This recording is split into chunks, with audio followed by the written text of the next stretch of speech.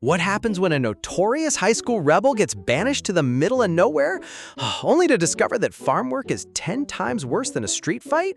Meet Jang Tae-ho, who went from strutting through city streets to squatting in a lettuce field wearing loud floral pants. Sweat drips down his face as he stares at the dirt in sheer disbelief. Man is sitting there in his flowered trousers, already questioning every single decision that brought him to this tragic moment. Driven by pure resentment, Tae-ho digs his hoe into the hard soil, trying to pull up stubborn weeds while complaining that this whole situation is completely insane. He wipes his forehead under his straw hat, glaring angrily at the tool in his hand while gritting his teeth in frustration. He can't believe he's being forced to do brutal manual labor like he's stuck in some ancient historical drama. Standing up with a heavy groan, he clutches his aching lower back while staring out at the empty fields. He was literally dragged out to the countryside, and the nightmare of his reality is finally setting in. Seriously, watching a tough guy get completely defeated by basic gardening is peak comedy. Unable to take it anymore, he tosses his farming hoe onto the ground and decides to go on strike. He's supposed to be confined here for a whole 30 days, but he figures he might as well just lie down and let whatever happens happen. Suddenly, a terrifying roar echoes across the quiet field as a distant voice screams out his name.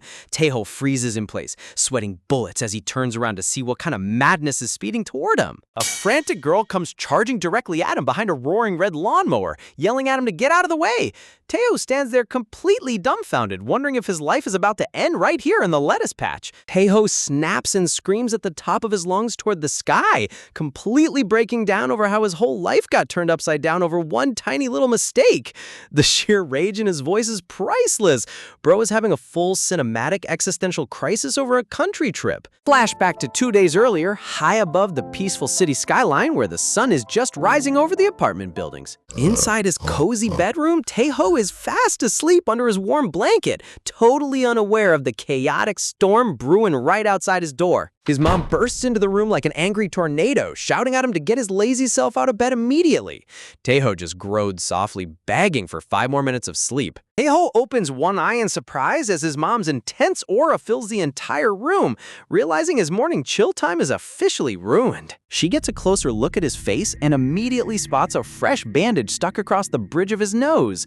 Tae-ho stiffens up, trying to play it cool while hiding under his cover. Tae-ho stammers that it's nothing she needs to know, but his mom isn't buying it for a second as she aggressively yanks the blanket right off him. Her face turns beet red with fury as her blood pressure spikes to historic levels. Whisper. You can literally feel the parental rage radiating off the panel. She grabs him by the shirt collar, furious at his rebellious attitude, and demanding answers right this instant. Tae-ho winces while touching his swollen nose, trying to come up with a believable excuse before his mom completely loses her temper. She narrows her eyes suspiciously, realizing he must have snuck back home early in the morning just to hide his bruised face from everyone. She explodes, shouting whether he's fallen back into his middle school delinquent habits again, while Tae-ho ducks away frantically to avoid a full-on beating. Tae-ho barely manages to dodge as his mom's relentless confrontation corners him against the room. Her face casts a shadowy glare as she scolds him for daring to backtalk while his mother is speaking to him. Hold on, Asian moms and manhwas hit harder than final bosses. There is zero escape here. Meet Jang Tae-ho, an 18-year-old student attending Namcheon Industrial High School in the Culinary Arts Department, who casually scratches his cheek while claiming he just tripped and fell. He throws his bag over his shoulder and nonchalantly announces he'll be coming home late again, ignoring his mom's panicked shouts behind him. His mom watches him walk away, clicking her tongue in deep disappointment as she worries that he's getting pulled into street fights again. Over at the dining table, she unloads her worries onto her husband, explaining how Tae-ho came home with a broken nose and a flimsy excuse she can't bring herself to trust. She massages her aching head in extreme stress, terrified that her son is going to cause another huge scandal that forces them to apologize to everyone. Her husband just tries to calm her down, thinking she's overreacting. The camera pans over to a framed picture on the wall from a competition showing his well-behaved older brother receiving an award. Classic family dynamic, comparing the troublesome younger kid to the trophy older sibling. Right at that moment, the dad's phone starts buzzing on the table with an incoming call from someone named Jang Mi-ae. The dad stares at the screen in confusion, wondering why she would be calling out of nowhere at this hour. He instantly switches to a super polite voice, cheerfully casually answering the phone to see what the young lady wants. Mie mentions on the line that Taeho said today was his last official day of school before summer break starts. The dad chuckles awkwardly, telling her that sending Taeho over is fine by them, but warns her that the boy is way too stubborn to go willingly unless she handles him personally. As soon as he hangs up, the mom rushes over, desperately asking what Mie said during the call. With a deadpan expression, the dad looks his wife straight in the eye and suggests they ship Jang Tae-ho off to the countryside. An intense close-up on Taeho's sharp eye captures the high-stakes drama of his impending exile. The scene cuts to Namcheon Industrial High School under the bright afternoon sun. Inside the classroom, a student slumps in his chair with a lollipop dangling from his mouth, completely glued to a mobile video game. Meet Kim Jae-yeon, another 18-year-old culinary student who scoffs loudly at the gameplay video on his phone while chewing on his candy stick. His classmate leans over his desk asking if he's watching boxing highlights, and Jae-hoon trash talks the fighter on screen, boasting that he could easily do way better. His buddy laughs out loud, mocking Jae-hoon for showing off ever since he joined a boxing gym.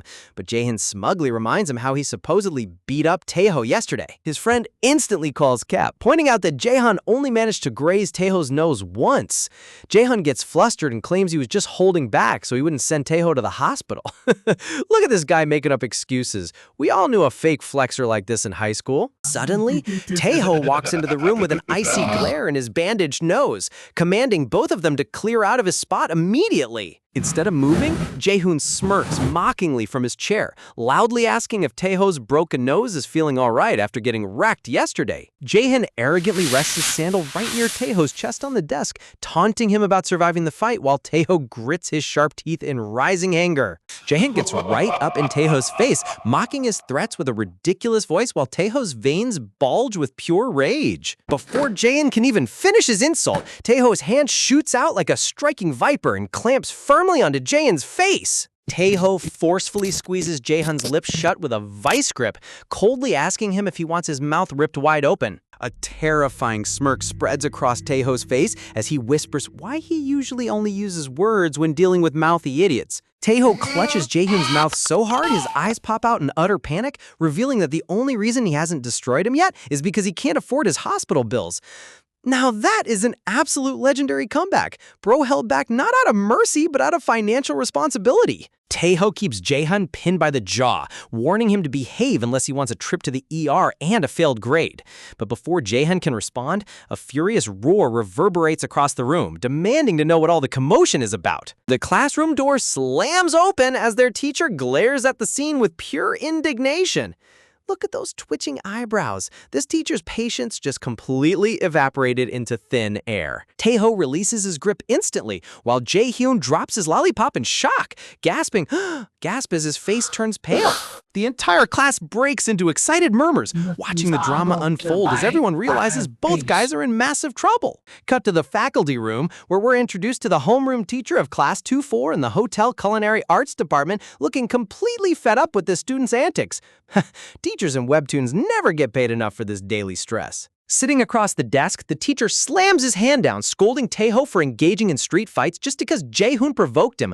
Taeho hangs his head, grumbling under his breath that Jae-hoon was the one picking fights nonstop. Pointing a finger at him, the teacher brings up the bandage across Taeho's nose, revealing that half the school gathered to watch their brawl yesterday. Taeho turns his head, sweating sweat while trying to avoid eye contact. After getting chewed out, Taeho drags his feet down the alleyway after school, leaning against a brick wall in total disappointment. He aggressively scratches his head, shouting about how annoying Jae-hoon is for picking fights over nothing. He tilts his head back with a heavy groan, complaining that his mom and his teacher are treating him like a complete criminal when he was just defending himself. Deciding he needs an escape from reality, Taeho decides to head over to the local PC bang.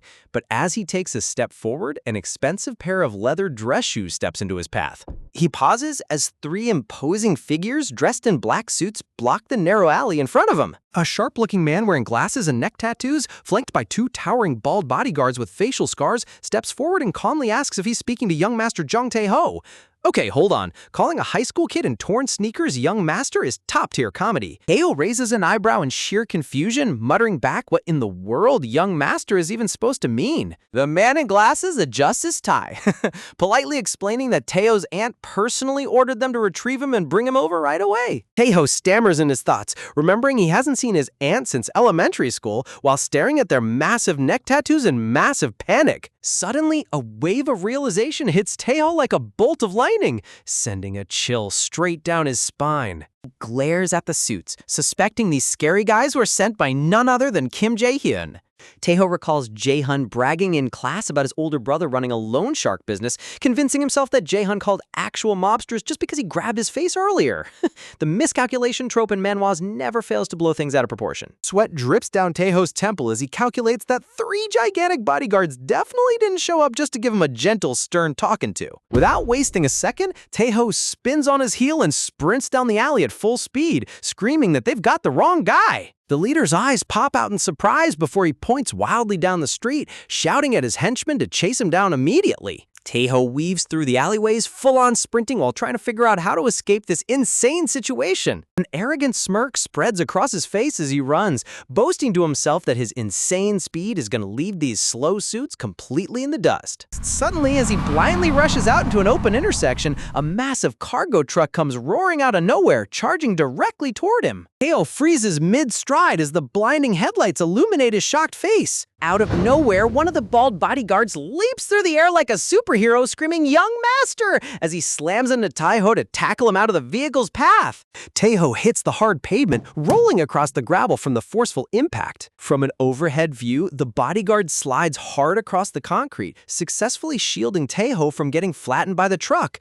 Talk about dedication. This guy literally took a bullet for a kid who was running away from him 2 seconds ago. The bodyguard sits up, rubbing his sore shoulder, relieved he survived, while the leader and second henchman rush over, screaming at him for taking such a reckless gamble. Taeho lies sprawled out on the pavement, completely unconscious with blood trickling down his face, while the leader grabs him by the collar, desperately screaming for him to open his eyes. The leader breaks out in a panic, weeping hysterically over Taeho's limp body, while the bodyguard whines that he was just trying to stop the kid from getting sent to the afterlife. Sweating profusely, the bodyguards realize that transporting an unconscious Taeho is actually way easier than dragging a kicking and screaming teenager across town. The camera zooms in on Taeho's limp hand resting on the dirty ground as his consciousness completely fades away. Deep within the dark void of his mind, Taeho's inner voice echoes softly, wondering what kind of nightmare he just got pulled into. In his weird dream vision, a shadowy figure tumbles through pitch-black space, crying out for help in complete despair. Taeho snaps awake with a loud gasp, sitting straight up in bed with wide, terrified eyes. He pants heavily, panting, clutching his blanket while trying to catch his breath after that wild nightmare. As the morning sunlight streams through the window, Taeho blinks in confusion,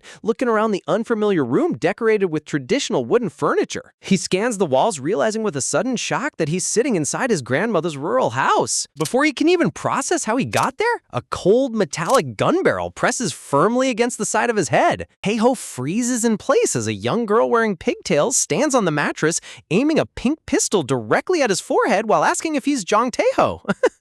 Wait, a 7-year-old child holding a pink handgun?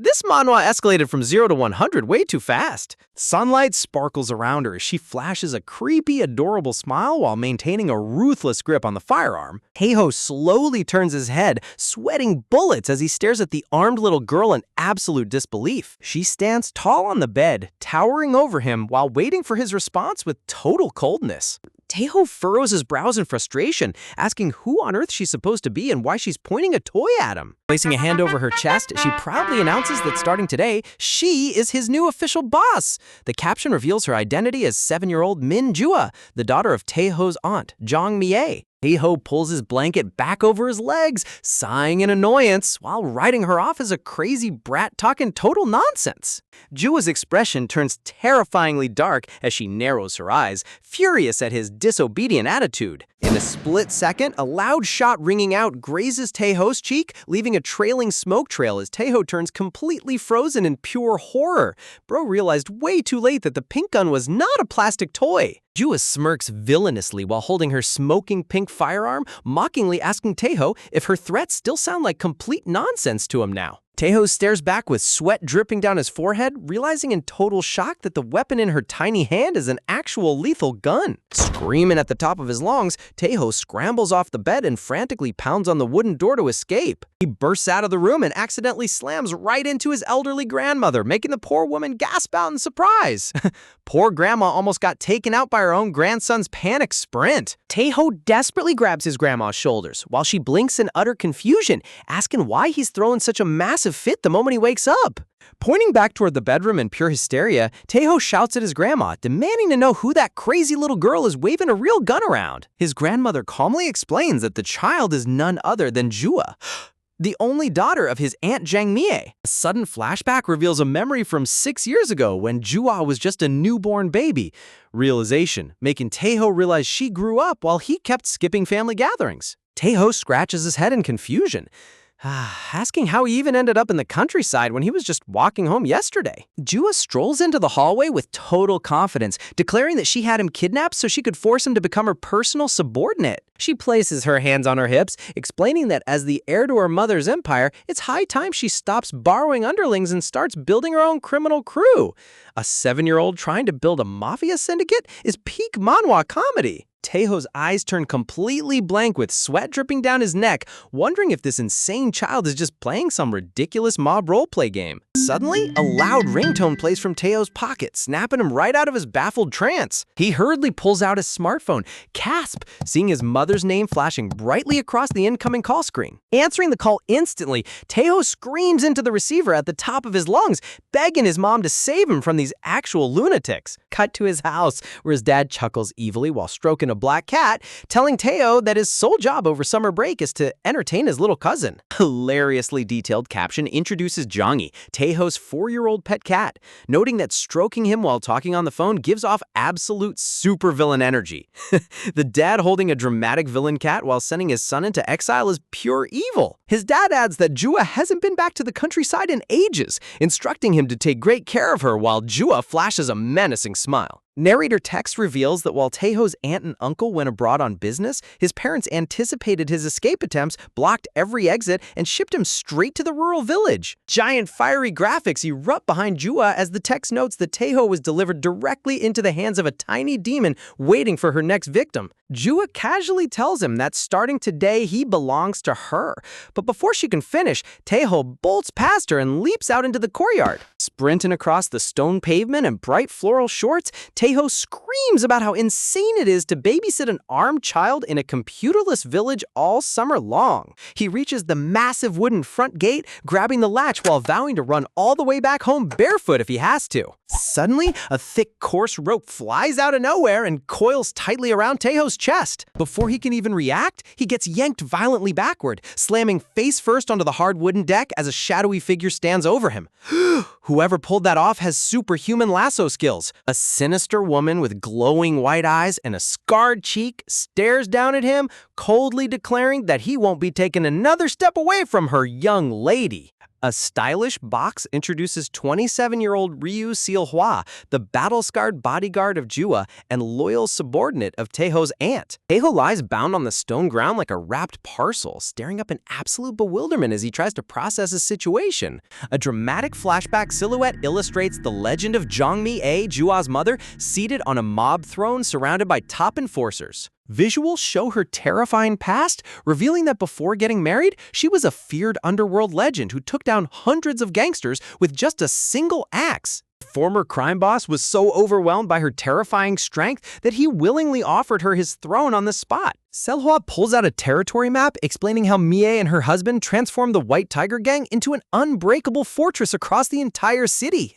Bro's aunt is literally the final boss of the underground criminal world. Taeho sits on the wooden painted porch tied up in his floral shorts, staring blankly at Sealhua and Jua sitting calmly right in front of him. Rubbing his forehead in total disbelief, Taeho tries to comprehend that his sweet aunt was a literal mob boss, and this entire city is her former turf. Selhwa adjusts her glasses, clarifying that Mie retired 7 years ago, prompting Teo to angrily yelp, snarls that he doesn't give a damn about her mafia history. Teo springs to his feet, furiously shouting about how kidnapping him, locking him up, and shooting at him is straight-up criminal behavior. Chua crosses her arms unimpressed, telling him to stop whining like a baby, which drives Teo into an absolute rage over her arrogant attitude. In a flash of cold steel, a razor-sharp katana blade stops an inch away from Teho's exposed neck. Seolha kneels with their drawn sword, glaring at Teo with lethal eyes while warning him never to disrespect her young lady again. She pulled out a whole samurai sword over a high school argument. Teo freezes completely stiff, tears and sweat dripping down his face whimper as he trembles in sheer terror under the blade's edge. Jua nonchalantly waves her hand, commanding Seolha to put the sword away since Teho's new and deserves a little slack. Seolha immediately obeys, sliding her katana back into its sheath with a crisp click. Sparkles surround Seolha as she tells Taiho to be deeply grateful for her master's divine mercy, while Taiho sweats in pure exhaustion.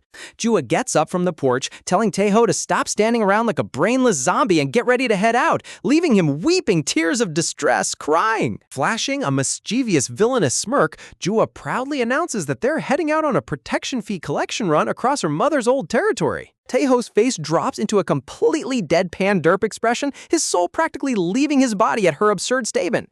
The look on his face is absolute art. He's entirely given up on reality. Cut to the village street where Jua struts ahead while Taiho trudges behind complaining, only for Selwa to sternly remind him to address the child as boss. Jua suddenly stops, spotting 3 elderly grandpas peacefully playing board games together under a shaded wooden gazebo. Cupping her hands around her mouth, Jua shouts loudly across the square to grab the attention of the confused old men. Jua steps right up to the gazebo, sticking her little palm out while demanding to know if the elders have their monthly protection fee ready.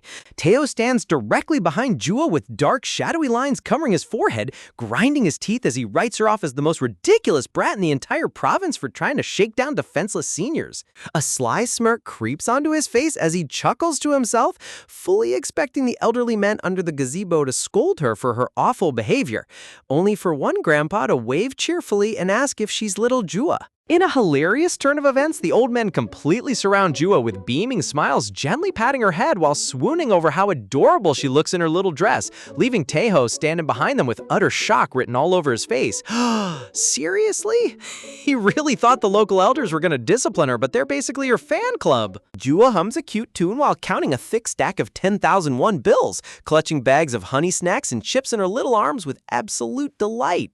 Satisfied with her haul, Jua smirks that they should move on to the next shop, while Seolhwa crisp salutes her young master, and Taiho stands in the background completely speechless, wondering if that was actually supposed to be a criminal protection fee run. Narrator text explains that Jua spent the entire afternoon making her rounds across the market, using charming small talk that practically bordered on elder manipulation to rake in a massive pile of cash and gourmet snacks. Taiho rests his hands on his hips in total disbelief, asking if these elderly folks are secret masochists for happily handing over money to a 7-year-old mafia boss. Though Seolhwa respectfully insisted just proves how deeply the locals trust their boss. Taiho furrows his brows thoughtfully, questioning whether his aunt was actually an intimidating crime lord who used to bully and extort these very store owners in her youth. Seolhwa's glasses flash with a cold, serious light as she lowers her head, firmly correcting him that the truth of his aunt's history is the complete opposite of what he assumes. A dramatic silhouette panel reveals a lone figure standing tall in a school uniform, bathed in a glowing golden aura. Seolhwa softly explains that the villagers adore Jua so deeply because her mother was actually the savior who protected their entire neighborhood from real criminal syndicates. Taiho's mind goes blank as he remembers the ridiculous rumor of his aunt single-handedly beating up 100 gangsters with an axe, realizing with a sweat drop that the crazy urban legend was actually 100% true. Hold on. So his aunt wasn't a villain? She was literally a local superhero with a battle axe? Talk about a plot twist. Just then, a cheerful local butcher wearing a yellow apron and red rubber gloves turns around, asking Taiho if he's Jua's older brother. Taiho scratches the back of his neck with an awkward grin, flustered embarrassed, introducing himself as her older cousin, prompting the kindly shopkeeper to gasp in admiration over how sweet he is for visiting to babysit his little relative over summer break. Without a second thought, the generous butcher pulls out a shiny 50,001 bill and thrusts it straight toward Taiho as a pocket money gift. Taeho puts on a modest act by holding his hand over his cheek and pretending to decline, though the side text hilariously calls him out because his hands are already reaching out at light speed to snatch the cash. Before his fingers can even touch the paper money, a tiny hand swoops out of nowhere and snatches the bill right out of the air, making Taeho gasp in total shock. Jua performs a sleek ninja swipe, landing gracefully on the pavement with the captured cash, while Taeho recoils back, shouting in utter betrayal. With veins bulging on her forehead and a dark, terrifying glare, Jua scolds him for daring to skim off the top before the boss finishes collecting, declaring his pocket money officially confiscated. Ha!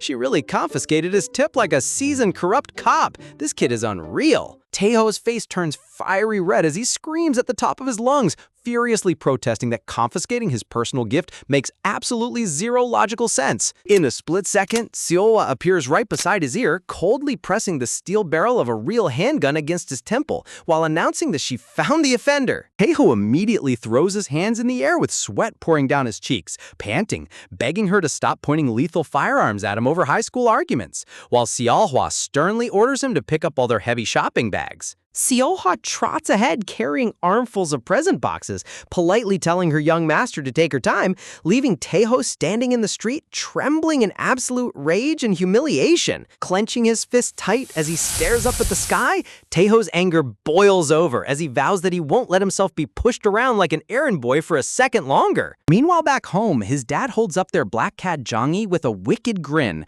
rubbing his chin as he senses that someone far away is currently getting their butt completely handed to them. The dad having a psychic villain moment through his cat is peak comedy gold. Cut back to Taeho, who looks utterly defeated with a pathetic, miserable expression plastered across his face as tears drip down his cheek.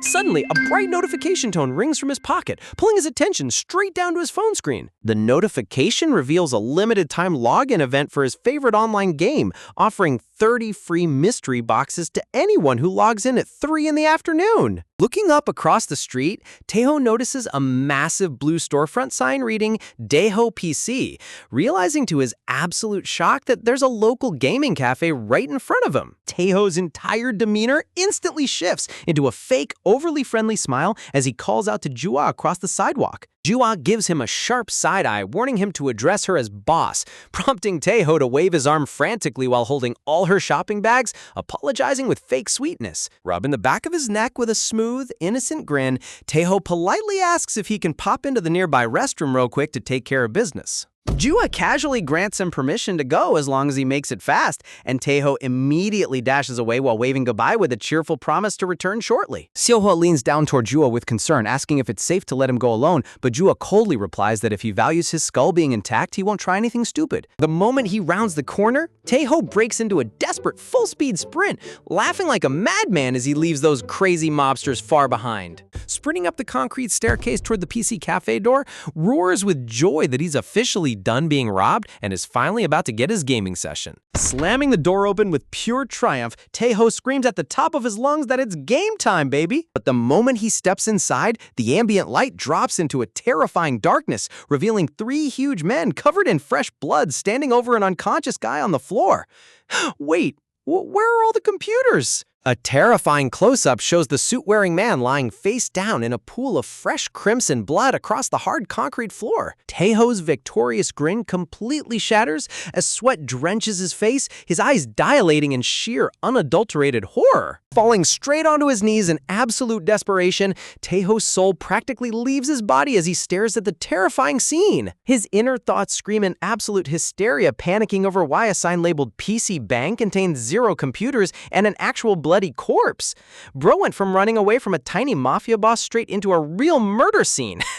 Talk about out of the frying pan and into the fire. Raising his hands in surrender while trembling on his knees, whimper, Taeho stutters out a pathetic explanation that he genuinely just walked in thinking this was a normal gaming cafe. Sweat drips off his chin as he frantically tells himself that if he gets tangled up with these actual killers, his summer break is officially over in the worst way possible. Slowly sliding his feet backward toward the exit door, Taeho lets out a fake nervous laugh, backing away while promising to leave immediately without telling a soul. Suddenly, a thick, blood-stained gloved hand slams down down forcefully onto Taeho's shoulder, locking him in place. Taeho turns completely frozen like a statue as a towering one-eyed mob boss stares down at him with a menacing glare, coldly telling him to wait. With a terrified, sweat-drenched smile plastered on his face, Taeho turns his head up as the terrifying criminal remarks that it wouldn't be right for him to just walk away after seeing such a mess. The mobster scolds him with a dark look, lecturing him about how kids these days are so selfish, asking if he shouldn't stay and help them dispose of the body on the floor. Clenching his arm with immense, crushing force,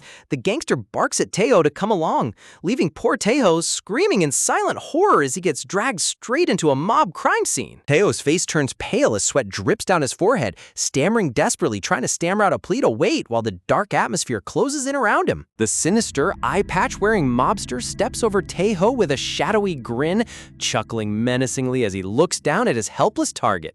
Sweating profusely, Taeho glares up from the pavement in total panic, realizing he's trapped in a nightmare scenario. His heart completely skips a beat as he stares at the body lying motionless on the floor, surrounded by a massive puddle of dark crimson liquid. The eye-patch gangster leans over Taeho with a stern frown, scolding him for trembling like a frightened puppy and asking if he ate something bad.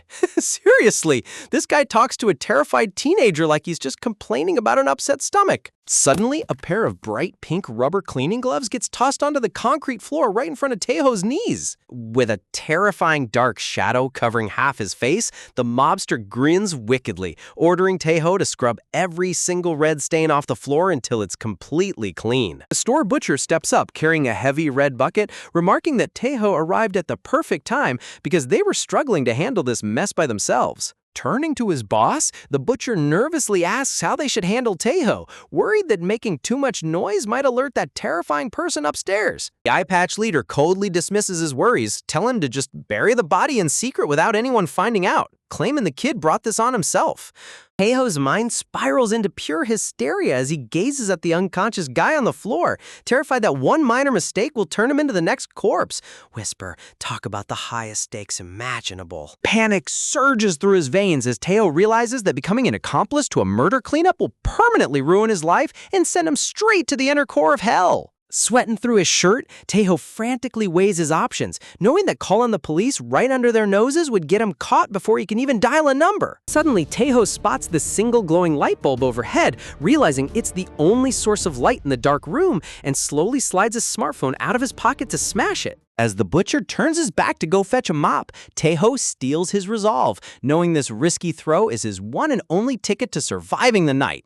Bending down toward the floor, the mobster offers Taeho some wet wipes to start cleaning, completely unaware of the escape plan unfolding right beneath him. Planting his sneaker firmly on the floor, Taeho springs into action with explosive speed. Throwing his entire body weight forward, Taeho winds up his arm like a baseball pitcher and hurls his heavy smartphone straight toward the overhead light. Just as the phone flies into the air, a grumpy old man with gray hair and an eye patch slams the door wide open. The fiery old man roars at the top of his lungs, screaming curses at the guys in the room while Taeho gasps in utter shock mid-throw. Flashing through the air, the phone flies straight toward the doorway while the old man bellows in rage about how long it's taken them to grab his order. With teeth bared in fury, the old man yells that they're still slacking off, completely unaware that a deadly projectile is flying at terminal velocity straight toward his face.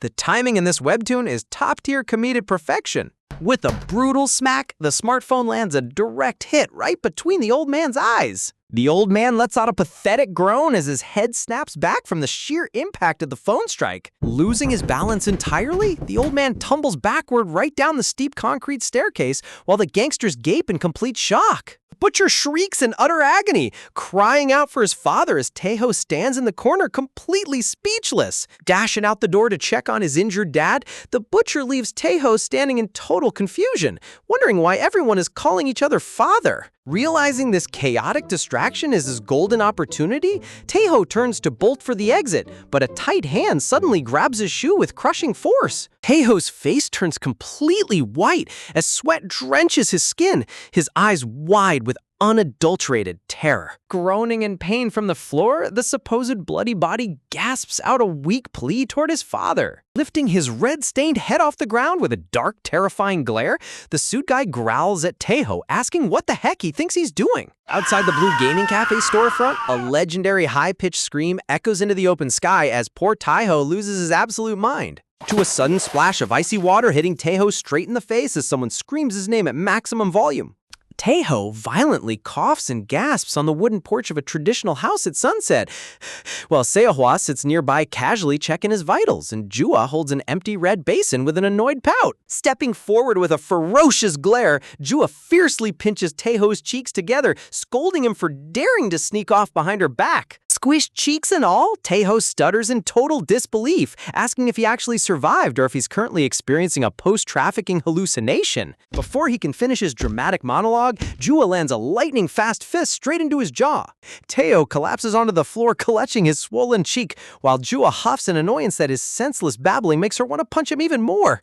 She really solved his existential crisis with violence. Turning around with her arms rested on her hips, Jua sternly orders the 4 men kneeling on the porch to apologize to her cousin immediately. In perfect synchronized harmony, all 4 gangsters bow their heads 90 degrees and scream at the top of their lungs, begging for the young master's forgiveness. Taeho sits up in complete bewilderment, sweating profusely as he asks Jua why these terrifying mobsters are bowing on her front porch. Jua gives him a sharp side-eye, casually explaining that these imposing thugs are actually her mother's personal subordinates. Pointing her small finger directly at the suit-wearing guy, Jua commands him to explain the entire misunderstanding to her cousin right now. Kneeling respectfully against the warm sunset glow, this suit guy nervously explains that they were only following boss's orders to help move her father's heavy belongings. Flashback reveals the men peacefully carrying large glass jars of red book bunja syrup into the store warehouse until the suit guy accidentally stepped on a piece of paper and lost his footing. The massive, heavy jar of dark red raspberry syrup slips from his hands and falls directly toward his head. The glass jar shattered right on his skull, covering him in sticky red syrup and knocking him unconscious on the floor.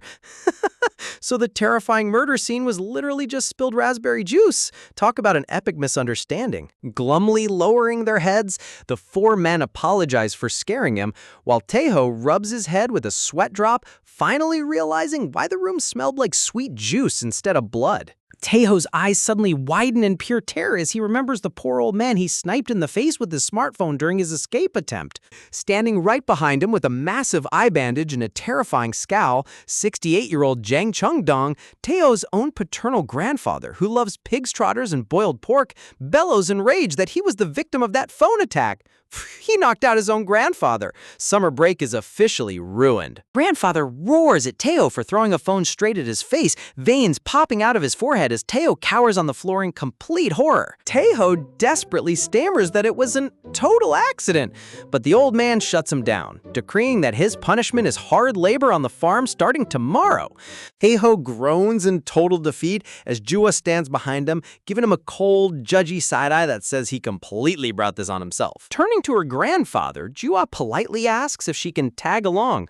Scoff, claiming it's her duty as the boss to strictly supervise her lazy subordinate. The old man pauses for a second, his single sharp eye narrowing with intense dramatic scrutiny as tension fills the air. Suddenly, the old man picks Jua up and spins her around in pure joy, gushing about how thoughtful and wholesome his favorite granddaughter is. The double standard in this family is absolutely insane. While grandfather showers Jua with affectionate praise, Taeho glares from the floor, thoroughly disgusted by her master-level brown-nosing skills. Taeho remembers how Jua acts like a sweet angel in front of the elders while treating him like literal garbage. Talk about top-tier fake behavior. Slumping onto his knees in pure misery, Taeho realizes there's no escape in the nightmare summer vacation awaiting him. Suddenly, a small brown envelope gets held out right in front of Taeho's defeated face. Confused, Taeho asks what it is, and Jua casually declares that it's his rightful compensation for helping with yesterday's work. Jua explains that even though he slacked off and caused a mess, still assisted with the collection, so she's paying him his fair share. Taeho's eyes light up in shock as he wonders if she's actually returning the money she took from him. Gasp, suddenly thinking she might actually have a heart. Opening the paper sleeve, Taeho's jaw hits the floor as he stares at an official check for 1 million won. Without a single second of hesitation, Taeho slams his head directly onto the wooden floorboards, promising to serve Jua as his supreme master for the rest of his natural life. Oh, man sold his absolute loyalty for cold hard cash. Jua smirks with total satisfaction as Taeho's entire attitude transforms instantly, proving that money can literally fix any relationship. Fast forward to the next morning, Taeho reflects on how he got bought off for 1,000,000 won while staring down at a heavy iron hoe buried in the dirt. Wiping sweat off his forehead under a massive straw hat, Taeho quietly plucks endless weeds under the scorching summer sun. Out of nowhere, Jua comes hurtling down the dirt path at breakneck speed, clinging for dear life onto an out-of-control motorized weed cutter while screaming at him to move. Taeho's eyes bulge out in utter panic as he sees the mechanical monstrosity charging directly toward his ribcage. Jua gets launched into the sky as the cutter flips over, turning the quiet farm into an absolute war zone. Jua lands directly on top of Taeho with a brutal impact, knocking the wind straight out of his lungs while he lies in colorful floral farm pants. Taeho groans in sheer agony, convinced this terrifying little girl is actively trying to end his life before summer even starts. Both of them lie motionless on the dirt with swirling dizzy eyes, surrounded by a literal virtual RIP sign above their battered bodies. This kid survives mob encounters only to get wiped out by lawn equipment. Scrambling back up, Taeho explodes in rage, screaming at Jua for drag racing a heavy machine when her tiny legs can't even reach the handles. Wiping dirt off her cheek, Jua fiercely snaps back, claiming the machine obviously suffered an unpredictable mechanical malfunction. Seolha comes sprinting over in total panic to check on Jua, but the pint-sized boss casually brushes it off, noting that Taeho conveniently cushioned her fall. When Seolha warmly thanks Taeho for saving her, Taeho scowls in irritation, clarifying that he was literally used as a human crash pad against his will. Grandfather strolls into the garden in his work clothes, asking what all the chaotic noise and commotion is about. Instantly switching into Sweet Angel mode, Jua bows 90 degrees and apologizes profusely for breaking the farm equipment. The old man sighs softly, reassuring her that the old machine was already stuttering, and asking if she sustained any injuries. Taeho collapses onto the dirt, whining to his grandpa that he's gonna die of heat stroke if he pulls one more weed, but the old man just scoffs at his pathetic endurance. Grandfather sternly lectures Taeho for eating like a massive ox, yet passing out after barely an hour of light physical labor. Waving them over, the old man orders all 3 kids to clean up the mess and follow him deeper into the farm. Jua's red eyes sparkle with fiery determination as she prepares for whatever new task her grandfather is about to assign. They arrive at a gorgeous vegetable patch overflowing with ripe tomatoes and eggplants where grandfather instructs them to harvest fresh vegetables for dinner. Assigning Seolha as the team leader since she's the eldest, grandfather heads off to repair the broken weed cutter while Seolha salutes smartly. Taeho follows behind the girls, admitting to himself that picking fresh vegetables is 10 times better than pulling stubborn weeds in the dirt. Sunlight glints off a perfectly ripe, juicy red tomato resting on the leafy vine, looking like something straight out of a food commercial. Jua leans in close, her eyes sparkling with absolute fascination as she locks sights on the glistening red fruit. Carefully using garden shears under Seolha's guidance, Jua clips the stem with extreme precision. Holding up her prize with a proud grin, Jua beams as Seolha claps happily, celebrating her very first successful tomato harvest. Turning around with intense passion, Jua declares the grandfather gave them a high-priority mission, excitedly urging Taeho to give it everything he's got. Leaning down to harvest eggplants, Taeho curiously asks why Jua is only respectful toward grandfather while treating everyone else in the village like peasants. Jua proudly breaks down her personal social hierarchy pyramid. At the very peak sits grandfather because he rents the land, followed by her parents, then Jua herself, and finally all other ordinary humans at the absolute bottom.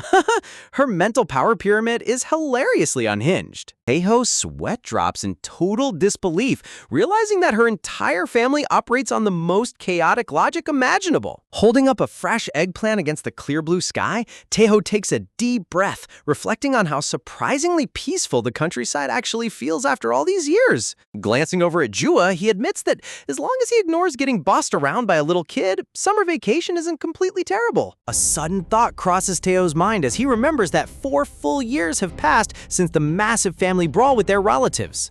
A tense flashback shows 4 towering, shadowy figures of their intimidating relatives looming over young Taeho with terrifying aura. Taeho stares down at the purple eggplants, sweat glistening under his straw hat as an uneasy thought creeps into his mind.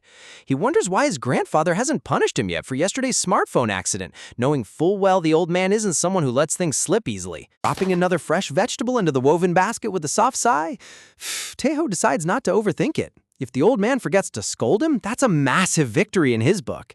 Taeho takes a deep breath, praying to whatever higher power exists that the rest of his summer break passes without any more chaotic surprises. Suddenly, a tiny brown spider crawls up the purple stem right next to his face, greeting him with a cheerful little expression. Seriously? Why do cartoon spiders and manhwas always look so surprisingly friendly right before causing pure drama? Taeho lets out a blood-curdling shriek that echoes across the entire farm. Sealhaw and Jua freeze in their tracks, turning around in complete, utter confusion. Trembling like a leaf, Taeho points a shaky gloved finger at the plant, screaming at the top of his lungs that a terrifying spider is invading his personal space. Crossing her arms with a disgusted side-eye, Jua scoffs at him, thoroughly unimpressed by a grown teenager throwing a dramatic tantrum over a microscopic bug. With practiced ease, Jua casually flicks the tiny spider into oblivion, using her index finger like a total boss. Turning around with a smug grin, Jua asks if the big, brave city boy is satisfied now, while Taeho pants heavily against the soil trying to catch his breath. Jua turns her back on him, grumbling about his pathetic courage, unaware that a massive multi-legged centipede is currently crawling straight up her overalls. Taeho's face turns a dark shade of purple as his eyes bulge out of his socket, screaming at Jua to freeze right where she is. Taeho points in sheer terror, roaring that a monster centipede is actively colonizing her back. Sealhaw exhales softly with complete composure, calmly stepping forward before Jua can even react. Smiling warmly, Sealhaw casually holds up the terrifyingly huge centipede between her gloved fingers, announcing that she safely captured the bug. Taeho recoils in horror, screaming at her to throw that nightmare fuel away immediately. You gotta love how the sweet maid is low-key the scariest person on this farm. Taeho slumps onto the dirt floor in absolute defeat, clutching his chest while muttering that his heart almost exploded from sheer shock. Looking up with admiring eyes, Jua thanks Sealhaw for saving her, while Sealhaw blushes softly and giggles that it was no problem at all. Taeho stares at Sealhaw in utter disbelief, flabbergasted that she grabbed a venomous, multi-legged monster barehanded without flinching for even a single millisecond. Sweating lightly under her sun visor, Sealhaw modestly explains that she grew up in this exact countryside village, so she's been handling creepy crawlies since childhood. Taeho expresses surprise since she speaks without a regional accent, prompting her to admit that her local dialect only comes out when she gets startled. Jua takes control of the heavy vegetable basket, declaring that break time is over and they need to hurry before the midday heat gets worse. Sealhaw cheerfully offers to handle all pest control duty, while Taeho groans on the ground, begging her to eradicate every insect in a 5-mile radius. Meanwhile, back at the main house, the wooden sliding door glides open as Grandfather steps into the entranceway. Grandfather's wife looks over in confusion, asking why he returned so soon and where he left Taeho. Grandfather grunts that the kid is still out in the garden, asking her to fetch him a screwdriver. The old woman tilts her head, wondering why he came back alone. Grandfather explains that the motorized weed cutter broke down, so he needed tools to fix the engine. Grandma scoffs lightly, worrying whether Taeho will be all right alone in the heat, but Grandfather laughs it off, claiming she's acting like he deployed the boy into an active war zone. Grandfather reassures her that harvesting a couple of tomatoes and eggplants is the easiest chore on the entire estate, so there's zero chance of anything going wrong. The old woman stares at him in silence, her quiet gaze suddenly making the air feel strangely tense. Grandfather's smile vanishes instantly as his single eye narrows in dark realization. He mutters under his breath, suddenly remembering that an active giant wasp nest was hidden somewhere right next to that field. Talk about elite grandparenting skills. Back at the field, the sun begins to set as Taeho throws his arms up into the air, yelling in utter joy that they finally finished harvesting all the crops. Jua squats down near the brimming basket, insisting on carrying the heavy load back herself. Taeho's sweat drops, warning her that her tiny legs will definitely trip and scatter dinner across the dirt road. Jua looks away with a subtle blush on her cheeks, secretly enjoying the simple joy of farm labor more than she wants to admit. Taeho rubs his chin thoughtfully, grumbling under his breath about what could possibly be so fascinating about a basket full of garden produce.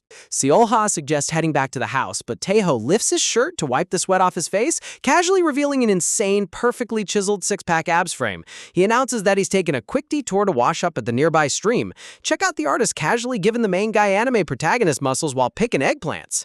Jua's eyes sparkle with excitement at the mention of a natural stream, instantly shouting that she wants to go too, prompting Seohwa to join along to watch over her. Taeho charges down the gravel road with the vegetable basket, whining about the blistering summer temperature, while Seohwa holds Jua's small hand close behind. Taeho branches off into the thick green brush, hurrying down the muddy slope toward the cool running water. Stepping deeper into the tall grass, Taeho mutters to himself about splashing cold water onto his scorching face.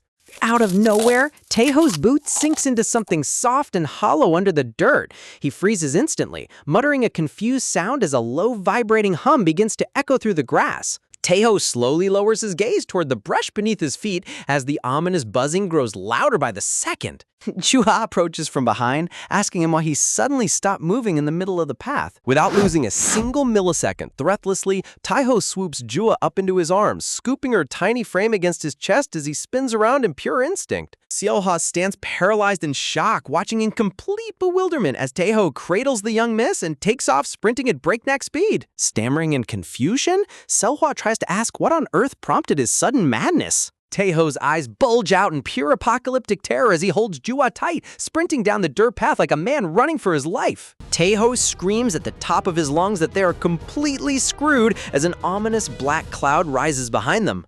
A terrifying army of giant, highly aggressive hornets erupts from the crushed nest, locked onto their targets with murder in their eyes. Look at the sheer size of those hornets. That's not a wasp nest, that's a boss battle encounter. Taeho roars that he accidentally stepped directly on a hornet hive, sprinting with all his might while Seohwa keeps pace right behind them. Seohwa's expression instantly shifts from playful maid to deadly serious as her sharp eyes lock onto Taeho's wrist. Taeho's sleeve pulls back slightly, revealing a tactical wrist sheath, and Seohwa instantly recognizes the signature equipment of a trained combatant. She reaches down toward her own concealed ankle straps with terrifying speed. In a flash of cold steel, Seohwa draws two heavy tactical combat knives from hidden sheaths on her legs, her demeanor transforming into an unshakable killing machine. Taeho turns his head and completely loses his mind, screaming at Seohwa, asking why she just pulled out military combat knives against a swarm of wild insects. He roars at her to run before she gets stung to death. With a cold, emotionless glare, Seohwa softly whispers that anything threatening the young miss must be eradicated. Leaping into the air like a lethal assassin, she launches into a lightning-fast flurry of blade strikes, dicing the aggressive hornet swarm into microscopic pieces in midair. Who hired a literal John Wick as a maid? This countryside vacation just turned into a high-octane action film. With her back turned and hair tied up high, Seohwa lowers her gaze, her cold glare piercing through the gloom as she grips a tactical combat dagger. She murmurs under her breath that she won't tolerate a single bug threatening her young miss. Taeho's jaw hits the dirt, sweat glistening on his forehead as he stares at the maid in complete, unadulterated shock. Taeho stammers at Seohwa, asking if she's even human for slicing down an entire murderous hornet swarm using nothing but a tiny dagger. Jua casually chimes in from his arms, informing him that Seohwa is a certified master swordswoman who can dice anything with any blade. Taeho sweat drops with blank white eyes, swallowing hard as he realizes that the gentle maid looking after them is low-key a lethal shadow assassin you definitely never want to cross. Seriously, why is every countryside maid in Manhwa secretly a high-level Black Ops operative? Taeho turns around, cradling Jua tightly as he suggests they quickly head back before another absurd disaster strikes, whispering, unaware that Seohwa is still holding her daggers on high alert. Suddenly, a heavy boot crunch echoes through the dry grass. Someone steps squarely into the path behind them. Taeho glides his head back, only to witness another cloud of monstrous killer hornets rising directly out of the foliage. Taeho lets out an ear-splitting shriek, whirling around and sprinting down the dirt path for his absolute life. He screams at the sky, asking why on earth there's a second hive waiting in ambush. Seohwa clicks her tongue, her brow furrowing in pure annoyance as she prepares to leap into battle once again. Right before Seohwa can spring into action, a small, wrinkled hand reaches out from behind and firmly grabs the hem of her shirt. Seohwa freezes in complete confusion, turning her head to see a sweet old grandma standing behind her. The old woman smiles gently, asking if the young lady happens to know the way to Mr. Bake's grain mill. Sweating nervously, Seolhwa stammers that she isn't quite sure, politely explaining that she's in a massive hurry but happily help after catching up to her group. Hearing this, the old grandma's eyes drooped with tragic sorrow. The old woman softly lets go of Seolhwa's shirt, sighing softly in deep disappointment that she'll just have to figure it out on her own. The grandma hangs her head low, lamenting that the sun is setting fast and a frail old lady like her will probably get devoured by wild beasts in the pitch dark. Sigh. Dramatically weeping, the old woman mutters that she'll likely collapse from shock and pass away right here in the woods, rejoining her late husband in heaven.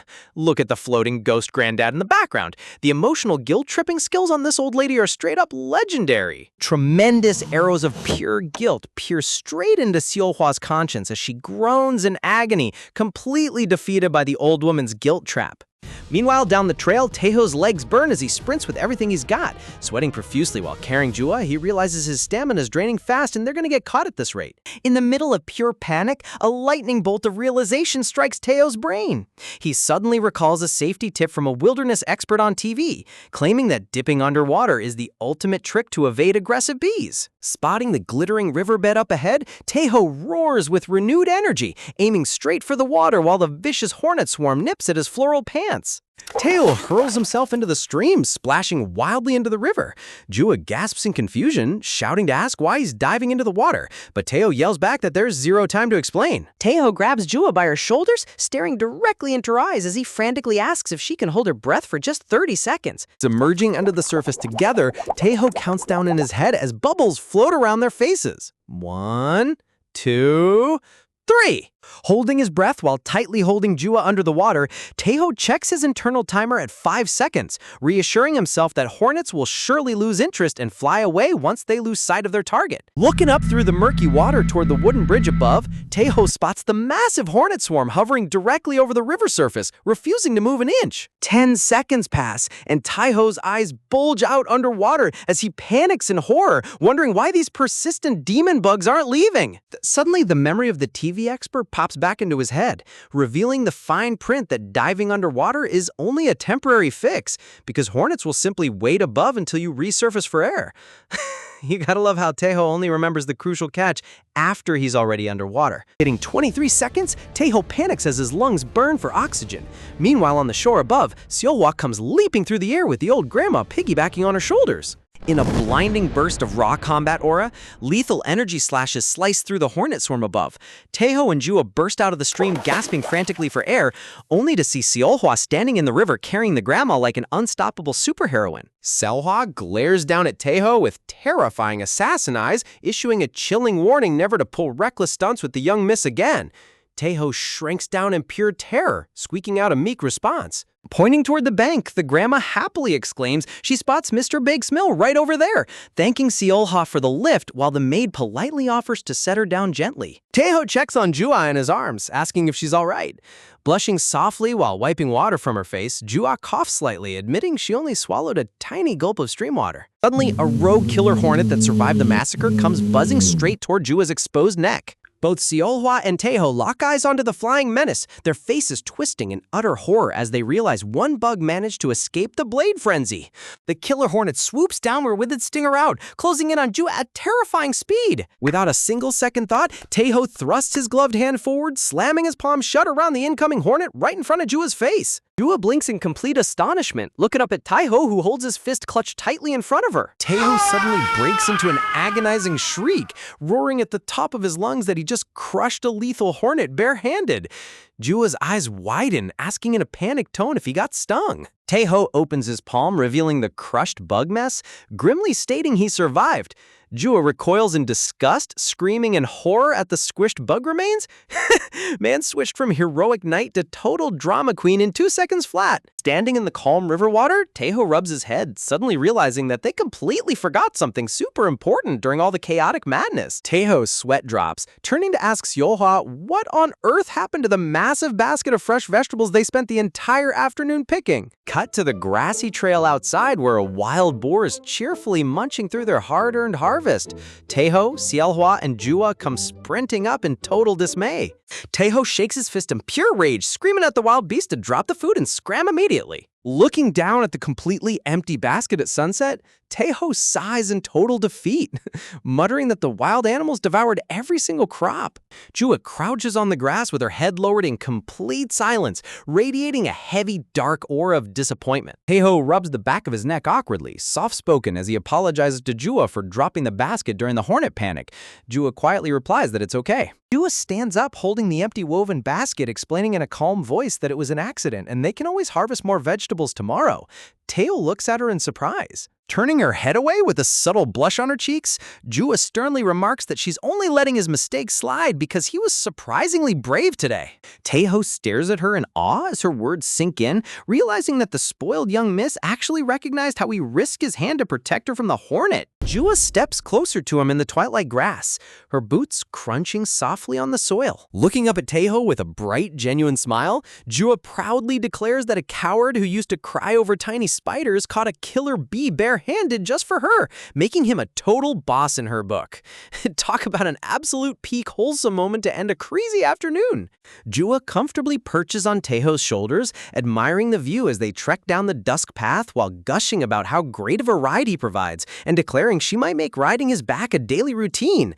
Taeho groans in annoyance, grumbling under his breath whether he looks like a personal horse to her. Walking right beside them holding the woven basket, Seohwa chuckles softly and notes that the young miss has clearly taken a huge liking to Taeho, since she definitely doesn't let just anyone carry her around on their shoulders.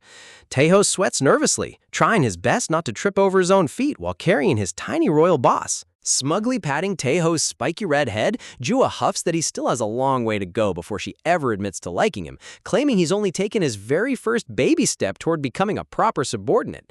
Seohwa smirks knowingly, teasingly asking if that's really all there is to it. Honestly, watching this spoiled little rich girl try so hard to sound like a ruthless mob boss while riding piggyback is peak comedy. Taeho rolls his eyes, muttering that he couldn't care less about winning her heart anyway, only to let out a painful shriek when Jua instantly grabs his ear and yanks it back with full force. He roars at her to stop pulling his ear as they head back home under the evening sky. Later that evening, outside the main residence gate, Seohwa speaks into her smartphone, reporting to her employer that while the kid and Taeho bicker constantly, their actual relationship isn't bad at all. On the other end of the line, the mysterious boss sighs, exhales in relief. Sitting in a luxurious, sunlit modern apartment surrounded by high-end audio speakers, the boss shifts on his lounge chair, informing Seohwa that there is one specific detail regarding Jang Taeho that needs to be flagged immediately. Holding his smartphone to his ear, the boss gravely reveals that Taeho has a disciplinary record from his first year of middle school involving school violence. While he hasn't caused any real trouble since then, his school engagement remains extremely poor. Standing outside under the glowing street lamp, Seohwa's face darkens with concern as she stammers to confirm if Taeho is secretly a dangerous juvenile delinquent. The boss quietly agrees that it seems highly likely. Looking out the massive window, the boss dismisses the issue, stating it doesn't really matter and telling Seohwa not to stress about it. Since Jua specifically requested to meet Taeho, they should remain together for the duration of the school break. With a sharp tone of authority, the boss issues a firm directive. If Taeho attempts to pull anything shady or step out of line, Seohwa is to take him down instantly. Seohwa snaps to attention, shouting back a stern affirmative. You gotta love how the boss casually orders a certified Black Ops assassin maid to handle a high schooler like he's an international threat. Setting down his phone on the coffee table, the boss gazes down at two printed photographs resting beside his tablet. A nostalgic close-up reveals a framed photo of a young, tooth-grinned Taeho beaming with pure joy while tenderly cradling baby Jua swaddled in a soft white blanket.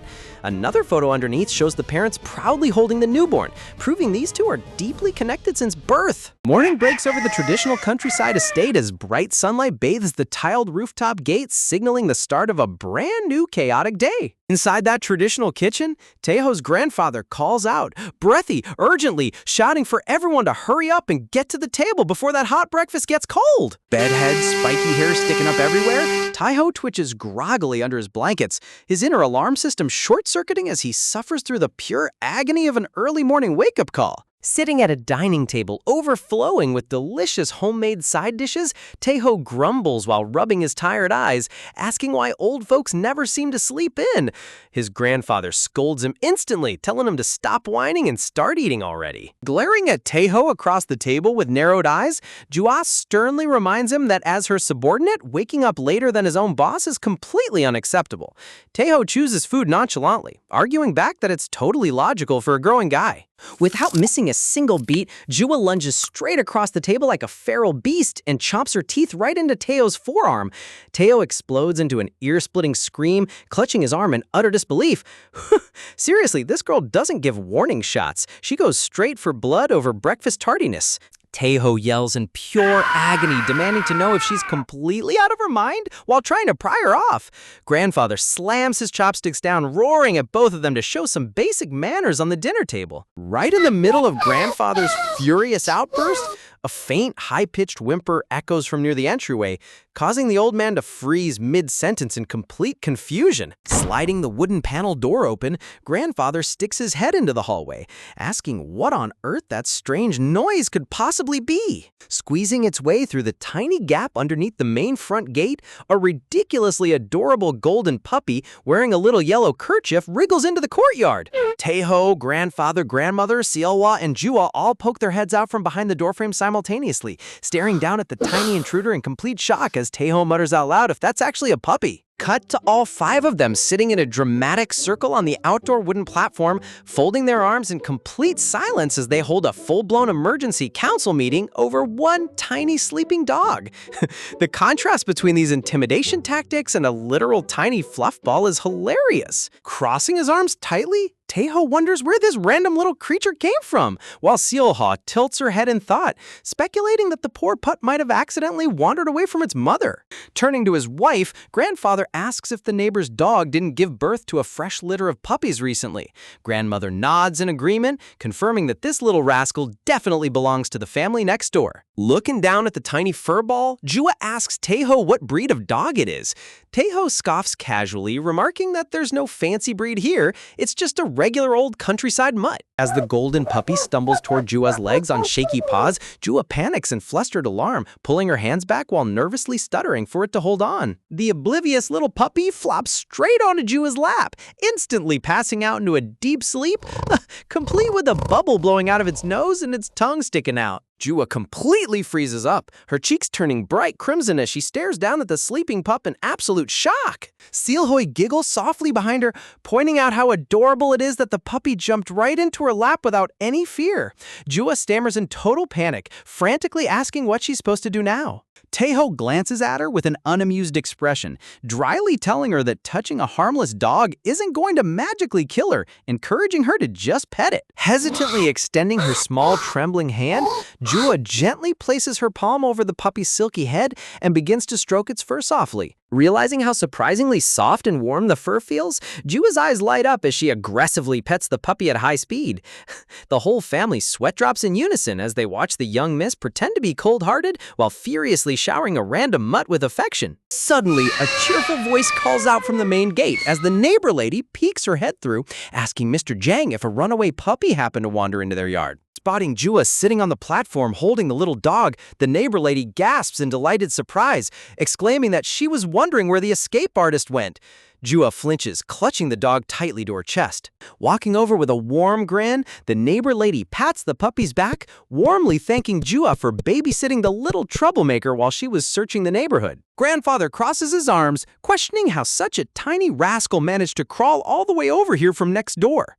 The neighbor lady chuckles, explaining that these pups aren't helpless babies anymore and are fully grown enough to run around. The neighbor lady sighs softly, mentioning that the puppies are constantly running wild all over the place, so she'll have to start finding new homes to give them away to very soon. Hearing the words "give them away," Jua's face pales in alarm. Jua instantly bolts upright on the wooden platform, loudly declaring to the entire group that she wants to go over and see the rest of the puppies immediately. cut to the neighbor's house, where a pile of 7 ridiculously cute golden puppies are snuggled together sleeping, each sporting a different bright color-coded bandana around their necks. Look at this rainbow squad. The artist went all out making these puppies look like miniature superheroes. Hovering over the puppy pile with glowing eyes, Jua blushes deeply while trying to act composed as the neighbor lady chuckles warmly beside her, asking if she thinks they're adorable. Pointing down at the cozy litter, the neighbor lady proudly explains that from red all the way to violet, these are Boxen's puppies, numbered neatly from 1 through 7 according to their bandana colors. Noticing how puppy number 3 with the yellow bandana keeps clinging to Jua, the neighbor lady grins happily, asking if Jua would like to take one home as her very own pet. Jua gasps with wide, hopeful eyes, asking if she really can. Twisting around with overflowing excitement, Jua looks up at grandfather, asking if she could please adopt one of the... only for grandfather to instantly cut her off with a cold, unforgiving no. Grandfather glares down sternly, declaring in a harsh tone that he absolutely refuses to allow any animals inside his house, telling her that if she wants a pet, she can take it straight back to her mansion in the city instead. Taeho glances back over his shoulder at his grandfather, his eyes narrowing in suspicion as he senses something completely off about the old man's harsh reaction. Taeho grumbles quietly to Seol-hwa, pointing out how strange it is that grandfather gave in to every single ridiculous demand Jua made earlier, yet draws the line at a harmless puppy, especially when an old unused doghouse is sitting right in their backyard. Walking beside Taeho, Seol-hwa quietly reveals the heartbreaking truth. 2 years ago, the family brought a beloved dog home, only for it to be stolen right out of their yard by a ruthless, illegal dog trader, leaving grandfather deeply traumatized ever since. Looking down with a heavy expression, the neighbor lady explains that illegal dog thieves still frequent rural countryside areas to steal pets, which is why she's desperately trying to send all 7 puppies off to safe homes before history tragically repeats itself. Taeho turns to Seol-hwa with a completely blank expression, cluelessly asking why a dog trader would even bother stealing pets in the first place. Seol-hwa blinks in utter disbelief, flabbergasted by his total lack of awareness. Taeho shrugs casually, dryly guessing that they probably sell him off to dog meat restaurants. The second those words leave his mouth, Jua's expression turns completely demonic as intense red rage fills her eyes. Wow, talk about having zero filter. Taeho really pulled the worst possible answer out of thin air. Without warning, Seol-hwa delivers a swift chop right across Taeho's shoulder, causing the guy to wince in pure agony. Clutching his sore shoulder, Taeho roars in confusion, demanding to know why she just whacked him out of nowhere. Seol-hwa leans in close, whisper, harshly scolding him to keep his mouth shut instead of traumatizing a young girl with uncensored horror facts. Taeho's sweat drops awkwardly, stammering that he wasn't trying to scare anyone and was just stating cold hard reality.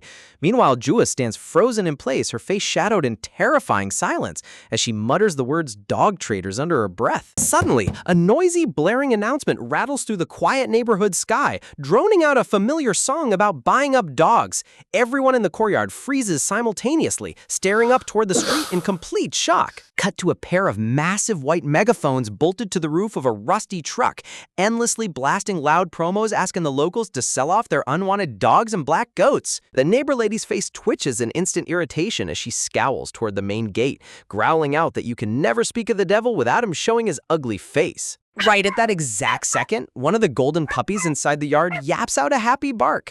Jua's eyes go wide in total panic. Jua lunges down at high speed, tightly clamping her hands over the puppy's snout. She frantically mutters for the pup to stay dead quiet before the villain outside hears it. Peeking his slimy head over the wooden front gate, a shifty guy in a plaid shirt and black cap grins maliciously, announcing that his nose smells the undeniable scent of dogs nearby. Tilting his cap downward with a creepy smirk, the guy boasts that he possesses the sharp tracking nose of an actual bloodhound. Giving them a downright repulsive grin, the man proudly reveals his identity, officially introducing himself as a local dog trader. Man, this guy is leaning so hard into the cartoonishly evil, sketchy villain trope. The neighbor lady storms over in a total rage, shouting at him for trespassing over someone else's property line without permission. She firmly orders him to turn around and get lost, because nobody here is selling animals. The dog trader sneers back casually, dismissively chuckling that he only stopped by to ask a simple, innocent question. Glancing past the neighbor, the trader's eyes light up as he spots Jua standing on the wooden bench, nervously trying to shield all 7 puppies with her small arms. He chuckles in dark delight, amazed that they have an entire fresh litter right here. As the tiny puppies whimper in fear, the creepy trader begins counting them off one by one, begging the neighbor lady not to be greedy and sell him just one or two. Jua explodes in pure rage, screaming at the top of her lungs that there is absolutely no way he's touching a single one. Taeho and Seolhwa jump back in surprise as the young miss loses her cool. Taken aback by her fierce reaction, the trader wonders what's wrong with this aggressive kid. Jua glares back with sharp fangs exposed, loudly telling him that these dogs are not for sale and ordering him to scram. Looming over her mockingly, the trader condescendingly warns her that little kids shouldn't butt into adult business, sneering as he asks if she's even the actual owner. Jua stammers helplessly, her confidence taking a massive hit. Shoving past her, the trader stoops down toward the bench, claiming he just wants to inspect the merchandise real quick.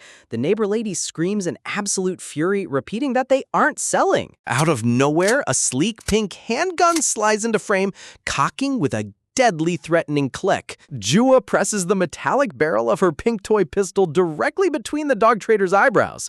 With icy, ruthless eyes, she coldly announces that she is their boss, meaning these pups are her official underlings, so nobody touches them without her explicit command. Using a literal pink toy gun for a standoff is hilarious. Staring straight down the barrel of a hot pink weapon, the dog trader completely freezes in stunned silence. The trader breaks into a loud, mocking laugh. Taeho, Seolhwa, and grandfather stand behind them in utter deadpan awkwardness, sweat dropping hard at the ridiculous scene. Poking the plastic barrel away with his gloved finger, the trader laughs hysterically, asking if she watches too many mob dramas or if she's secretly the daughter of a gangster, mocking her cheap toy gun. Turning his back, the trader dismissively waves his hand while walking toward the exit, grumbling that she's totally hopeless and there's no point staying if they won't do business. Pausing right at the threshold, the trader glances back over his shoulder with a shadowy, threat-filled sneer, sinisterly telling them to make sure they lock their main gates tight tonight. The creepy trader slips out into the street, leaving them with a chilling good luck as the heavy front gate creaks shut. Outside on the pavement, the trader adjusts his black cap as a dark shadow falls over his eyes, muttering annoyed curses about that weird little kid ruining his easy payday. Smirking with pure malice, the trader murmurs to himself that since polite buying failed, he'll just have to pull off a sneaky night raid instead. Gasp! Look at that classic cartoon villain plotting. This guy is definitely coming back later. Back inside the quiet courtyard, the neighbor lady lets out a long exhalation, letting her shoulders drop as she sighs in relief that the shady creep finally took off. Right on cue, the golden mama dog comes trotting into the yard with a bright, welcoming bark. The mama dog tenderly nuzzles her puppies as they whimper happily, while Jua crouches beside them, watching the sweet family moment with a gentle, affectionate look in her eyes. Stretching his arms lazily, Teo turns toward the house, nonchalantly telling Jua that since the bad guy left, he's heading inside, but she's free to stay outside and play with the dogs as long as she wants. Jua blushes with flustered sweetness, shyly asking the neighbor lady if she really can hang out a bit longer. The neighbor lady chuckles warmly, telling her she's welcome anytime. The neighbor lady grins, offering to share some cold watermelon. Jua's eyes instantly light up as she excitedly shouts a loud "Yes, please" in the background. Turning around, the neighbor lady calls out to Seolhwa as well, warmly inviting Jua's scary-looking bodyguard to join them for a fresh slice. Seolhwa's stern assassin face instantly melts into pure adorable delight as she brightens up, eagerly thanking the sweet neighbor. Cut to the neighbor lady and Seolhwa sitting side by side on the wooden outdoor platform under the bright sun, happily munching on huge, juicy slices of watermelon. Seeing an elite bodyguard casually enjoying snack time like a normal teen is so wholesome. Watching Jua happily roll around on the ground playing with the golden puppies, scoffs, the neighbor lady admits she had no idea Jua liked animals so much, assuming she was just a stuck-up rich kid. Seolhwa smiles softly, revealing that Jua actually raised a pet dog in the past and used to cherish it more than anything in the world. The neighbor lady reacts in surprised curiosity. Chewing her watermelon, the neighbor lady thinks out loud, realizing that if Jua loved having a pet so much, she turns to Seolhwa, curiously asking why Jua doesn't have a dog anymore if she enjoyed him that much. Seolhwa's cheerful expression instantly freezes. Sweat dropping in awkward hesitation, Seolhwa stammers that she doesn't have a current one. Noticing her strange tension, the neighbor lady frowns, concerned and asking if something terrible happened. Leaning in close to the neighbor's ear, Seolhwa softly whispers the dark, mysterious truth about what went wrong with Jua's previous dog. A dramatic passage of time montage unfolds as the bright blue daytime sky slowly transitions into a warm golden sunset, finally giving way to a tranquil, starry night illuminated by a glowing full moon. Cut to the main house late at night, where grandfather's face twitches with growing annoyance, his gray beard shaking as he grumbles about how Jua is taking forever. Grandfather roars in pure frustration, yelling whether someone smeared honey on the neighbor's front door since Jua hasn't come home yet. Taeho lies lazily on the floor, scrolling through his smartphone, laughing off the old man's dramatic temper tantrum. Taeho smirks smugly, pointing out that it's nearly 11 p.m. and suggesting they just let her sleep over if she wants, casually bragging about how peaceful and quiet the house is without Min Jua around to boss him around. Enjoy that peace while it lasts, buddy, because trouble is definitely lurking in the dark. Out of nowhere, a massive fist comes crashing straight down on Taeho's head, leaving a huge comic cartoon lump throbbing on his skull. Grandfather looms over his head in absolute rage, roaring whether he calls himself Jua's cousin while showing zero concern for her being out late. Taeho sits casually on the couch, rubbing his freshly bruised head while stubbornly complaining that she's literally just a few steps away at the neighbor's house. Tossing his hands up in annoyance, Grandfather storms off toward the hallway, growling that he'll just go grab the brat himself. Taeho grumbles under his breath, wondering why the old man always has to be so dramatic over everything. Cut to Jua standing in the doorway, wearing the most hilarious, hyper-pouty face of pure spite and resentment. Look at that terrifying dark sulk. She looks like a tiny villain plotting revenge. Taeho's sweat drops hard as he watches her slowly creep inside, thinking to himself that her face is practically radiating pure malice. Meanwhile, Grandfather firmly marches her inside, repeating loud and clear that his answer is still a resounding no. Grandfather folds his arms, sternly declaring that there is zero chance they are bringing an unsanitary outdoor dog inside their clean house.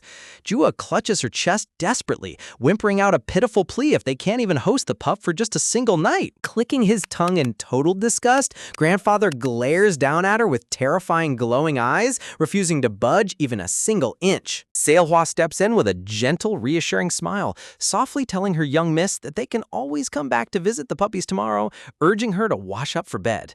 But Jua just slumps her shoulders in utter defeat, dragging her feet like a heartbroken zombie. Muttering a barely audible fine, Jua sulks toward her bedroom while Seolhwa and Grandfather watch her with heavy sighs. Suddenly, desperate high-pitched barks rattle through the quiet night air right from the neighbor's open courtyard gate. Jua's eyes snap wide open in instant horror.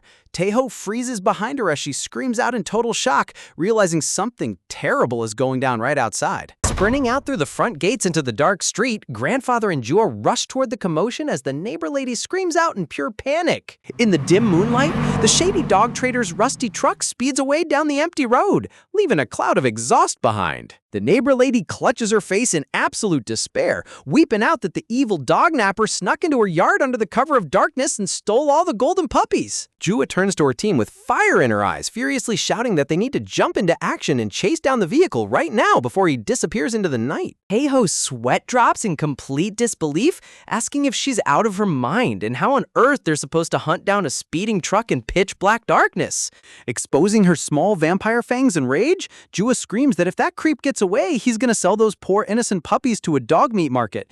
Taeho stammers awkwardly, admitting that while that's horrific, realistically, they have no clue where he's heading. Refusing to surrender, Jua grabs Seolhwa's coat, desperately begging her top-tier bodyguard to start up their car and hunt him down. Seolhwa gazes down with a deeply conflicted, solemn face, apologetically explaining that, as an elite assassin, her absolute top duty is keeping Jua completely safe, meaning she cannot abandon her side for a random rescue mission. Jua shouts they can just go together, but Seolhwa sternly shakes her head, warning her that if her chairman father finds out she risked her safety for a puppy, they will both be severely punished. Jua falls into a heavy, suffocating silence, casting her face in a dark, painful shadow. Without warning, Jua turns around and takes off at full speed into the dark street, yelling back that if nobody will help her, she'll save those puppies all by herself. Seolhwa screams out in sheer panic. Taeho lunges forward, tightly grabbing Jua's arm to stop a reckless dash.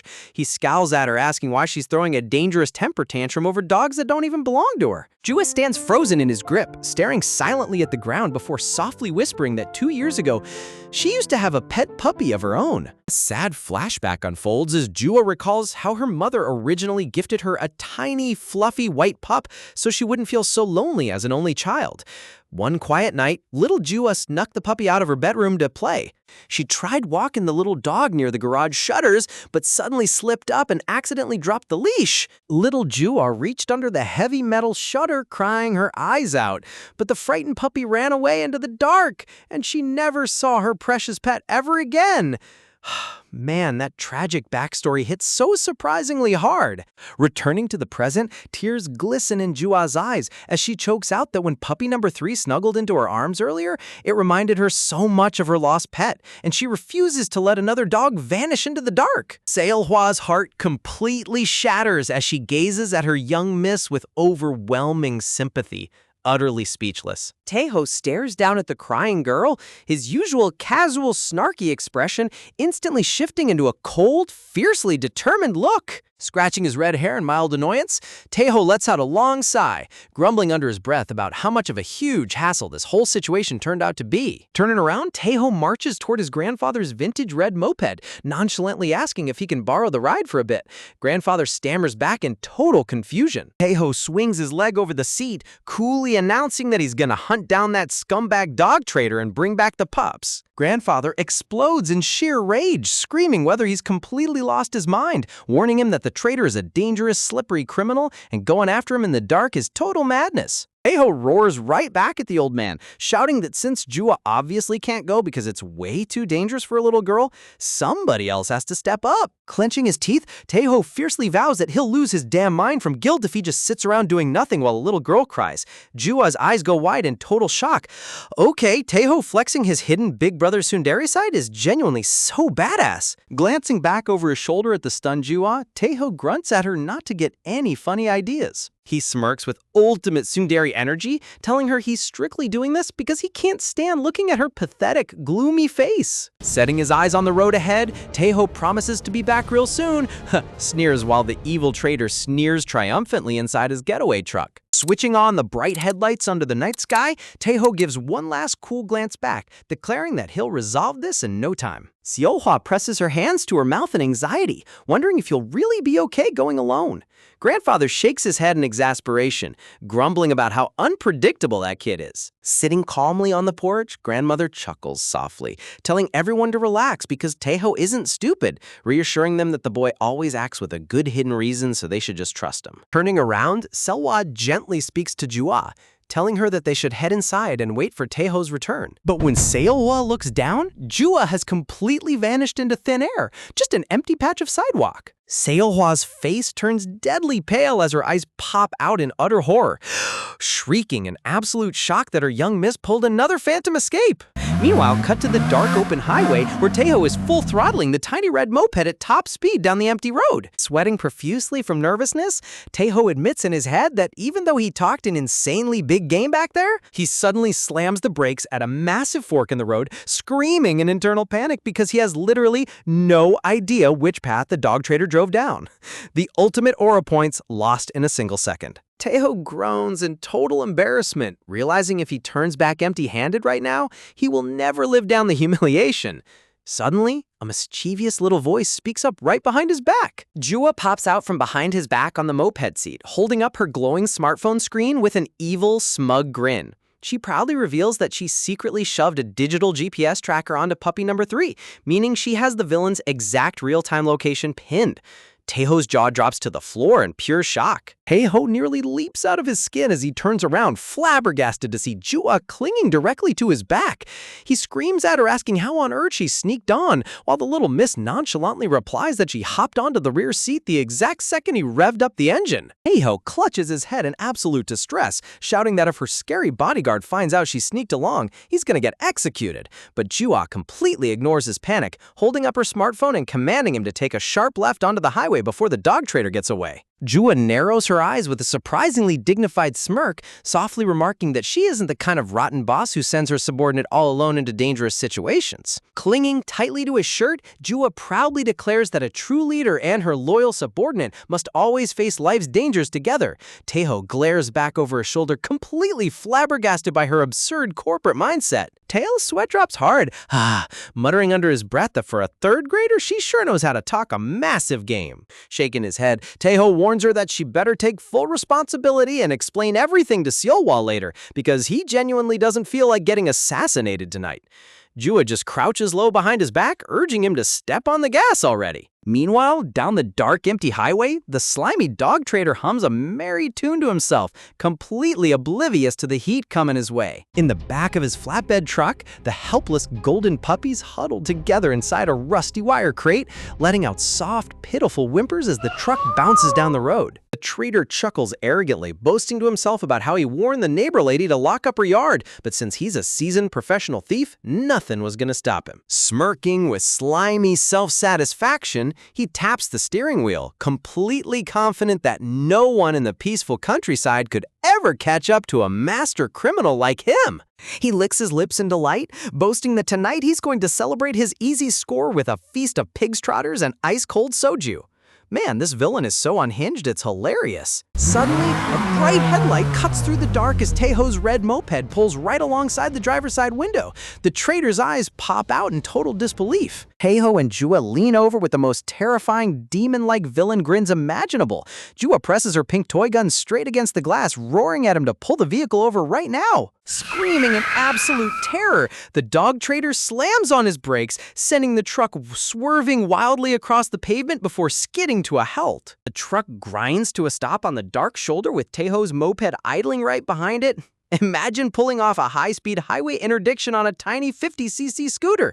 That is peak manhwa logic right there. Sweating bullets inside the cab, panting, the trader glares through his side mirror, convinced he's dealing with a pair of unhinged road rage psychos. He throws his door open, furiously shouting if Taeho is completely out of his mind, recognizing him from earlier and roaring, asking who the hell he thinks he is, trying to scare him to death. But when the trader stomps over to confront him, Taeho has completely vanished into thin air. The criminal stammers around in total confusion, wondering where the red-headed kid disappeared to. Suddenly, Taeho pops up inside the open back seat of the cab. Reaching down toward the puppy crate, he coolly announces that he's taken the dogs back, old man. Snapping in sheer fury, the trader pulls out a razor-sharp utility box cutter, snarling that this cunning little brat has picked the fight with the wrong man. Holding the sharp blade right above the wire crate, the villain sneers maliciously, warning Taeho that if he takes one more step, he can't guarantee what'll happen to these little mutts. The trader presses the cold metal blade right through the wire mesh toward a terrified puppy's nose, threatening that he doesn't mind if a few of them get hurt, ordering Taeho to close the door and get lost. Just as the tension reaches a breaking point, Jua suddenly drops down upside down from the roof of the cab, pointing her pink pistol straight at the trader's temple through the open window. Startled out of his mind by the hanging vampire girl, the trader flinches wildly, accidentally knocking the puppy crate backward while Jua screams for Taeho to move now. A heavy wire crate tumbles off the backseat edge. The trader desperately reaches out with both arms but misses the handle completely. Taeho catches the crate smoothly in his arms like an elite athlete.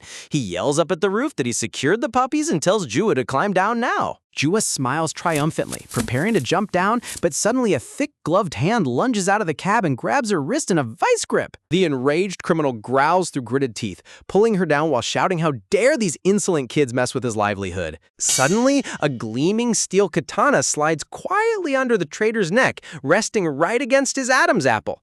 The cold metal instantly stops him dead in his tracks. Seolhwa steps out of the shadow with her sword drawn, her face cold and deadly as she commands him to take his dirty hands off her young miss immediately. Glaring through her glasses with terrifying assassin eyes, Seolhwa sternly advises him to give up quietly so everyone can return the dogs without further blood being spilled. Sweating profusely with a literal samurai sword pressing into his throat, the dog trader stammers internally, realizing he just stumbled into an entire entire family of total monsters. Cut to a wide view of the quiet road where Seolhwa's sleek black luxury sedan is parked, headlamps glowing bright while the shady trader speeds off into the night, completely traumatized. Jua rushes over to Taeho, anxiously asking if the puppies are all right. Taeho inspects the crate with a soft smile, reassuring her that they aren't hurt at all. Jua gently pokes her fingers through the wire mesh, stroking the little golden pup's nose as she lets out a deep, wholesome sigh of relief. Taeho looks down at her, genuine respect in his eyes, as he admits that they only managed to intercept the truck because of her smart GPS tracking play. Jua looks up with a radiant, toothy smile, vampire fangs on full display, cheerfully declaring that she's so proud and happy to have him as her loyal subordinate. Taeho instantly flushes bright red, turning his head away and rubbing his neck while grumbling that it was no big deal and he only did it because he felt bad for the dogs. Classic tsundere moment. Suddenly, a terrifying dark shadow looms right behind Taeho's shoulder. Seolhwa's terrifying aura radiates intense pressure as Taeho sweats in sheer panic. Taeho throws his arms up, frantically shouting that he didn't bring Jua along on purpose and desperately begging the elite bodyguard not to draw her sword again. Seolhwa sheaths her katana and smiles warmly, assuring him that she completely understands the situation and will handle explaining everything to the chairman boss. Turning around, Seolhwa wags her finger sternly in Jua's face, warning her young miss that she can never act this recklessly again, because if her father finds out, she'll be locked away in the main mansion. Jua lowers her pigtails, pouting gloomy tears, as she softly promises to behave next time. Suddenly, a stern voice calls out Taeho's full name from behind the group. Taeho turns around in total shock, gasping why on earth his grandfather followed them all the way out onto the highway. Grandfather folds his arms with a stern scowl, scolding his grandson for riding a moped down pitch-black roads late at night after explicitly being warned how dangerous it was. But then, Grandfather turns his head toward Jua, letting out a long, defeated sigh before announcing that she can bring just one puppy home because he gives up. Jua's red eyes light up with pure, unadulterated happiness as Grandfather instructs her to return the rest of the litter to the neighbor lady while keeping her favorite pup. She shouts out a joyful yes. Fast forward to a sunny afternoon, a sudden narrator box appears declaring Min Jua starts a fight. Cut to Jua covered in dirt, glaring furiously face-to-face with a bruised neighborhood kid outside a wooden playground castle. Flashback to a sunny day as Jua happily sprints through a green grassy field holding a tiny yellow umbrella with the biggest smile on her face. Jua is sprinting down the forest trail under her floral parasol, holding the leash tightly and cheering for puppy number 3 to run even faster. The adorable golden pup lets out a joyful bark as it trots alongside her. Taeho is huffing and puffing behind her, gasping out why on earth he's forced to run laps in this intense heat. Seolhwa calmly explains that because the young miss is running, safety protocol dictates they cannot exceed a certain distance from her. Taeho groans in utter misery. Cut to a wide scenic view of the quiet trail where a narrator box clarifies that Jua, having taken a massive liking to puppy number 3, has now been happily forcing her bodyguards on a non-stop walk for 2 straight hours. Seriously? This kid's stamina is built like an Olympic marathon runner, while poor Taeho is literally about to evaporate. Taeho yells out from behind, desperately begging her to finally head home before they all faint from heat stroke. Jua suddenly halts, her crimson eyes casting a gloomy glare from under her parasol as cold sweat drips down her cheek. Stopping in her tracks, Jua softly announces that she supposes it really is time to wrap up the walk. Taeho and Seolhwa let out a breath of relief, thinking they're finally saved. Then, Jua spins her out with a mischievous fang smile, declaring that they'll just take a quick water break and then go for another round. Taeho throws his head back with an agonizing groan, completely defeated by her endless energy. Cut over to the sunny storefront of Sunny's local grocery, where 3 neighborhood children are huddling close together in deep concentration. Kids crowd around a boy named Jin-tae, anxiously pressuring him to hurry up and rip the package open, while Jin-tae desperately tells him to give him a single second. Jin-tae's hands tremble with intense pressure as his friends whisper in shock, noticing that he's actually about to open yet another package. Jin-tae slowly rips open the shiny brand new bag of Alkamon egg bread, chanting a desperate prayer under his breath that it better contain the legendary Wolfgang dough. But as he opens his palm, a tiny white duck toy pops out, letting out a dull quack. It's the dreaded, super common O-ring figure. Jin-tae's face instantly goes pitch black with total soul-crushing despair. Wow, look at that classic gotcha gaming depression face. We've all been there. Jin-tae throws his head back and screams at the top of his lungs, crying out in sheer agony that he drew another useless O-ring. 8-year-old Oceana gasps in pity, softly pointing out that this makes 8 identical Aura rings in a row for him. 10-year-old Do Jintai clutches the stupid duck toy, weeping tears of pure agony as he curses the Alchemon franchise for betraying his trust. 9-year-old Kim Junho coolly adjusts his glasses, smugly pointing out that an ultra-rare collectible doesn't drop easily, and he'll need way more than 8 tries to get it. An explanatory side panel pops up detailing the Alchemon series, a massive hit anime that is famous across the nation for completely draining parents' bank accounts with its predatory blind bag merchandise. The craze has gotten so bad that parents literally run away in horror whenever they see an Alchemon display, creating a famous golden rule to never introduce kids to the franchise. It's even made national news. TV anchors report a massive sellout crisis caused by obsessed adult collectors hunting down the ultra-rare figure called Wolf Gando. Back outside the store, poor Jinte stares into a black plastic bag overflowing with untouched loaves of bread, whimpering that he ran out of allowance and doesn't know how he'll eat all this food. Just then, Teo steps out of the store wiping sweat off his brow, grumbling about the brutal heat wave while Jinte glances over at them. Munching on an ice pop, Teo smirks down at Jua holding a snack bag, teasing her that even though she acts like a dignified old soul, she's still just a regular kid who loves Alchemon anime snacks. Jua gives him a cold, deadpan stare, claiming she has zero interest in Alchemon and only bought the snack because she liked the flavor. Teho just chuckles sarcastically, totally not buying her tough act. Jua tears open the foil wrapper, and suddenly a gleaming, dark-furred wolf Gando figure pops right into her hand. Talk about absurd beginner's luck. Jinte turns around and his jaw literally hits the concrete. His eyes pop out of his skull in raw, unadulterated shock. Teho squints down in curiosity, mentioning that a rare wolf toy came out and wondering if that's the insanely expensive one he saw on the news.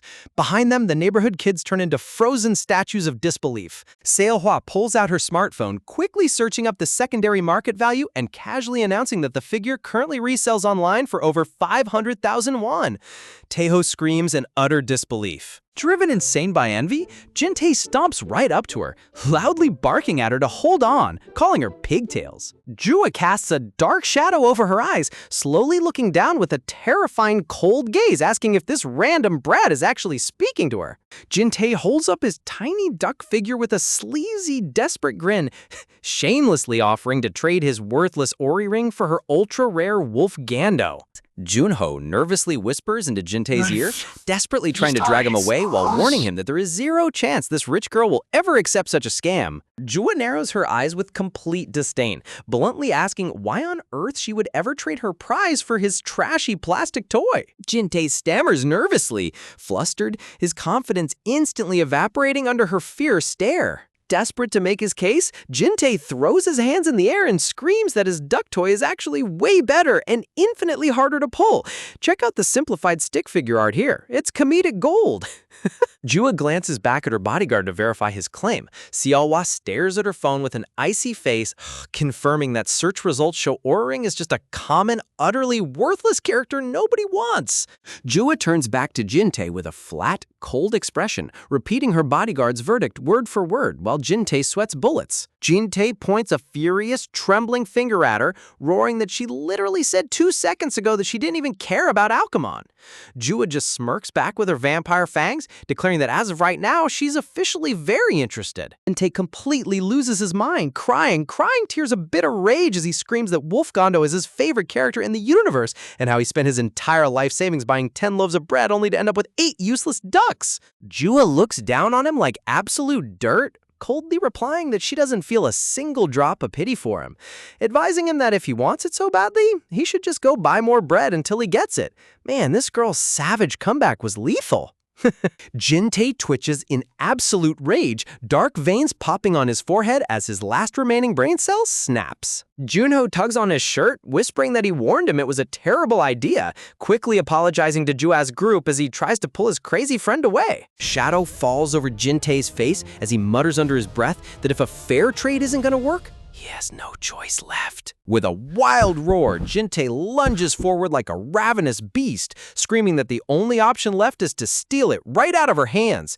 Seohwa flinches in surprise. Suddenly, a thick hand snaps down out of nowhere, grabbing Jinte's wrist in midair with absolute perfection. Teho firmly squeezes the boy's arm, staring him down with a stern look as he warns him that even if he wants the toy desperately, this line cannot be crossed. Holding his popsicle stick between his teeth, Taeho's eyes turn sharp and intimidating, quietly commanding the kid not to do something he'll regret. Taeho roughly shoves the boy's hand away, causing Jin-tae to click his tongue in sheer frustration. Crossing his arms, Jin-tae glares up at Jua with fierce determination, proposing that they settle this with a formal bet for the Wolf Gando figure.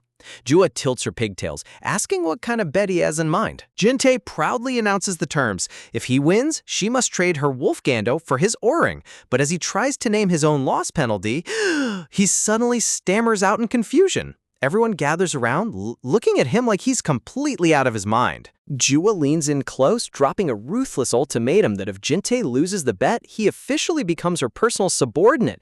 Jin-tae breaks into a cold sweat instantly. With a mischievous, fanged smile, Jua asks him what he thinks about those terms, sending a wave of utter horror straight down Jin-tae's spine. Driven by his burning desire for the Wolf Gando figure, Jin-tae slams his fist down and accepts the deal, shouting that he's totally fine becoming her minion if he somehow loses. Jua casually crosses her arms and deadpans, asking what kind of high-stakes game he has in mind to settle this. Jin-tae cracks a shady, confident grin, sweating slightly as he plots a scheme to crush her in a playground showdown. Cut to a wide shot of the local playground, where both sides gather around the wooden play structure to set up their epic battleground. Jin-tae steps up with an authoritative stance, proudly announcing to everyone that their grand wager will take place right here on this turf. Taeho glances around the empty playground, scratching his head and wondering why on earth they're making such a huge fuss over a simple kids game like tag. Taeho lazily turns away, casually telling Jua not to play too long because he's just gonna nap in the shade.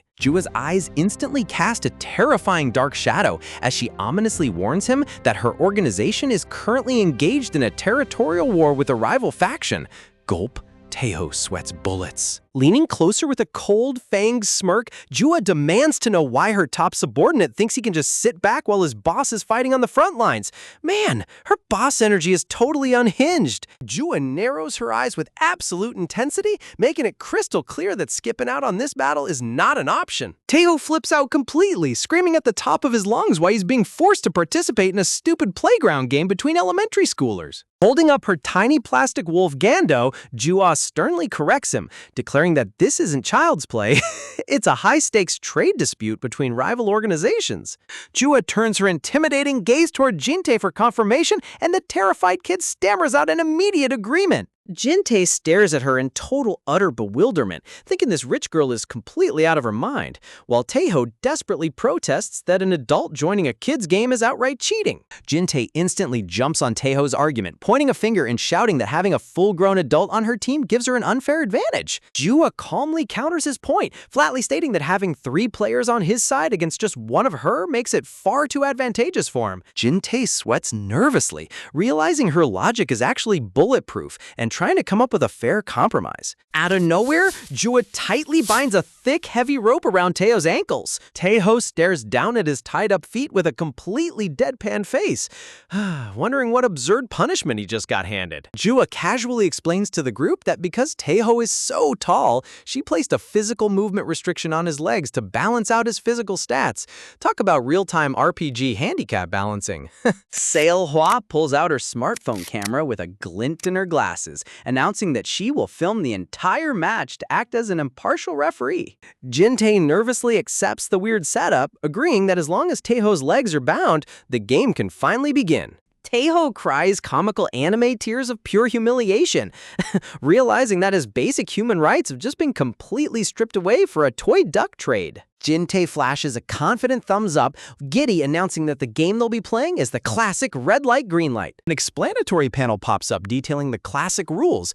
It turns facing a wall while chanting, "The rose has bloomed." Players move during the chant and freeze when it ends, and tag players get captured unless a teammate frees them. Jin-tae lays out the official team rules, explaining that they'll take turns acting as it, regardless of who gets caught. He clarifies the point system. Catching an opponent grants 1 point, but if everyone escapes, the runner team scores 1 point, and whichever team accumulates the most points wins.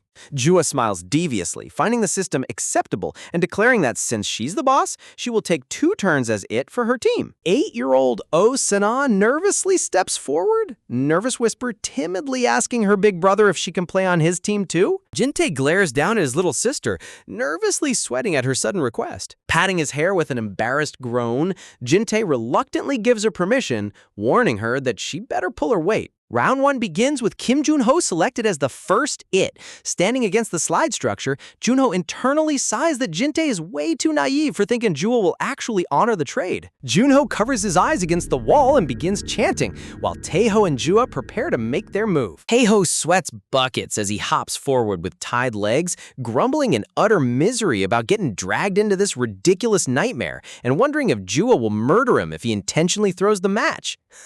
Junho chants faster, convinced that his opponents are just weak kids who could never tag him in a million years. Suddenly, a hand reaches out of nowhere and lightly taps Junho right on his back. Taeho turns around and hops away for his life with tied ankles. He giggles, while Jua strolls back at a relaxed pace. Taeho loses his balance and slams face first into the dirt, allowing Junho to easily tag his tied ankle.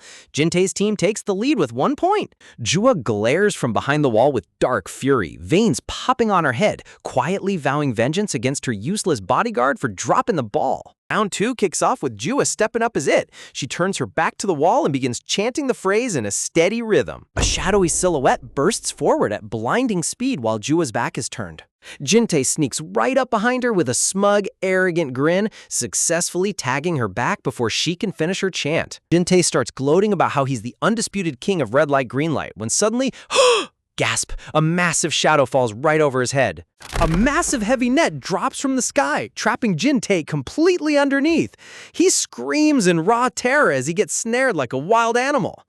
Jua pulls the drawstring tight with a dark, villainous smile, smugly announcing that she just secured 1 point for her team. Look at her trapping a whole child with a fishing net. This girl is menace incarnate. Jin-tae thrashes wildly inside the mesh, furiously roaring that using a literal hunting tool in a playground game is total illegal cheating.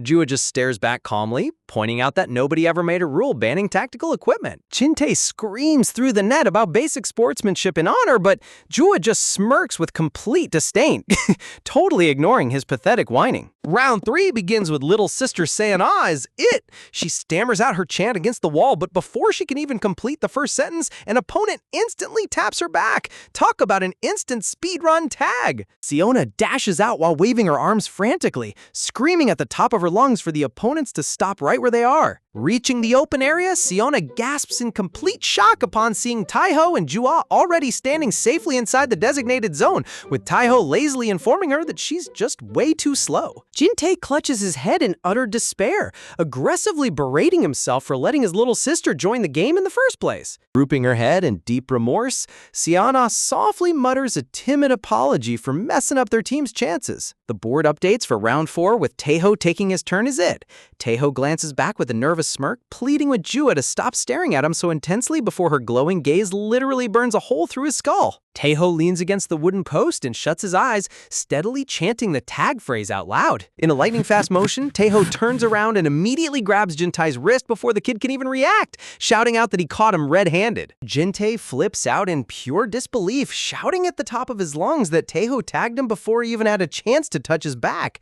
Taeho calmly counters that Jin-tae made contact first and offers to review the VAR footage. Seriously, bringing video replay into playground tag is next-level refereeing.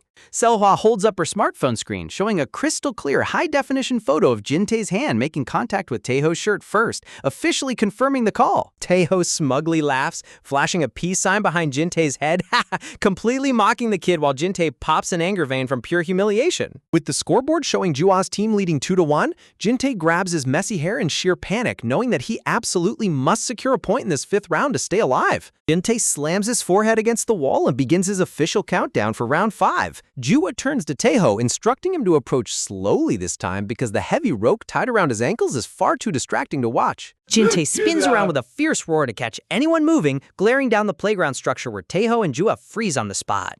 Jin-tae narrows his eyes, suspicious of every little movement, carefully scanning the turf like a hawk searching for prey. Facing the wooden pillar again, Jin-tae resumes his steady chant as the runners make their silent approach. Jua's black leather shoe silently glides across the concrete, closing the gap with terrifying assassin-like stealth. Just as Jua reaches striking distance, her foot catches on the edge, causing her to lose balance and lunging forward into Jin-tae. In a catastrophic split-second accident, Jua's hands grab onto Jin-tae's athletic shorts to save herself, yanking them clean down to his knees in front of everyone. Talk about an absolute playground nightmare scenario. Time totally stops as a blank white aura of sheer, unadulterated shock consumes the entire playground arena. From a hilarious low-angle view inside his shorts, Jua stares down with a deadpan, horrified expression, completely frozen at what just transpired. Jua instantly covers her eyes with one hand while waving the other in wild panic, stammering out that it was a total accident and swearing she didn't see a single thing. Jin-tae stands completely motionless with his head slumping down, trembling in sheer unmitigated embarrassment as his soul leaves his body. Snapping his shorts back up with violent speed, Jin-tae turns red as a beet and roars at the top of his lungs, calling Jua an absolute pervert.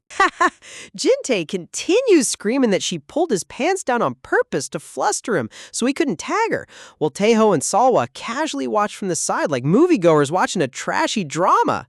Suddenly, a sharp, villainous glint flashes across Jin-tae's eyes as a petty light bulb ignites in his brain. Jin-tae swiftly reaches out and grabs Jua's hand firm and tight while she stares back in utter confusion. Cracking a malicious fanged grin, Jin-tae mockingly whispers that he caught her red-handed, sending a wave of utter rage straight into Jua's heart. Jua thrashes furiously, screaming that an accidental wardrobe malfunction doesn't count as a fair tag, but Jin-tae smugly declares himself the undisputed winner of the round. Jua's face contorts into pure demonic rage, growling under her breath as her veins pop with deadly intent. The two kids immediately devolve into a chaotic cartoon fistfight inside a massive cloud of dust, forcing Taeho to jump in and desperately pull them apart before somebody ends up in the ER over a duck toy. Wiping dirt off her chin, Jua begrudgingly accepts the referee's final score reset for the tiebreaker round. Jua's eyes cast a terrifying shadow as she cold-bloodedly warns Jin-tae that if he loses this final match, she will personally break his spirit as her personal minion. Jin-tae matches her dark aura with an arrogant smirk of his own,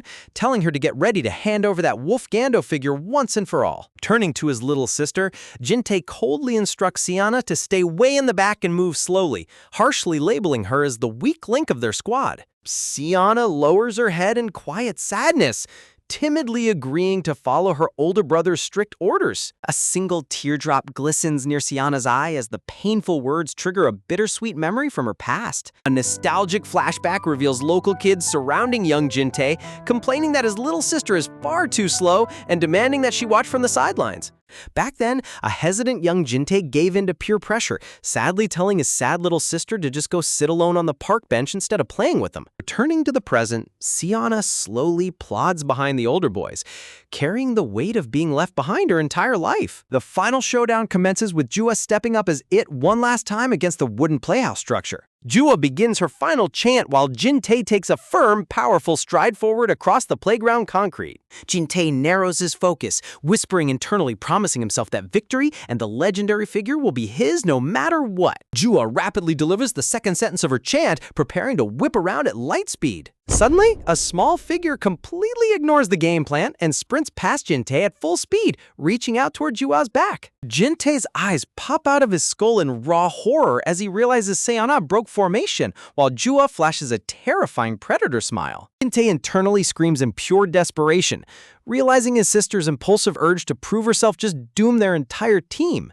Sana's tiny feet wobble as she tries to sprint beyond her limits, completely losing her footing mid-stride. Wait, Sienna takes a brutal, painful faceplant straight into the dirt ground right in front of the seeker? Oh no, that's gotta hurt. Jua smoothly drops to her knees and gently places a single finger on the fallen girl's back, securing a ruthless victory and officially claiming Jin-tae as her personal servant. Man, talk about an absolute brutal defeat. Ha! Jin-tae stands completely petrified with his jaw dropped to the floor, staring down in absolute shock at his fallen little sister. Still on her knees, Jua looks up with a cold, victorious gaze, smugly declaring that the match is over and officially appointing Fuzzyhead as her personal servant starting today. Jin-tae completely loses his mind, screaming at the top of his lungs that an accidental slip and fall was definitely not part of their original game plan. Jua casually dismisses his whining, coldly pointing out that a tag is a tag, asking him if he's seriously going to pull another pathetic cheat card.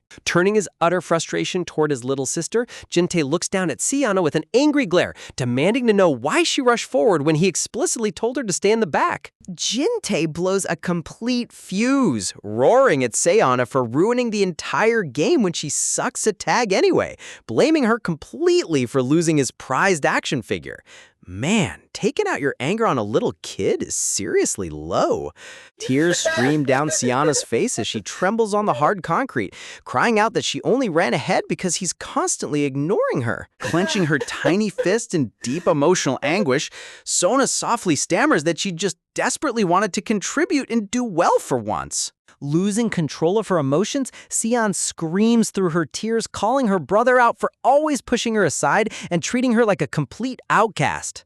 Watching from near the playhouse structure, Taeho and Jua sweat softly, awkwardly whispering to each other about whether the sibling rivalry just hit a dangerous boiling point. Seona looks up with a tear-soaked face, pouring her heart out about how much it hurts whenever he calls her annoying and useless. Completely overwhelmed by rage and shame, Jin-tae snaps back about how she's always getting him into trouble with their parents, carelessly swatting her hand away as she tumbles backward. Before Seona hits the hard pavement, Jua swoops in from behind and securely catches the crying girl in her arms. Jua turns a razor-sharp killer glare toward Jin-tae, asking him with deadly coldness what in the world he thinks he's doing to his own sister. Jin-tae pops an anger vein, screaming back that nobody understands how frustrating it is to babysit a clumsy burden every single second of his life. Jua stares back in complete stoic silence, letting the boy vent his angry excuses while holding the trembling little girl close. Jua fixes him with a sharp, stern look, telling him straight up that being upset over losing a playground game is no excuse to treat his own blood like an unwanted nuisance when all she wanted was his attention. Sensing the explosive tension, Jin-tae's friend nervously steps up, softly suggesting that they just pack up and head home before things get any worse.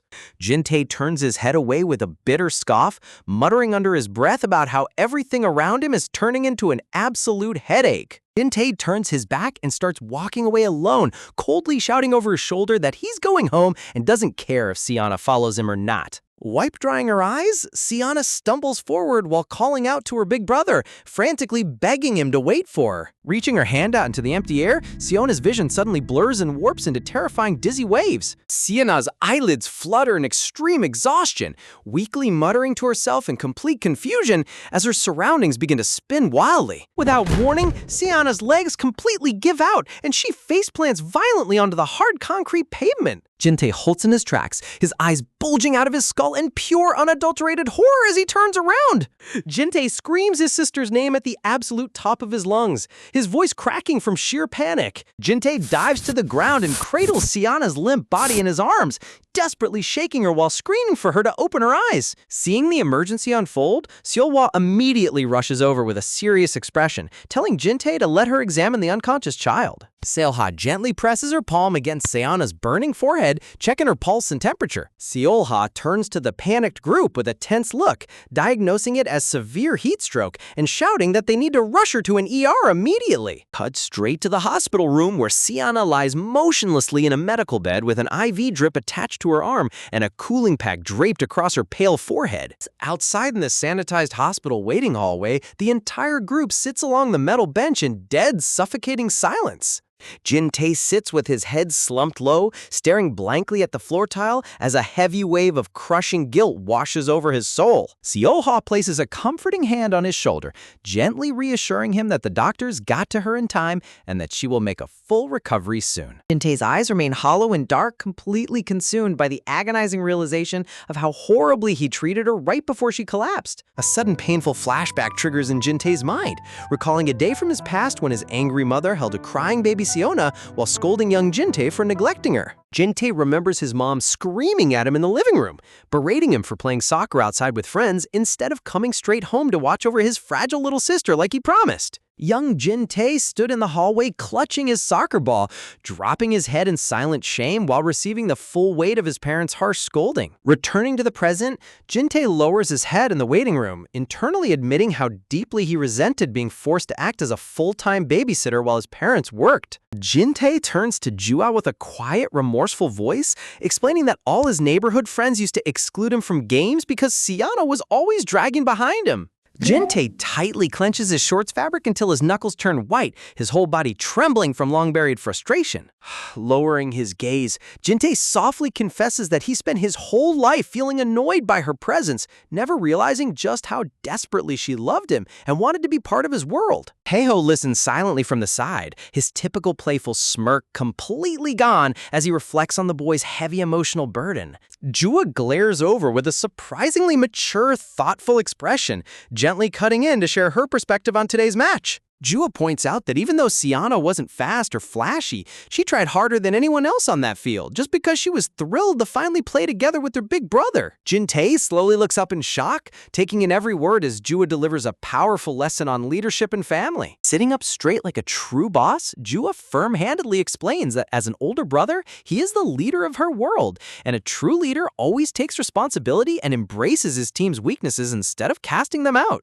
Jua presses her hands together, advising him to acknowledge her genuine effort and love, even when she makes clumsy mistakes. Jua looks him dead in the eyes, telling him that instead of blowing his temper when she wakes up, he should apologize and make things right like a real brother. Wow, Jua dropping top-tier emotional wisdom like a seasoned life coach is something I definitely didn't see coming. Jin-tae awkwardly turns his head away, telling her to stop meddling, when suddenly his terrified mother bursts into the hospital corridor, screaming his name at the top of her lungs. Jin-tae's mother confronts him right in the middle of the waiting room, demanding to know how on earth he let Siona collapse from heat stroke when he explicitly ordered him to watch over her. Jin-tae lowers his gaze in complete defeat, stammering under his breath as he struggles to come up with any valid defense. Suddenly, Jua steps up off the metal waiting chair with a calm, deliberate stance. Bowing respectfully before Jin-tae's mom, Jua politely greets her with an amazingly composed demeanor. Jin-tae stares in sheer disbelief as Jua smoothly introduces herself as his friend who was playing together with him today. Jua maturely explains that she was the one who asked Jin-tae to play, and when Siona unexpectedly collapsed from heat stroke, they immediately rushed her straight to the hospital. Jin-tae's mother gasps in surprise, her rising anger quickly softening as she realizes the kids acted as fast as humanly possible. Turning to Seolwa, the mother expresses her deepest gratitude, while Seolwa modestly waves her hands, insisting that they should have paid closer attention to the blazing sun. Turning her sharp gaze back toward Jin-tae, the mom grumbles about giving him a full earful the second they step foot back inside their house. Jua immediately steps between them, Jin-tae's mother dead in the eye, asking her to please not be too harsh on him. Jua thoughtfully explains that Jin-tae is just a child his age, and looking after a younger sibling all by himself without parents around isn't an easy task at all. Man, Jua stepping up to defend her rival like a mature diplomat is honestly top-tier character development. Jin-tae's jaw drops as he stares sideways at Jua, completely blown away by her unexpected defense. Right at that moment, the medical door slides open as the doctor announces that Seona has finally regained full consciousness. Moving outside into the cool evening breeze, Jin-tae's mother bows deeply toward Jua's group, grateful sigh, thanking them profusely for taking care of her children. The mother apologetically explains that both parents work long hours, asking how she could possibly compensate them, but the group kindly declines, assuring her that Jua had a wonderful time playing. Carrying Seona safely on his back, Jin-tae turns his head away with a subtle blush, muttering his full name to Jua just so she knows.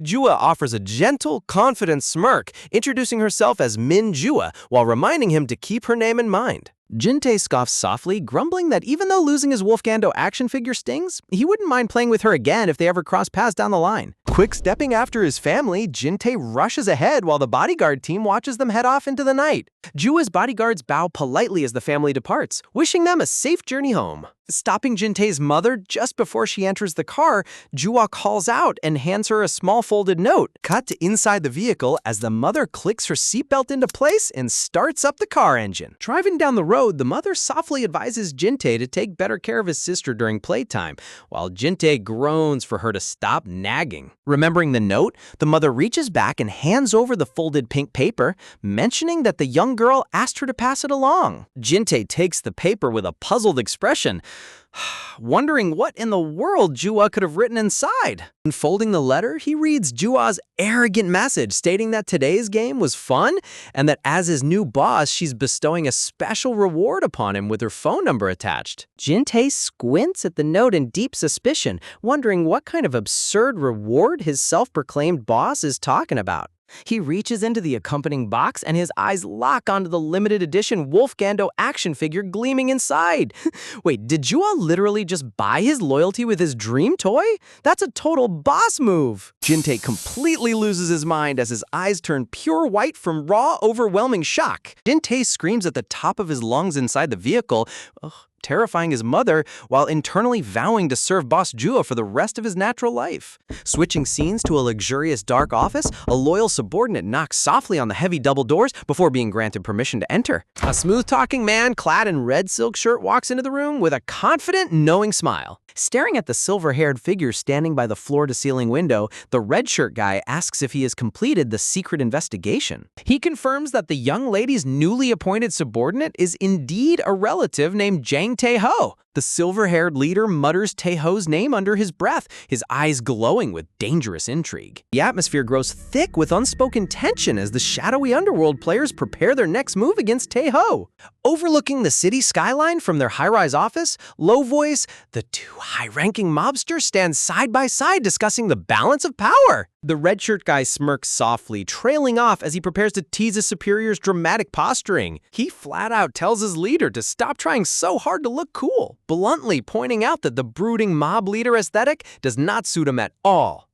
Talk about a zero-filter right-hand man completely roasting his own boss. Clicking the AC remote, he asks why on earth he's wearing a heavy winter trench coat in the scorching heat of midsummer, calling him the main cause of global warming. An anger vein pops on the leader's head as he screams back that a boss needs to look cool for his very first webtoon debut appearance, revealing his identity as 30-year-old Baek Chenwon, current boss of the White Tiger Gang. Chuckling off the outburst, the 29-year-old right-hand man Lee Hyun casually asks what Chenwon plans to do about this Tae-ho kid. Chunmung fumes with jealousy, throwing a petty tantrum over the fact that young lady Jua appointed a random high school brat instead of him, insisting Lady Mie would never approve. Ripping the window frame in frustration, Chanwung complains that position should have been his, but Lee Hyun reminds him that Mie already passed authority to the boss and tells him to stop being so greedy. Chanwung turns around, roaring at Lee Hyun for dropping honorifics, demanding he refer to her properly as Lady Mie. Narrowing his blue eyes in serious resolve, Chanwung declares that he refuses to approve this high schooler until he personally verifies if Tae-ho is worthy of serving the young lady. Lee Hyun tilts his head with a sleepy expression, asking how exactly he plans to test a high school kid. Chanwung strikes a serious, calculating look, plotting his surveillance operation down to the finest detail. Cut to the bright daytime sun as Chanwung perches on a rooftop, peering through a high-powered pair of tactical binoculars. Chanwung seriously explains that step 1 is analyzing the target's behavior, claiming a true bodyguard should be on high alert 24/7, while the camera cuts straight to Tae-ho fast asleep in bed with drool running out of his mouth.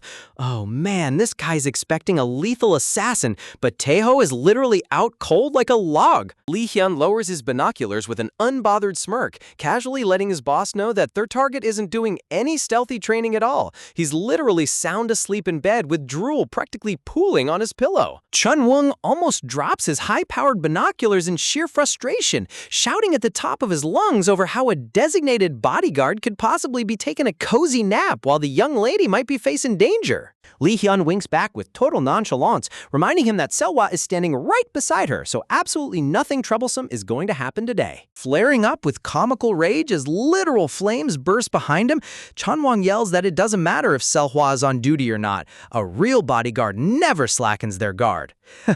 Seriously, this guy is taking a basic neighborhood nap like it's a treasonous offense. Meanwhile, down on the street, Taeho groggily steps out of the traditional gate, rubbing his neck, trailing closely behind Jua and Salwa as Lee Hyun spots them moving through his lenses. Springing up from his crouching spot on the rooftop, Chen Wung declares that they must begin their covert tailing operation immediately. Lee Hyun glances up with sleepy eyes, casually pointing out that following them in broad daylight like this is an epic fail waiting to happen, since Seolha would instantly recognize Chan Wung's bright silver hair. Chanwung freezes in place with a heavy sweat drop, realizing his usual mobster suit stands out like a neon sign in a quiet residential alley. Fast forward 2 seconds, and the duo reemerges rocking matching dark tropical floral button-down shirts, thick gold chains, and slick black sunglasses like retired mobsters on a beach vacation. Chunwoong puffs his chest in satisfaction, boasting that this disguise makes them totally invisible. But Lee Hun deadpans that dressing like tropical gangsters makes them stand out 10 times more. Man, these two undercovers couldn't blend into a crowd if their lives depended on it. Peeking around a concrete wall while maintaining their undercover stance, they listen in as Taeho groans in annoyance about why on earth Grandpa is making them run errands in the middle of a sweltering heat wave.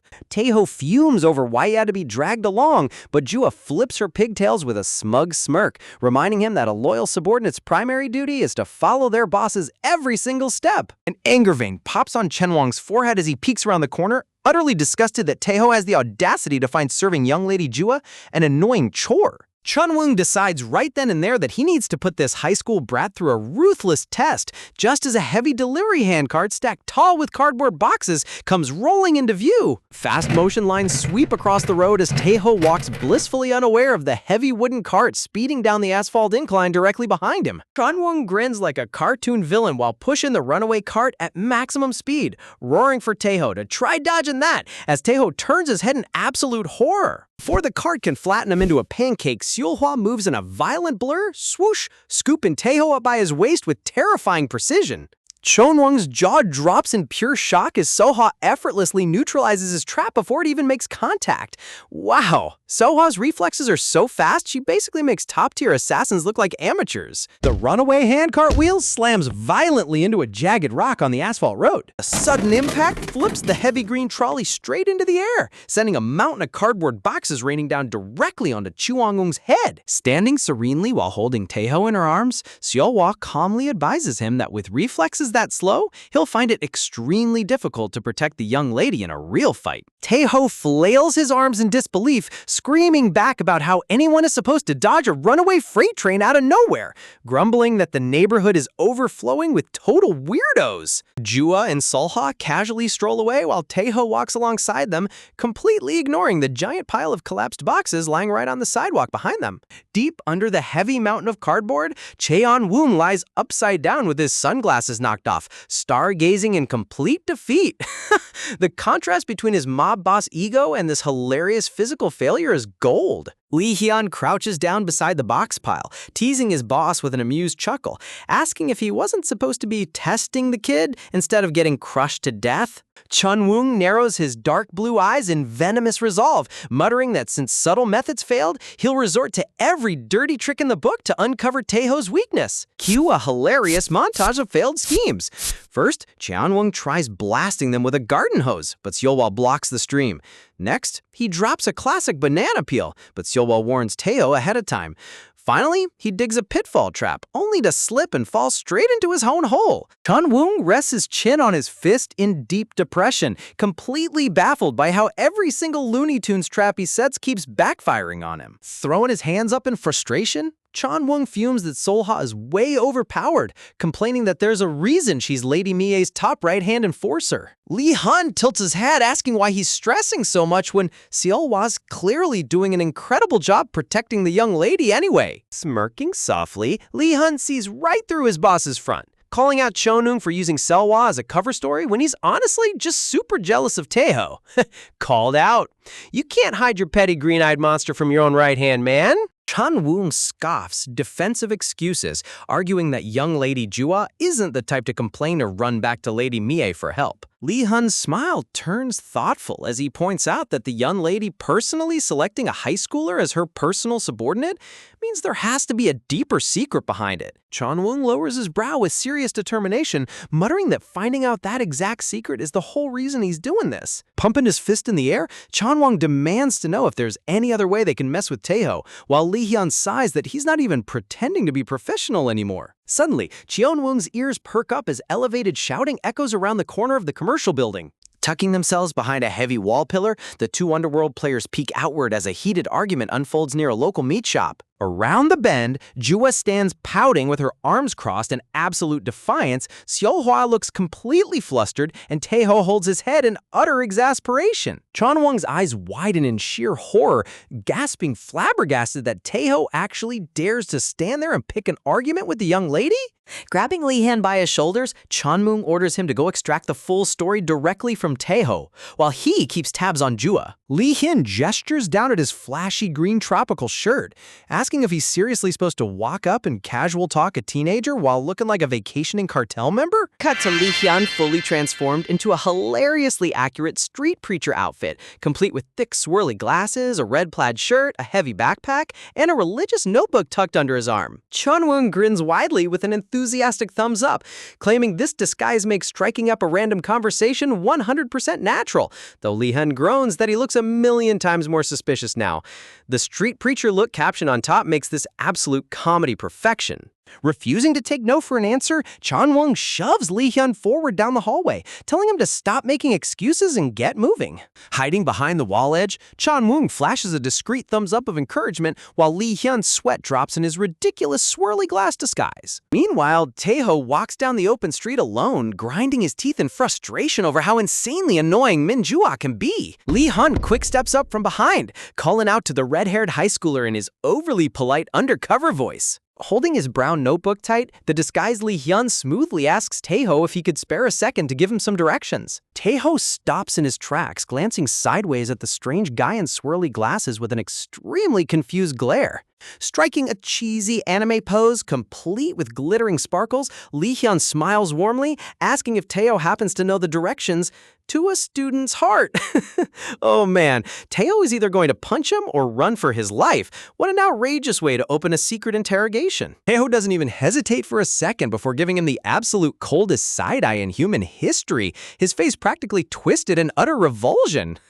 Seriously, that single text caption sums up his entire soul right now. Walking away without looking back, Taeho mutters under his breath about how cultists have apparently infiltrated rural neighborhoods now, casually declaring he has zero interest in joining.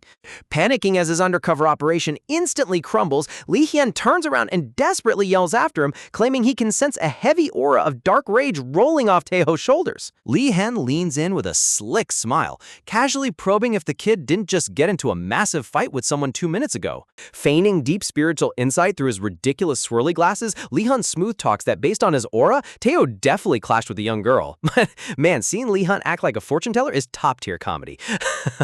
Taeho freezes in his tracks as a literal shockwave hits him, aghast at staring back in total disbelief over how a random street guy could pinpoint his exact situation. Lee Hyun's internal monologue smirks over what a gullible kid Taeho is, but aloud he continues his mystic act, whispering that he can read everything written in the lingering energy of his eyes. Drop-kicking Taeho's paranoia even further, Lee Hyun casually drops the bomb that Taeho recently became someone's subordinate, sending literal cold shivers straight down the teenager's spine. Taeho covers his mouth in genuine terror, grumbling whether this weird preacher guy's an actual local shaman, while Lee Hyun chuckles softly, steering the conversation right where he wants it. Striking a professional counselor posture, Lee Hyun softly asks Taeho to open up about why the argument started in the first place, leaving Taeho looking completely done with life. Taeho scratches his head awkwardly, staring down at the asphalt while admitting with a guilty frown that this petty feud isn't even a one-time thing.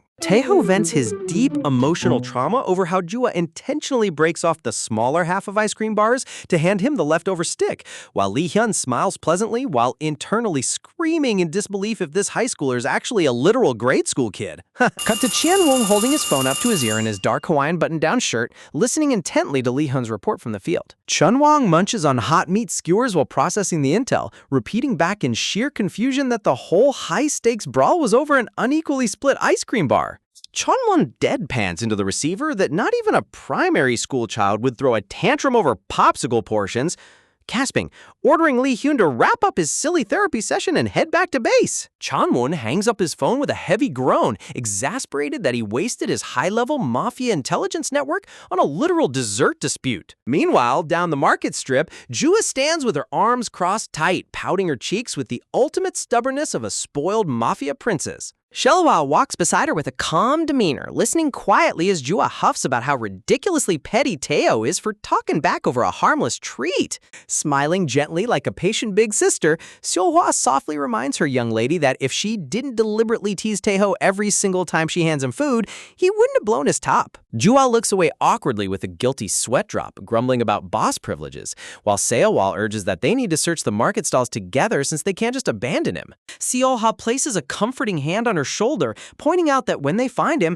Jua needs to swallow her pride and offer a proper apology first. Jua Chundere pouts into the distance, giggle muttering that she'll check his attitude before making any promises, while Seohwa takes her hand to guide her through the alleyway. Further down the shopping district, Taeho stands alone outside a hangover soup restaurant, shoving his hands deep into his pockets with a conflicted scowl. Staring blankly at the ground, Taeho feels a sudden wave of self-doubt creeping in, wondering if he really acted like a childish brat over a silly frozen pop. Hilariously petty flashback hits him as Jua sticks her tongue out playfully, smugly boasting about snatching the bigger half of the chocolate bar for herself. Taeho's anger vein instantly reignites as he fumes internally that Jua's spoiled fantasy has gone way too far, convincing himself that someone needs to teach her proper discipline. Tightly squeezing his eyes shut, Taeho tries to suppress the overwhelming urge to turn around and give her a piece of his mind. Throwing his hands over his head in absolute frustration, Taeho screams into the open air about why this stupid, trivial argument is occupying 100% of his brain capacity.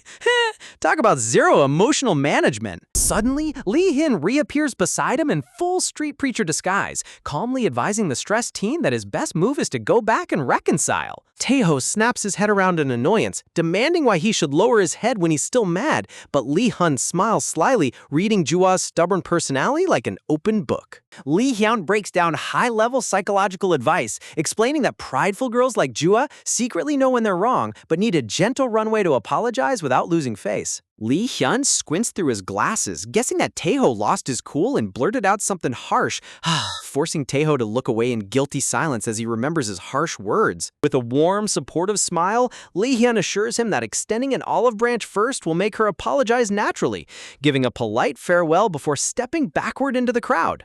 Taeho stands frozen on the sidewalk, processing the preacher's surprisingly solid wisdom while watching his figure disappear into the market rush. Letting out a defeated exhale, Taeho turns his body around, determined tone, finally convincing himself that swallowing his pride is the right thing to do. On the other side of the shopping center, Seolha presses her phone against her ear, listening to the endless ringing tones with a serious expression. Jua gazes up at her bodyguard with genuine worry in her eyes, asking nervously if Taeho is still ignoring her incoming calls. Lowering her phone with a heavy nod, Seolha confirms that Taeho isn't picking up, causing the ambient market noise to feel suffocatingly quiet. Panic begins to grip Jua's heart as she gasps whether Taeho packed his bags and abandoned her to head straight back home. A cold sweat drips down Jua's cheek as real guilt settles in, quietly asking herself if her harmless teasing finally pushed him over the edge. Her eyes widen in genuine terror as the terrifying thought strikes her. What if Jang Tae-ho completely quits being her subordinate forever because of an ice cream bar? Look at her dramatic expression. She went from arrogant boss to terrified kid in 2 seconds flat. Right on cue, Taeho's tall silhouette walks back through the bustling crowd of market shoppers, completely unaware of the drama unfolding ahead. Spotting his iconic red hair from across the street, Jua's face lights up as she immediately sprints forward like a launched missile. Seolha reaches her hand out in surprise, gasping, shouting after her young lady to slow down as she navigates through the crowded street vendors. Chuan Wung peeks out from behind an umbrella stall, sweating profusely as he loses line of sight on Jua amidst the sea of shoppers. Fast action motion lines follow Jua's cute black shoes as she bolts across the concrete road at full speed. Stopping dead in her tracks directly in front of Taeho, Jua huffs and pouts with flushed cheeks, forcing Taeho to look down in stunned surprise. Yelling at the top of her lungs with her teeth bared, Jua scolds him for wandering off without permission and ignoring her phone calls like a rogue subordinate. Her angry facade instantly crumbles into an intense red blush, stuttering heavily as she admits that she might have been a teeny tiny bit in the wrong. Jua buries her glowing red face while stumbling over her words, squeaking out that as his boss, she is specially granting him an official apology. Taeho's deadpan, unfazed "huh?" reaction is the absolute ultimate comedic climax. Jua's jaw drops in shock as she gazes up at the tall silhouette walking away, gasping softly. Taking a closer look at the passerby, gasp, she feels a sudden wave of confusion wash over her as the person's back doesn't look familiar at all. Sweating nervously, Jua realizes with a grimace that she completely mistook a random stranger for Taeho, whispering, wondering on earth where her stubborn bodyguard wandered off to. Defeated and tired, Jua turns to Selwa with droopy eyes, suggesting that they give up the search for now and just head back home. Look at her completely losing all her energetic boss energy after 2 minutes of searching. Suddenly, as she turns the corner without looking, Jua slams hard right into a towering guy's leg, letting out an involuntary squeak. The sharp collision sends an iced coffee cup tilting wildly, sloshing dark brown liquid straight over the rim. A massive brown stain instantly spreads across the man's white t-shirt as he stares down in utter horror.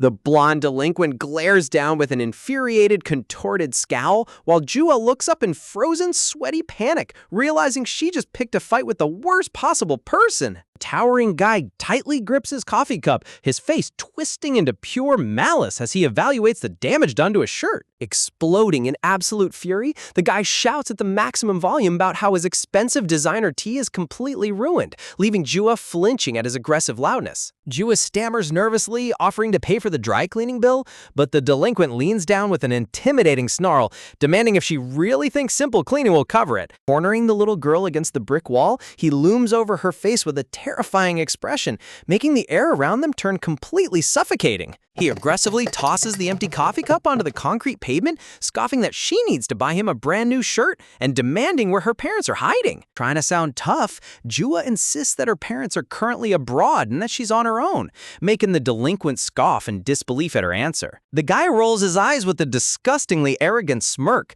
rudely mocking that he can already picture what kind of trashy parents raise such an ill-mannered brat. Talk about hitting below the belt. Insulting a kid's family over spilled coffee is peak villain behavior. Demanding her parents' phone numbers so he can extort them for cash, the delinquent steps closer, completely unaware that he just activated her ultimate rage button. Jua's eyes turn blood red with lethal fury as she suddenly whips out a sleek pink airsoft pistol, aiming it straight between his eyes while declaring she will never forgive anyone who insults her family. The guy sneers with a condescending chuckle, believing the little girl is just playing with a toy and completely out of her mind.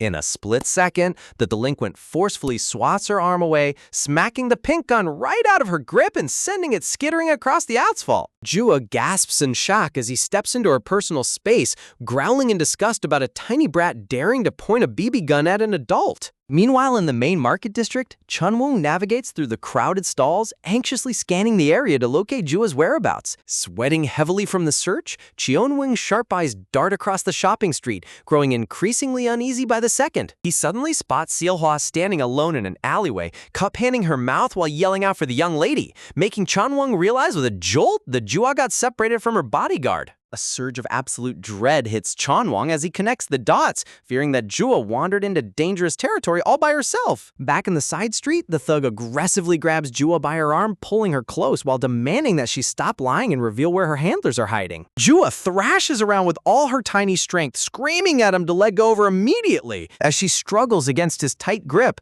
Taeho's distant mocking voice echoes through her memory, reminding her of his harsh words about how useless she is without her gang lackeys. Grit biting her teeth in fierce determination, Jua vows to handle this scum on her own without relying on Jang Taeho or anyone else. But the physical reality of being a small child hits hard, as the thug violently twists her wrist, causing her to wince in genuine pain.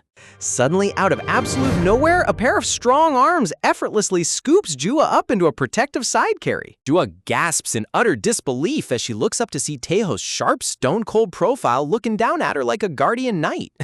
Man, Taeho's entrance timing is always 10 out of 10. The delinquent blinks in confusion, glaring at the newcomer and arrogantly asking if this new punk is just another sucker arriving to pay for his ruined clothes. Carrying Jua securely in one arm, Taeho calmly addresses the thug, offering to pay the cleaning fee if he simply turns around and walks away nicely. Misinterpreting Taeho's calm attitude as weakness, the aggressive thug laughs mockingly, claiming that a basic cleaning fee isn't nearly enough to satisfy him.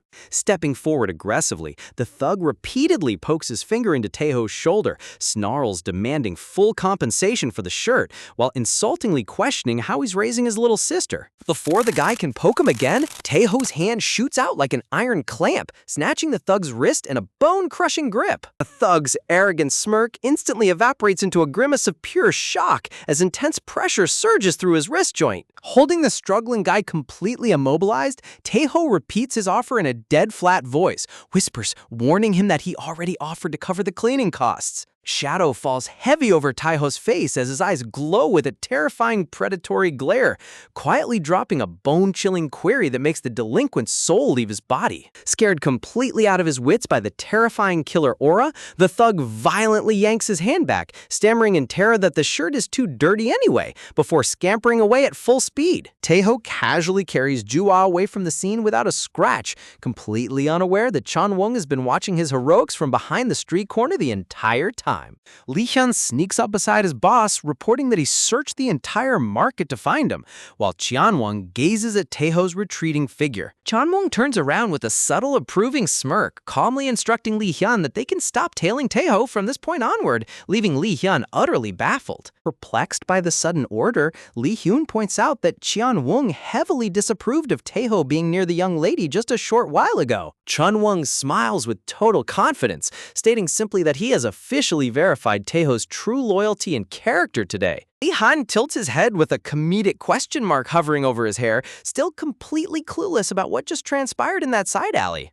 Poor Lee Han is always 2 steps behind the big boss's brain. As the sun begins to set over the rural countryside, Taeho and Jua walk side by side in complete, painfully awkward silence under the orange sky. Selhwa trails behind the 2 teenagers with a nervous sweat drop, watching them pouting away from each other without saying a single word. Breaking the suffocating silence as they trudge down the dirt path, Selhwa speaks up, asking if the 2 are really planning to keep their lips sealed for the rest of the night. Letting out a long, heavy exhale, Swolha shakes her head in exasperation, realizing that mediating between these 2 prideful kids is going to be a full-time job. Trying to restore peace between the 2 stubborn kids, Selhwa steps in with a gentle smile, proposing that Taeho and Jua both bow and apologize at the exact same time on the count of 3. Taeho and Jua immediately snap back in perfect unison, yelling, "What?" as if, with furious contorted expressions. Ignoring their loud protests, Seolwa calmly begins the countdown, calling out 2, while Taeho sweats nervously under the intense peer pressure. 3! Soha exclaims, forcing the moment of truth upon both proud, stubborn teenagers. Out of absolute nowhere, Chanwung suddenly steps forward and drops into a deep bow, shouting a dramatic apology at the top of his lungs.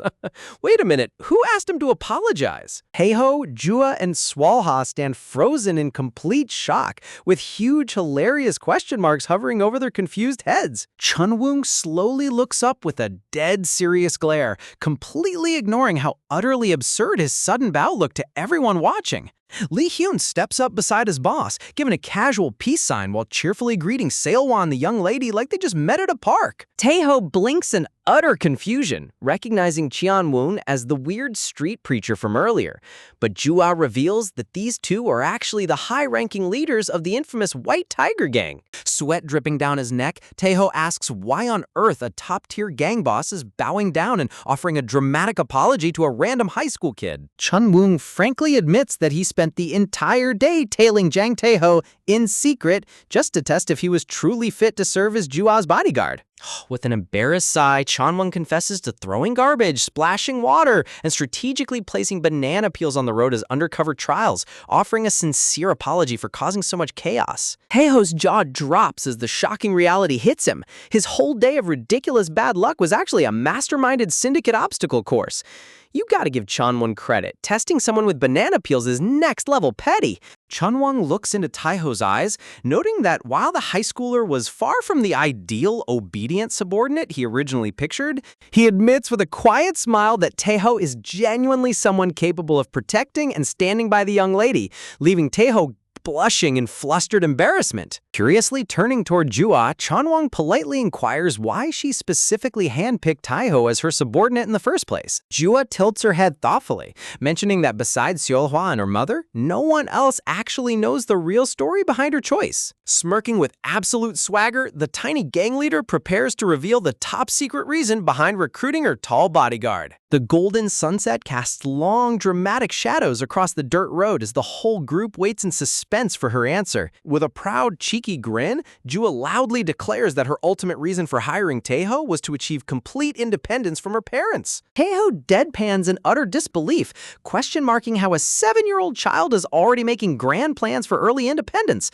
Seriously, she's 7 years old and talking like a corporate CEO. Jua adds that her mother worries constantly because she's an only child, which is why she specifically requested Taeho to be summoned to the countryside. Chanwon clutches his face in overwhelming emotional awe, gasping in deep admiration at what he considers a masterclass in grand boss strategy. Still utterly perplexed, Taeho leans down and asks how a kid in the countryside even knew who he was in order to call him out here. Without saying a word, Jua casually lifts up her sleek pink smartphone and holds the screen right in front of Taeho's eyes. On the screen is a super adorable throwback photo of a young, beaming Taeho happily holding baby Jua wrapped in a swaddle blanket. Taeho's face instantly turns crimson red as he stammers in utter panic, screaming about where on earth she got such an embarrassing baby picture.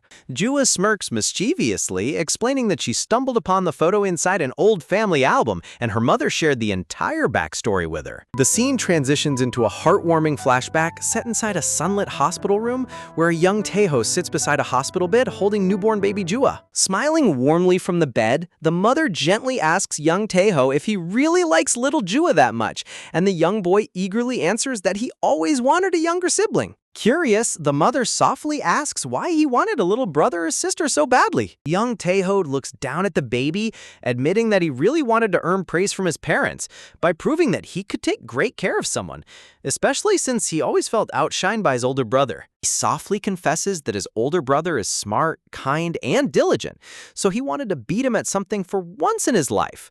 The mother smiles softly, asking what he'd do if he had a younger sister like Jua. With a bright, innocent smile that lights up the room, young Taeho vows that he would play with her every single day, share delicious food, and protect her with his life. Man, this flashback is way too wholesome for my heart. The flashback ends, returning to the present sunset path where Jua smugly finishes quoting his childhood declaration word for word. Jua proudly poses, declaring that Taeho was officially destined to be her subordinate from the exact second she was born into this world. Seolhwa giggles behind her hand, commenting on what a surprisingly cute declaration it was, while Taeho stands completely frozen with a red face. Exploding in utter embarrassment, Taeho shouts at the top of his lungs, accusing her of lying and demanding to know when he ever said such embarrassing things. Jua teases him mercilessly, repeating his line about playing with her every day while Taeho screams at her to shut her mouth. Laughing hysterically, the little boss takes off running down the dirt path at full speed to escape his righteous wrath. Taeho bolts right after her, yelling for her to come back, while Chanwon lets out a hearty, booming laugh at their hilarious banter. The artists nailed this chaotic sibling energy. They really fight like real brother and sister. Watching Jua laugh so freely, Chanwon's sharp eyes soften as he marvels at how genuine her happiness looks around Taeho. Seolhwa walks up beside Chanwon, gently assuring him that he doesn't need to carry so much anxiety on his shoulders anymore. She admits that she was initially very wary of Jang Taeho, but seeing Seeing how much Jua truly enjoys his company proved that he's a genuinely good person. Chanwoong quietly agrees, letting out a soft breath as he accepts that Taeho really is the right guardian for the young lady. Lee Hyun chime in, remarking that everything that happened recently was a massive shock to the main syndicate boss as well. Chanwoong asks if the lady boss has been in that same anxious state ever since, and Seol-hwa solemnly confirms that she still carries a heavy weight of worry. Patting his chest reassuringly, Chungwon tells Seol-hwa to call them whenever they need backup, promising that he's managing the boss's territory with absolute perfection. Chunwon and Lee Hyun wave goodbye, turning to walk away down the quiet country road as the sun sets over the hills. As they walk away, Lee Hyun teasingly remarks that he's shocked to see Chanwoong back down so easily, especially considering how notoriously stubborn he usually is. Lee Hyun watches the young gang leader laughing in the distance, remarking softly that it has been a remarkably long time since they last saw the young lady laugh so genuinely. Then, Chanwoong smiles warmly, watching her play from afar, asking how he could possibly ruin her happiness when she is finally laughing like a normal kid. Chunwon puts his hands behind his head, reflecting quietly that he hasn't seen Jua smile like that since she was barely 4 years old. Lee Han nods in agreement, acknowledging that despite Taeho's stubborn attitude, the young lady is undeniably having the time of her life around him. Meanwhile, as night falls over the quiet rural neighborhood, streetlights illuminate the dirt road as Taeho, Jua, and Seol-hwa quietly trudge back home together. Breaking the evening calm, Jua softly calls out Taeho's name, causing the tall high schooler to pause and glance back over his shoulder. Blushing with deep embarrassment, the tiny girl stammers out a quiet apology for throwing ice cream at him earlier in the afternoon. A gangster boss actually apologizing? Now that's rare. She fidgets nervously, softly thanking him for leaping in to protect her from that shady man earlier, leaving Taeho completely flustered with crimson cheeks. Turning his back to hide his blushing face, Taeho mutters a quiet apology of his own, admitting he lost his temper and said things he shouldn't have. Seol-ha chuckles softly behind them, teasingly pointing out that despite all their constant bickering, the two of them are practically identical. Taeho and Jua immediately scream in perfect unison into the night sky, aggressively denying that they have anything in common. You two shouting together literally proved her point. Later that evening, inside the dark house, Jua quietly sits up on her bedding, staring down at Seol-hwa snoring peacefully beside her. Walking out into the pitch-black living room, the little boss stands all alone in the eerie silence, looking around the empty house. Sighing in disappointment, Jua mutters to herself that her grandparents are already fast asleep, leaving her utterly bored out of her mind. Noticing a bright slit of light shining underneath Taeho's bedroom door, she wonders if her tall bodyguard is still wide awake. Inside his room, Taeho is lying comfortably on his futon, snickering to himself while scrolling through funny internet memes on his phone. Giggling at his screen, Taeho whispers to himself about how absurd the video is, completely unaware of the shadow creeping up behind him. Out of nowhere, two tiny hands suddenly wrap tightly around Taeho's neck from above. Taeho turns around only to see Jua glaring down at him with demonic red eyes and blood dripping down her mouth. Whoa, did this comic just instantly turn into a full-blown horror film? Thrashing violently across the floor, Taeho screams at the top of his lungs, demanding to know why she's trying to give him a heart attack. Breathing heavily, Taeho angrily asks if she's out of her mind, barging in like a ghost, while Jua innocently grins, explaining she saw his light on and decided to drop by. Ignoring his outrage, Jua casually shoves a thick yellow book right into his face. Taeho stares blankly at the cover, reading the title The Missing Puppy, featuring a detective dog in a trench coat, questioning why she brought a toddler storybook. Jua beams with a mischievous toothy grin, thrusting the picture book forward while demanding that he read it to her right this second. Standing tall over his futon, the miniature gang leader reiterates her demand with absolute authority, expecting immediate bedtime service. Taeho pushes her away with a tired groan, complaining that reading picture books in the middle of the night is a total pain, disgusted groan, and telling her to bother Seola instead. Jua grabs his shirt and shakes him violently, shouting that everyone else is asleep and ordering him to read it right now. Realizing he won't get any peace until he complies, Taeho snatches the yellow book out of her hands with a heavy sigh. Taeho opens the book and reads in the most deadpan voice possible, stating that once upon a time, animal friends lived together until time passed and they all kicked the bucket. Bro just speed ran a children's story in 5 seconds flat. Taeho slams the cover shut, asking if she's happy now, while Jua stands frozen with a massive rage vein popping on her forehead. Out of pure fury, Jua delivers a vicious forehead headbutt straight into Taeho's skull.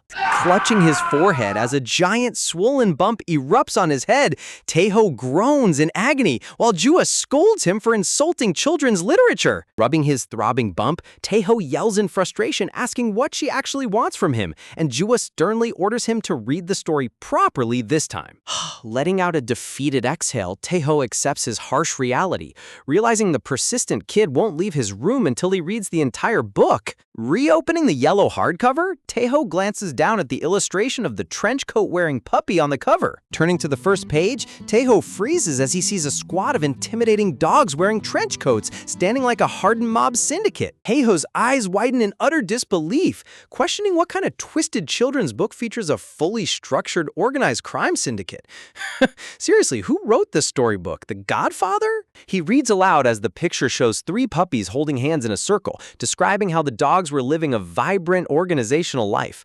Turning the page, a red flashing siren appears as the text reveals that an undercover traitor emerged inside the puppy gang. The next illustration shows the white boss dog walking away into the distance, leaving his confused subordinates sweating in panic. The boss dog suddenly confronts the traitor, violently grabbing him by the trenchcoat collar. Pointed paws directly accuse a dark-furred dog as the text triumphantly announces that the boss finally exposed the true culprit. The illustration shows the boss dog sailing away on a wooden boat, leaving the culprit stranded on the shore. The story abruptly ends with the boat drifting into the infinite ocean under a bright blue sky, officially marking the end of the book. Taeho stares at the final page with a horrified expression, yelling that leaving someone stranded at sea is completely brutal for a kid's book. Jua smiles with absolute pride, explaining that it teaches a valuable moral lesson. Anyone who dares to betray the organization will pay the ultimate price. This 7-year-old is indoctrinating herself with mafia laws. Taeho furiously kicks his legs against the futon, screaming that no normal children's book teaches violent syndicate ethics. Taeho hurls the book across the floor, yelling about what kind of insane publisher prints mafia propaganda for little toddlers. Undeterred, Jua pulls out a graphic comic cover depicting a bloody hitman with a smoking gun titled Blood Revenge, promising she'll sleep if he reads this realistic short story instead.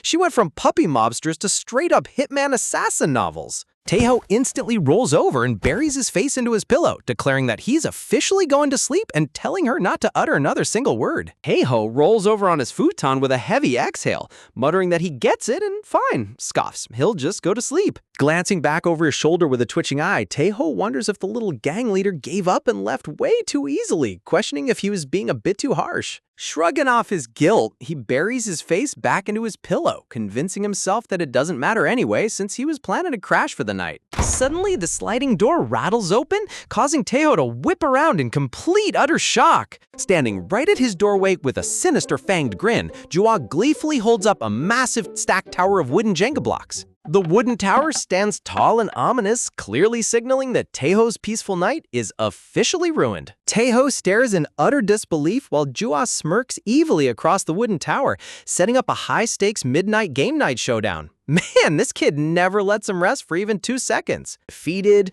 Taeho scratches the back of his neck with a tired groan, agreeing to play just one single round before forcing her to go to bed. Jua casually gestured toward the tower, generously offering to let Taeho pull the very first block from the stack. Taeho narrows his eyes suspiciously as he slides out a wooden block, questioning since when she ever became generous enough to let him take the lead. Taeho looks down at the block in his hand, reading the etched question asking for his most embarrassing childhood memory. Jua crosses her arms with a devilish laugh, asking him to spill his absolute most embarrassing childhood secret right now. Taeho breaks into a nervous sweat, frantically claiming that he doesn't have any memory like that stored in his brain at all. But as his eye twitches, a deeply buried memory suddenly flashes across his mind in vivid detail. Look at that instant panic on his face. He definitely remembered something terrible. The memory takes him back to his childhood days, following his mother into the public bathhouse. Little Tae-ho was holding his mother's hand when he suddenly came face to face with a young girl in the middle of the bathhouse. To his utter horror, it was the exact girl he had a massive crush on from kindergarten, screaming at the top of her lungs. Her furious screech reverberated across the entire neighborhood, marking the absolute dark past of Tae-ho's young life. Back in reality, Tae-ho sweats profusely while Ju-won notices his sudden pale complexion and asks why he's breaking out in a cold sweat. Tae-ho stammers in awkward denial, gasping, secretly panicking because he knows Jewel will mock him relentlessly if she ever discovers the truth. Jua suddenly pops her face right up into his face, staring intensely with her sharp red eyes. Standing tall right in front of him, the miniature mob boss pokes her chest out and firmly declares that he is lying right through his teeth. Jua flails frantically on the floor while yelling at the top of her lungs that he 100% just remembered his dark secret. She is literally throwing a full-blown toddler tantrum just to get tea on him. Panic-stricken, Tae-ho hovers over her, frantically whispering to lower her voice before her grandfather wakes up and scolds both of them. Blushing furiously with a swollen rage vein popping on his forehead, Tae-ho realizes he's completely cornered with no way out. Slamming his head onto the floor in utter humiliation, Tae-ho screams that fine, he ran into his kindergarten crush in the woman's public bathhouse, so what? Tae-ho remains slumped over on the ground in total defeat, defeated by a 7-year-old's interrogation tactics. Jua lies on her back with a smug cat-like smirk, purring softly as she absorbs his embarrassing childhood confession. Jua sits up with a wicked grin, declaring that she'll store that juicy info away before reminding him that it's finally her turn to pull a block. Tae-ho glares at her while blushing, sternly warning her that she better not dare repeat this story to her syndicate subordinates tomorrow. Jua nonchalantly ignores his warning as she pulls her wooden block, reading over her drawn question. The wooden block reveals a deep, reflective question asking what future version of herself she wants to become. Tae-ho and Jua sit across from each other in the quiet room as the miniature boss gazes down at her block. Clearing her throat with a slight blush on her cheeks, Jua proudly announces that she'll make a rare exception and share her lofty goal. In her mind, the sound of high heels echoes as a sleek, confident pair of legs steps into view. The vision reveals a stunning grown-up boss Jua, rocking a high-fashion blue suit with pigtails and an aura of absolute dominance. Yo, check out the artist's character design here. Future adult Jua looks terrifyingly cool. Standing beside her as her trusted right-hand man, a suit-clad Tae-ho formally congratulates boss Jua on officially taking over the entire organization. Rows of mob syndicate members bow deeply to the ground, honoring their supreme leader as she reigns supreme over the underworld. Future Jua turns to Tae-ho with a confident smirk, stating that the sole reason she stands at the peak is all thanks to his loyalty. Striding forward with absolute authority, the mob boss commands all her followers to continue to trust and follow only her. Reality cuts back as Tae-ho smirks sarcastically, teasingly pointing out that she certainly has some insanely ambitious dreams for a tiny kid. Pouting furiously, Jua crosses her arms and scolds him, asking how he dares to criticize another person's ultimate dream. Leaning in with a smug smirk, Jua challenges him, asking what kind of mind-blowing dream he actually possesses himself. Tae-ho sighs nonchalantly, stating that dreams are meant for when you're sleeping and he doesn't have one, telling her to hurry up and finish the game while she calls him utterly boring. Tae-ho pulls his next wooden block from the tower, reading the question asking how many times he has dated in his life. Tae-ho's face turns completely blank with dead eyes as a cold shadow hangs over his head. The universe is targeting this poor guy with the absolute worst questions tonight. Looking down at the floor, Tae-ho mutters in a deadpan voice that the official count is exactly 0. Jua smirks suspiciously, betting that he must be hiding at least one relationship, while Tae-ho desperately insists that he genuinely hasn't. Jua chuckles mischievously, declaring she'll file this juicy information away as well, while Tae-ho cries comic tears, wondering why he's the only one pulling garbage questions. As late night falls over the quiet house, Tae-ho buries his face in defeat while Jua giggles triumphantly over her total victory in Midnight Jenga. Jua turns her drawn wooden block around with a sly smirk, announcing that the question she pulled is quite an intriguing one. The block in her hands clearly reads, "What do you think of the person in front of you?" Jua fixes her gaze right onto Taeho, taking a long, dramatic pause as she ponders what she truly thinks about him. Sweat drops down Taeho's face as he gets visibly tense, nervously asking why she's giving him such an unsettling look.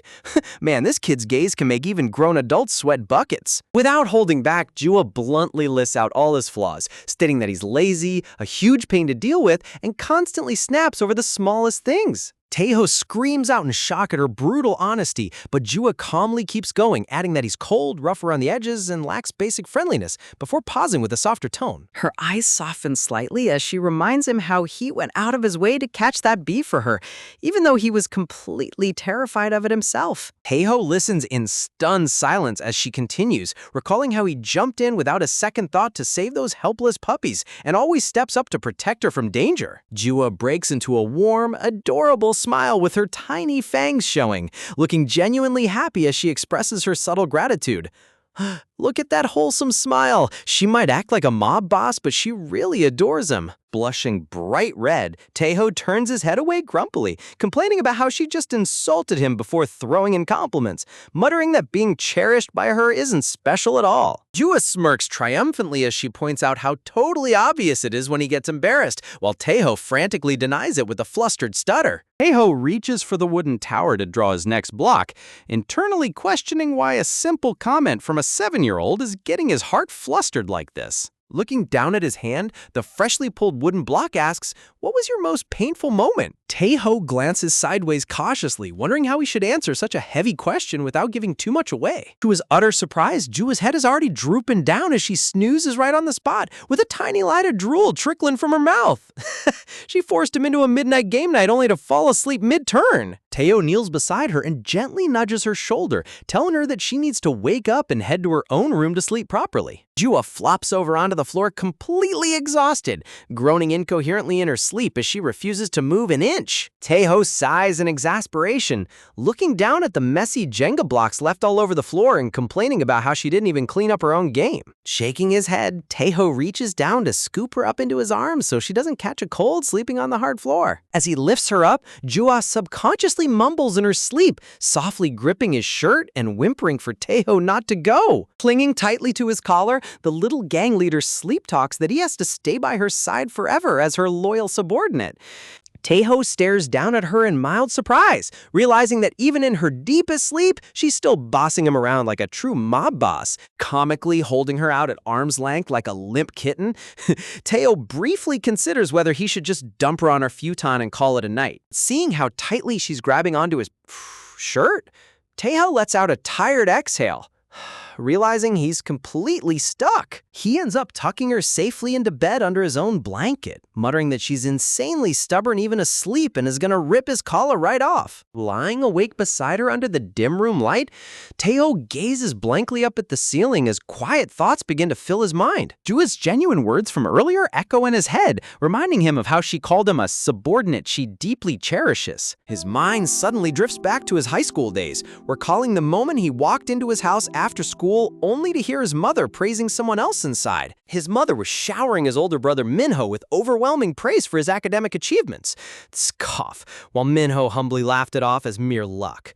When Taeho walked past them cold and silent, his mother sharply scolded him for his sour attitude, demanding that he congratulate his brilliant older brother on getting accepted into Korea University. Minho gently stepped in to calm their mother down. But the harsh disappointment in his mother's voice left Taeho feeling completely alienated in his own home. Flashback monologue reflects on his deep insecurity as young Taeho acknowledges that he couldn't even offer a sincere congratulations because he was terrified of feeling even more pathetic. Man, living in the shadow of a star sibling really takes a heavy toll on a kid's self-esteem. Taeho admits to himself that harboring such a bitter inferiority complex never made him a better person, yet he couldn't stop comparing himself. Standing alone in his heavy winter coat, young Taeho looked entirely lost and disconnected from the rest of his family. He pondered whether his parents would treat him with more warmth and respect if he hadn't made that terrible mistake the previous year. But deep down, he knew the painful truth. Even without that mistake, he was never destined to be bright or special like his trophy-winning older brother. Staring out the window at the glowing dusk sky, young Taeho secretly wished that he could be truly special to at least one person in the world. The scene transitions back to the present, showing Jua sleeping peacefully beside him with a calm and gentle expression. Taeho turns his head toward the night window, softly whispering to himself that having someone see him as special was something he thought would never happen in his life. As the quiet night passes peacefully over the house, the scene transitions into a deeper memory from Taeho's childhood. A sudden voice from the past echoes through the quiet house, joyfully calling out for his parents. Little Taeho had burst into the house glowing with pride, holding up a shiny gold medal he won after taking first place in the school sports festival race. But instead of cheerful praise, he was met with total suffocating silence in the empty hallway. The gold medal dropped from his hand, bouncing uselessly across the wooden floorboards. Taeho walked away, leaving the hard-earned medal lying forgotten on the ground because no one was there to celebrate his victory with him. This scene is genuinely heartbreaking. The artist captured that feeling of childhood neglect so painfully well. Reality returns at the morning breakfast table, where present-day Taeho sits completely dazed, lifelessly picking at his bowl of rice with chopsticks. Jua's grandfather glares over from his seat, clearly getting irritated by Taeho's gloomy atmosphere. The grandfather forcefully slaps Taeho on the shoulder, while growls barking at him to stop picking at his food like a child and just eat properly. Taeho snaps back angrily, demanding why he got hit when he was eating fine, while the grandfather grumbles that it looked like he was counting individual rice grains. Pushing his bowl away, Taeho stands up and bluntly announces that he lost his appetite anyway, walking off while Jua watches him leave with deep concern, wondering why he's suddenly acting so distant. Early the next morning, Jua cautiously peeks out through the heavy front gates, surprised to hear someone hovering right outside her house. Standing on the pathway with cheerful grins are the neighborhood kids, led by the energetic boy in the yellow shirt, who greets her like they've been best friends for years. Jua steps fully out into the quiet morning street, blinking in confusion as she asks what could possibly bring them all to her doorstep at such an early hour. Man, these kids really have zero chill when it comes to early morning house calls. Flashing a mischievous grin, the boy asks if she's free for the day and invites her to join them for a trip, prompting Jua to curiously ask where they're heading. Overjoyed, the kids yell out in unison that they're all taken off to spend the day at the mountain stream valley. Shortly after arriving at the refreshing riverbank, Taeho, Jua, and the kids meet up with the older teenagers down by the clear water. Flashing a warm smile, the older boy kindly explains that they felt terrible about sending them off so abruptly last time, offering to treat everyone to delicious barbecue right by the stream, while the older sister happily accepts their generous invitation. Taeho stands to the side, sulking in deep silence as he inwardly complains that he was dragged along to a mountain river when he wasn't even in the mood to go anywhere. Classic Taeho, always acting like a tortured teenager forced on a family road trip. Out of nowhere, a massive jet of cold stream water blasts right into Taeho's face. Jua bursts into a cackling laugh while holding a bright pink water gun, cheerfully greeting Taeho while he stands there completely drenched and thoroughly unimpressed. Dripping wet and utterly furious, Taeho glares down at the little rascal, shouting out her name in complete irritation. Clenching his fists tightly, Taeho lets out a heavy, exhausted breath, while Jua lowers her toy gun and stares up at him with a puzzled look. Turning his back on her, Taeho mutters defeatedly that he doesn't even possess the energy to pick a fight with her today, slowly walking away to be alone. Watching him walk off with concern, Jua turns to the older girl and asks why Taeho seems so down in the dumps today, wondering if he might be feeling sick. Taeho ends up sitting all by himself on a giant isolated boulder near the edge of the woods, wrapping his arms around his knees in total solitude.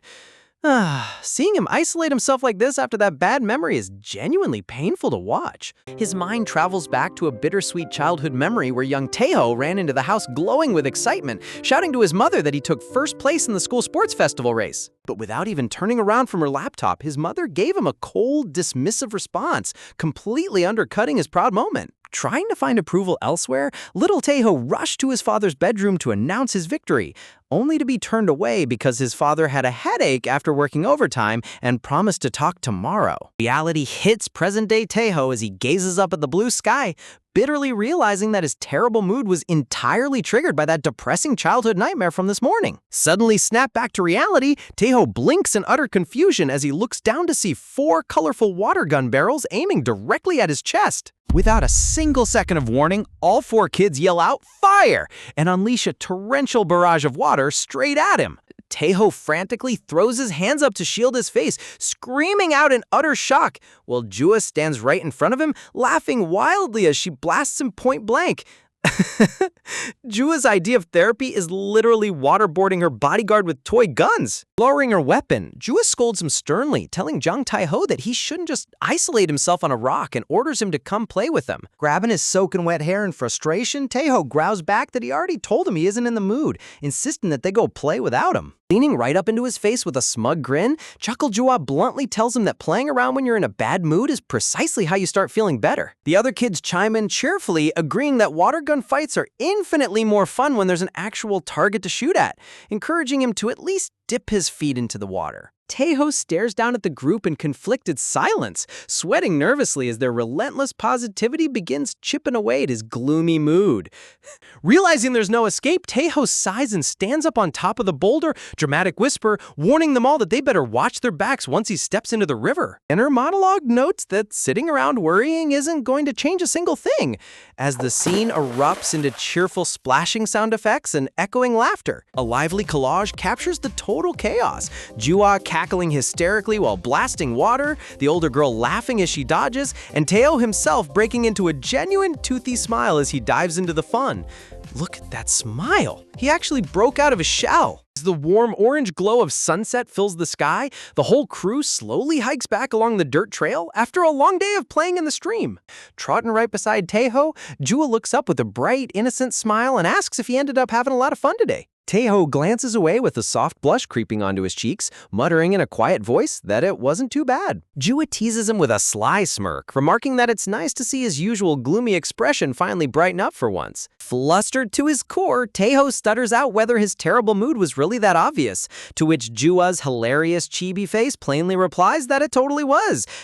You can't hide anything from a 7-year-old mob boss, Tae-ho. Suddenly, the boy in the yellow shirt stops dead in his tracks, gasping loudly in total panic as he shouts out in realization.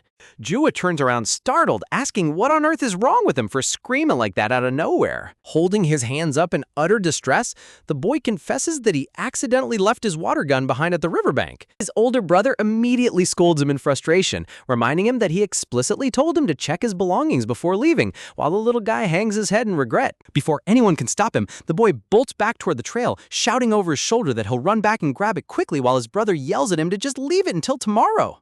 Tae-ho calmly steps forward, reassuring the older teenager that he'll head back to the riverbank with the kids so nothing bad happens. Down by the edge of the river, the young boy paces around the sandy shore, scanning the ground while trying to remember where he set his toy down. Suddenly spotting something drifting far out in the current, the boy gasps out in horror as he points across the water. Floating right in the middle of the dark, deep stream is his blue water gun, slowly drifting further away toward the river rapids. Panic taking over, the boy steps right toward the water's edge, insisting to himself that he has to retrieve it immediately before a firm hand suddenly grabs his shoulder from behind. Tae-ho's intense voice cuts through the air, sternly commanding him to stop right where he is. Turning around startled, the boy asks what Tae-ho is doing here, only for Tae-ho to scold him, emphasizing that a kid should never be left alone near open water. Looking out at the floating toy, Tae-ho asks how he managed to drop it so far out anyway, suggesting they just abandon it.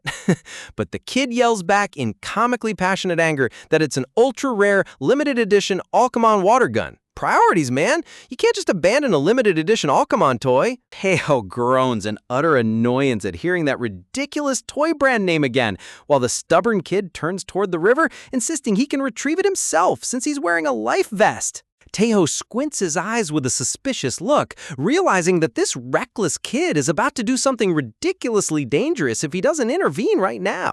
Tae-ho places a gentle hand on the young boy's shoulder, reassuring him in a calm voice that it's completely fine and telling him to stay safely on the riverbank while he retrieves the floating toy himself so no accidents happen. As Tae-ho steps toward the shallow water, the young boy nervously asks if he's actually a good swimmer, prompting Tae-ho to throw back a confident smirk while replying that he's decent enough to handle a gentle stream current. Tae-ho wades deeper into the chilly river, paddling toward the bright toy gun drifting in the middle of the current.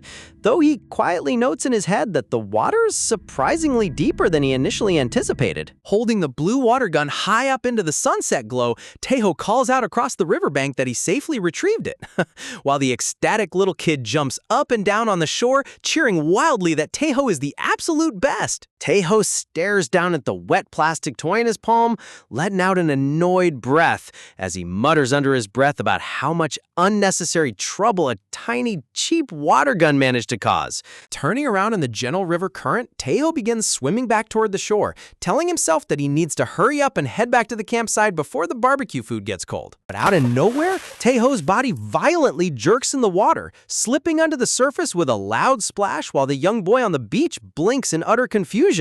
Wait, don't tell me he got a muscle cramp right in the middle of deep water? Deep underwater, Taeho's face contorts in agonizing pain as an unbearable leg cramp completely paralyzes his muscles, forcing him to struggle helplessly against the suffocating pull of the deep current. Seeing Taeho thrash violently around in the dark water, the young boy takes a panicked step into the shallow shore, shouting out in terror to ask what on earth is going wrong. Barely managing to break the surface for air, Taeho gasps frantically and yells at the top of his lungs, desperately warning the little kid to stay back and not step any closer to the dangerous deep water. Sinking lower into the dark current, Taeho screams with every ounce of breath remaining in his lungs, commanding the young boy to turn around and run as fast as he can to go call the adults for help. Panic overwhelming his tiny heart, the young boy shouts back a terrified agreement, immediately turning on his heels to bolt up the dirt path as fast as his small legs can carry him. Meanwhile, back at the campsite, thick strips of delicious pork belly sizzle loudly over the hot, glowing charcoal grill, filling the evening air with a mouth-watering aroma. Man, after all that swimming, that barbecue looks absolutely heavenly. Carrying a warm platter of freshly cooked meat to the picnic table, the older teenager announces cheerfully to the group that the food is finally cooked and ready for everyone to feast on. Jua, her bodyguard, and the neighborhood kids cluster around the table with wide, glittering eyes, staring at the delicious spread of food with total, unrestrained delight. As the older brother hands out plates, one of the guys glances around the dark campsite with a puzzled expression, asking his friend whether little Jin-tae has made it back from the stream yet. Looking around the quiet campsite and growing unease, the older teenager admits that the kid hasn't returned, starting to feel a creeping sense of worry since he's been gone far too long. The other guy tries to brush off the tension with a relaxed shrug, reassuring everyone that student Taeho ran after him anyway, guessing they probably just got distracted buying sweet ice cream on their way back. Suddenly, heavy, panicked footfalls shatter the peaceful quiet as little Jin-tae comes sprinting into the campsite, screaming out for his mom and dad in complete, hysterically trembling terror. Shocked by his frantic entrance, the parents and older teenagers freeze in place, urgently asking the panting kid why he's back all by himself and where on earth Taeho went. Bent over double while gasping desperately for air, the sobbing boy stammers out that Taeho went down to the river to fetch his lost toy in his place, but something terrible went wrong. Oh no, the panic in this kid's voice is making my heart stop. The older brother steps forward with a confused, anxious frown, frantically asking what could have possibly happened down at the river shore. Tears streaming down his pale cheeks, the young boy screams out at the top of his lungs that Taeho fell completely underwater and isn't coming back up. Horror instantly paralyzes the entire campsite. Jua's eyes widen in sheer terror, the older sister covers her mouth in total shock, and every single adult freezes in utter disbelief. Down at the dark river, Taeho thrashes helplessly against the suffocating current, his head bobbing barely above water level as his energy rapidly drains into total exhaustion. Deep underwater, Taeho tries desperately to push off the riverbed, only to bitterly realize that his feet can't touch the bottom at all while his paralyzed leg refuses to move. As his strength completely fails, Taeho begins sinking deeper into the icy abyssal waters. Heavy breathing, endless bubbles escaping his lips while dark oblivion slowly consumes his vision. Suddenly, a barefoot forcefully digs into the muddy riverbank shore, executing a powerful, explosive jump off the land. Charging straight through the air with unbelievable momentum, Jua launches her tiny body far out over the deep river, her face hardened with ruthless, unwavering determination. Look at that epic leap! Jua is literally running on pure adrenaline to save her bodyguard. Jua crashes forcefully into the dark, swirling current with a thunderous splash, screaming out Jang Taho's name at the top of her lungs. Standing helpless on the shore, the older sister screams in total agony, desperately pleading with the young lady not to dive into the dangerous pitch-black water. Realizing she can't stop her, the older sister turns back to the guy with her phone, barking urgent orders for him to immediately dial emergency services for a rescue team, while she dives in after them. Swimming rapidly through the dark, icy stream with tears brimming over in her eyes, Jua desperately kicks her legs, praying in her heart that Taeho holds on just a little longer until she reaches him. Deep underneath the dark surface, Taeho's limp body floats motionless in the freezing blue abyss, completely paralyzed as he draws deeper toward the endless darkness below. Bubbles gently rise from Taeho's pale, motionless lips, his eyes fully closed as his consciousness slips completely away into the dark depths of the river. As darkness takes over his mind, a vivid middle school memory flashes before his inner eyes, showing a younger Taeho sitting silently at a school desk with hollow, empty eyes. Looking around the unfamiliar room in dazed confusion, young Taeho quietly questions in his mind where on earth he is, realizing he's standing right inside his former middle school classroom. Nearby classmates lean close to each other, maliciously whispering behind their hands that Taeho had an official school violence committee meeting opened against him. The cruel gossip spreads like wildfire across the room, with students whispering that he was forcibly transferred here after a massive fight and warning everyone to never make eye contact with him. Classic middle school drama. The moment a new kid arrives, the rumor mill goes into hyperdrive. Tall, intimidating bully casually steps up to Taeho's desk, towering over him while calling out his name in a cold, mocking tone. Without a single word of warning, the bully brutally tips open a carton of cold white milk, pouring it straight onto Taeho's red hair as it drips down his face. Taeho violently slams his hands onto the wooden desk, leaping up in boiling fury as he shouts out at the bully, demanding to know what he thinks he's doing. Smirking with ruthless arrogance, the bully bursts into a loud, mocking laugh, taunting Taeho that his furious reaction is absolute comedic gold. A second dark, sinister student steps out from behind, his eyes covered in pitch-black scribbles as he grins villainously, greeting Taeho with a terrifyingly fake welcome. Taeho turns his head away in deep, suffocating agony, his teeth clenched tightly as the traumatic memory of relentless torment tortures his mind once again. Leaning right into Taeho's ear, the cruel bully whispers with a sickening smirk, asking if he's been terribly lonely all this time without anyone around to torment him. The shadowed bully grins with psychopathic glee, taunting Taeho that he's gonna personally play with him every single day from now on, so he better look forward to the endless nightmare awaiting him. As the taunting echoes ring violently inside his memory, the overwhelming shadow of his past trauma completely suffocates his spirit, pulling him deeper into an unending nightmare of isolation. The memory abruptly shifts to the brutal aftermath of a bloody brawl, revealing several bruised, bloodied students lying completely defeated and unconscious across the concrete pavement. Standing over the fallen bully, a young, rage-filled Taeho mounts his attacker on the ground, raising his trembling fist high into the air, ready to deliver a final merciless blow. Talk about a brutal flashback. Taeho didn't just endure bullying, he completely snapped and unleashed total destruction. Slowly regaining consciousness inside a quiet hospital room, Taeho blinks his eyes open, staring blankly up at the sterile ceiling as the fog in his brain begins to clear. Sitting up abruptly on his bed, Taeho covers his mouth as a rough cough rips through his chest, startling the bodyguard standing right beside him. Clutching his sore throat, Taeho lets out a low, painful groan, feeling his entire body throbbing with absolute exhaustion after surviving that near-drowning nightmare. Leading in with an anxious expression, the bodyguard carefully asks Mr. Jang Taeho if he's feeling all right or if he's still in pain. Looking around the unfamiliar room, Taeho rasps out asking where on earth they are, prompting the bodyguard to explain that they rushed him straight to the emergency room after rescuing him from the stream, while Jua sits silently in the corner.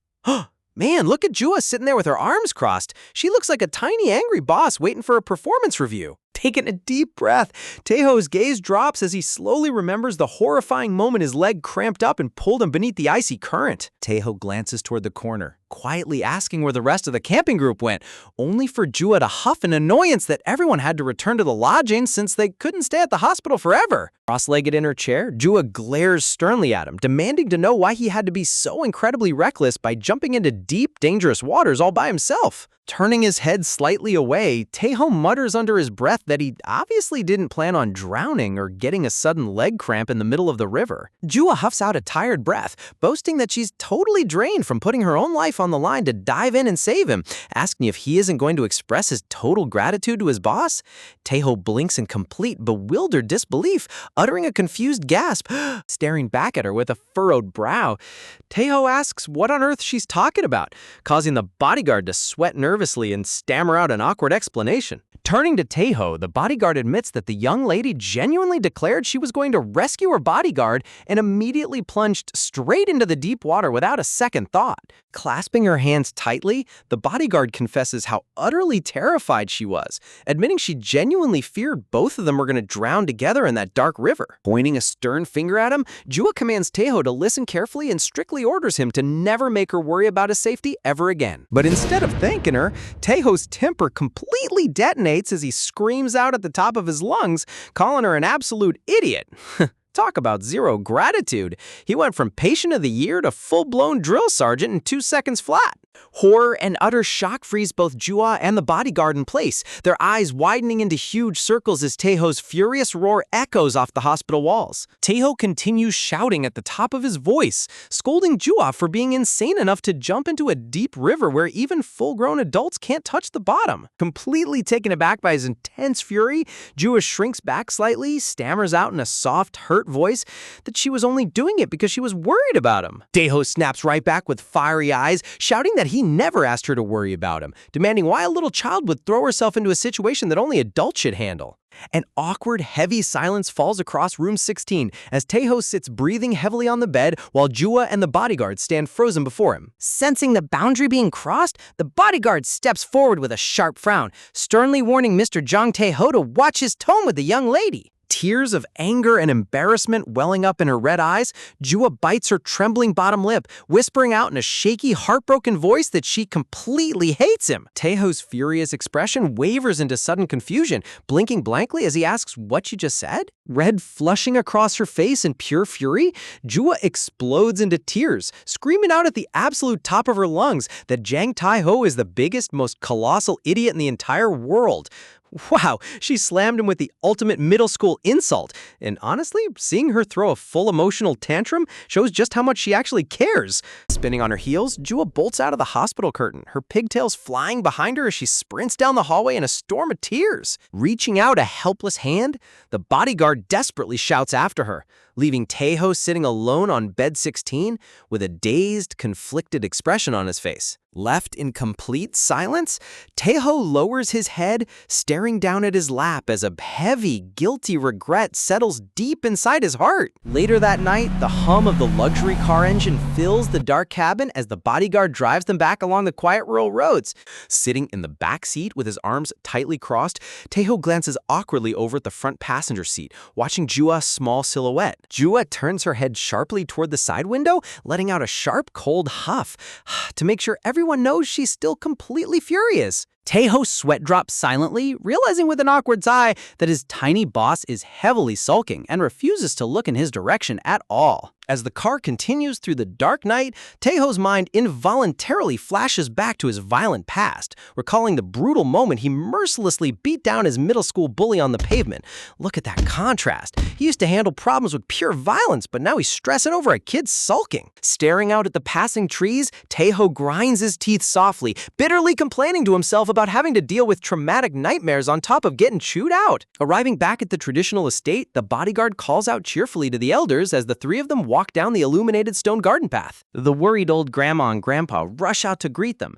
Breathless, the grandma anxiously asking Taeho if he's all right after hearing he fell into the deep river. Coughing softly into his fist, Taeho forces a reassuring smile, insisting he received proper first aid at the hospital and that the doctors found nothing wrong with him. Stepping closer, the grandma peers up at his flushed face with deep concern, asking how he can claim to be fine when he's coughing constantly and his face is burning bright red. Clenching his jaw, Taeho stammers out that he's completely fine, insisting that all he needs is to lie down and rest for a few minutes. But before he can even finish his sentence, Taeho's knees buckle beneath him as he faints forward right into the grandma's arms, prompting her to scream out his name in sheer panic. Inside the warm room, Taeho lies unconscious beneath a thick quilt while the bodyguard gently presses her hand against his burning forehead as the old couple watches on with worried eyes. The bodyguard notes that he has developed a harsh fever cold from the icy river water, asking how his body feels as Tae-ho rasps out that his throat feels swollen and his entire frame aches terribly.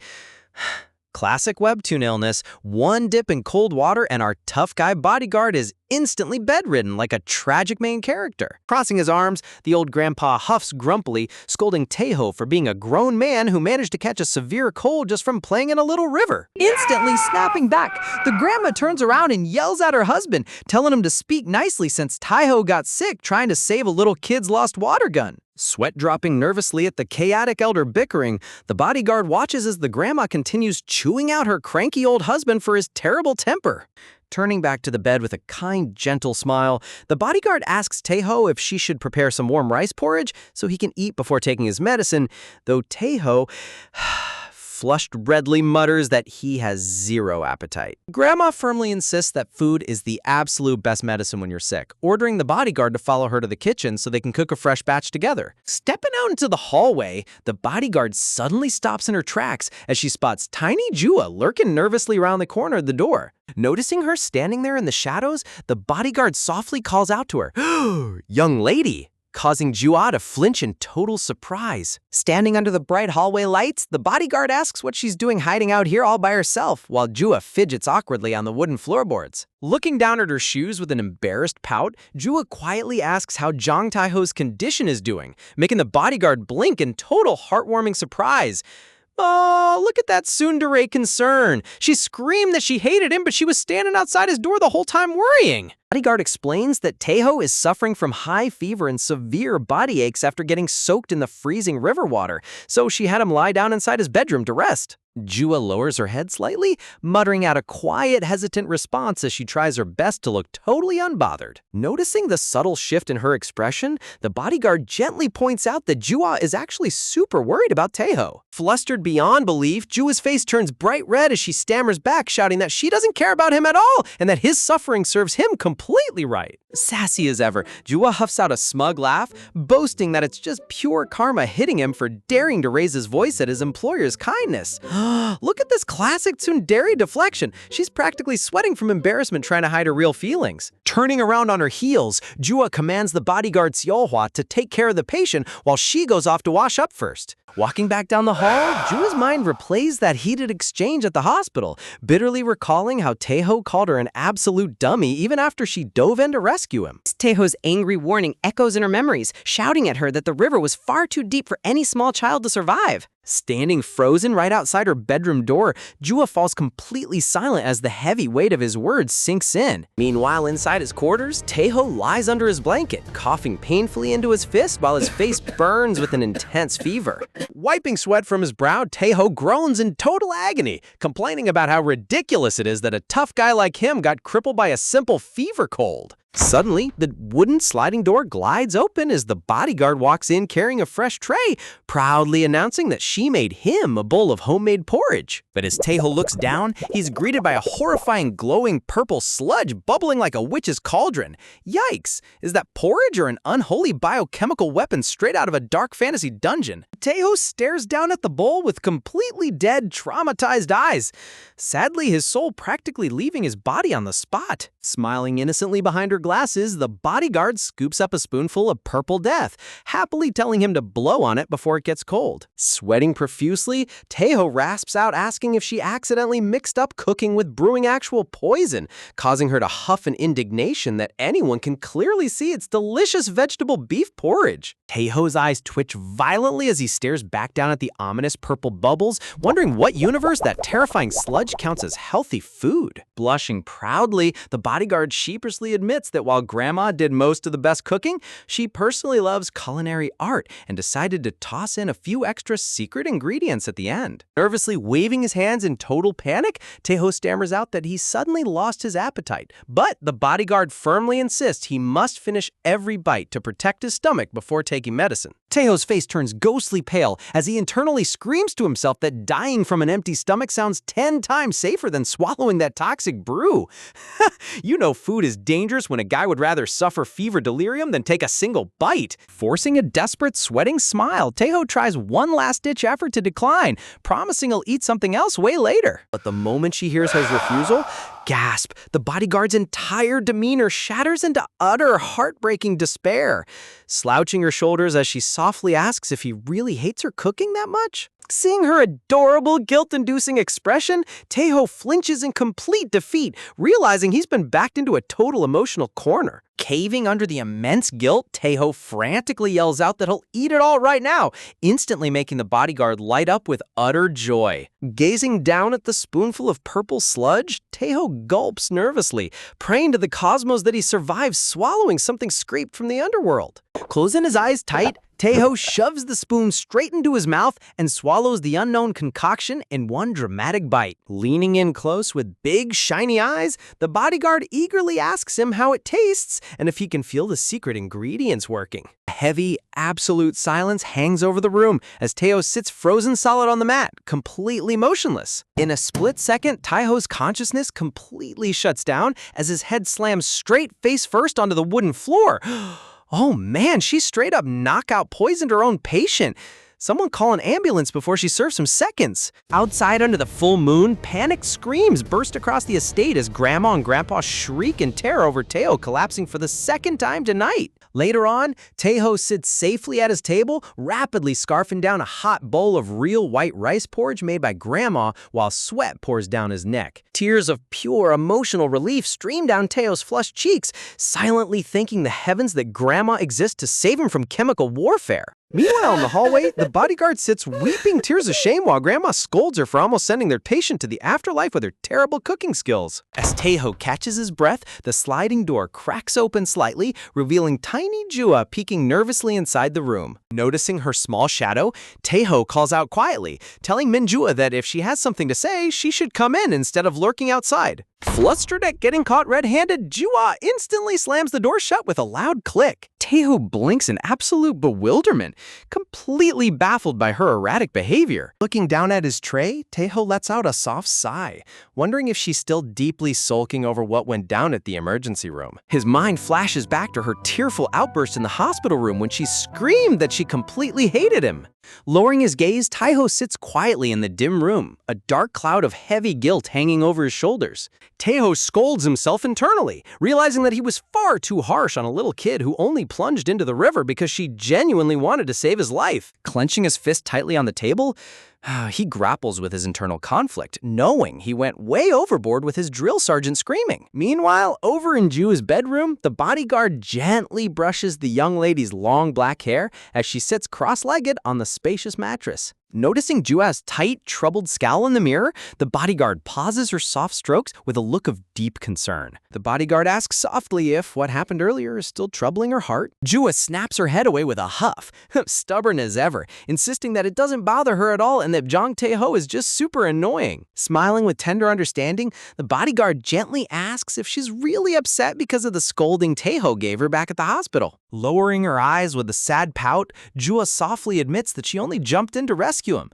Gasp, but he suddenly blew up in rage for no reason. The bodyguard gazes down warmly, softly reassuring her young lady that Taeho definitely didn't yell because he dislikes her. Brushing her hair gently, the bodyguard explains that what Jua did was incredibly dangerous, and that Taeho was simply terrified that his precious young boss might get hurt. Jua crosses her arms in defiance, stubbornly pouting to bodyguard Seolha that Taeho had no right to raise his voice at her, though Seolha softly sighs back, trying her best to mediate the situation. Seolha gently reassures her young lady, explaining that Taeho isn't naturally honest with his feelings and asking Jua to look past his rough exterior to understand his true intentions. Later that night, under the pitch-black shadows, tiny Jua sneaks quietly into Taeho's quarters, creeping up to his futon while he lies fast asleep. Hovering right over his bed, Jua squints down in suspicion, whispering to herself as she checks if her annoying bodyguard has officially passed out for the night.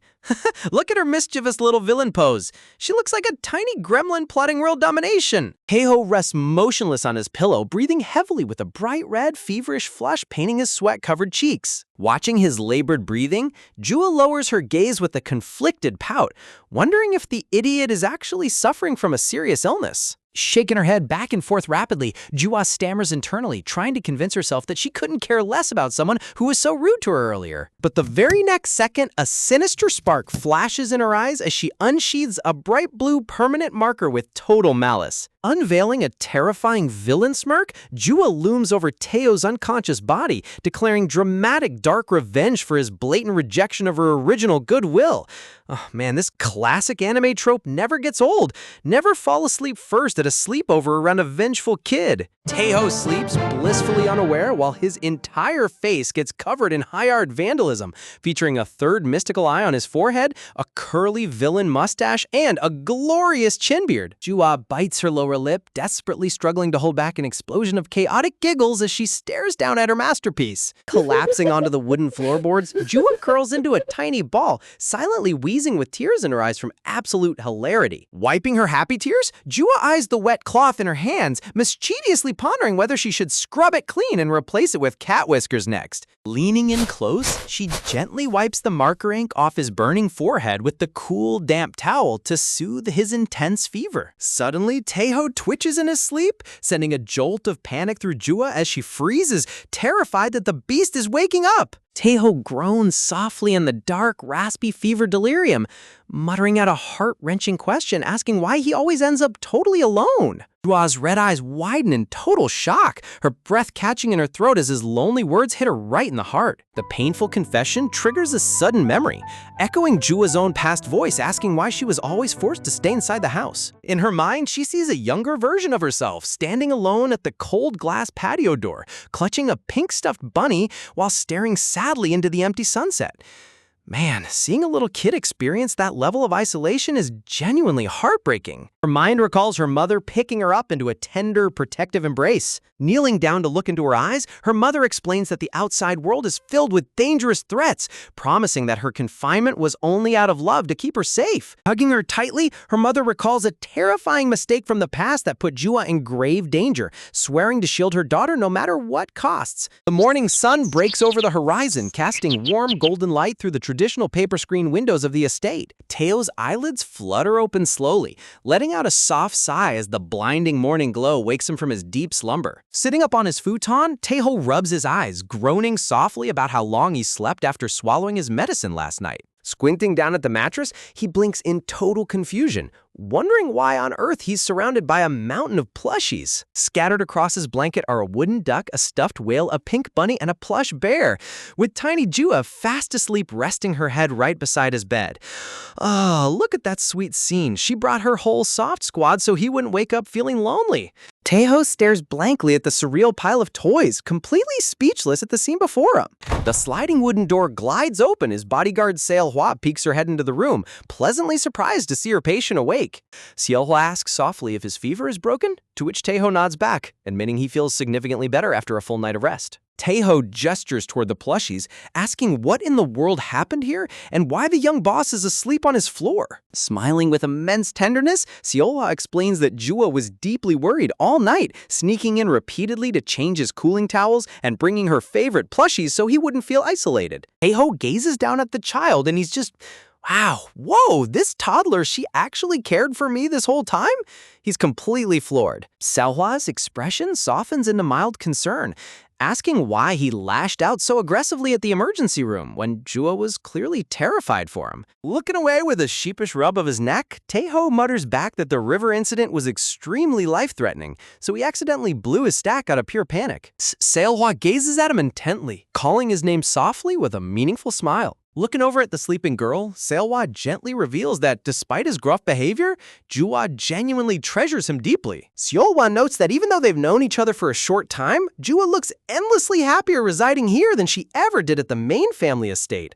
This detail hits so deep, it shows how much Taeho's chaotic presence actually brought life into her dark, lonely world. Taeho blinks back in total disbelief, asking if she's actually being serious? Seohua lowers her eyes with a solemn expression, revealing that Jua was given virtually no freedom back at the main house. Glancing toward the stuffed animals, Seohua explains that the chairman is ridiculously paranoid about Jua's safety, forbidding her from ever leaving the estate compound and placing her under constant guard. Hearing that she lived completely isolated without a single childhood friend, Taeho scowls in annoyance, asking if her father is completely out of his mind. Sealhaw, sitting on the floor, adds that her father wasn't always this suffocating, but everything shifted drastically after a horrifying accident 3 years ago. Hale asks if it was a terrible car crash, but Sealhaw shakes her head, stating it was a traumatic tragedy too deep to discuss that shook the entire family to its core. Seolhwa smiles warmly, assuring Taeho that his arrival finally gave Jua someone genuine to connect with,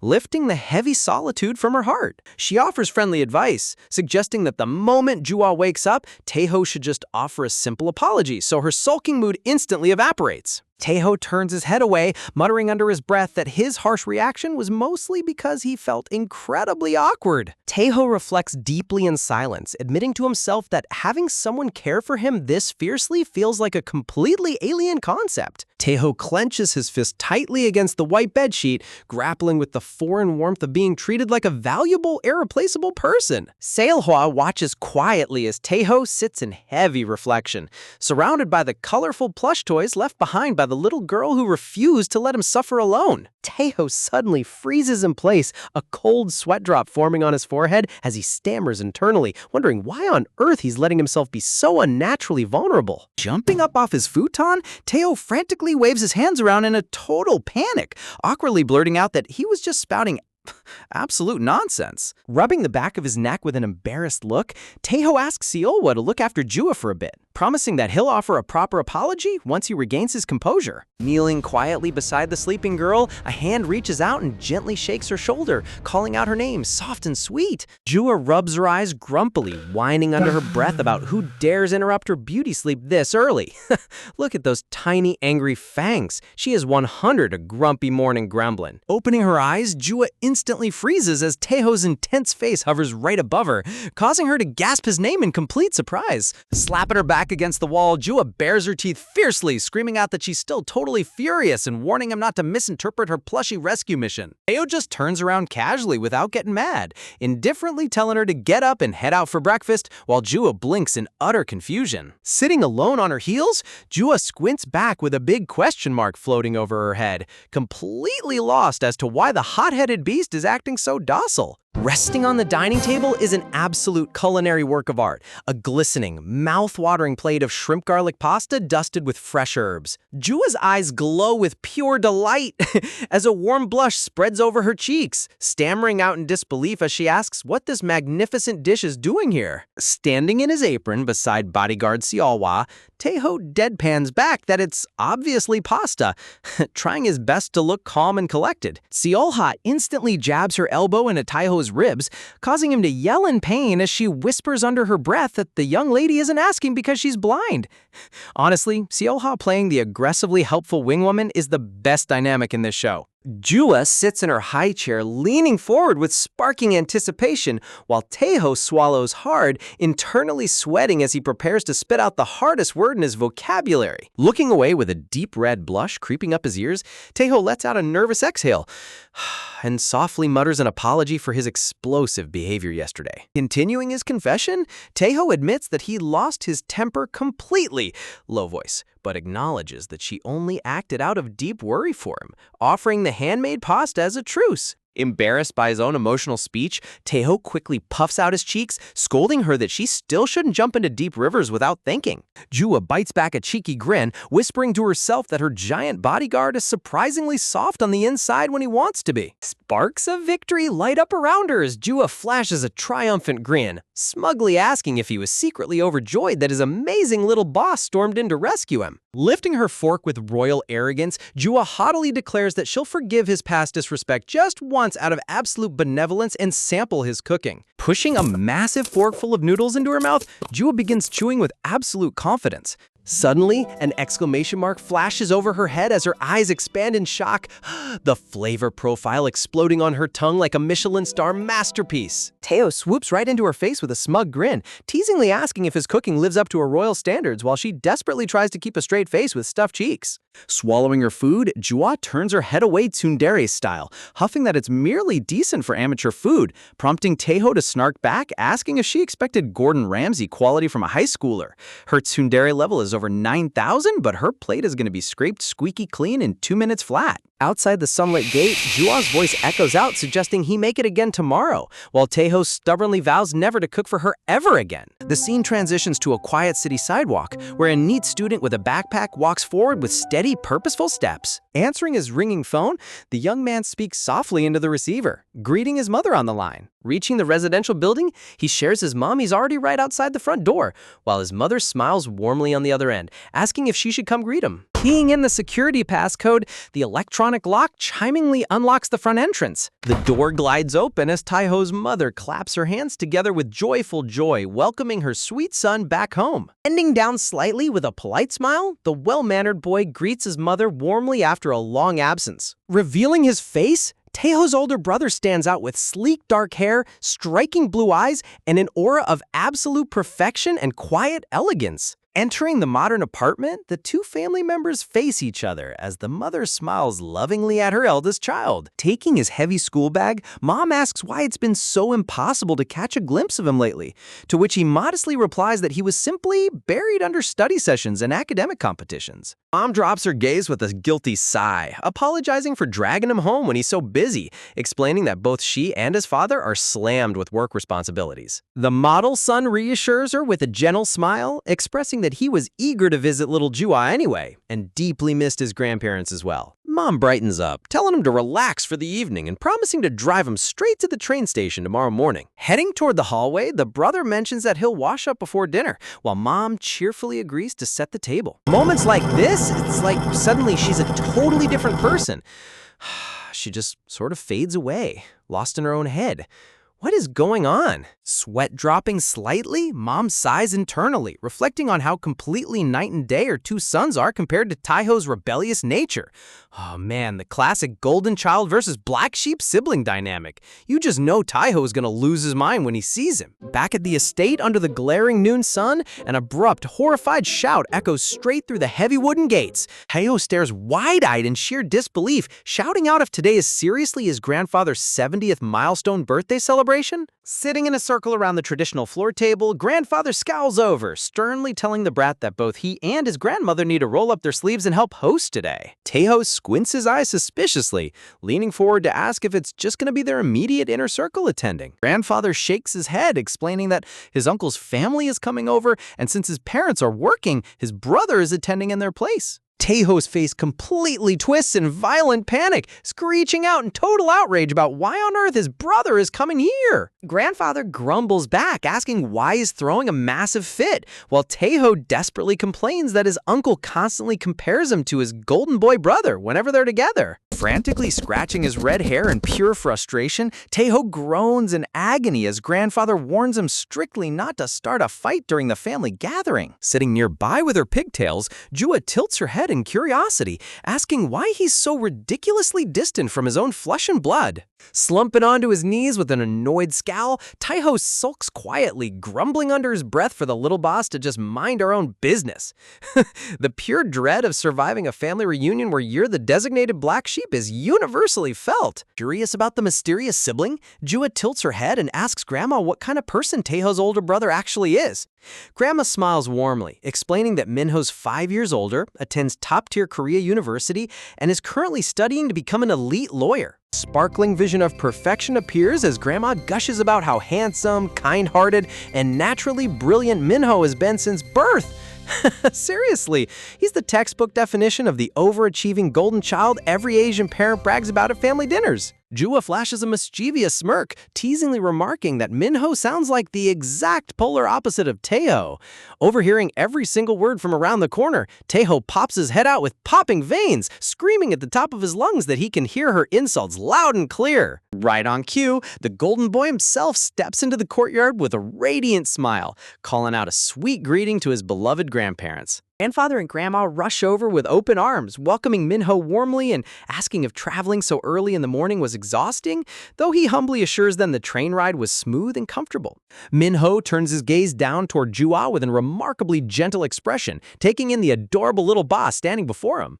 Kneeling down to meet her eye level, Minho politely asks if she happens to be little Jua, to which she crosses her arms and nods with a proud, dignified air. With a soft chuckle, Minho reminisces about seeing her when she was just a tiny newborn, asking if she remembers him at all while Taeho's eyes twitch furiously in the background. The contrast between the suave big brother and the angry red-headed beast is peak comedy. Jua awkwardly admits that her mother kept her so busy with corporate affairs that she doesn't really recall, but politely welcomes him to the estate anyway. Turning toward the imposing woman beside Jua, Minho bows deeply with impeccable etiquette to greet her properly. Seolhwa introduces herself with a respectful hand over her heart, identifying herself as the young lady's devoted chief bodyguard. Minho offers another polite bow, introducing himself as Jang Minho, Taeho's older brother. Chuckles, completely charming everyone in sight. Seolhwa's eyes sparkle with admiration, thinking to herself how extraordinarily polite and wholesome this young man is compared to his wild younger brother. Meanwhile, peeking from behind the wooden doorframe, Taeho glares at the scene with utter disgust and rising petty irritation. Clenching the wooden frame tightly, Taeho grumbles inwardly about how infuriating it is that his perfect brother gets showered with affection and praise wherever he walks.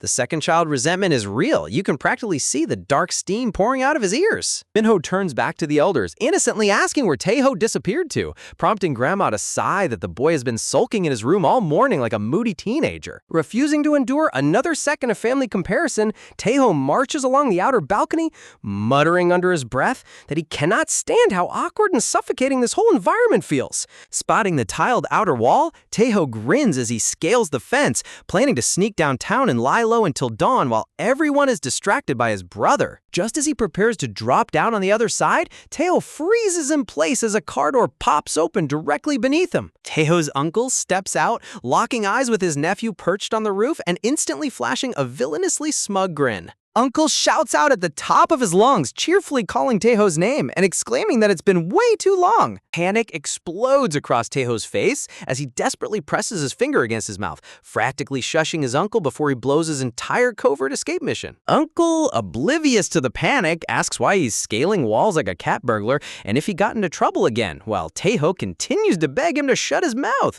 Poor Taeho, his stealth level is -10 today. Suddenly, a pitch-black, terrifying aura looms over Taeho's shoulder, causing his soul to nearly leave his body in absolute terror. Seolhwa stands right on top of the wall behind him, holding a thick coiled rope, giggle, asking with a terrifyingly serene smile where on earth he thinks he's running off to. Taeho frantically waves his hands in a complete panic, stammering out that this is all a massive misunderstanding. In a split second, Seolhwa effortlessly wraps the rope around him like a festive package and hoists him up off the roof. Taeho is carried back into the courtyard in a full princess carry by the unyielding bodyguard, completely mortified beyond human comprehension. Thrashing wildly in her arms, Taeho screams at her to release him instantly, outraged that she's hauling him like a sack of potatoes in front of his entire family. Minho and the grandparents turn around in absolute shock, staring wide-eyed as Seolhwa casually carries the bound runaway back into the open courtyard. With total professional indifference,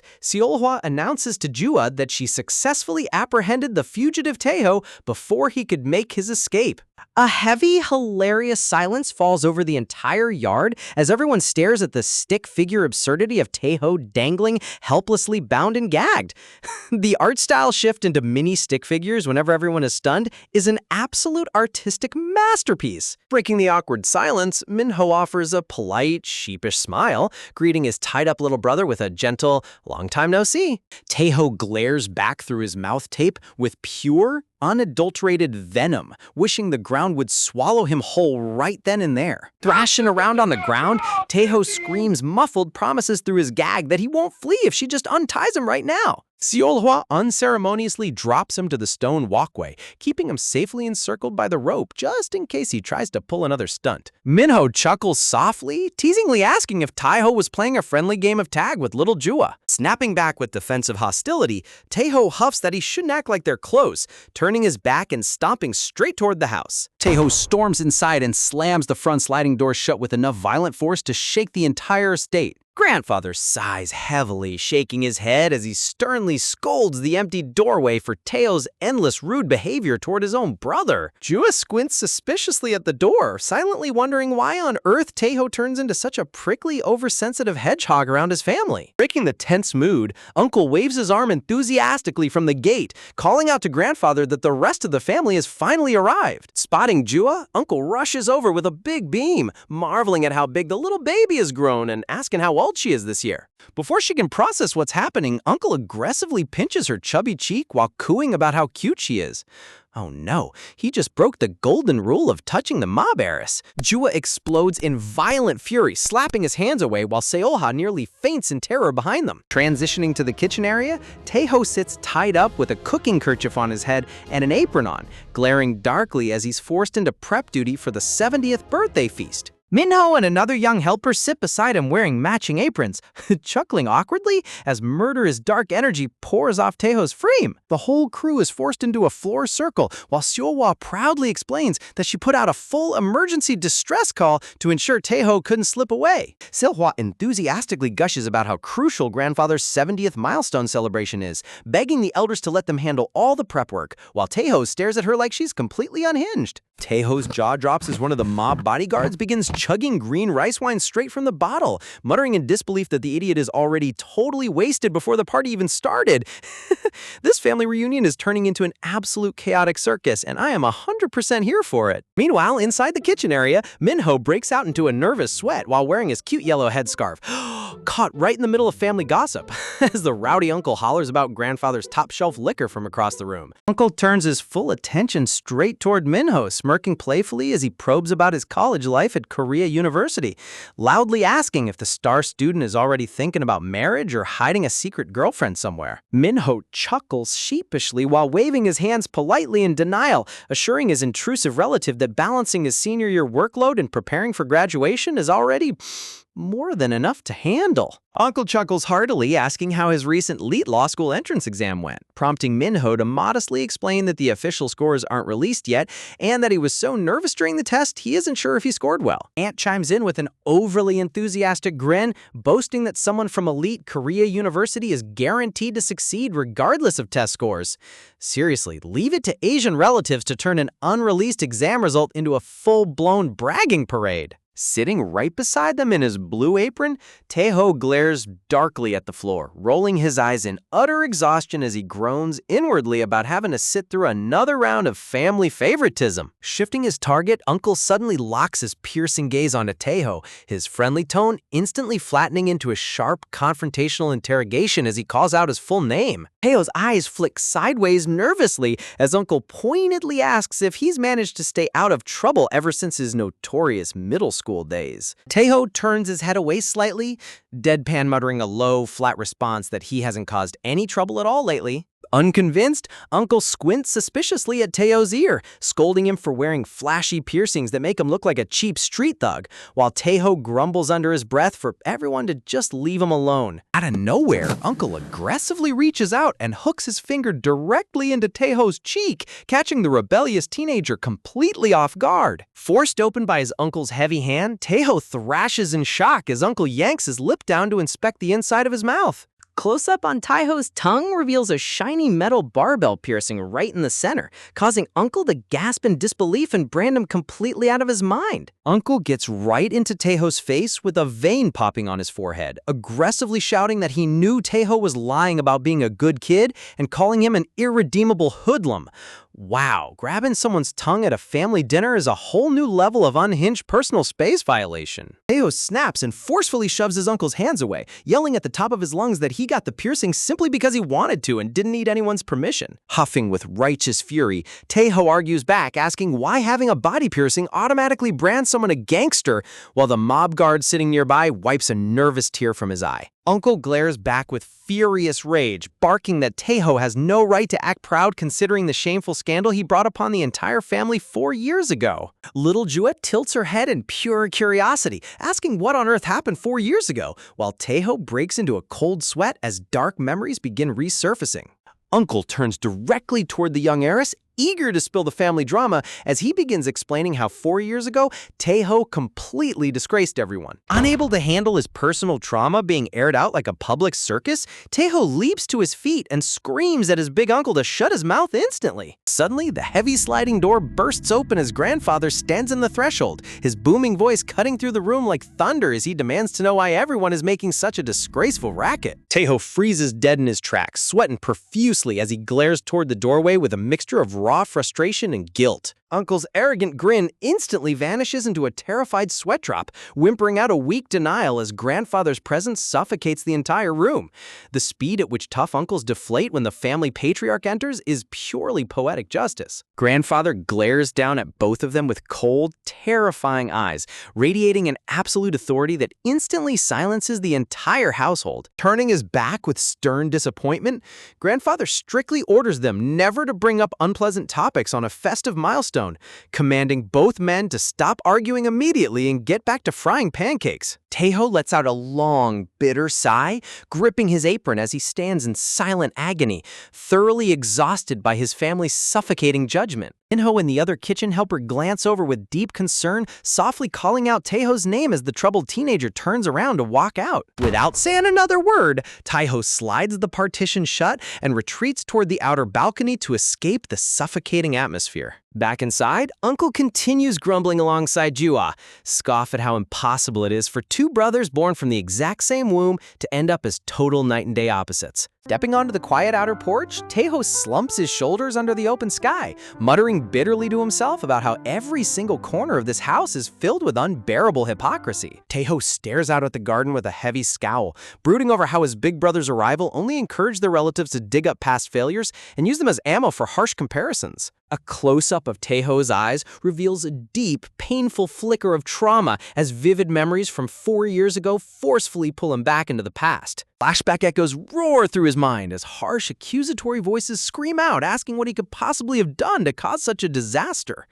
Uncle's furious voice from 4 years ago demands to know why school violence settlement money was being demanded from his parents. In the past memory, a bruised and bandaged Tae-ho sits silently on the carpet while the entire adult family gathers around him, relentless insults raining down on him for allegedly beating up kids at school and lacking all common sense. Tae-ho's mother and father bow their heads in shameful embarrassment before the elders, desperately apologizing for the trouble while begging for financial assistance because their recent moving costs drained all their savings. Grandfather looks down coldly at young Tae-ho, demanding to know if he has anything to say for himself, to which the quiet boy simply bows his head in silent, heartbreaking submission and whispers an apology.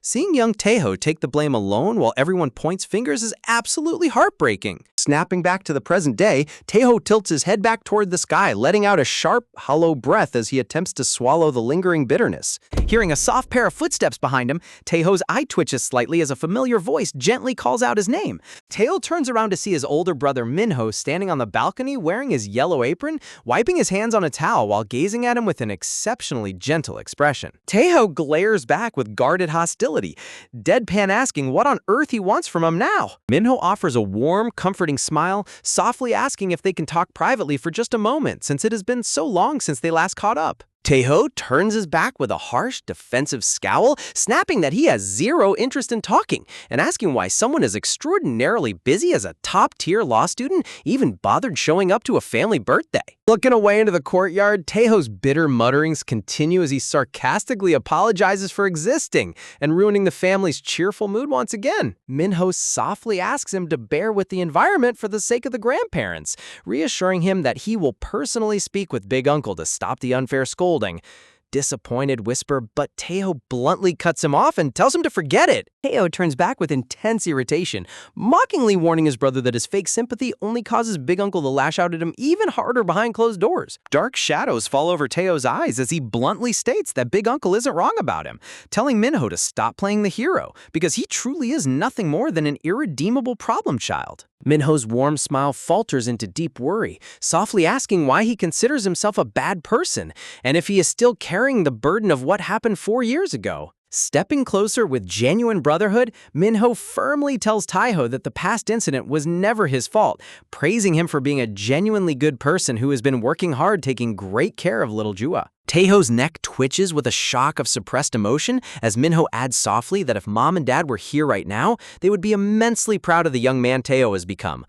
Wow, that hit right in the feelers. Brotherly moments like this always cut straight through the toughest armor. Shaking his head to brush off the heavy mood, the black-haired boy snaps at his thoughts to shut up as the tense atmosphere slowly clears away. Meanwhile, wandering around the traditional garden courtyard, little Jua scans the area with a curious pout, wondering where her designated subordinate Taeho ran off to.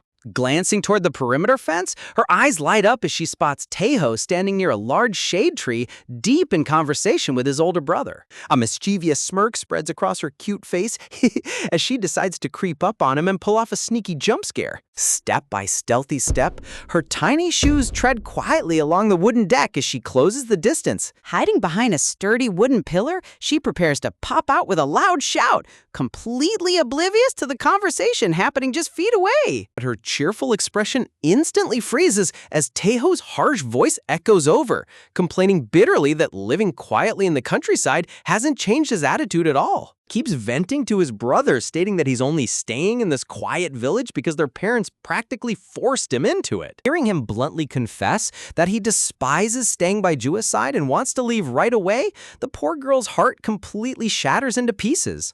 The scene shifts back to the main courtyard, where a lavish outdoor banquet features tables piled high with gourmet dishes and a magnificent 5-tier birthday cake adorned with sugar roses. Raising a glass of fine red wine, a middle-aged man smiles brightly while shouting out warm birthday wishes for his father's health and longevity. On cue, every guest in the yard raises their glasses high in unison, filling the afternoon air with a lively festive toast. Dressed in crisp white dress shirts, handsome young men join the toast with wide, charming smiles across their faces. But right beside them, heavily scarred mobsters grin menacingly with drinks in hand. Seriously?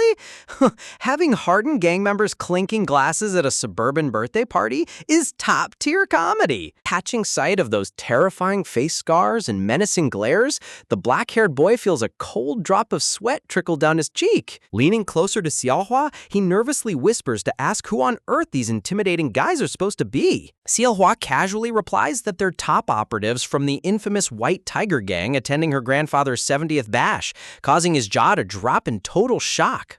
Meanwhile, the crotchety grandfather grumbles over his drink about all these random gang thugs invading his private family event, though his son tells him to just accept his daughter's old syndicate colleagues. Looking across the courtyard, the black-haired guy notices Taeho standing off to the side, completely detached from the celebration. Leaning against the wooden railing in his casual graphic tee, the red-haired boy wears a sullen, brooding expression. His sharp blue eyes glare down at the grass, radiating pure annoyance toward everyone in sight. Observing his solitary sulking session, the black-haired guy maintains a polite, composed look. Carrying his glass over, he friendly invites Taeho to step up to the buffet tables and grab something delicious to eat. But Taeho turns his shoulder away with a cold huffs, stubbornly refusing to participate in the feast.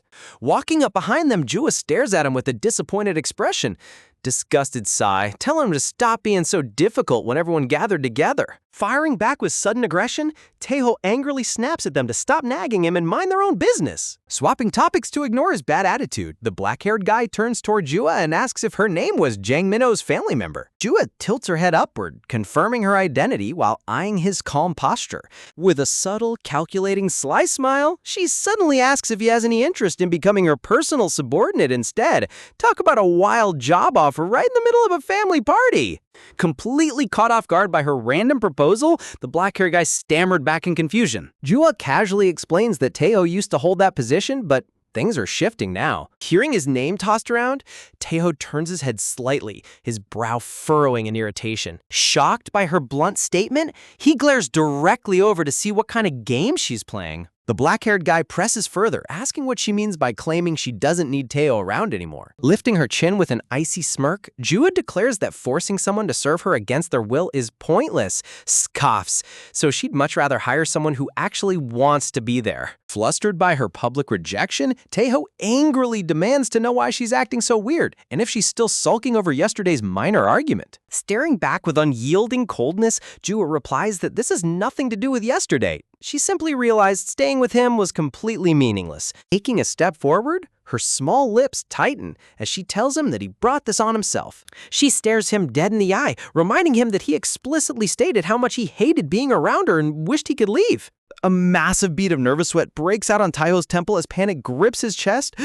She overheard his entire private conversation with his brother earlier. Looking down at the green grass, her quiet voice reveals that she genuinely wanted a loyal partner by her side, not someone hiding resentment under their breath. Looking him straight in the face, she coldly instructs him to gather his belongings and return to his main family estate immediately. Seol-hwa attempts to step between them to smooth things over, but Jua cuts her off with a sharp, stern order to remain silent. Taeho's face twitches into a bitter, incredulous grin as he snorts out a harsh laugh in complete disbelief. Looming over her small frame, he furiously vents about how she treats people like disposable playthings, ordering them around whenever she feels like it and dumping them the moment they lose value. Unshaken by his heated shouting match, Jua calmly counters that she's actually given him the exact freedom he kept complaining about lacking. Adding fuel to the fire, she mockerophically remarks that his polite, affectionate older brother would make a far superior subordinate anyway.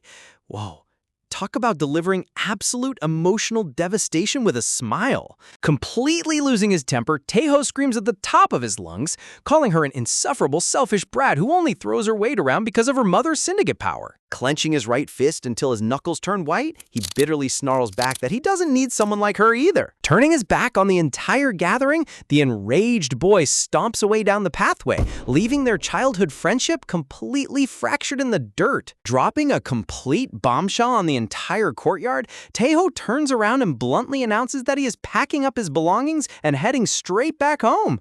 Big Uncle instantly explodes in utter disbelief, roars out if Taeho has completely lost his mind to ditch an ongoing family celebration right in the middle of a party. The surrounding relatives freeze with wide, shocked eyes, whispering among themselves as they wonder on earth why Taeho is behaving so recklessly out of nowhere. Even the stoic mob guards standing in the background look completely bewildered, tilting their heads in confusion over the sudden family drama unfolding before them. The spite-hair relative squints his eyes in utter bafflement, asking what could have possibly triggered such an unannounced exit. Meanwhile, little Yua stands nearby with her arms crossed tightly over her chest, staring down at the grass with an unusually solemn, irritated expression. Ignoring the mountain of angry glares burning into his back, Taeho reaches up to pull his black baseball cap down over his forehead. Without offering a single word of explanation, he firmly grabs his heavy rolling suitcase and marches directly out toward the main entrance gate. Suddenly, a hand reaches out and forcefully grabs Taeho's wrist.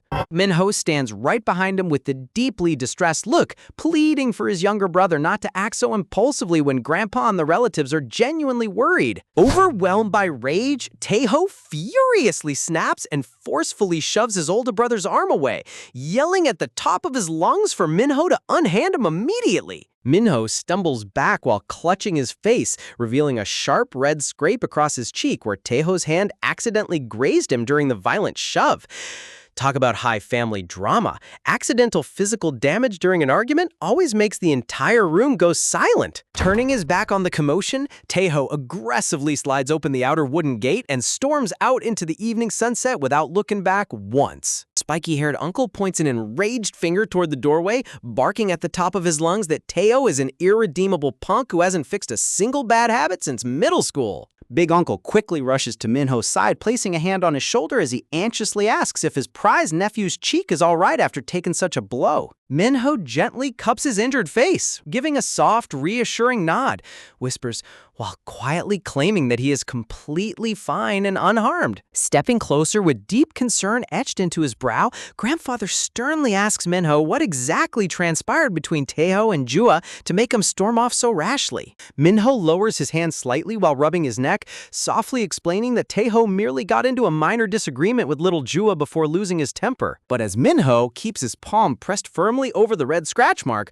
a close-up on his eye reveals a surprisingly cold, calculating glance. Wait a second, is Minho deliberately playing the gentle victim to make Taeho look like the absolute bad guy? Out on the quiet suburban sidewalk, Taeho drags his heavy suitcase along the concrete, walking far away from the ancestral compound under the fading orange twilight. Lowering his cap even further to hide his eyes, Taeho mutters a bitter sigh to himself, realizing that no matter how much time passes, nothing ever changes in this family. A cold scowl forms on his lips as he gazes up at the sky, brooding over how everyone instinctively runs to favor his perfect older brother the second anything goes wrong. As twilight air chills down, Taeho pushes through the quiet residential streets, completely cut off from the toxic family gathering he just abandoned. Honestly, can you really blame the guy for escaping an environment where he's constantly treated like a scapegoat? High above the kitchen of a modern city apartment, warm hanging lamps illuminate a quiet dining room as an irritated groan echoes through the air.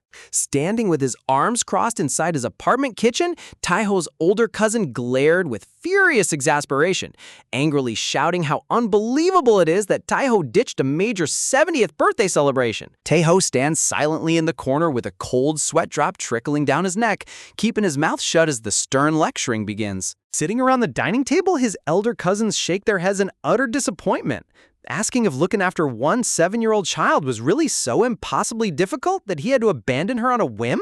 The black-haired cousin chimed in, reprimanding Taeho for showing up all alone instead of staying by his older brother's side, while the red-haired cousin scoffed that Taeho's hot-headed personality would never allow him to behave politely around Minho. Taeho turns his head away with a frustrated scowl, shouting back that his parents forced him to travel down south in the first place and that he felt like dying of pure boredom in the middle of nowhere. His cousin slams the table in annoyance, yelling that they sent him down there specifically to keep him out of trouble, hoping he might finally mature a bit while caring for his young cousin. Taeho snaps back sarcastically, barking that if babysitting a child actually built maturity, then anyone on the street would be a saint, sending his cousin into an absolute rage. You gotta give Taeho credit. His quick-witted sarcasm under pressure is legendary. Exhausted by yet another round of endless nagging, Taeho reaches for his bedroom door handle, announcing that he's washing up and turning in for the night. He firmly pulls the bedroom door closed behind him, instantly cutting off the suffocating voices of his relatives outside. After taking a hot shower, Taeho stands in his bedroom drying his damp red hair with a fluffy white towel,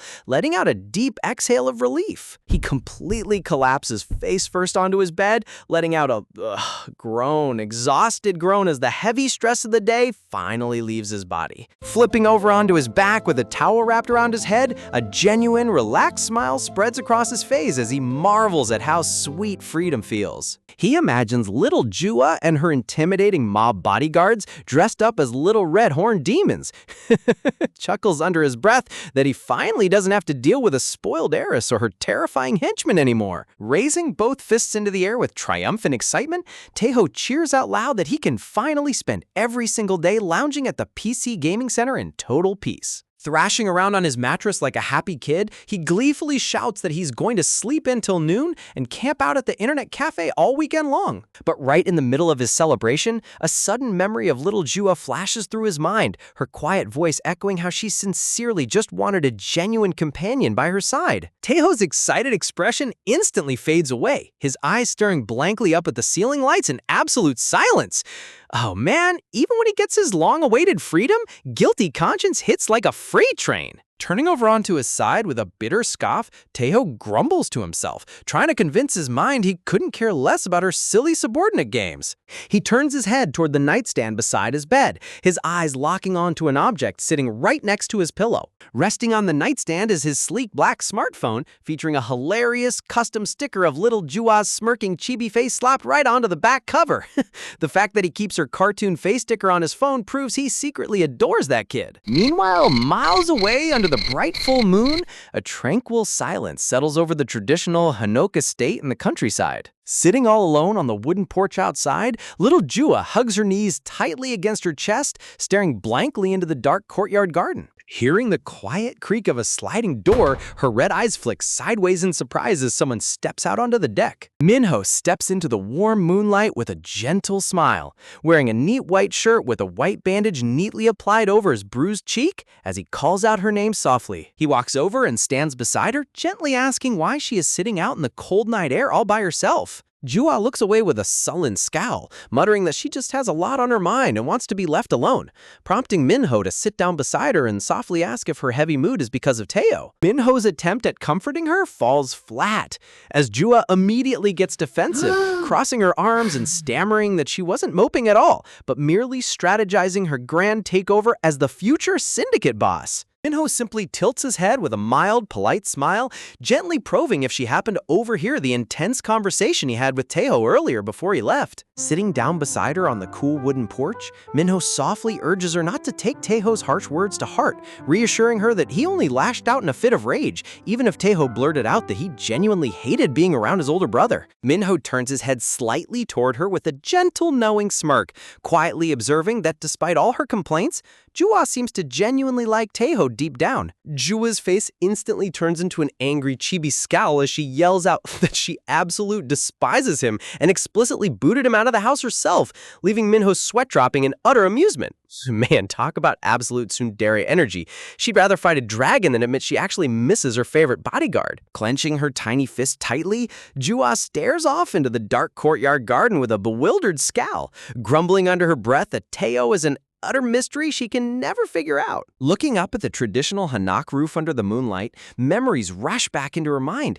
How Taeho initially whined about wanting to escape, yet still caught a bee for her, saved her little puppy, and stood tall against a terrifying enemy. Staring down at her lap while Minho sits quietly beside her, Jua wrestles with her own logic, wondering why a guy who supposedly hated her would go to such absurd lengths to protect her. She tightly hugs her knees against her chest with an irritated grimace, completely exasperated because she genuinely cannot decipher Taeho's true feelings. Noticing her lingering confusion, Minho offers a warm smile, asking if she wants to hear the real backstory about Taeho so she can finally understand who he truly is. Back in the city apartment, under the quiet blue light of midnight, Taeho lies sound asleep as Minho's voice narrates the distant memories of their childhood. Flashback scenes open with young Minho standing pristine and perfect in his school uniform, hailed by everyone as diligent, cool, kind, and extraordinarily mature. Surrounded by floating cherry blossom petals and praise, young Minho shone like an untouchable star, while every word used to praise him became a cruel reminder of what Taeho wasn't.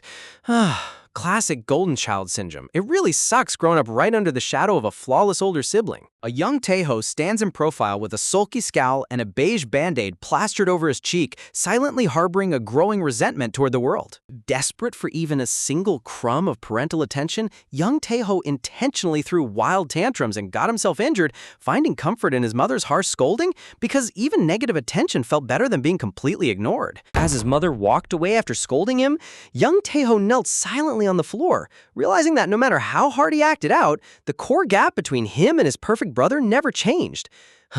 Breeding a deep mass of inferiority. Fast forward to middle school, a teenage Taeho with fiery red hair snaps in utter frustration, roaring out at the top of his lungs for his family to leave him alone. Standing over the dining table set with a fancy double-tiered birthday cake, Taeho slams his hands on the table, furiously screaming why they keep forcing him to combine his birthday celebration with Minho's. His relative dismissively snaps back that their birthdays are only 5 days apart, but Taeho angrily roars that it's always secretly Minho's party, complete with Minho's favorite cake and better presents, while Taeho is treated like an afterthought.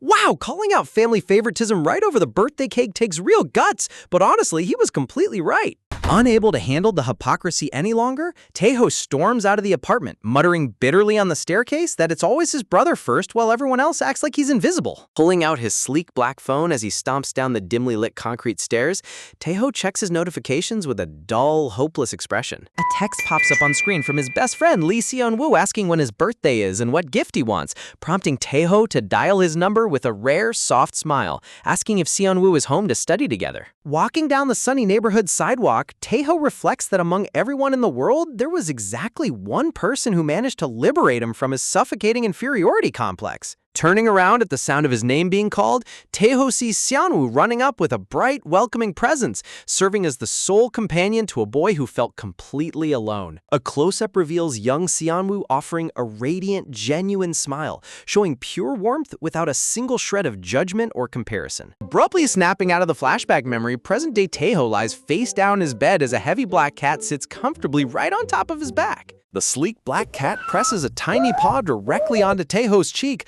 letting out a soft, insistent meow to wake its owner up. Opening one reluctant blue eye through his messy red bangs, Taeho groans in annoyance as the morning light fills his bedroom. Scar-faced black cat tilts its head with big yellow eyes, repeating its cute demand for attention with another loud meow. Taeho sits up groggily on his mattress, staring at his pet with a tired sigh, chuckling that is just Gwangi harassing him for breakfast.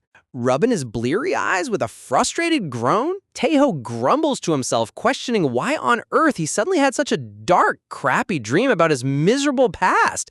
Honestly, dreaming about childhood trauma right after escaping your toxic relatives is the ultimate mood killer. Unbothered by his existential crisis, Gwangi perches on the bedsheet and yells out an aggressive meow to remind him who really runs the house. Taeho looks over to with a raised eyebrow, sighing as he asks why the feline is throwing such a huge dramatic fit first thing in the morning. Taeho grabs a creamy cat treat pouch and forcefully tears open the top seal with his fingers. Sitting cross-legged on the living room floor, Taeho holds out the treat packet, gently telling Gwangi to eat slowly and not choke on it. As the cat licks up the treat, Taeho stares blankly into space, quietly wondering if his apartment was always this unnaturally quiet when he was by himself. Sudden thought crosses his mind. Normally back at the countryside compound, little Jua would have kicked his door open at dawn and forcefully dragged him outside to walk her giant dog. Realizing what he's thinking, Taeho violently grabs his hair and yells out in sheer frustration, screaming why he can't stop thinking about that bossy little brat. Stamping his feet onto the floor, Taeho stands up aggressively, trying to convince himself that peace and quiet is superior and that having Gwangi is more than enough company. On cue, Gwangi suddenly lunges forward with lightning speed and violently chomps its sharp teeth directly into Taeho's leg. Taeho screams out "Ack!" in sheer agony, screaming sound, clutching his wounded knee as the treacherous feline sprints away at top speed. Whew, man, talk about instant karma.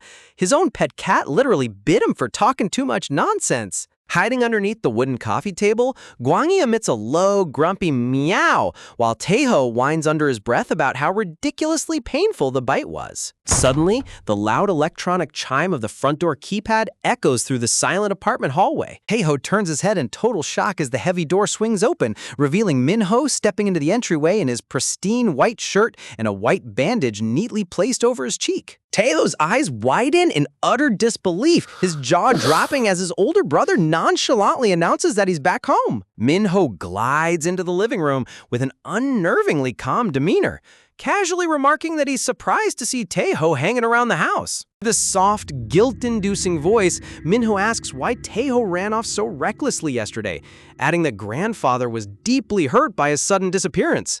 Noticing Taeho's tense glare, Minho gently raises a hand to touch his bandaged cheek, offering a fake reassuring smile while claiming he iced the wound so the swelling's practically gone. Taeho's mind flashes back to the exact moment yesterday when he aggressively shoved Minho's arm away in front of the entire outraged family. Looking down with an intensely bitter scowl, Taeho mutters under his breath, seeing right through his brother's manipulative act and refusing to play the gullible fool any longer. Without another word, Taeho turns his back on his brother, stepping away with a cold, hardened expression. Minho turns around in desperation, calling out to ask where Taeho thinks he's going in such a rush. Left standing alone in the middle of the empty living room next to his unpacked luggage, Minho stares down at the floor in utter silence. Man, talk about an awkward sibling breakup. You can literally taste the heavy tension in the air. Meanwhile, back at the countryside Hanok estate, little Jua lies completely limp on a wooden garden swing under the bright afternoon sun. Staring blankly at the wooden slats with a miserable pout, Chua remains totally motionless, consumed by her own gloomy thoughts. Her loyal female bodyguard Yoojung crouches down beside her, anxiously asking if the young mistress shouldn't head indoors to escape the oppressive heat. Turning her head away, Jua mumbles lifelessly that she's perfectly fine and urges her guard not to worry about her. Classic dramatic kid behavior, lying motionless on a bench like a tragic main character. Yoojung looks down at her with a sweat drop on her cheek, deep sigh, deeply troubled by the young lady's rare, heart-wrenching apathy. Clenching her fist against her chest, Yoo-jung worries internally that Jua's been trapped in this depressed stupor ever since yesterday afternoon. The silver-haired bodyguard steps out onto the patio deck, his eyes locking onto Yoo-jung standing in the yard. He asks why she hasn't left for her scheduled break yet, prompting Yoo-jung to confess that she's far too anxious about the young mistress to step away. The silver-haired guard notes that Jua has been completely broken ever since her confrontation with Taeho, pressing Yoo-jung if she knows what was said. Yoo-jung reveals to the male guards that Jua overheard Taeho's heated argument with Minho, making the silver-haired guard's eyes widen in outrage. Oh boy, the guard protection squad is about to throw hands for their little boss. Lowering her eyes, Yoo-jung explains that Taeho called Jua a massive bother and openly declared his desire to go straight back home. The silver-haired guard explodes in fury, grinding his teeth as he vows to tear that red-haired brat apart, but the black-haired guard in the red shirt quickly grabs his shoulder to hold him back. The red-shirt guard urges him to look at things objectively, pointing out that forcing a teenage boy to babysit a high-maintenance young lady he barely knew was bound to end in resentment. Yoo-jung worries that if she reports Taeho's sudden abandonment to the main family boss, Jua will likely be dragged right back to that dreary main mansion. The silver-haired guard turns pale, realizing that sending Jua back to that cold family environment will completely destroy her spirits. Yoo-jung solemnly agrees, reminding them all how painfully isolated and lonely Jua was before coming out to the countryside retreat. Crossing his arms in defeat, the silver-haired guard sighs that there's nothing they can do if Taeho genuinely loathes being around her in the first place. A mental image of Taeho surfaces, recalling how uncomfortable he felt having someone treat him like someone special when he was so used to being rejected. Yoo-jung turns her head in profile, quietly processing the deeper psychological trauma behind Taeho's prickly defense mechanisms. Speaking up firmly, Yoo-jung asserts that Taeho's harsh words weren't his true intentions, catching both male bodyguards completely off guard. She explains that they had a similar fight previously, yet Taeho's actions proved he cared deeply for Jua's safety despite his angry outburst. The silver-haired guard perks up with renewed hope, eagerly asking if there's still a realistic way for the two of them to reconcile their misunderstanding. Yoo-jung hesitates slightly, replying that a patch-up is definitely possible, provided the young lady is actually willing to cooperate. Meanwhile, in the bustling city, Taeho sits huddled in a dark corner of a local PC gaming cafe. His fingers click frantically on the gaming mouse, trying desperately to drown out his racing thoughts with video games. Jua's cheerful memory suddenly echoes in his mind, recalling how amazed she was when he caught a bee bare-handed just to protect her. Taeho stares blankly at the glowing monitor, his headset resting around his neck, as the sudden flashback catches him completely by surprise. Another vivid memory flashes before his eyes, little Jua beaming with a bright, joyful smile as she thanked him for becoming her bodyguard. Look at that wholesome smile. No wonder Taeho's heart is suffering from maximum emotional damage right now. Taeho's fingers freeze right over the mechanical keyboard as the overwhelming wave of nostalgic guilt hits him full force. Jua's blushing face flashes once more in his mind, tenderly declaring that he's a cherished companion she truly values above all else. Unable to handle the suffocating guilt any longer, Taeho abruptly shoves his chair back and stands up in a sheer panic. He yanks off his heavy gaming headset, turning around to leave the computer room with an intensely bothered expression. Muttering under his breath, Taeho grumbles in complete exasperation at how utterly annoying his own soft heart is acting. Stomping along the busy city sidewalk in his casual clothes, Taeho vents his frustration out loud to nobody in particular. Clenching his teeth in irritation, Taeho questions why all these useless memories keep intruding into his mind when he's supposed to be free. Staring down at his cheap sandals as he walks, he tries to force himself to believe that Jua was always meant to be just an annoying relative. Heading toward the subway entrance with a grimace, Taeho vows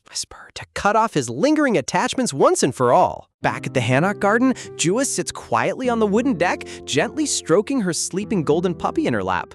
Yoo-jung approaches her with a soft, nervous smile, quietly calling out to get her attention. Yoo-jung awkwardly offers to take her out on a scenic car drive, but Jua stares back with a suspicious, cold look, asking why she'd suggest that out of nowhere. Sweating profusely under Jua's sharp gaze, Yoo-jung stammers that she'd simply thought getting some fresh outdoor air would help cheer her up. Unmoved by the terrible lie, Jua flatly declines the invitation, preferring to stay curled up in solitude on the porch. Watching the awkward interaction from behind, the red shirt guard groans in disbelief, whispering how terribly Yu-jung is beating around the bush. Pushing the anxious female guard aside, the red shirt bodyguard confidently steps forward to handle the stubborn young mistress himself. Leaning right down to eye level with Jua, he bluntly asks if she's sitting here sulking because she can't stop thinking about Taeho.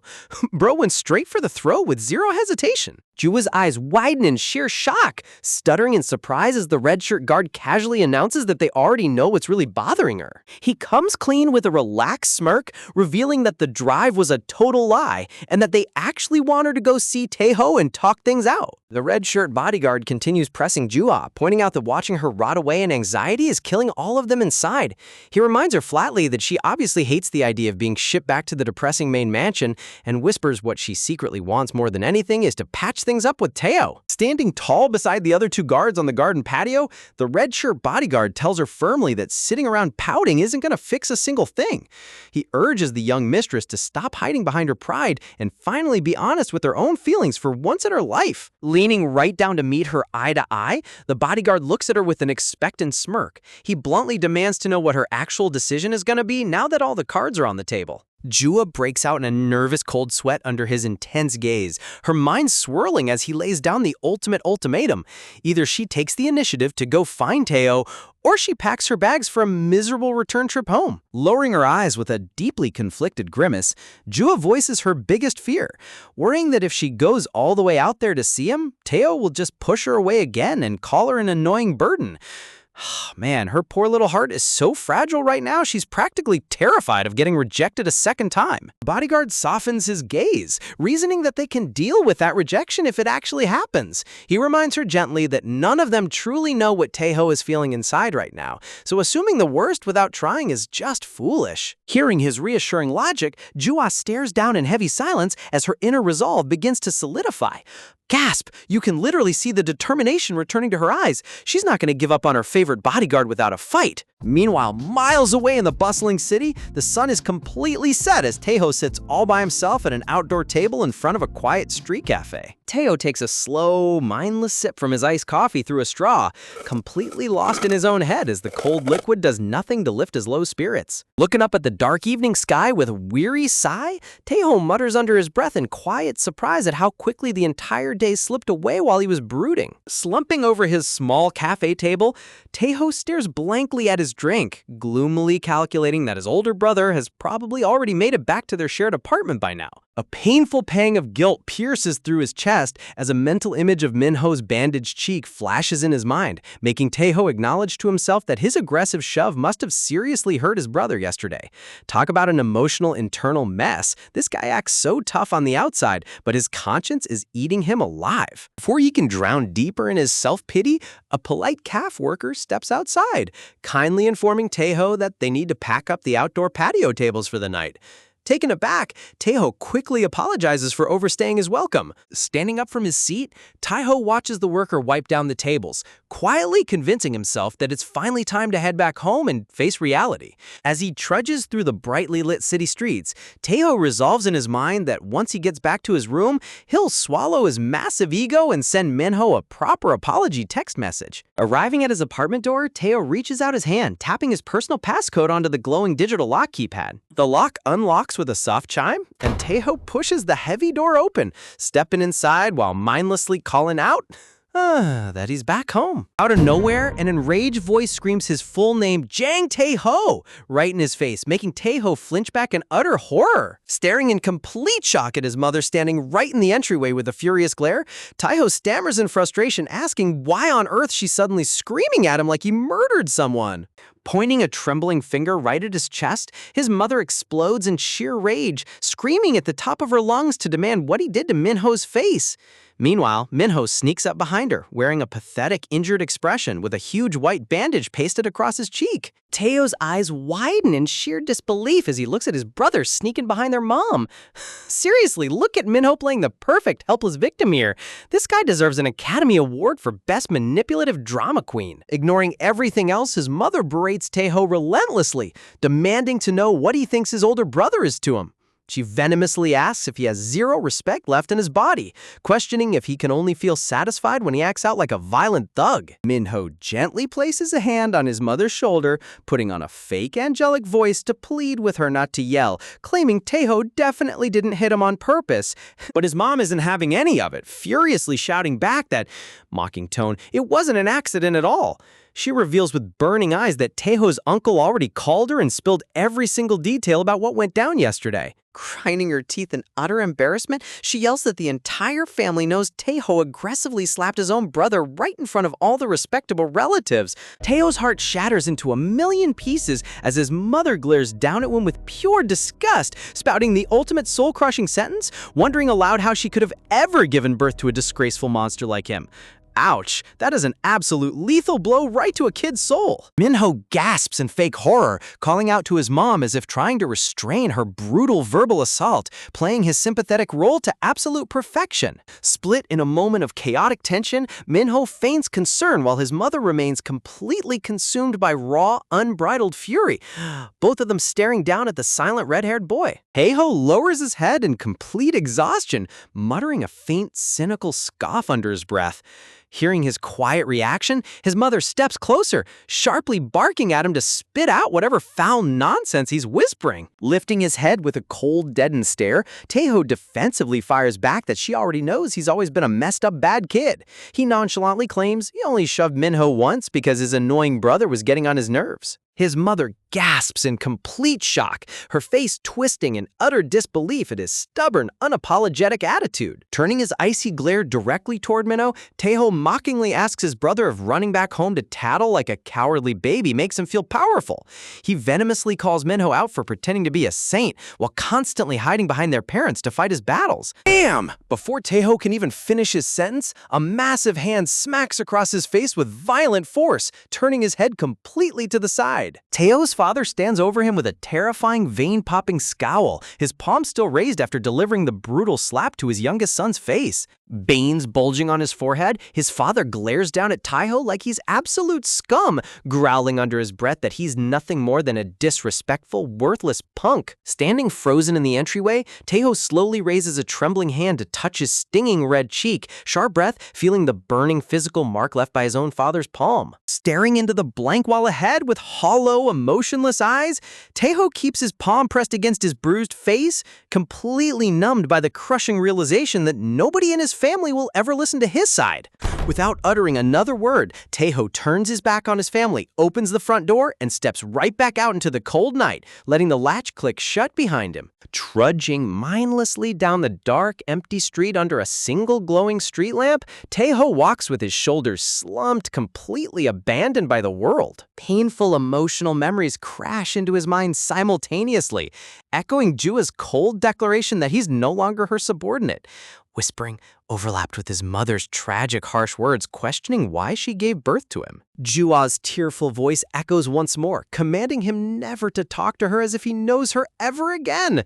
Every single bond he ever built has completely shattered in a single day. Taeho stares down at the asphalt, his shadow stretching long against the pavement as the suffocating weight of total isolation crushes his spirit. Stopping near a dark, narrow alleyway, Taeho leans his head back in pure misery, asking himself why he always manages to ruin every single relationship in his pathetic life. A dark, heartbreaking thought takes over his mind as Taeho tells himself that a worthless guy like him doesn't even deserve to exist anywhere in this world.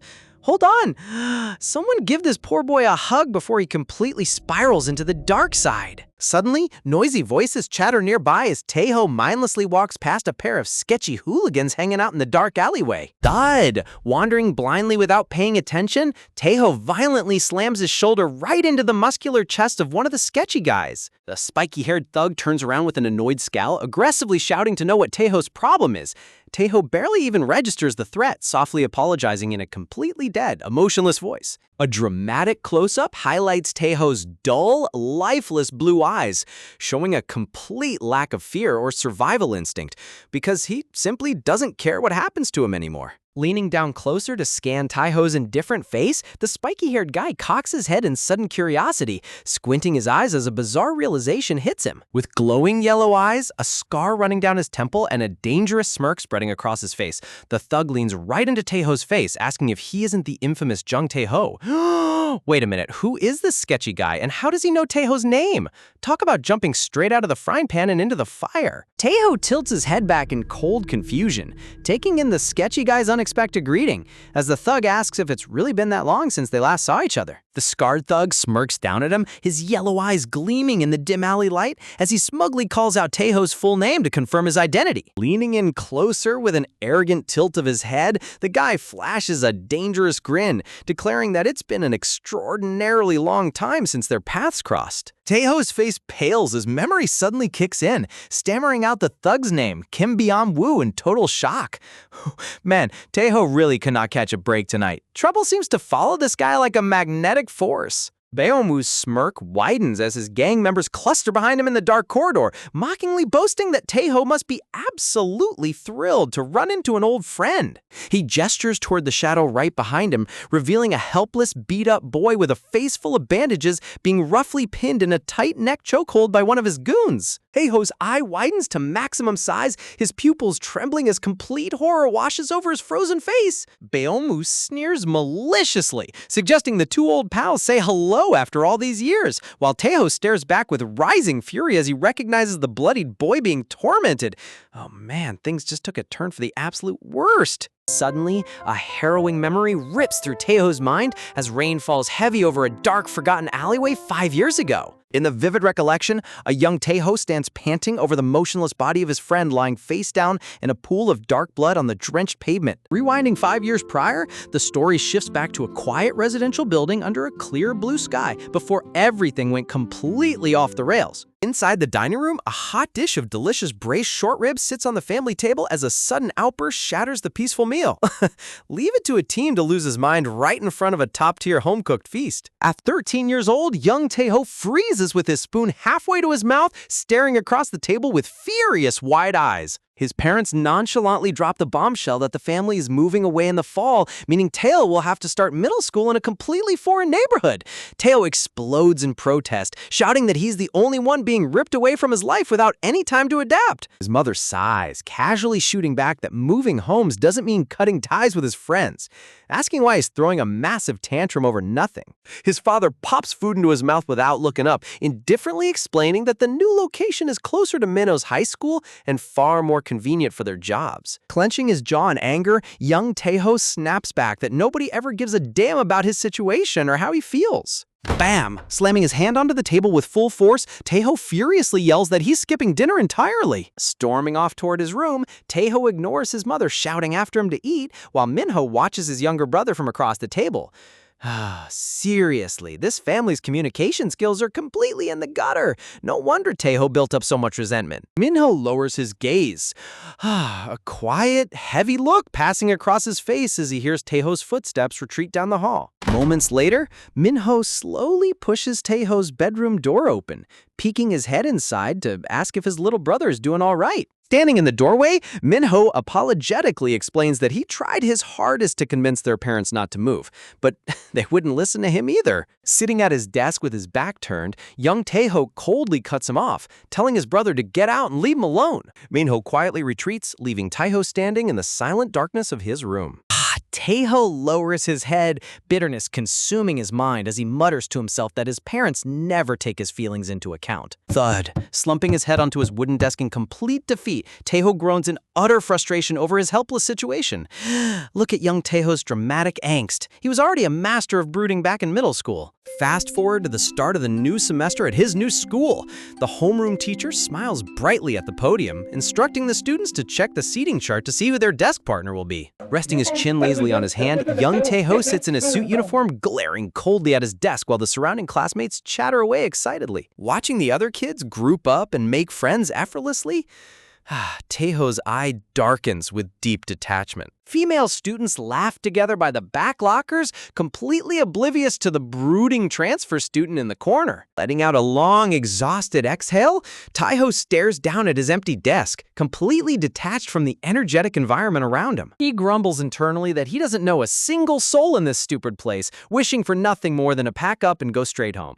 Honestly, who hasn't felt that exact same socially awkward misery on the first day at a brand new school? Suddenly, a gentle voice stammered a soft greeting right beside him, making Taiho shift his eyes sideways. Standing next to his desk is a polite black-haired boy with an awkward friendly smile, shyly waving his hand. Taiho stares back at him with an unbothered, questioning look, wondering what on earth this kid wants from him. The friendly student introduces himself as Lee Xianwu, offering a sweet smile while expressing hope that they can get along well as desk partners. Taiho responds with a cold, indifferent shrug, telling him whatever before dryly asking what the kid's name was again. Sunwoo chuckles softly, repeating his name before Taiho grunts out his own name in return. Sunwoo brightly reaches out his hand, locking fingers with Taiho to seal their brand new introduction with a warm handshake. Taiho recalls in his internal monologue that Xianwu was the classic model student, someone who only cared about studying, diligent, kind, and overwhelmingly sweet. A total angel paired up with a moody rebel. Classic anime dynamic right here. However, as Taiho notes, there was one major flaw to Xianwu's otherwise perfect personality, which becomes painfully clear in the school gymnasium. Bonk! During PE class, Seonwoo attempts to hit a badminton shuttlecock, only for it to smack him straight on the forehead as he yelps in pain. His teammates yell at him in exasperation, complaining that Seonwoo's terrible skills are holding the entire team back, while Seonwoo bows repeatedly to apologize.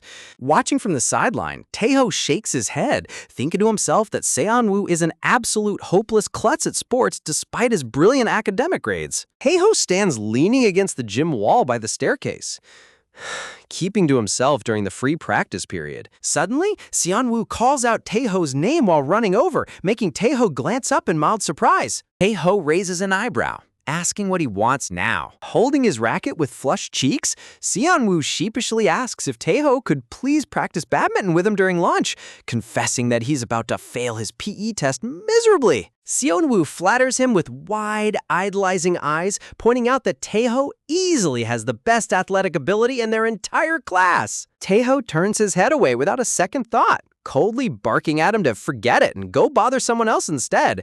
Ouch!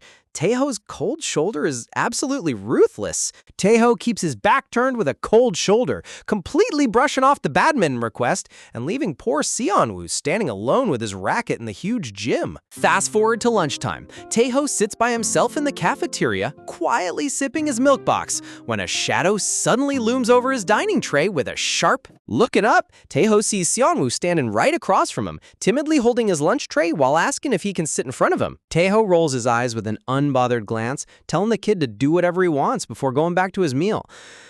Seriously, Taiho's defensive wall is thicker than a fortress. It takes a whole army just to eat lunch near this guy. Even during after-school cleaning duty, Taiho grabs a broom to sweep the floor alone, only for Seonwoo to pop up out of nowhere with a bright smile asking if he needs any help. Taiho turns away with a deep frown, dryly telling him to mind his own business while holding onto his broom. But Seonwoo simply refuses to take the hint, enthusiastically waving his hand down the hallway while shouting Taiho's name at the top of his lungs. Flashing a warm, beaming smile that could melt glaciers, Seonwoo keeps calling out to him like an overly excited golden retriever.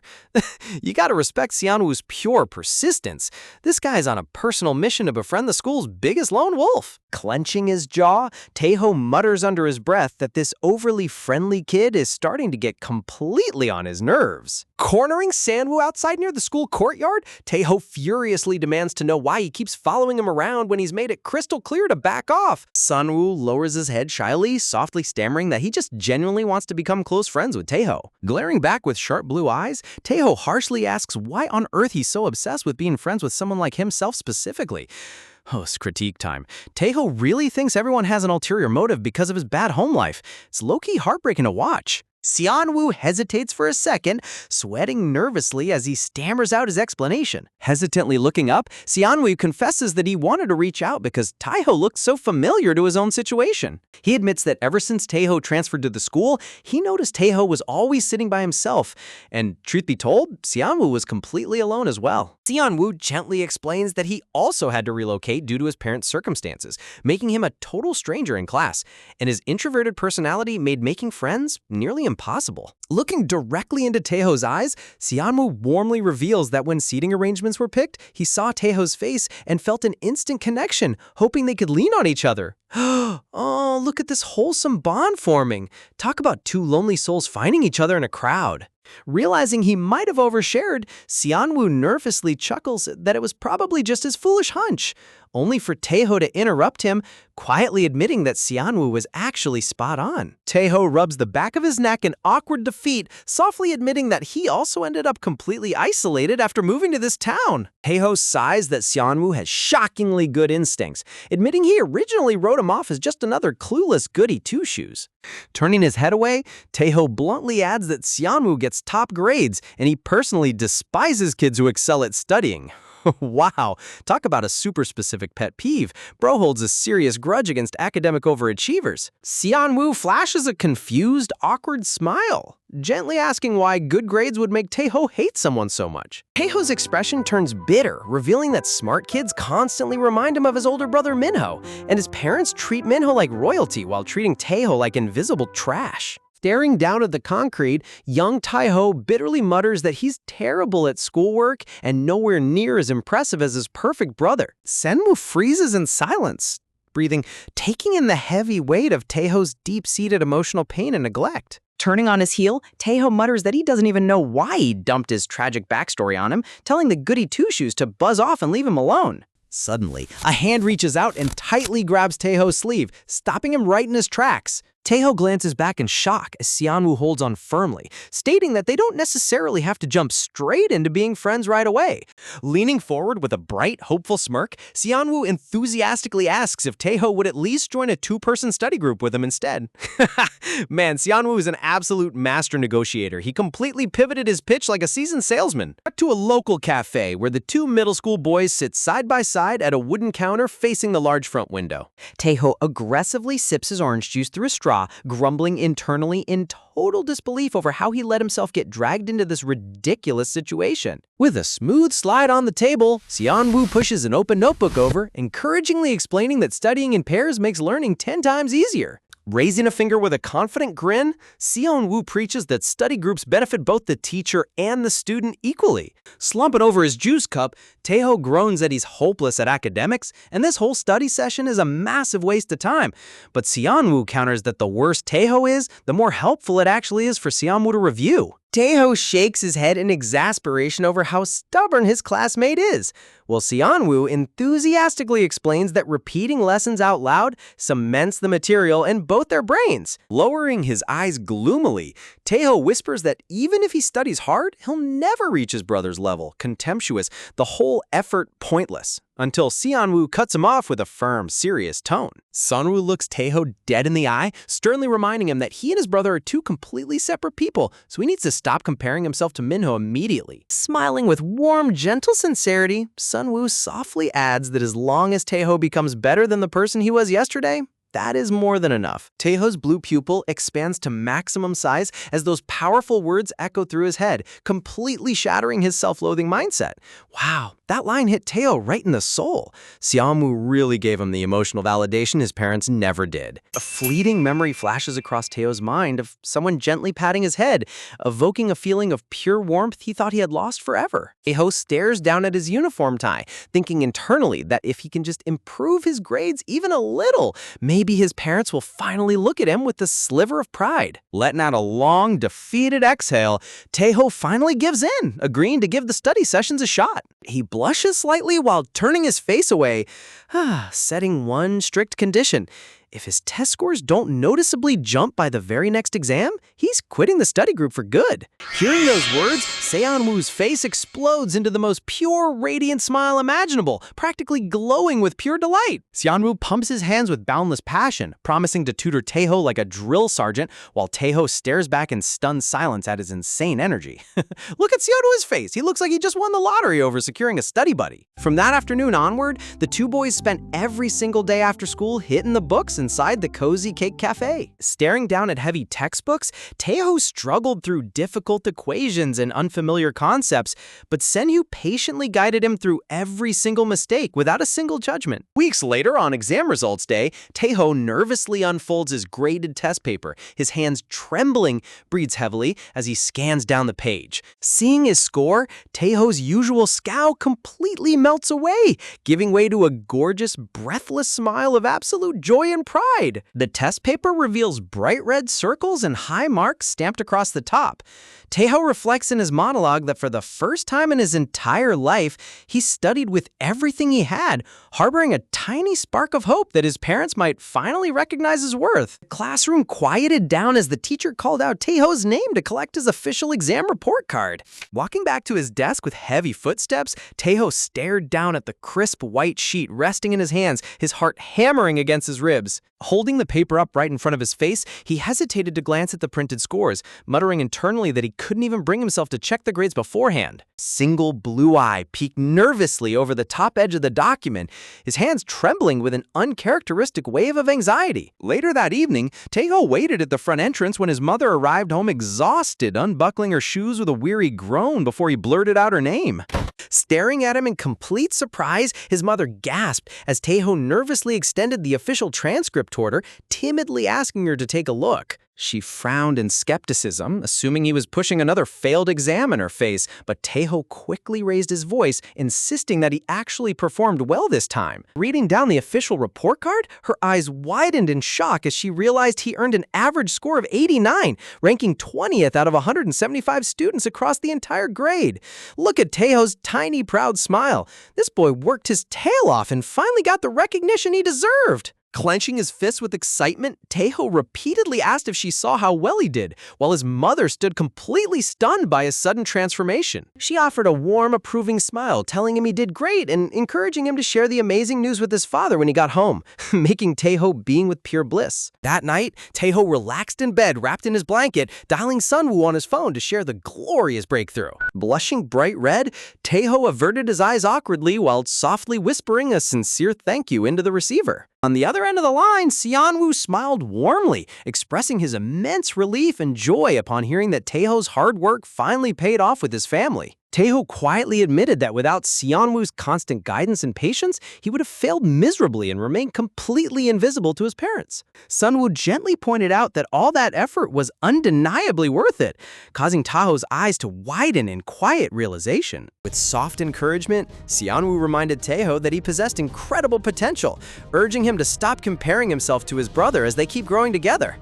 Man, Seon-woo isn't just a tutor. He's literally the ultimate life coach everyone needs in their corner. Taeho's cheeks flushed crimson as he timidly asked if this meant their study group was going to continue after all. Seon-woo on the line, asking if this meant they were officially solid friends now. Taeho stammered awkwardly into his phone, blushing deeply as he gave a soft, reluctant confirmation. Before hanging up, Seon-woo enthusiastically promised to meet him tomorrow so they could grab a delicious celebratory dinner together after surviving exams. Holding his smartphone in front of his face, Taeho stared at the blank screen while the word friend echoed softly through his mind. Looking out his bedroom window into the quiet night sky, he reflected in his monologue that being acknowledged felt foreign yet deeply rewarding. But that peaceful sentiment shattered instantly as the scene abruptly shifted to a ruthless bully yanking Seon-woo hard by his collar. A fierce delinquent with piercing eyes glared down with terrifying malice, his shadow cast ominously across the hallway wall. Walking down the school corridor the next morning,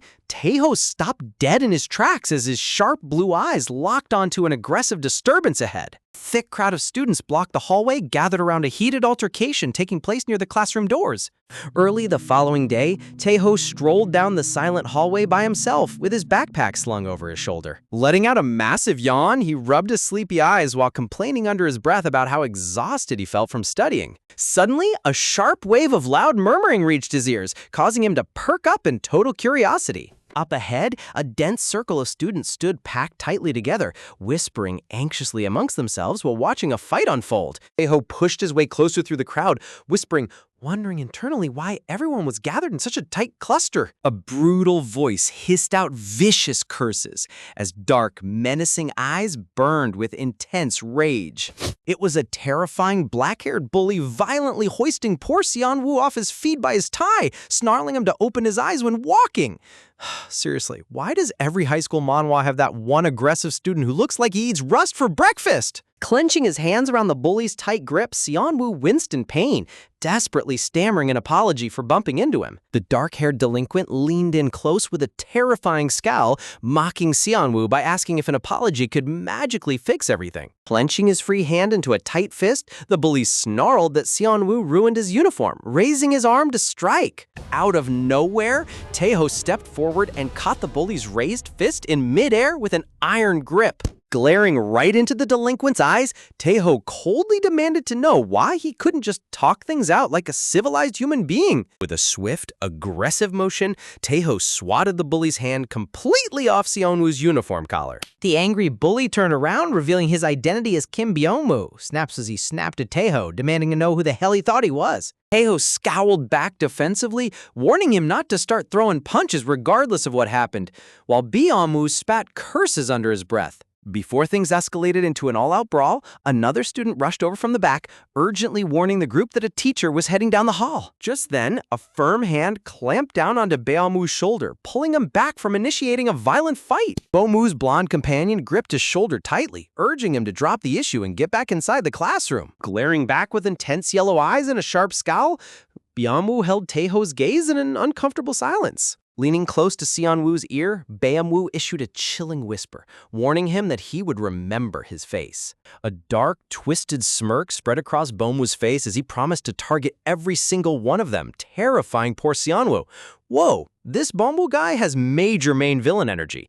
He's definitely going to cause huge trouble down the line. Shoving his shoulder hard against Tae-ho's as he passed, Byung-woo walked off, leaving Tae-ho grumbling in annoyance over these pathetic tough guy acts. Turning toward his friend immediately, Tae-ho asked if Seon-woo was unhurt, while Seon-woo wiped sweat from his forehead with a shaken nod. Tae-ho watched him closely with deep concern, asking what on earth that random confrontation was all about. Tae-ho stands face-to-face with Seon-woo inside the quiet school restroom, waiting to hear what actually caused that intense altercation. Clenching his hands nervously, Seon-woo stammers that he accidentally spilled his drink on Byung-woo when they bumped into each other, which sent the delinquent into a total frenzy. Tae-ho's brow furrows with anger as he argues back that slipping up on a drink spill is no excuse for anyone to throw punches. Man, Tae-ho is literally the only sane person in this entire school with actual moral standards. Seon-woo lowers his head timidly, softly insisting that if he just offers a sincere apology, the bullies will eventually forgive him and let it go. Tae-ho stares at Seon-woo in stunned silence, unable to comprehend why his friend is being so naive about ruthless high school delinquents. Later inside the classroom, Byung-woo's gang takes their harassment to a sadistic new level, kicking a soccer ball right at Seon-woo while using his head as a goal target. The heavy ball hits Seon-woo square in the face with a brutal thud, winces and causing him to wince in sheer pain as the bullies laugh. The dark-haired delinquent bounces the ball off his knee while barking orders, mocking Seon-woo for failing to hold his arms straight like a proper goalpost. Wiping a droplet of blood from his nose with a trembling hand, Seon-woo quietly whispers another apology, trying his absolute best not to cry. Look at how heartbroken he looks. This is straight-up psychological torture. Suddenly, Tae-ho steps right into the classroom, coldly confronting the delinquents and telling them to stop kicking soccer balls around because they're annoying everyone else. Byomu glares back with piercing golden eyes in disbelief before turning his malicious attention towards Seonwoo, ordering him to march over immediately. Without warning, Byomu delivers a swift, brutal punch directly across Seonwoo's jaw with a horrific smack. The entire classroom gasps in shock as desks rattle from the sudden violence. Holding his swollen cheek, Seonwoo staggers back while Byeonwoo smirks, mockingly asking if getting punched in the face feels better than being a goalpost. Waving his hand dismissively toward Taeho, Byamu sarcastically taunts the beating him up quietly means they won't disturb the rest of the class anymore. Wow, what a totally magnanimous villain. Give this guy an Oscar for mental gymnastics. Taeho's eyes ignite with pure fury as he steps forward and grabs Byamu tightly by his collar. Clenching his teeth, Taeho curses under his breath with a deadly glare, completely done with watching his friend get brutalized. Taeho hurls a massive right hook straight into Byamu's jaw with tremendous force. Byeonwoo counters immediately, sending both boys tumbling across the classroom in an explosive, chaotic fistfight. Senwoo holds out his hands in total terror while classmates scream and panic, desperate to stop the violent brawl before someone gets seriously hurt. Cut to the teacher's office where a weary advisor rubs his temples while groaning in sheer frustration over the chaos. Standing in a row with bruised and battered faces, the three boys get blasted by the teacher, who demands to know if they're running a teenage street gang inside his school.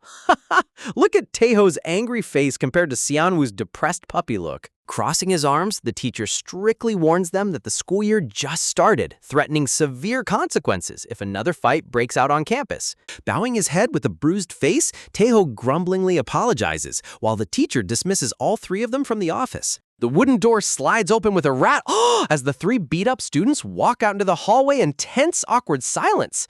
Byeonwoo shoves past them aggressively, hurling insults as he struts away down the corridor like he owns the building. Taeho glares at the bully's back with absolute disgust, his hands trembling with unspent aggression. Turning toward Taeho, Seonwoo offers a weak, timid smile, softly thanking him for stepping in to defend him. But his expression quickly darkens as he apologizes again, feeling immensely guilty for dragging Taeho into trouble with the school administration. Taeho looks over at his friend, his sharp blue eyes softening as he hears the genuine pain in Seonwoo's voice. Wrapping a supportive arm around Seonwoo's shoulder, Taeho reassures him that Byomu was 100% at fault from the very beginning, so he shouldn't blame himself for a single second.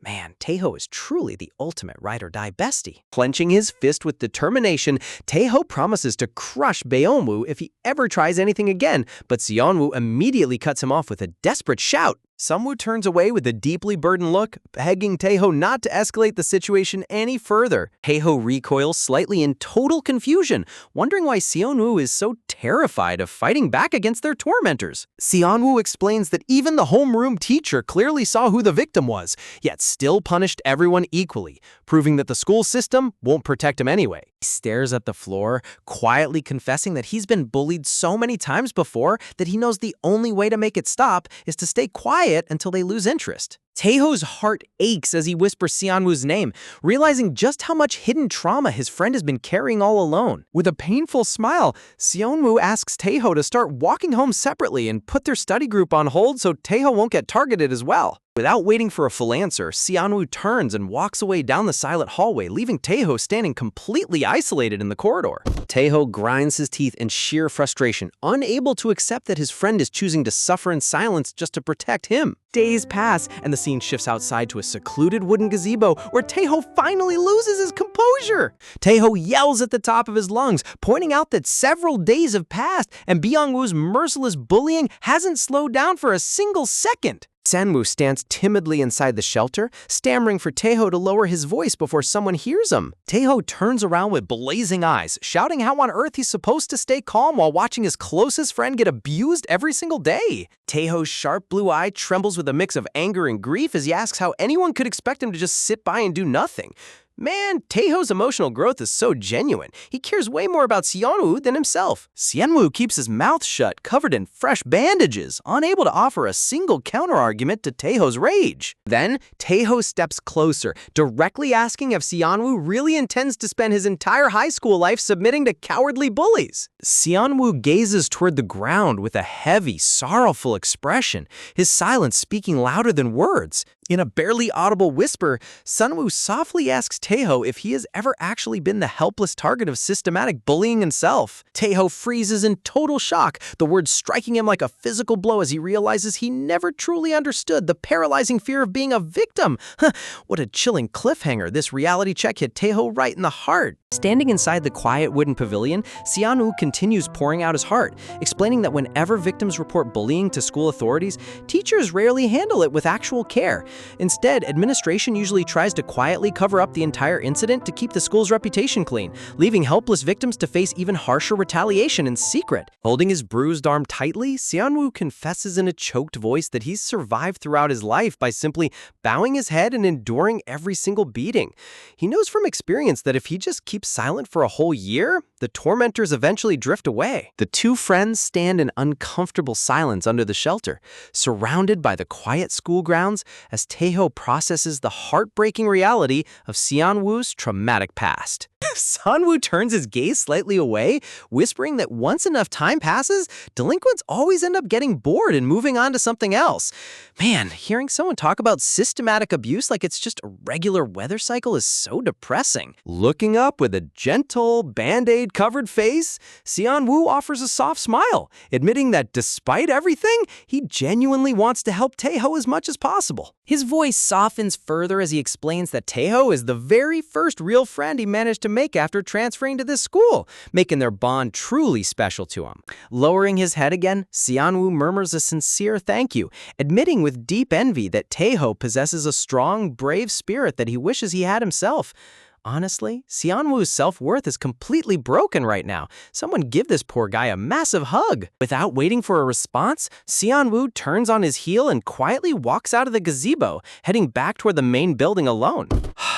Taeho remains standing alone under the wooden canopy, his profile etched with sheer disbelief and growing frustration over his friend's tragic mindset. Clenching his right hand into a tight, trembling fist, Taeho angrily questions himself, wondering if he's really expected to stand by like a helpless bystander while his best friend gets tormented every day? Cut to that dimly lit back alley behind the school, and there's Baeomwoo just chilling on a plastic stool, looking way too cool for his own good, casually holding a cigarette, and his two main guys are just standing there waiting on him to do anything. Seonwoo exhales a shaky breath as he enters the narrow alleyway, looking utterly terrified of the aggressive delinquents waiting for him in the shadows. Taking a slow drag from your cigarette, Baeomwoo rolls his eyes, barking out in frustration over why Seonwoo is taking so long to show up. Stuttering uncontrollably, Seonwoo steps forward into the sunset glow, clutching a wad of folded cash in his hands as he quietly announces his arrival. Baeomwoo and his gang stare back with smirking faces, mockingly complaining that making him bring over a tiny bit of pocket money shouldn't take this much effort.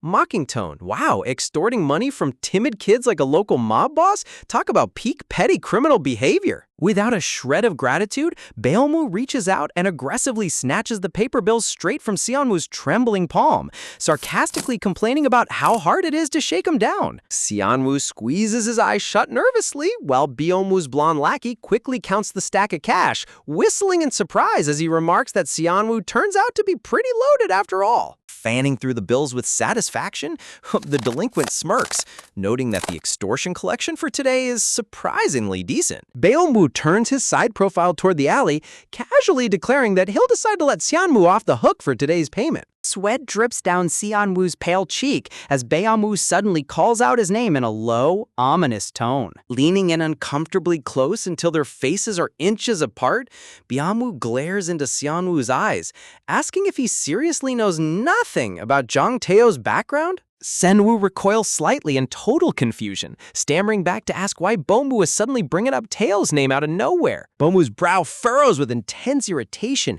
cursing Taeho as an arrogant, rude bastard who dares to play hero by grabbing his wrists in public. Ha!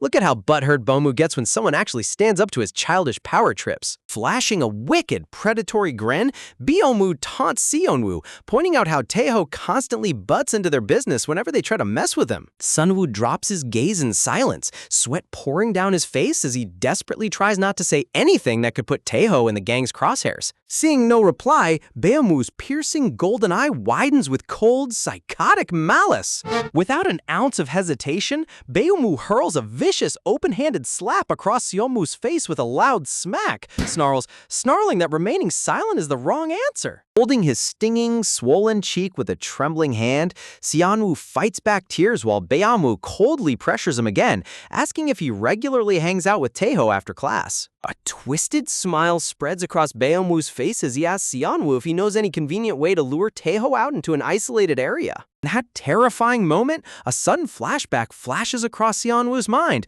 recalling Taeho's heartfelt declaration of wanting to protect him no matter what. Looking down at the discarded empty beer cans and trash scattered across the dusty floor, nervous sigh, Seonwoo stammers in hesitation, utterly trapped between fear for himself and loyalty to his friend. The next day, the scene transitions back to the main high school building under a bright blue afternoon sky. Inside that quiet hallway, an agonizing groan rings out as Seonwoo gets brutally choked from behind. A top-down perspective reveals Beomu locking Seonwoo in a headlock, callously dragging him down the hallway while Seonwoo gasps for air, begging Beomu to let go because he can't breathe. Stepping around the corner at that exact moment, Taeho stops dead in his tracks as he spots the reckless hallway assault unfolding right before his eyes. Taeho's blue eyes ignite with pure rage, his jaw dropping in absolute horror as he realizes Beomu is physically torturing Seonwoo right in the open corridor. Beomu casually turns his head sideways, locking eyes with Taeho with a smug, unbothered expression. Stepping right up into Byungwoo's face, Taeho demands in a stern, lethal voice that he stop choking Seonwoo immediately, pointing out that his victim is literally suffocating. Man, Taeho's aura here is insanely badass. He didn't hesitate for a single microsecond. Byungwoo stares at Taeho with a blank, unreadable side profile, evaluating the fiery red-haired boy standing before him.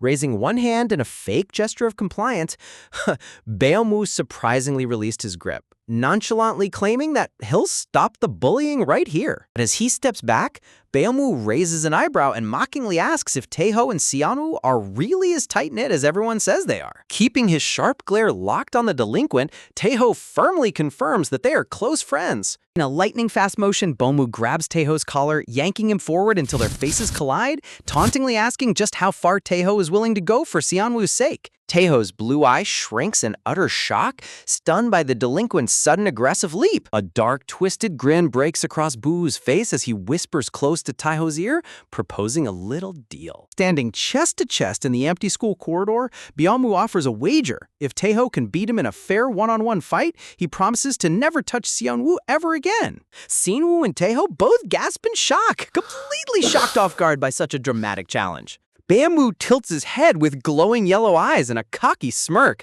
mockingly asking if Taeho has the guts to accept the proposition. Hold on, is this a genuine offer or an obvious trap? Beomu definitely has something sneaky up his sleeve. Taeho goes completely silent, his intense blue eyes narrowing into a lethal, calculating stare as he weighs the massive stakes of this duel. Looking right back into the eyes of the ruthless bully, Taeho asks in a deadly serious voice if Beomu will truly keep his word and leave Seonwoo alone forever if he wins. Beomu smirks with those snake-like yellow eyes, swearing on his own mother's life that he'll honor the bet if Taeho wins. Taeho lets out a cold breath, agreeing to meet him right after school behind the building, while Beomu grins like a hyena. Standing nearby, Seonwoo trembles uncontrollably, sweating nervously as he whispers Taeho's name in pure anxiety.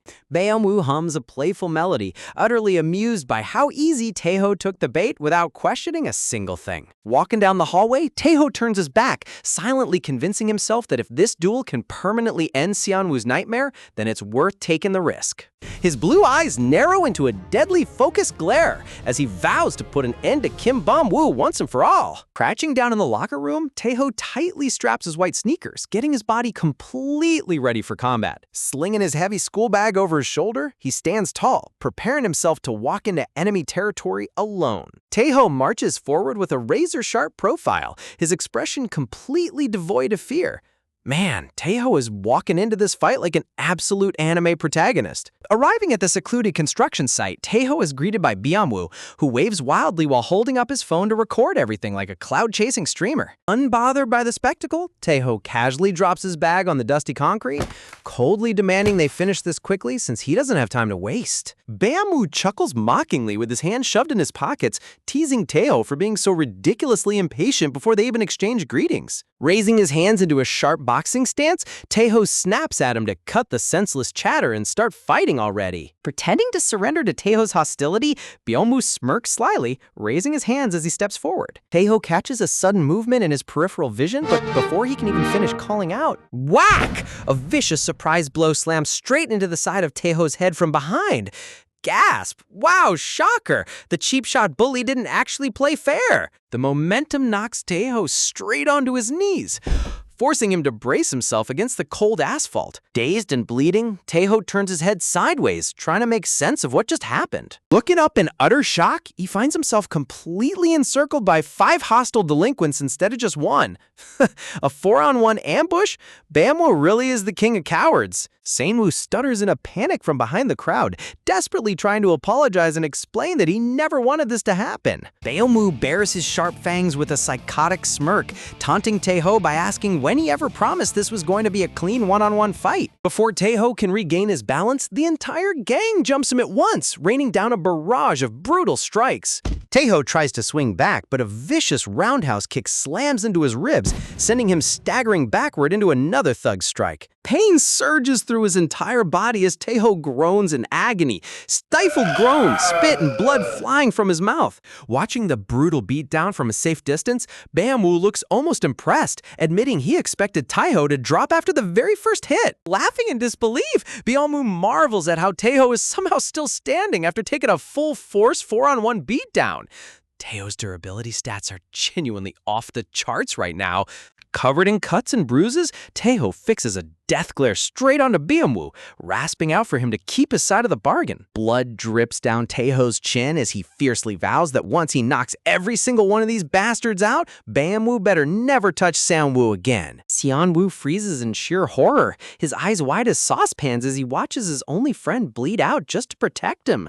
Byung-woo sarcastically promises that he'll gladly honor the deal, provided Taeho actually manages to survive and defeat everyone. But in the very next breath, Byung-woo violently grabs Seon-woo by his hair, making him cry out in pain. Seeing his friend tormented right in front of his eyes, Taeho screams Seon-woo's name in pure panic. Byung-woo chuckles wickedly as Taeho turns his head away from the fighters to look at Sun-woo. Taking full advantage of Taeho's dropped guard, the blonde lackey delivers a brutal flying boot straight to Taeho's jaw.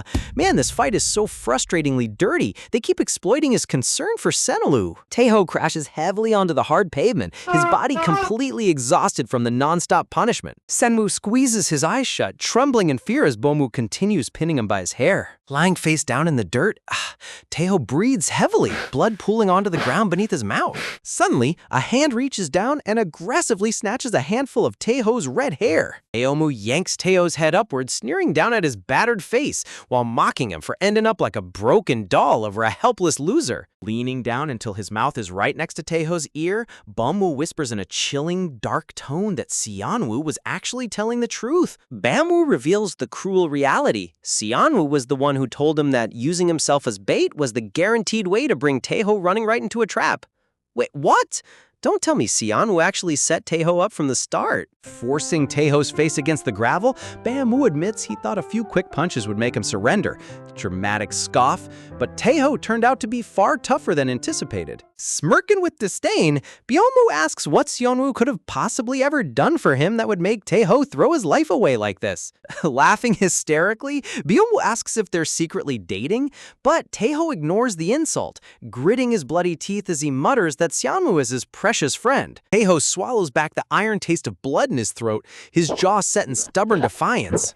Looking up through his matted hair, Taeho murmurs that a heartless monster like Bamwoo could never begin to comprehend what Seon-woo truly means to him. Pushing his trembling arms against the concrete to lift his upper body, Taeho confesses that he spent his entire life living in the shadow of his perfect brother, constantly compared and rejected by his own parents. Seonwoo listens in stunned silence, tears welling in his eyes, as Taeho reveals that Seonwoo was the very first person to ever believe in him, praise him, and help him earn his family's recognition for the first time in his life.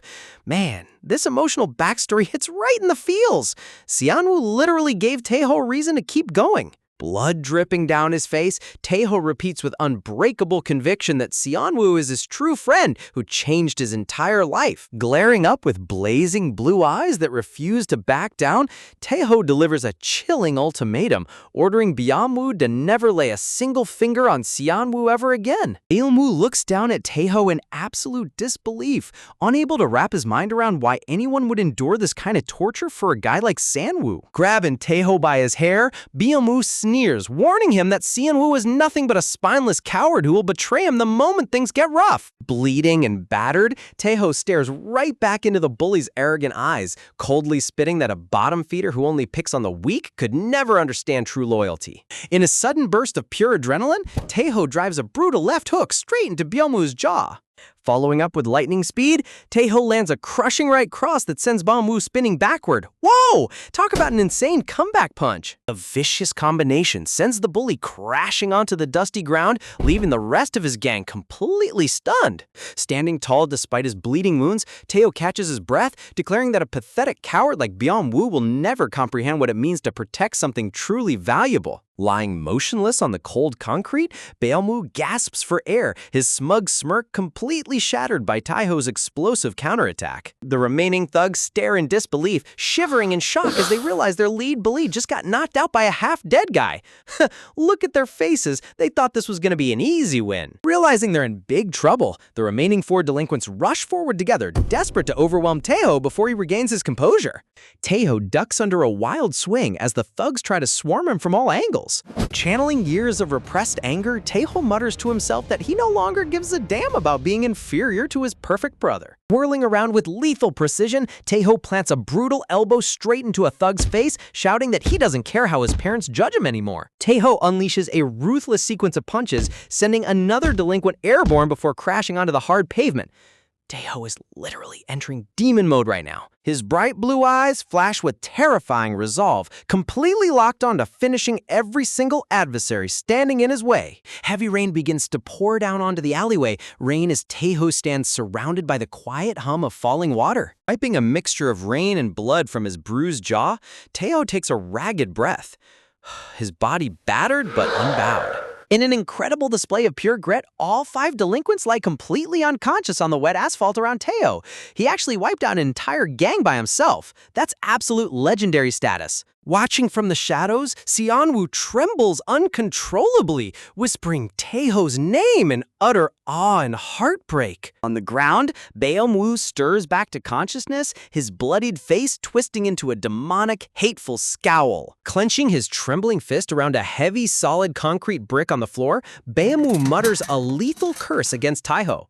Driven by pure humiliation, Beomwoo raises the heavy brick high above Taeho's unguarded head, screaming for him to die. The scene cuts through a dramatic vertical overview of the intense battle, capturing the raw chaos and high stakes surrounding the alleyway. Screaming like a lunatic, Beomwoo prepares to smash the brick straight into Taeho's skull from behind. Taeho hears the sudden movement behind him and turns his head in sheer horror, completely unable to block the incoming strike in time. But out of nowhere, Seonwoo steps into the frame with wide, terrified eyes. Rain mixed with blood streams down Seonwoo's face as he tightly grips a heavy black iron pipe.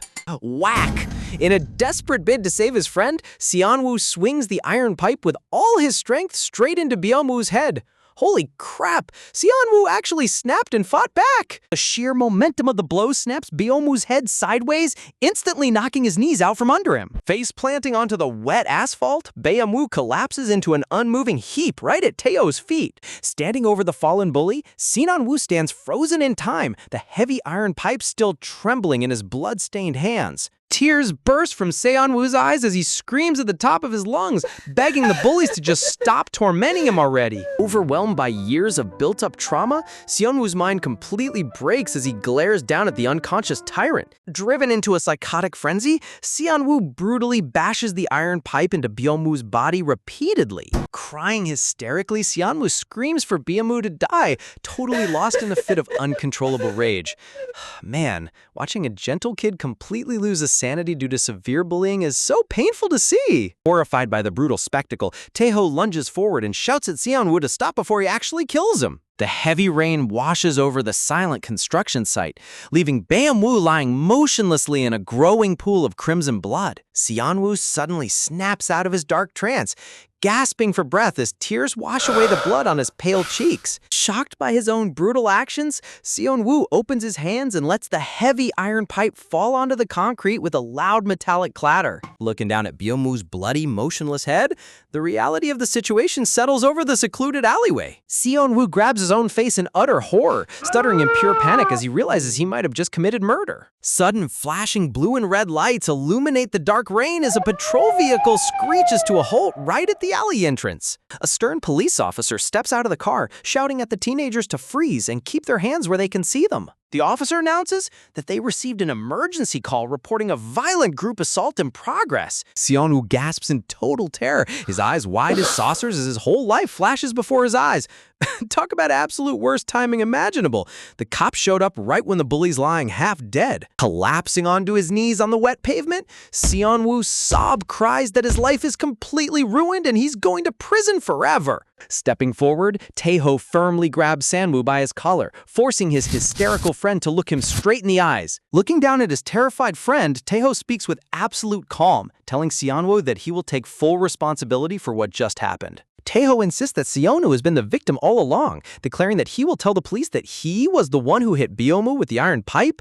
Wait, Tae-ho has actually taken the rap for murder to protect Seon-woo? That's insane brotherhood. Tears streaming down his face, Seon-woo stutters in disbelief, asking why Tae-ho would ever go to such extreme lengths for someone who set him up in the first place. Tae-ho stands motionless in the secluded alleyway, rain droplets trickling down his battered face as he swallows back his pain. Looking down at Seon-woo, Tae-ho mutters softly that he is enduring all of this simply because Seon-woo is his precious friend. Seon-woo's eyes widen in absolute shock, tears and rain mixing on his pale cheeks as he listens to Tae-ho's unbelievable declaration. In his heart, Tae-ho reflects that San-woo was the only person in his whole miserable life who ever truly saw him for who he was.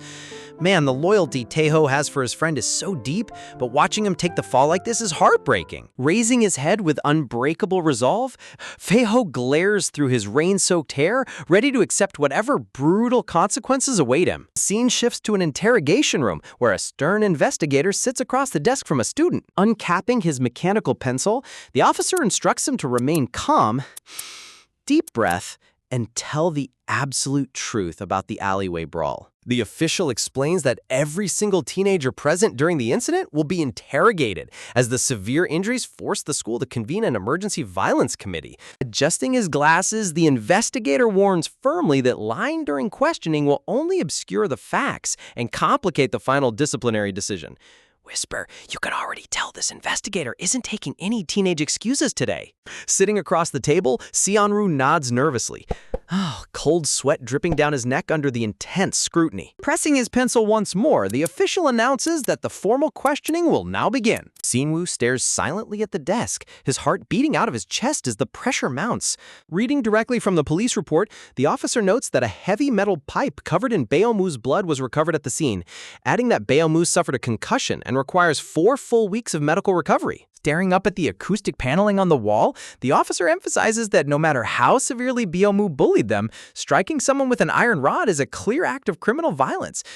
Honestly, the legal system doesn't give discounts for tragic bully revenge backstories. Leaning in close, the investigator asks directly whether he was the person who wielded the iron pipe that night. Over in a separate room, Tae-ho sits with a large bandage covering his bruised cheekbone, his expression completely unyielding. The officer listens intently as Tae-ho calmly takes full responsibility for the assault. taking the blame off Seonwoo entirely. Nodding his head quietly, the investigator writes down Taeho's confession before moving on to the next routine question. Days later, Taeho steps out of the school building after his hearing, only to find his mother standing outside with her arms tightly folded. Instead of checking on her injured son, his mother lets out a harsh sigh, sneering that picking brutal fights makes her so disgusted she could die. Wow, absolute mother of the year right here. Her kid took a criminal record and all she cares about is her own reputation. Taeho's vibrant blue eye flashes sideways with a painful mixture of bitterness and silent rage. Turning toward her, Taeho talks back, asking why she has to speak to him so harshly when he only fought to save his best friend. His mother glares back in pure fury, shouting that cracking a kid's skull with a metal rod isn't something to brag about, asking who he thinks he is trying to act like a savior. Tears well up in Taeho's eyes as mother coldly tells him that no matter how much he likes a friend, he shouldn't do things he can't take responsibility for. So painful how his own family treats him like a complete lost cause no matter what he does. Standing across the wide concrete courtyard, his mother adds that meddling in messy situations will only destroy his own future. Taeho turns his head away, whispering softly that she doesn't know a single thing about his life. A single tear slips down his cheek as Taeho mutters through gritted teeth that she has no idea what kind of incredible friend Seonwoo is to him. Glaring into the empty air, Taeho closes his mouth, realizing it's completely pointless trying to explain real brotherhood to his mother. A narration box confirms that Taeho received severe disciplinary punishment for assaulting multiple students, keeping him suspended from school for several days. Returning to school after serving his suspension, Taeho walks down the quiet hallway in his uniform. Looking down pensively, Taeho worries about Sunwoo, wondering why his friend hasn't called him once and praying that Byungwoo isn't threatening him for revenge. Taeho is literally worrying about Sunwoo's safety when he just tanked a whole violent crime charge for him. Reaching his classroom, Taeho gently slides the wooden door open. The instant Taeho steps inside, the lively classroom falls into dead silence as every single student stops to stare at him. Two male classmates throw menacing, disgusted glares in his direction as he passes by. Whispering behind their hands, two female students spread rumors right in front of his face. Look at these background extras. They operate on 100% gossip power. Sweating under the heavy tension, Taeho keeps his head straight and walks toward his desk. The whispers amplify across the room, with students gossiping that Taeho whacked Byungwoo on the head with a steel pipe and gave him a concussion. Another classmate sneers that Taeho is just as scary as the bullies, remarking that trash hangs out with trash while Taeho sits at his desk in painful silence. Suddenly, Seonwoo walks right past Taeho's desk without saying a single word, keeping his eyes glued forward. Surprised, Taeho turns around and calls out, asking if Seonwoo is doing okay. But Seonwoo coldly turns his back and walks right away without even acknowledging his existence. Hold on. Did Seonwoo really just ghost him after Taeho ruined his whole entire future to save him? Taeho stares in utter shock, unable to comprehend why his closest friend is treating him like a complete stranger. Out of nowhere, a carton of white milk is dumped right over Taeho's head, soaking his crimson hair. Slamming his hands on the desk, Taeho jumps up in a rage, screaming at the top of his lungs to know what the hell is going on. A dark, smug smirk looms right over him as a familiar voice laughs hysterically at his outburst. Standing right before him with a fresh undercut and a razor scar shaved into his hairstyle, Byungwoo sneers, greeting Taeho with evil yellow eyes. Look at this bully showing up with a full anime villain haircut like he didn't just spend a month in the ICU. Byungwoo taunts Taeho, asking if he was lonely all by himself and promising that he will personally play with him every single day now instead of Seonwoo. Closing the distance, Byungwoo leans directly over Taeho's shoulder, placing his mouth right beside his ear. Whispering in a terrifying tone, Byungwoo reveals that his memory is completely fine, and he remembers crystal clearly that it was actually Seonwoo who cracked his skull open with the pipe. With a malicious grin, Byungwoo whispers into Taeho's ear that Taeho covered for Seonwoo like a brainless idiot, and in the end, his ultimate sacrifice didn't mean a damn thing. Talk about an absolute brutal reality check. What an insane cliffhanger! Byungwoo sneers right into Taeho's face, dropping the brutal revelation that Seonwoo dumped him as a friend the very second things turned ugly. Stunned to his core, Taeho stammers in disbelief while watching Seonwoo turn his back and walk away into the shadows. Tears streaming down his pale cheeks, Seonwoo whispers bitterly, begging Taeho to never act like they ever knew each other again. Man, getting completely discarded after taking a whole criminal charge for someone is the ultimate backstab. Taeho's crimson eye widens in absolute horror as the crushing reality of his best friend's betrayal hits him like a freight train. Deep in his thoughts, Taeho feels his chest tighten with overwhelming anger as the painful recollection fades back into the present moment. The scene shifts as a delinquent pokes Taeho in a dark alleyway, demanding to know why he isn't answering when spoken to. Smirking maliciously, the bully pokes Taeho's chest, mocking him about how long it's been since they last met. Taeho stays completely deadpan, his bruised face remaining cold under the punk's petty provocation. Lowering his head, Taeho firmly warns them that he has zero business with them and demands they get lost. Grinning with a fake playful smile, the bully chuckles, telling Taeho not to act so distant and make things awkward. Classic bully behavior. They act like best pals right before trying to break your jaw. Glaring through the darkness with deadly eyes, Taeho repeats his ultimatum with chilling intensity. The delinquent's grin instantly vanishes, sinister yellow eyes narrowing as he realizes Taeho isn't playing around. Turning away with an annoyed sigh, Taeho mutters under his breath as he tries to walk away. Walking down the narrow alley, Taeho curses his awful luck for running into these thugs while already stressed out. In his mind, Taeho wonders why Seon-woo is still getting tormented by Byeon-woo after everything that went down. Suddenly, a violent commotion breaks out behind him. Taeho glances sideways as the bullies kick someone onto the pavement. Collapsing onto the hard ground, Seon-woo coughs violently, gasping for air as the thugs tower over him. Tears and saliva trail down Seon-woo's bruised face as he wheezes on the ground, listening to the bullies trash Taeho's name.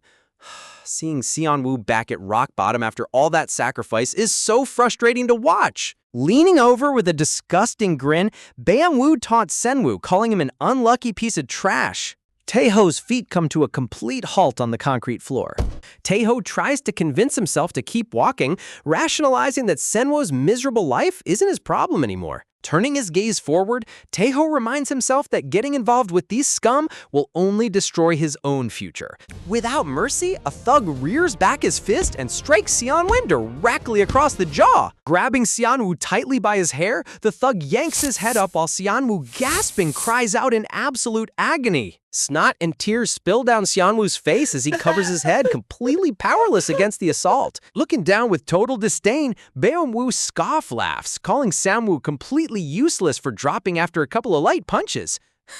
Byeon-woo is acting real brave for a guy who was in a coma 3 chapters ago. Tilting his head toward the night sky, Byeon-woo reminisces that punching Taeho was far more entertaining because Taeho was the ultimate sandbag. As the bully raises his fist to strike again, a powerful arm subtly shoots out and halts the attack mid-air. An iron-like grip clamps down tightly on the bully's wrist, locking it dead in place. Standing tall above the terrified bully, Taeho lets out a cold scoff, holding the punk's wrist like a vice grip. Glaring straight into the bully's yellow eyes, Taeho orders him to back off immediately. Struggling uselessly against Taeho's overwhelming strength, the bully snaps, telling Taeho to mind his own business and keep walking. Taeho's icy blue gaze pierces through the darkness as he sternly warns the gang never to lay another finger on Seowon. Bam-woo breaks out into a hysterical laugh, unable to believe that Taeho is still trying to protect his betrayer. Mocking their friendship, Byeon-woo laughs maniacally, asking Taeho what he could possibly gain from playing hero for a coward who abandoned him. Honestly, Byeon-woo's psychotic laughing is reaching peak villain levels. Taeho looks down softly, muttering that he honestly doesn't know why he's doing this either. Standing tall in the dark alleyway, Taeho confesses that he's sick to death of dealing with bullies and sick of looking at Seon-woo's pathetic face. Seon-woo's eyes widen in absolute shock as he stares up at Taeho through a blur of salty tears. Taeho looks down at his former friend, declaring firmly that despite everything, the fact that Seon-woo was once his best friend will never change. Hearing those words, Seon-woo bursts into fresh tears, overwhelmed by deep guilt and regret. Observing the dramatic scene, the gang leader sneers that he's starting to get jealous of how ridiculously loyal Taeho is. And chuckling evilly, Byeon-woo taunts Seon-woo, shouting that he threw away an absolute saint just to save his own skin. Even the villains agree Taeho is way too good of a friend for this backstabbing guy. In a lightning-fast flash, a lethal steel blade cuts through the air. Crimson blood drops onto the cold asphalt, splashing into dark red puddles. Taeho touches his cheek in shock as fresh blood trickles down his face from a razor-sharp slash wound. Wiping the blood-stained serrated knife against his shirt, Byeon-woo warns that they aren't naive middle schoolers playing games anymore. Raising the bloody combat knife with a terrifying smirk, Byung-woo threatens that next time it won't end with a simple school disciplinary board. Blood dripping down his cheek, Taeho stands his ground fearlessly, glaring back at the knife-wielding psychopath. Meanwhile, back at Taeho's house, his mother stands in the living room with folded arms, complaining about why he isn't home yet. Sitting on the couch with their black cat, his father casually dismisses her concerns, suggesting Taeho is just wandering around angry. But his mother frowns, sensing that something terrible is happening to her son right now. Taeho's mother clutches her face in deep worry, voicing her dark intuition that something terrible is happening to her son again. Down in the dimly lit alley, blood trips down Taeho's battered cheek as he catches his breath. Wiping the warm blood from his wounded face, Taeho privately acknowledges that stepping into this fight won't magically solve his chaotic life. Surrounded by defeated delinquents groaning on the floor, one of the thugs chuckles weakly, praising Taeho for remaining so ridiculously tough after surviving a 5-on-1 brawl. Trembling on the concrete with tears streaming down his face, Swanwoo struggles to catch his breath while staring up at his former best friend. Baemu sneers maliciously, telling Taeho to quit playing the selfless saint because nobody is ever going to appreciate his sacrifice.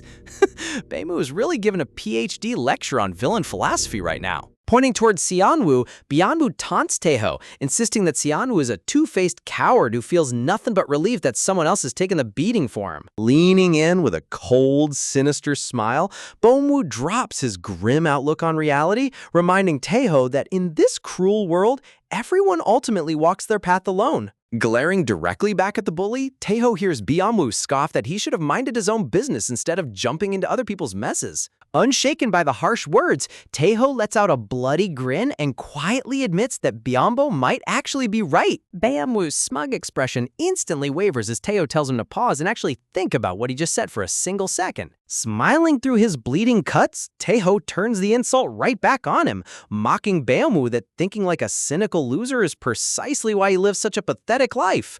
Man, Taeho's verbal counterattacks are somehow even deadlier than his fists. Byung-woo's brow twitches as a psychotic grin spreads across his face, clearly infuriated by Taeho's taunt. Winding up a heavy fist, Byung-woo charges forward with insane speed, roaring that a few more brutal hits will teach Taeho how the real world actually operates. Just as the punch is about to land, Byung-woo suddenly freezes mid-stride, his malicious gaze shifting in complete shock toward the alley entrance. Taeho turns his head sideways, equally confused as an unexpected authority figure halts the chaotic battle. Standing in the moonlight with smoke wafting from her weapon, Min Jua aims a bright pink handgun straight at the bullies, demanding to know what they think they are doing. A pink pistol? Jua really brought tactical fashion into a dark gang fight. Flanked by her imposing elite bodyguards, Jua glares down the alleyway with deadly pink eyes, asserting total dominance over the delinquents. Looking down at the brawl from a high angle, Jua coldly questions what business these low-level thugs have putting their hands on her official subordinate. Sweat dripping down his bloody forehead, Taeho stammers in total disbelief, asking Jua how on earth she managed to track him down to this obscure location. Jua flashes a smug smile, casually revealing that she secretly slapped a GPS tracking sticker onto the back of his phone, praising him for never taking it off. Staring at the heavily armed squad, Byung-woo stutters in confusion, trying to figure out who these high-class enforcers are supposed to be. Poor Byung-woo thought he was top dog until real mob bosses showed up. Walking right up to Taeho, Jua gently places her hand against his bruised cheek, declaring that they need to get him to a hospital immediately since he's in no shape to fight. Veins popping on his temple, Byung-woo grinds his teeth in fury, angrily asking if these strange newcomers are literally mocking him. Reaching out aggressively, Byung-woo slams his heavy palm onto Jua's shoulder to stop her from leaving. Barking in her face with extreme rage, Byung-woo warns the young girl that he gave her a direct order to step back. Bam! Before he can even finish his sentence, a devastating punch smashes directly across Byung's mouth. Jua's scarred, high-ranking executive delivers a lightning-fast left hook, completely shattering Byung-woo's stance. Looking down at the bully with absolute disdain, the scarred executive coldly announces that the fight is over and orders every delinquent to clear out and go home. Crashing onto the hard pavement while clutching his bleeding jaw, Bomu spits blood and curses through his broken teeth. Trying to scramble back to his feet, Biomu glances up super surprised as another squad member calls out to him with a playful tone. Towering over the fallen punk, the silver-haired officer chuckles softly, teasing that kids these days sure have filial mouths. The contrast between these suave executives and street bullies is hilarious. Holding Bomu's bloody knife between his fingers, the red-shirted enforcer smiles casually, mocking how scary it is that high school kids carry real weapons now. Turning her back on the broken gang, Jua addresses Taiho once again in a quiet, collected voice. Standing firm beside him, Jua repeats her instruction, insisting that getting him proper medical treatment is their top priority. Jua offers a gentle nod, assuring Taiho that they can clear up all their misunderstandings after his wounds are patched up. Suddenly, a sharp pain pierces Taiho's skull, causing his vision to warp erratically. Taiho's sight turns dizzy and distorted as he looks down at Jua, wondering if he took a severe blow to his head during the brawl without realizing it. Blood trickling rapidly from his open cheek wound, Taiho's eyelid droops heavily as complete disorientation overwhelms his body. Losing all strength in his legs, Taiho collapses forward, FUD, crashing directly onto the ground right at Jua's feet. Shocked by his sudden collapse, Jua and her squad panic, shouting Taiho's name aloud in desperation. Standing frozen in the background with tears streaming non-stop down his bruised cheeks, Sinwoo watches in horror as his former friend falls unconscious. Seeing Sinwoo's intense guilt is heart-wrenching, but he brought this emotional burden on himself. Cut to the exterior of Story University Hospital, towering peacefully under the quiet night sky as Taiho receives emergency care. Inside a quiet private ward, Taiho lies motionless in a hospital bed with heavy bandages covering his face, while Jua sits faithfully on a stool right beside him. Taiho's eyes slowly flutters open, his gaze trying to process the bright fluorescent lights of the room. Crossing her arms with a calm posture, Jua notices his movement and quietly informs him that he's finally awake. Sitting up slightly in his patterned hospital gown, Taiho touches his bandaged cheek, asking Jua if he completely blacked out back in the alleyway. Jua clarifies that the doctors found no severe internal bleeding, explaining that he simply passed out from a mild concussion and physical exhaustion. Taiho drops his gaze into heavy silence, unable to find the right words as the weight of recent events presses down on him. Turning his head away in his hospital blanket, Taiho bitterly mutters,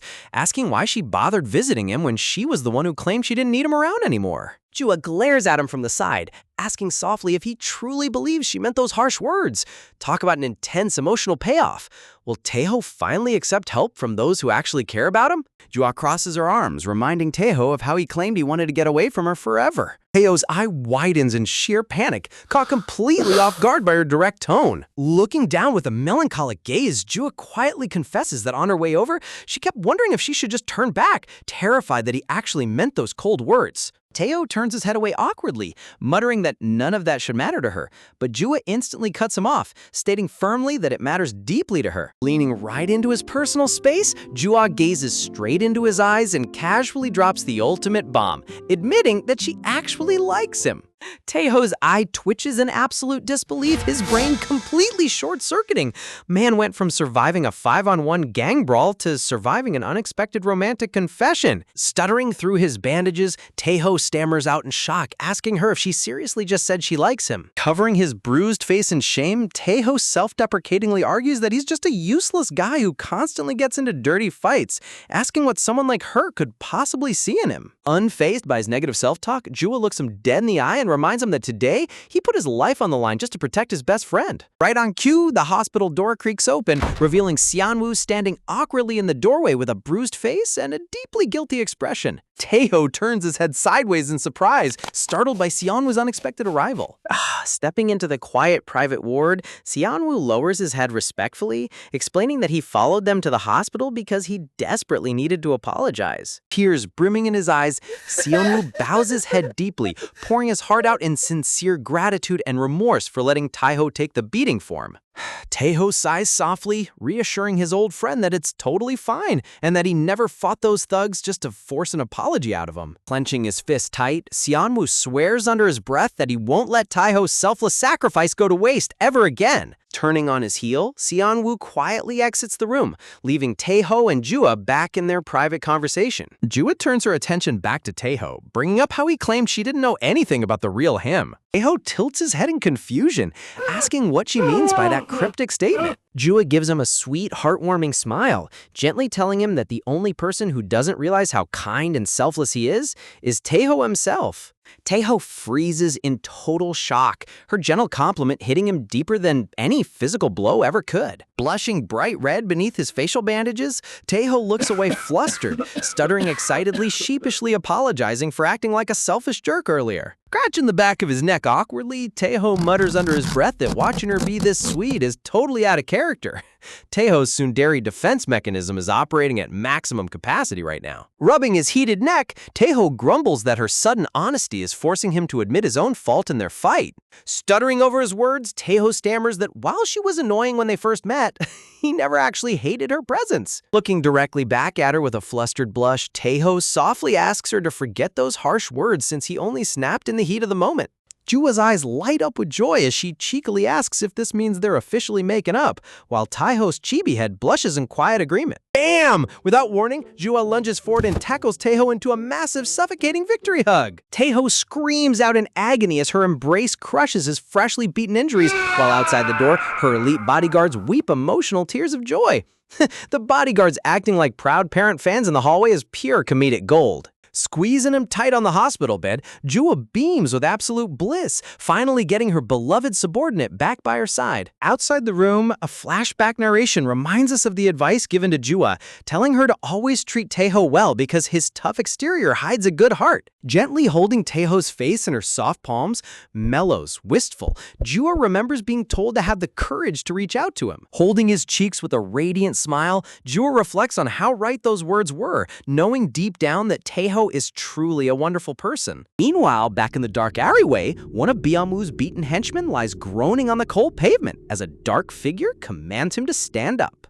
Struggling onto his knees, the delinquent stammers in shock, asking the undercut punk where he came from, only to get mocked for sleeping on the job. Puffing on a lit cigarette, the Mohawk delinquent cold-bloodedly demands to know where Jang Tae-ho disappeared to, hearing that some elite mobsters rushed him to the hospital. Cursing under his breath while strolling down the alley, the cigarette-smoking punk vows to beat Taeho within an inch of his life the next time they cross paths. Suddenly, Seonwoo steps out from the shadows to block his path, prompting the punk to aggressively demand where he's been hiding all night. How? Before the punk can finish his threat, Seonwoo delivers a swift, brutal right hook straight into his jaw. A cigarette flies through the air as Seonwoo follows through on a strike, completely blindsiding the arrogant thug. Clinching his shirt collar tight, Seonwoo firmly declares that he will never allow anyone to walk all over him again, swearing to protect himself just like Taeho protected him.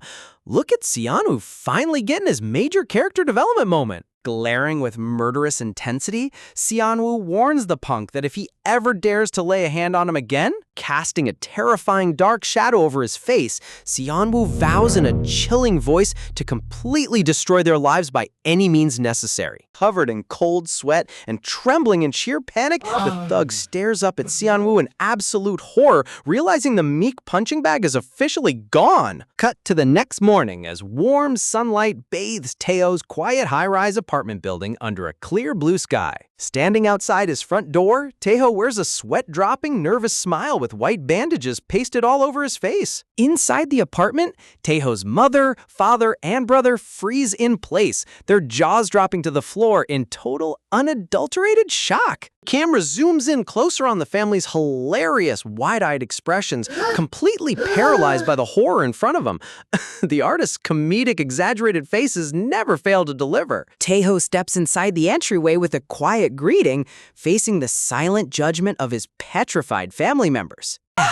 All three family members shatter the silence at once, letting out a synchronized scream of horror at his battered appearance. Taeho's mom explodes into extreme rage, shrieking at him for staying out all night and getting beaten black and blue, before dramatically clutching her head in a fainting spell while his dad panics. Taeho steps into his living room with his head held high, only to find Jua's giant bodyguards lining up in formation right inside his apartment. Teo's mother practically jumps out of her skin, screeching in sheer confusion as she asks what on earth is happening in her entryway. Taking a synchronized deep breath together, the tough bodyguards stiffen up like nervous recruits under immense pressure. Suddenly, all three bodyguards fold in half and bow down to the floor at 90 degrees, screaming out a deafening apology.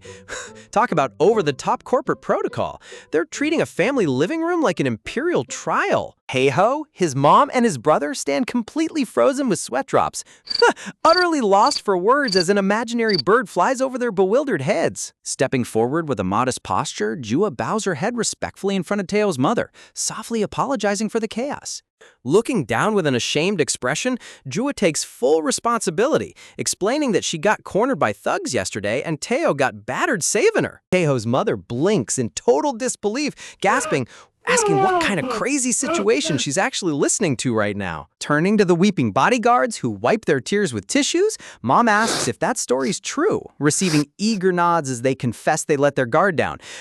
These elite bodyguards using tiny tissues to cry in front of a teenager's mom is peak comedy. Connecting the dots with a stunned sigh, Mom realizes Teo was late because he was getting patched up at the hospital after protecting Jua all evening. Teo turns his head away awkwardly, sheepishly muttering that while it looks pretty bad, he isn't seriously injured at all. Mom falls dead silent, staring at her son with a complex mixture of exasperation and relief. Sneaking right up beside him, Jua leans into Teo's ear and whispers his full name in a playful tone. Giving him a super adorable wink, Jua cheekily asks if her fabricated cover story solved all his family problems. Teo's face turns red beneath his medical patches, completely stunned by how smoothly she manipulated his entire family's reaction. She really ran circles around his whole household in under 2 minutes flat.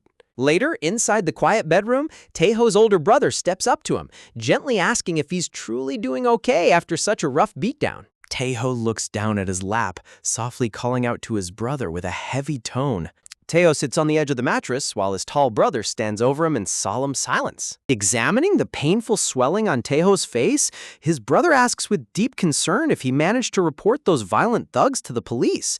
Scratching the back of his neck awkwardly, Teo grumbles that both sides exchanged hits, so they called it even and moved on. Clenching his fist with cartoonish determination, his brother argues that they should pursue legal charges, while Teo frantically waves his hands to stop him. His brother pauses with a conflicted frown. Scoff, still feeling uneasy about letting those alleyway delinquents walk away scot-free. Teo lifts his eyes, addressing his older brother with a gentle, sincere tone. Looking his brother straight in the eye, Teo quietly apologizes for losing his temper and punching him in the face earlier.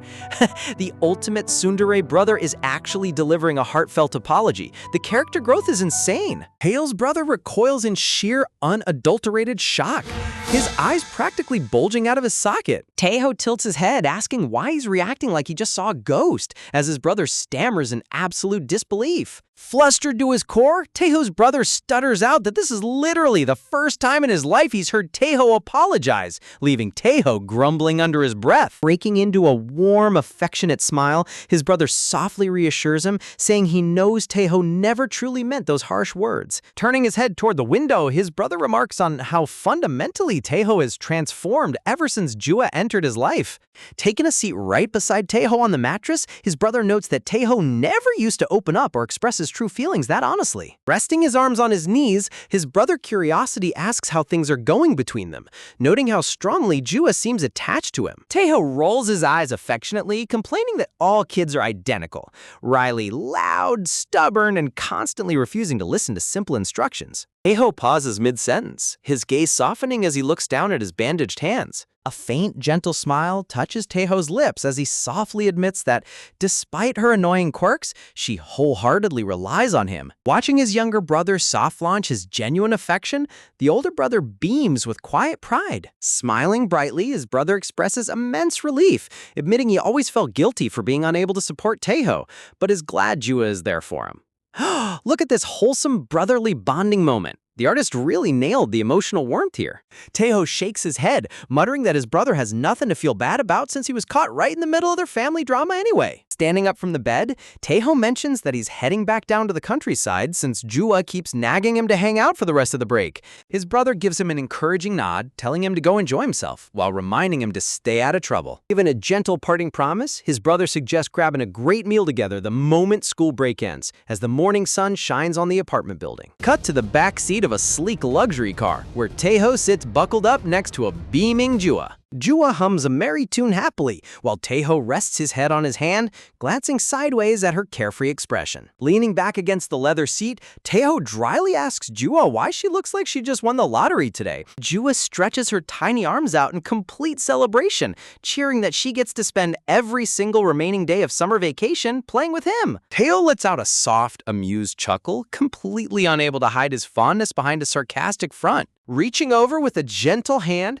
Taeho lightly pinches Jua's chubby cheek, teasingly declaring that a kid will always be a kid. Taeho's smirk softens into the most radiant, genuine expression as he softly whispers a heartfelt thank you to her. Sunlight streams through the car window, illuminating Taeho's breathtaking, drop-dead gorgeous smile.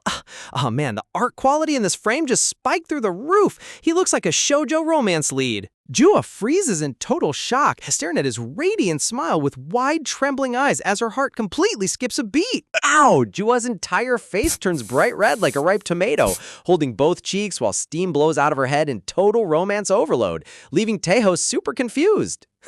The tables have turned so fast. Taeho accidentally dropped a maximum level charm attack without even realizing it. Completely flushed from Taeho's breathtaking smile, Jua rapidly averts her gaze, furiously shouting at him not to shove his ugly face in her direction. Taeho sits back with a sweat drop, totally bewildered as to why she's picking a fight out of nowhere. Driving up front, Seolha glances in the rearview mirror and chuckles, teasingly noting that their young lady is actually quite shy under that tough exterior. Jua immediately shrieks from the back seat, telling her bodyguard to keep her mouth shut. Resting his chin on his hand, Taeho turns his gaze toward the passing trees, letting out a soft sigh as he reflects on everything that just went down. As their sleek luxury car speeds along the clear open highway under the afternoon sun, Taeho mentally prepares himself, knowing that returning to the countryside estate means things are about to get absurdly noisy all over again. Cut to later that night at the traditional estate, where Seolha stands against the courtyard wall on a phone call. An authoritative female voice on the line softly inquires if the children are doing well, and Seolha respectfully confirms that everything is fine. Holding a lit cigarette between her fingers, Seolha explains that while the kids had a small spat and sulked for a bit, they managed to reconcile earlier that day.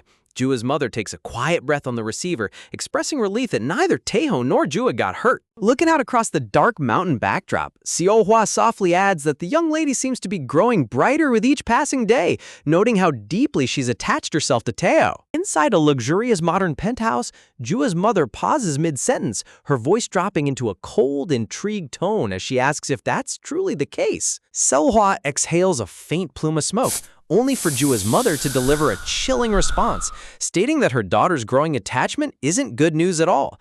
Seolha freezes in place, muttering a confused, "Pardon?" With a sharp click, Jua's mother sets down her porcelain teacup, telling Seolha to carefully consider her daughter's personality. Sitting in her high-end armchair with her arms folded across her chest, the mother explains that ever since Jua was a tiny child, whenever she formed an obsessive attachment to an object, she refused to let it go, even after it was completely broken. The camera zooms in on Seolha's tense face as sweat drips down her cheek, listening to the mother's sobering warning about how terrifyingly destructive Jua's attachment will become when she's eventually forced to part ways with a human being.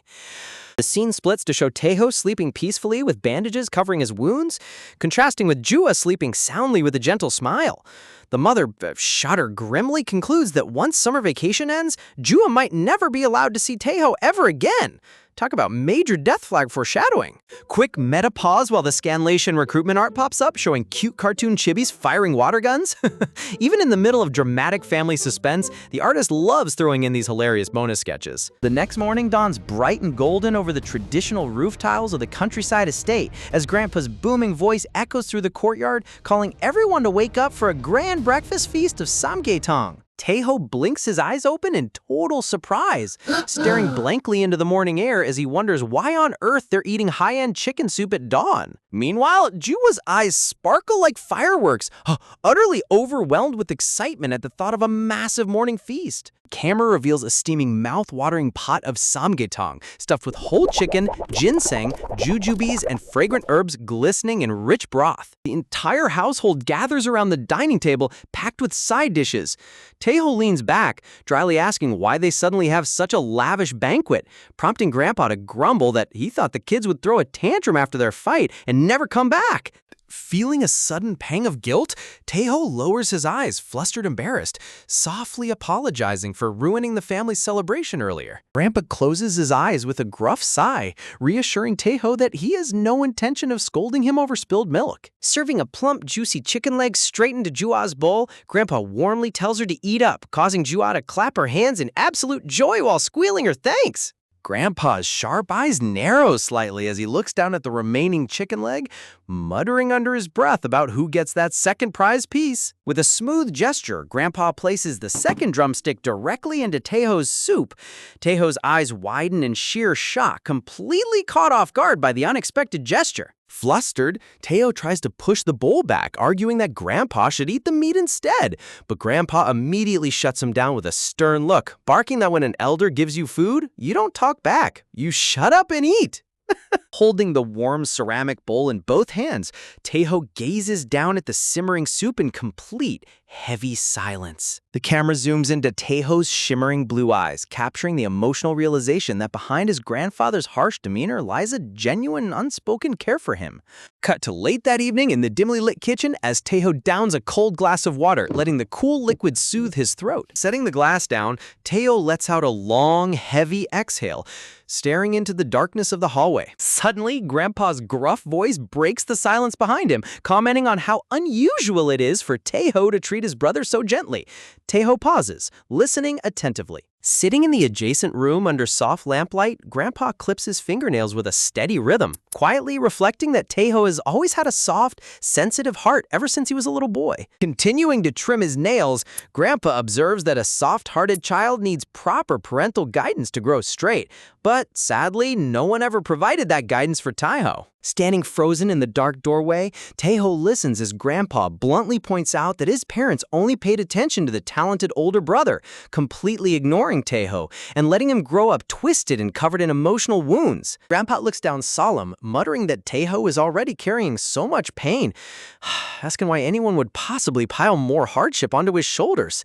The emotional weight in this scene is hitting so hard. Recalling Grandpa's rough warmth at the dinner table, Taeho softly whispers a quiet thank you to the empty room, promising to enjoy the meal. The following morning, a tiny golden puppy named Number 3 wags its tail furiously, letting out joyful squeaks under bright pink heart bubbles. Jua scoops the tiny puppy into her arms, grinning with her cute sharp fangs as she asks if Number 3 missed her while she was away. Looking down at her from the courtyard, Grandpa chuckles, revealing that the moment the puppy realized Jua was gone for a single day, it whined nonstop without end. Snuggling the puppy tightly against her cheek, Jua promises to play with it all day before turning around and commanding Taeho to follow her out. Wiping sweat from his neck, Taeho dryly complains to Seola that thanks to Jua's endless energy, he'll never have to worry about dying from a lack of exercise. Seohwa glances back at him, thoughtfully noting that Mr. Jang Taeho seems to have changed quite a bit recently. Taeho tilts his head, asking what on earth she means. Adjusting her glasses with a gentle smile, Seolha points out that before, Jua had to throw full-blown tantrums just to get him to budge, but now he's willingly tagging along with much more gentleness. Taeho's face instantly flares up bright red, defensively barking back that he's not gentle at all, while Seolhwa giggles at his classic tsundere reaction. Scene shifts to a high-end corporate office where a pair of expensive dress shoes strides across the polished floor as a tired voice groans in total exhaustion. Flopping onto the dark leather couch face first, the silver-haired syndicate boss whines that he hasn't moved his body like this in ages and is completely wiped out. His dark-haired assistant stands over him with a deadpan stare, pointing out that the boss didn't do a single bit of fighting and the assistant handled all the driving. The boss childishly fires back that being a boss is exhausting just from breathing.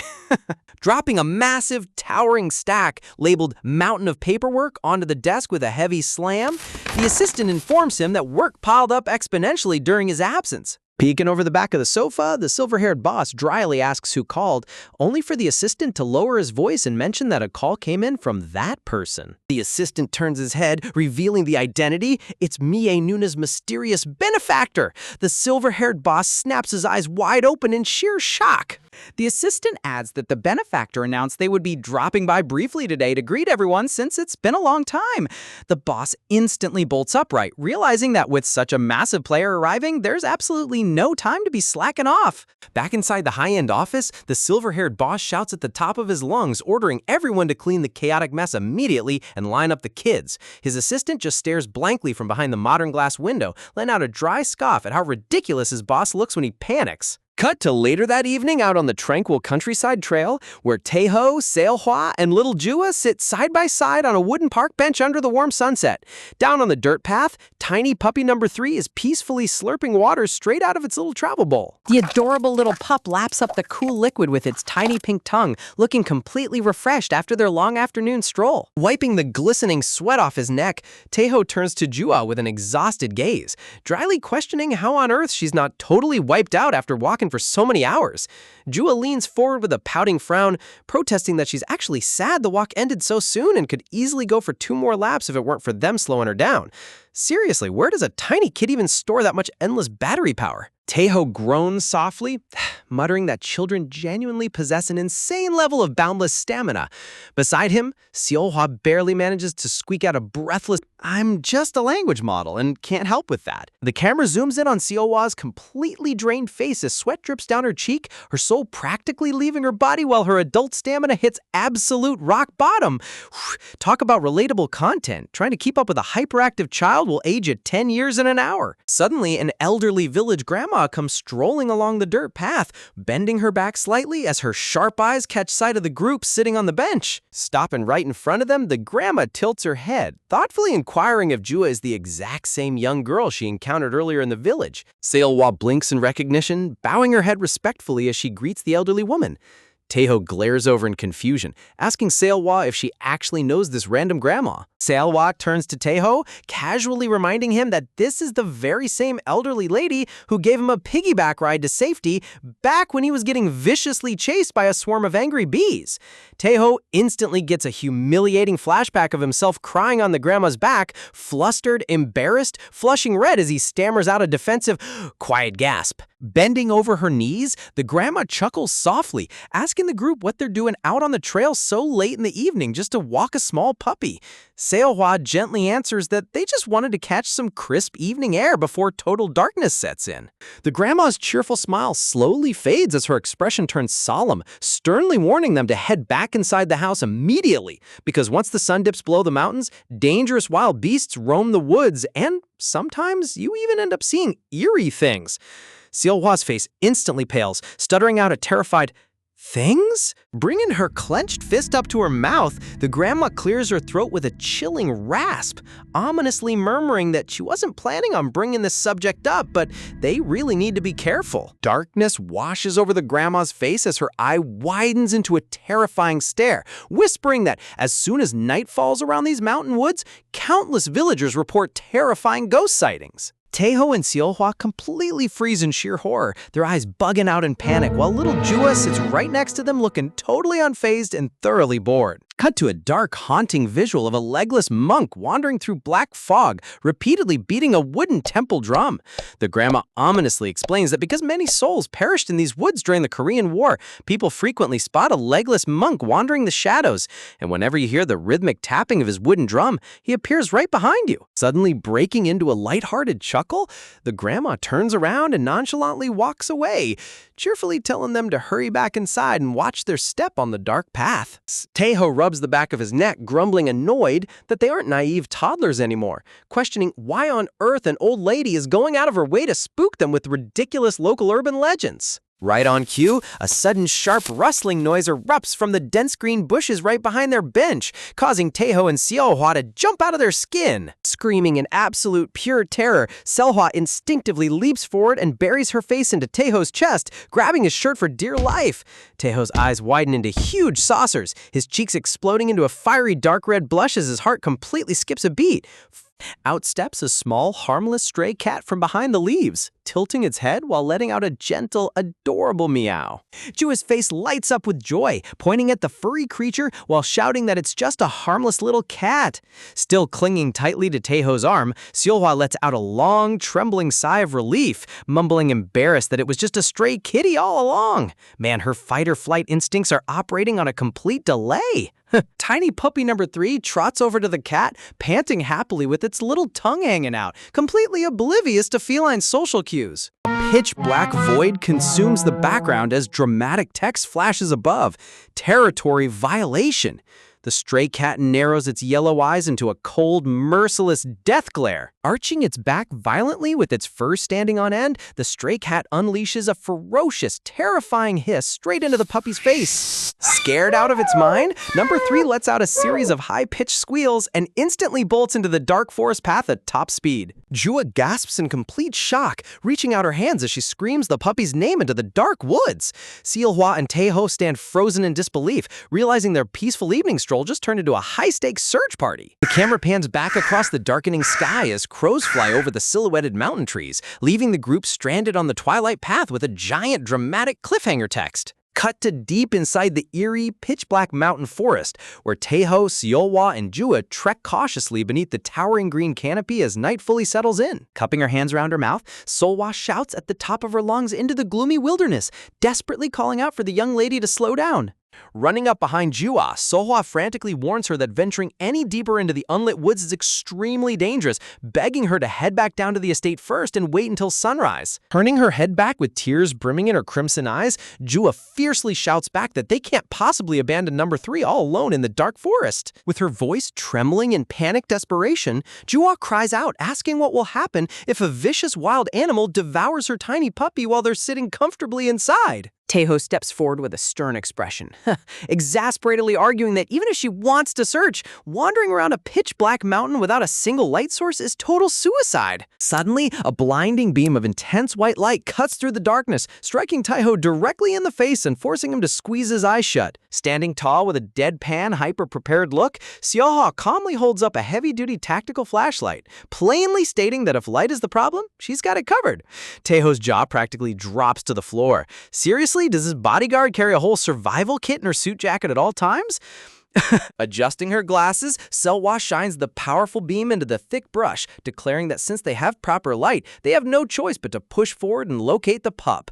Taeho rubs his head with a defeated sigh, reluctantly agreeing to tag along. Scene shifts away from the creepy woods to a cozy, brightly lit private study, where a steaming porcelain mug of fresh cappuccino rests on a marble tabletop, while a rich, masculine voice chuckles warmly in the air. The camera tilts up to show the lower half of a man's smiling face, his gentle expression showing fine lines around his mouth as he warmly remarks that the people back at the house haven't changed a single bit since the old days. Sitting across from him, the silver-haired syndicate boss grins bright and wide, laughing lightheartedly as he agrees that they're always the exact same reliable group. The silver-haired boss takes a slight breath, his tone shifting into sincere curiosity as he softly inquires whether Mie Nuna's doing well these days. Revealed in full view, the mysterious benefactor, amused chuckle, a handsome black-haired man wearing a casual red button-down shirt, smiles gently, confirming that Mie successfully transitioned into the private security business and is doing remarkably well. Glancing down at his sneakers, the benefactor thoughtfully reflects that it's been nearly 3 full years since he last saw Mie in person. Mentioning that they've only exchanged sparse phone calls over the years, leaving him constantly wondering about her well-being. Lowering his eyes, the silver-haired boss offers a sympathetic nod, gently observing that Mie changed quite a bit after the tragic incident 3 years ago, which is completely understandable given what she went through. The camera shifts to an overhead shot of the elegant office lounge. Taking a subtle pause, the benefactor leans forward on the leather couch, quietly asking how little Jua is faring. The silver-haired boss looks up thoughtfully, explaining that the young lady also became vastly quieter and more withdrawn after that horrible event, before suddenly catching himself mid-sentence. Picking up his ceramic cup from the table, the silver-haired boss smiles, adding that recently, the young lady surprisingly decided to take on a personal subordinate of her own. The benefactor tilts his head in mild surprise, echoing the word with an intrigued brow. The silver-haired boss elaborates, revealing that the new subordinate is an 18-year-old high school student named Jang Tae-ho, who also happens to be Jua's direct cousin. Folding his arms comfortably across his chest, the silver-haired boss chuckles, admitting that when he first laid eyes on Tae-ho, he dismissed him as just another typical rough punk from an all-boys high school. But to everyone's shock, he actually gets along with Jua remarkably well and possesses a surprisingly tender, caring heart. Camera zooms into the back of the benefactor's head as he stares off into space in deep thought, his brow furrowing as he quietly mutters to himself that he has never heard that name once in his entire life. The mysterious tension building up around Tae-ho's identity is getting wild. The black-haired benefactor chuckles warmly, raising a hand as he tells the silver-haired boss that since Tae-ho is down in the countryside hanging out with the young lady, he should drop by and say hello once, only to quickly wave off the idea, admitting it would probably just end up super awkward anyway. Glancing at the wall, the benefactor stands up and peeks out toward the hallway, casually announcing that since it's getting late, he'll take his leave.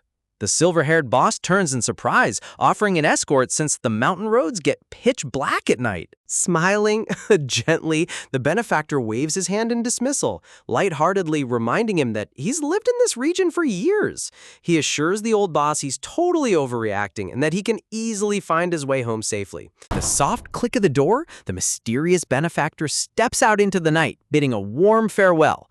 Left alone in the study, the silver-haired boss sits back on the couch, staring thoughtfully at the closed entryway.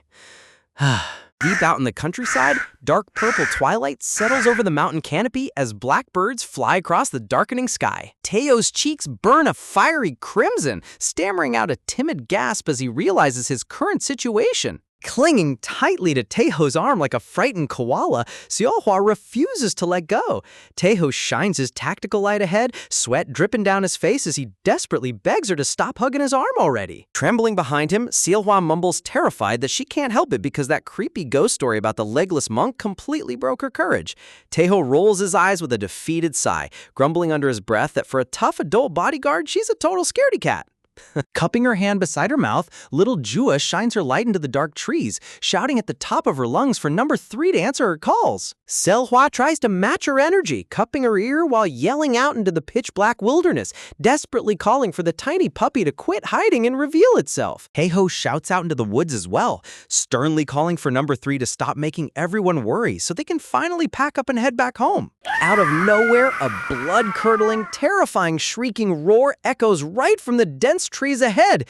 Taeho, Seolhwa, and Jua completely freeze in place, their souls practically escaping their bodies. Sweat pouring down her face, Seolhwa stammers in absolute panic, asking what on earth made that demonic noise. Taeho's legs shake like jelly, whispering in sheer horror that whatever made that sound, it sounded terrifyingly like a human dying scream.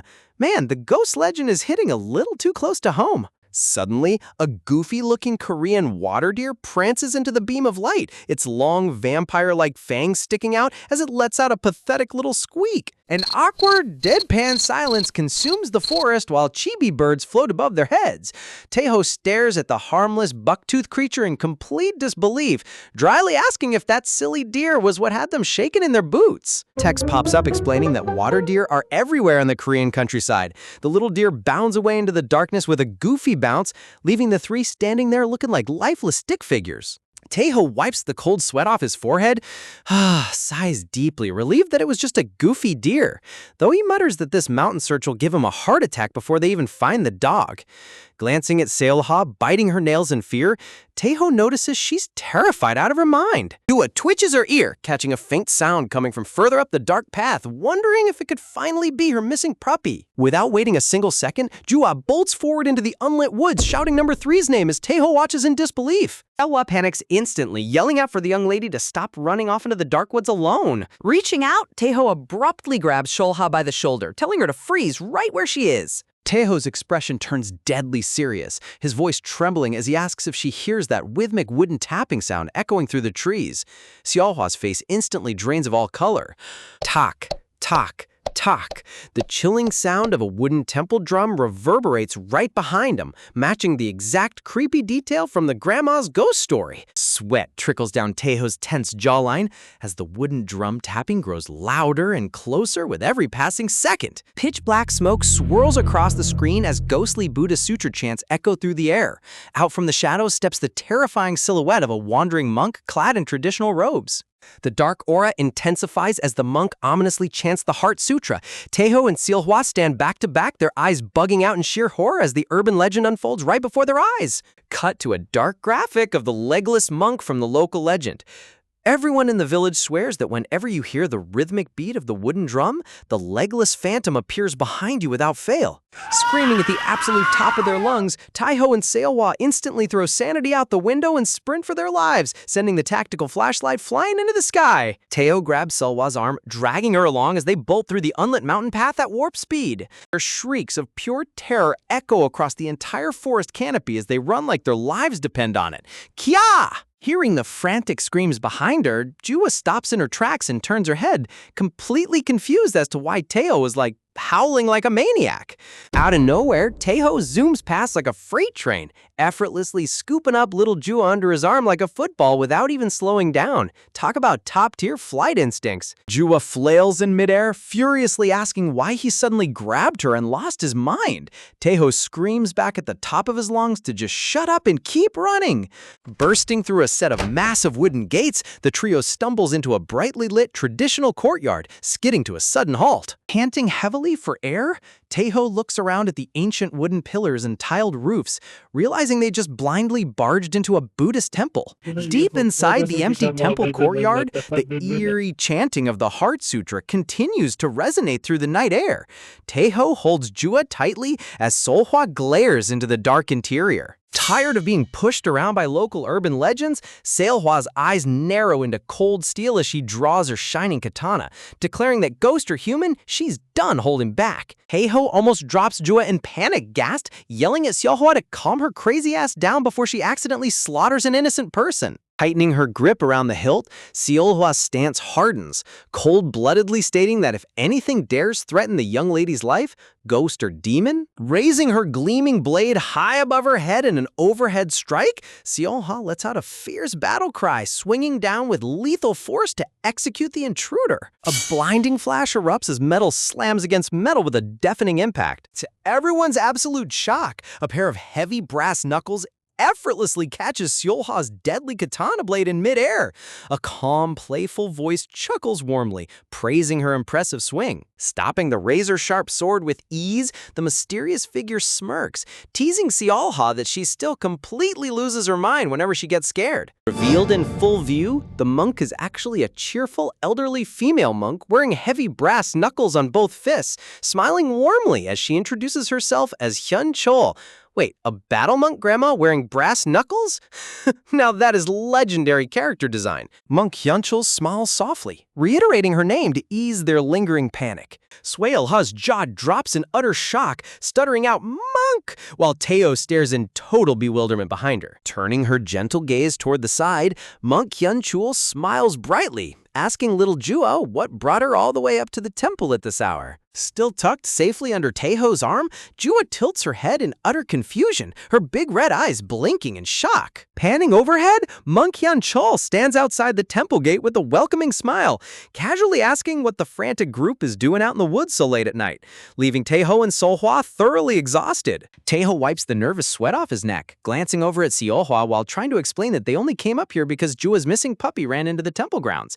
He quietly asks Seolhwa if she actually knows this scary brass-knuckle battle monk. Monk Hyunchul blinks in surprise, her sweat drops popping up as she pieced together what they were looking for, asking if that runaway dog happened to be... Opening the front folds of her gray robes, Monk Hyunchul reveals the little lost puppy tucked safely against her chest. Number 3 blinks innocently with her tiny snout sticking out, completely oblivious to the chaos she caused. Little Jua's eyes light up with pure joy as she gasps out loud, shouting her puppy's name in utter relief. Cuddling Number 3 tightly against her cheek, Jua scolds the tiny pup for running off alone like that. Monk Hyunchul chuckles softly, glad that the little runaway pooch made it back to her rightful owner safely. Turning her gaze toward Taeho, Mung Hyun-chul examines his red hair thoughtfully, casually remarking that there's a fresh face in the group before guessing that he must be the kid named Jang Taeho. Taeho's heart skips a beat as cold sweat drips down his jaw, stammering in shock that this mysterious elderly monk somehow already knows his name. Mung Hyun-chul smiles warmly, explaining that Chanwang told her all about him, specifically mentioning the kid who was discarded by the Baekoppa gang and left for dead. She chuckles gently, teasing that the discarded kid has now become Jua's newest subordinate. Taeho stands there completely dumbfounded, sighing, questioning his entire life choices. Man, even local monks know he got demoted to a toddler's bodyguard. With a gentle grin, Mung Hyun-chul clarifies her identity, telling Taeho that he could essentially think of her as his boss's old martial arts master. Taeho stares in total, utter disbelief, repeating the words under his breath, completely stunned that this tough grandma trained the head boss herself. Cut to inside the traditional temple room. Little Jua instantly drops to her knees and bows her head all the way to the wooden floorboards, shouting a deeply formal apology for failing to recognize her mother's esteemed master right away. Talk about instant respect. Sitting cross-legged on woven mats, Mung Hyun-chul softly waves her hand, telling Jua to relax since she only saw her once right after she was born. Taeho cradles the dog on his lap while Seolhwa sits respectfully beside them. Seolhwa glances at Taeho, quietly explaining that this monk is actually the noble savior who rescued both the boss and all of their lives years ago. Taeho looks over in surprise, asking what she means by saving their lives. A somber flashback unfolds as Seolhwa recalls being abandoned by the brutal Baekoppa gang as a helpless child. Left bleeding in the cold rain, the young boss Mie carried Seolhwa on her back all the way up the mountain path to this very temple gate. Seolhwa's expression softens with deep gratitude as she explains how the boss and Mung Hyun-chul nursed her back to health with all their heart. Once she recovered, they swore a sacred oath to overthrow Baekoppa together alongside Chanwang and the other cast-off members. Sweat pours down Taeho's forehead as his brain completely short-circuits. He frantically processes all the heavy gang terms like Baekoppa, abandoned subordinates, and overthrowing cartels. Turning to Seolhwa with a furrowed brow, Taeho points out the massive elephant in the room. If the original boss was his uncle, doesn't that make his own uncle their sworn enemy who terrorized the entire village? Seolhwa's face turns pale as she stammers out a quick correction, explaining that when they first met, she mentioned Min Duho, but the real ultimate boss back then was actually his father, Min Chol. Min Duho was just the right-hand enforcer. Talk about a massive lore rewrite right in front of the kid. Jua's red eyes widen in total shock as cold sweat trickles down her cheek. Gasp, realizing this is the very first time she's ever heard this side of her family's dark secret history. Seolhwa's eye twitches in absolute panic, mentally screaming as she realizes she accidentally opened a massive can of worms in front of the young lady. Mung Hyun-chul's face darkens into a somber, troubled expression as the unspoken truth hangs heavily in the dimly lit temple hall. Jua's brow furrows as a chilling realization hits her core, realizing that her grandfather didn't just peacefully pass away like everyone always claimed. Taeho's mouth hangs agape as he stares at the intense, heavy atmosphere settling over the room. Seolhwa quickly steps in, nervously waving her hands to divert Jua's attention before she uncovers the full ugly truth. But Mung Hyun-chul suddenly calls out Seolhwa's name in a firm, commanding voice. Looking directly into Seolhwa's panicked eyes, Mung Hyun-chul sternly declares that they can't keep hiding the truth from the child forever. Seolhwa freezes in place, her face draining of color. Sitting beneath the towering golden Buddha statue, Seolhwa desperately pleads in a hushed whisper, reminding the monk that the current boss never gave permission to disclose the dark history to Jua. Ignoring the plea, Mung Hyun-chul turns her gaze directly toward the young girl, her voice dropping into a solemn tone as she prepares to reveal the truth about her maternal grandfather. Jua's big red eyes lock onto the monk in absolute breathless suspense, her tiny shoulders trembling in anticipation. Mung Hyun-chul plainly states that her grandfather didn't die. He was driven out after committing countless horrible crimes, and he completely vanished without a trace. Seolhwa lets out a long, defeated sigh, clutching her chest as she accepts that the secret is officially out in the open now. Leaning forward with a serious face, little Jua earnestly asks what terrible things her grandfather could have possibly done to get driven away. Mung Hyun-chul's red eyes sharpen as she begins recounting the history, explaining that it all started the day her grandfather, Min Chol, suddenly arrived in Jobuk City out of nowhere. Flashback scenes depict a dark, narrow city alleyway.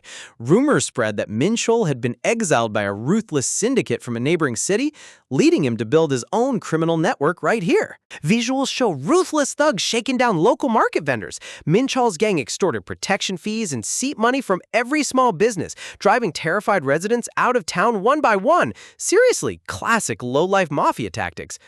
But right in the middle of that reign of terror, one brave soul refused to back down and fought back with pure fury. Dramatic pause.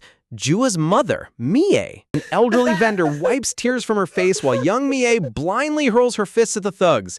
Mie loved her hometown deeply and refused to let Baekoppa ruin the peaceful community. Mie could easily beat down a couple of street thugs on her own, but she quickly realized one person couldn't destroy an entire syndicate. So she came up to this very mountain temple to build her own force. Flashback panels show young Mie carrying beat-up allies on her shoulders while practicing brutal brass-knuckle strike techniques under Monk Hunchul's strict training.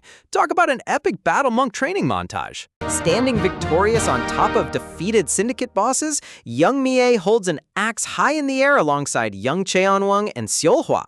She successfully forged her own legendary crew from the very people Baekoppa abandoned. Back in the present day, Jua stares ahead with wide, trembling eyes, muttering softly that she never knew her mother went through such an intense, heroic battle. Looking down at her lap, Jua quietly admits that her mother always strictly avoided talking about her dark past whenever she asked. Monk Hyun-chul's eyes soften with deep affection as she gently explains that Mie stayed quiet because Jua was far too precious to her.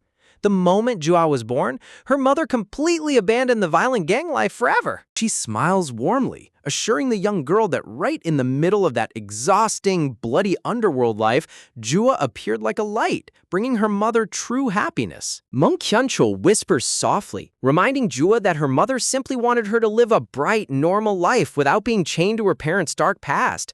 Wow, that parenting reveal is surprisingly wholesome. Sitting awkwardly beside them, Taeho's sweat drops furiously, sweating bullets as he mentally realizes he's sitting in on some super intense family drama that he definitely shouldn't be listening to.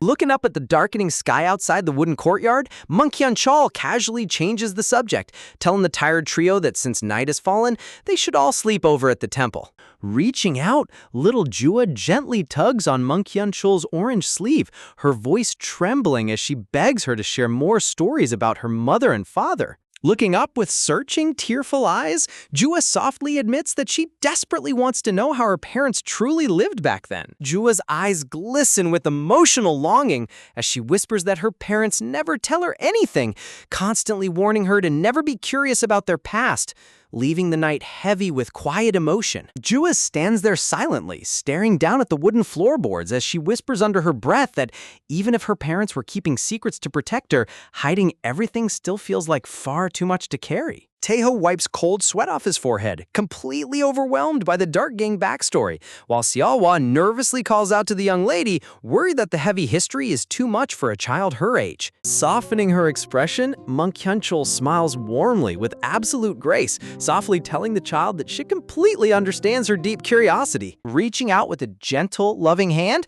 Monk Hyun-chul tenderly pats Jua's head, instantly soothing the heavy tension hanging in the air. Looking straight into Jua's eyes, Monk Hyun-chul warmly promises that today she can ask whatever her heart desires, and she will answer every single question without holding anything back. Jua's red eyes instantly light up with overwhelming gratitude, a bright flush of happiness spreading across her cheeks as her long-held worries completely wash away. As the quiet night falls over the serene temple courtyard, the scene wraps up with a satisfying moment of peace before transitioning to the next morning. Man, talk about a heart-melting resolution to all that intense drama. Cut to the next morning under a dazzling blue sky. SUNY General Store sits quietly along the street, basking in the bright summer heat. 3 elementary kids stand outside near the storefront, with one of them complaining out loud that the summer heat is absolute torture today. Munching on an ice pop, the brown-haired kid named Jin-tae groans in frustration, complaining about having to attend mandatory afternoon classes even during summer vacation. Seriously? Summer school in this heat sounds like actual punishment. Holding her assignment sheet with a bright grin, the little girl optimistically points out that classroom prep day is actually kind of fun. Sweating under his thick round glasses, the quiet kid sighs that it's only fun for her, grumbling that he's only standing here because mom forced him to come. He nervously fidgets with his paper, twisting the corners back and forth while waiting for the ride to arrive. Suddenly, an energetic shout echoes down the street. Jin-tae perks his ears up in surprise, wondering who on earth is calling his name so loudly. It's little Jua holding dog number 3 in her arms, beaming with a wide grin alongside Seohwa, who stands behind her looking sleek in her sharp suit. Jin-tae blinks in confusion, asking what Jua's doing out here, before casually mentioning that today is classroom preparation day at their local elementary school. Jua tilts her head in utter disbelief, gasping out loud whether they seriously have to attend school even during summer break. Stretching his arms lazily behind his head, Jin-tae chuckles that it's super annoying, before asking if she's just out walking her puppy. Jua nods, explaining that number 3 dragged her outside for a morning walk. Right on cue, a bright yellow school bus pulls up along the sidewalk with a sharp squeal of its brakes. Waving his hand casually, Jin-tae heads toward the bus doors, shouting a cheerful goodbye to Jua as he prepares to board. But in a flash, Jua reaches out and grabs his backpack strap, shouting for him to wait. With a sparkling, determined glint in her red eyes, Jua boldly announces that she's coming along to school too. Talk about an impromptu field trip.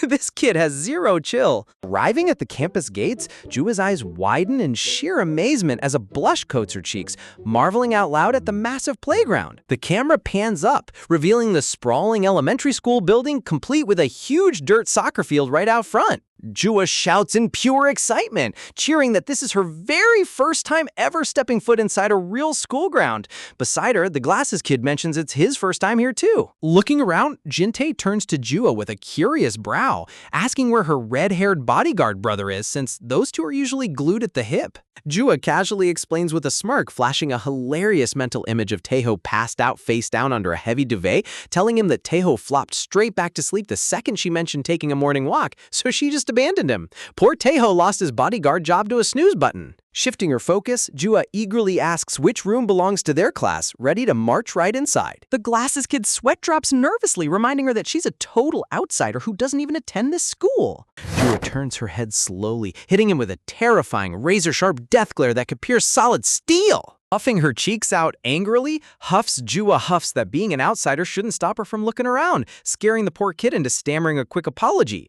Jin-tae chuckles, waving his hand as he tells them it's totally fine for her to look around just once, leading the group inside while Seohwa awkwardly tags along carrying the dog. Jua dashes up the hallway stairs, yelling for them to hurry up, while Seohwa frantically chases behind her, mentally screaming in utter panic. Cut to inside the bright classroom. The gentle female teacher smiles awkwardly, sweat dripping down her face as a strange group enters her room. Jua stands right in front of the teacher's podium, looking up with big, sparkling puppy dog eyes that are absolutely impossible to say no to. Bending down with a pleasant grin, the teacher warmly asks who this adorable little surprise guest might be. Jua instantly drops into a crisp, deeply respectful bow, introducing herself as Min Jua and apologizing most politely for interrupting classroom business.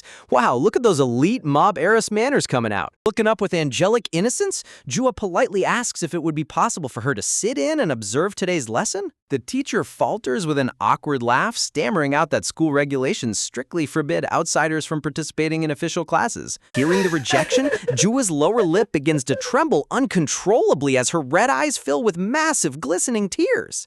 Seeing the little girl on the verge of tears, the teacher frantically backtracks, sweating bullets as she tries to find a loophole. Dramatic close-up highlights Jua's giant, shining, teary eye, radiating 100 pure, guilt-inducing psychological damage. The background turns pitch black as waves of immense moral guilt crash over the teacher's soul. Look at this artistic representation of peer pressure. The artist cooked with this lighting. Completely defeated by the ultimate cuteness trap, the teacher cedes immediately, caving in that she can observe as long as she stays super quiet, causing Jua to instantly jump for joy. Outside in the hallway, Seohwa peeks through the classroom window with cold sweat pouring down her face, staring in total shock at her young lady's terrifying negotiation skills. Clutching number 3 tightly against her chest, Seohwa whimpers under her breath, desperately begging her young lady not to give her a heart attack like this. Clearing her throat, the teacher returns to business, asking the three students if they finished their homework drawings before calling Jin-tae up to hand his in first. The teacher stares down at Jin-tae's paper in absolute utter horror. Aghast, it's an atrocious stick figure scribble with messy crayon lines. It looks like a 5-year-old drew it in 5 seconds. Veins bulge on the teacher's forehead as she scolds Jin-tae angrily, calling him out for clearly rushing his homework at the literal last minute before class started. Jin-tae flinches in complete panic. Sighing heavily, the teacher warns Jin-tae that she'll deal with his terrible drawing later, before calling up the next student, Seona, who nervously steps forward with a blushing face to hand in her paper. Unfolding the paper, the teacher looks down at a remarkably sweet drawing of a colorful brick house featuring heart-shaped windows, floating butterflies, and a bright blue sky. Smiling warmly, the teacher gently pats Seona on the head, praising her for working so hard on her cute assignment. The little girl blushes happily, giggle, her face lighting up with pride. Turning her attention toward the front desk, the teacher cheerfully introduces the class's star artist, calling up Kim Jun-ho. Pushing up his thick glasses with a sharp, arrogant smirk, the four-eyed kid casually steps forward, smugly handing over his homework like a true professional. Man, this kid really thinks he's the Picasso of 2nd grade. The camera reveals Jun-ho's drawing, showcasing an impressive cityscape sketched with precise perspective lines and vanishing points. Exclaiming in total delight, the teacher swoons that Jun-ho did a fantastic job once again. Jun-ho casually waves it off, arrogantly scoffing that proper perspective is just basic fundamental stuff for someone of his talent. Peeking over his shoulder, Jua inspects the detailed city artwork, softly complimenting that it actually looks pretty impressive. Junho's ear instantly twitches in complete irritation. Who is this random little girl giving him backhanded praise like she's some kind of art critic? Clapping her hands together, the teacher instructs the remaining children to take their seats so they can officially begin today's special summer class activity. Stepping up to the center of the wooden floor, the teacher clears her throat before announcing the main project for the morning. Raising her voice with an energetic smile, she reveals that today's creative theme is simply draw something you like. She adds that the kids are free to sketch whatever brings them joy, assuring everyone that there's no pressure since they can finish any leftover coloring at home. Turning toward the back table, the teacher gently confirms Jua's name, wanting to make sure our little mop princess feels included. Jua sits up straight, beaming with a crisp, super energetic response. Handing over a fresh blank sheet along with the portable art tote, the teacher kindly tells Jua that she can use her official supplies to participate. Jua gasps in total joy, bowing her head in overwhelming gratitude. Sitting down with a pencil in hand, Jua ponders out loud what she should draw, noting that she has so many favorite things. Beside her, Junho glares out of the corner of his eye, eyeing her like a fierce rival. Tightening his brows, Junho grumbles internally, wondering if this little brat thinks she can actually stand in the same league as him. Furious at the thought, Junho aggressively scribbles on his paper, smugly thinking that his artistic mastery is absolute compared to a child 2 years younger than him. Talk about an insecure ego. He's beefing with a 7-year-old over crayons. Completely oblivious to his intense burning envy, Jua innocently ponders which crayon color to grab first, deciding that a cute pink background would be super pretty. Smirking condescendingly with his eyes closed, Junho scoffs at her naive choice. He scoffs under his breath, arrogantly branding her an amateur for jumping straight to color in the background without even laying down a pencil sketch base. Pressing his pencil firmly onto the page, Junho demonstrates his technique, muttering that real artists meticulously black out their vanishing lines and composition structure first. Suddenly, Jua throws her arms into the air with a triumphant shout, excitedly squealing that she's already completely finished. Junho snaps upright in total disbelief, screaming out loud whether she's completely out of her mind. Leaning over her shoulder with a mocking snicker, Junho prepares to roast her messy scribble, expecting absolute garbage. But the camera reveals an absolute masterpiece. Jua presents a jaw-dropping, hyper-realistic portrait of Seohwa in her slick suit and glasses, rendered with god-tier shading and flawless anatomical proportions. Holy smokes! This kid didn't just cook, she built the entire restaurant. Junho's soul instantly leaves his body as his face turns completely white in sheer paralyzed horror. A pristine full-page view highlights the masterpiece, showing Seohwa looking like a high-fashion anime protagonist amidst a dreamy pink pencil haze. Cold sweat pours down Junho's pale forehead as waves of dark humiliation crash down upon his pride. Shaken like a leaf, Junho stammers internally, wondering on earth how a 7-year-old child possesses artwork that belongs in a national museum. Dashing over to her desk, Jin-tae gapes with his jaw hanging open, excitement yelling in complete awe whether she's actually a hidden prodigy disguised as a normal kid? Within seconds, the entire classroom swarms around Juwa's hexagon table, marveling in absolute amazement at how identical the drawing looks to her bodyguard. The surrounding kids explode into a chorus of cheers, gushing that Jua is an absolute artistic genius, while Junho stands in the back looking like an empty shell. Adding ultimate insult to injury, a classmate leans right into Junho's ear, slyly whispering that Jua's artwork completely blows Junho's out of the water. Ouch, that hit him harder than a freight train. Crossing his arms in a desperate coping attempt, Junho tries to downplay her skill, smugly demanding to know if she can even draw complex background environments or handle perspective. Tilting her head innocently, Jua hums under her breath, repeating the concept of adding a full background scene. Clenching his pencil so hard his knuckles turn white, Junho glares nervously, praying with all his heart that she fails. Jua's hands move like a blurry whirlwind across the blank paper. In a flash, Jua reveals her updated artwork, now complete with a perfectly perspective-mapped classroom hallway background framing Seohwa's majestic pose. Junho's eyes turn dead white as his entire reality shatters into a million tiny pieces. The entire room breaks out into a deafening roar, with kids wildly waving their arms and calling the teacher over to witness the ultimate art prodigy. The teacher rushes over and gasps in utter shock, covering her mouth as she marvels at Jua's unbelievable talent. Clenching his fist until his knuckles turn stark white, Junho's shadow darkens in pure despair as he remembers how he used to be the undisputed art king of this class. He slumps his shoulders in complete defeat, surrounded by the joyful chatter of classmates who've completely forgotten his existence. Raising a trembling hand, Junho meekly asks the teacher for permission to excuse himself to the bathroom. The teacher casually waves him off, distracted by Jua's genius. Walking past the doorframe, Junho drags his feet out into the hallway like a tragic villain defeated in the first episode. Jua turns her head, silently watching his retreating back with a gentle, curious look in her big red eyes. Inside the quiet restroom, Junho reaches out and cranks the metallic sink handle, letting cold water flow into the basin. Staring down into the porcelain sink, Junho places his perspective street drawing onto the counter, drowning in a heavy pool of silent heartbreak. The cruel memory of his classmates' harsh comparison echoes inside his mind, repeating the painful sentence over and over. Man, seeing a kid get hit with an existential crisis over art class hits strangely deep. The camera settles on a somber close-up of Junho's unfinished perspective sketch, resting beside the cold, running faucet water, wrapping up the chapter on a dramatically melancholic note. Staring blankly at the floor, Junho grumbles under his breath, bitterly admitting to himself that he couldn't beat Jua's drawing. Standing alone in front of the wide restroom mirror, Junho mutters that the entire situation feels completely unfair. He tries to justify her absurd skill level, reasoning that she's super wealthy and must have an elite private art instructor coaching her. Gripping his drawing tightly, he attempts to cope with his bruised ego, convincing himself that money is the only reason for their massive skill gap. He stares down at his sketch, stubbornly reminding himself that he achieved his technique entirely through self-taught discipline without any assistance. Talk about a kid clinging to his pride for dear life.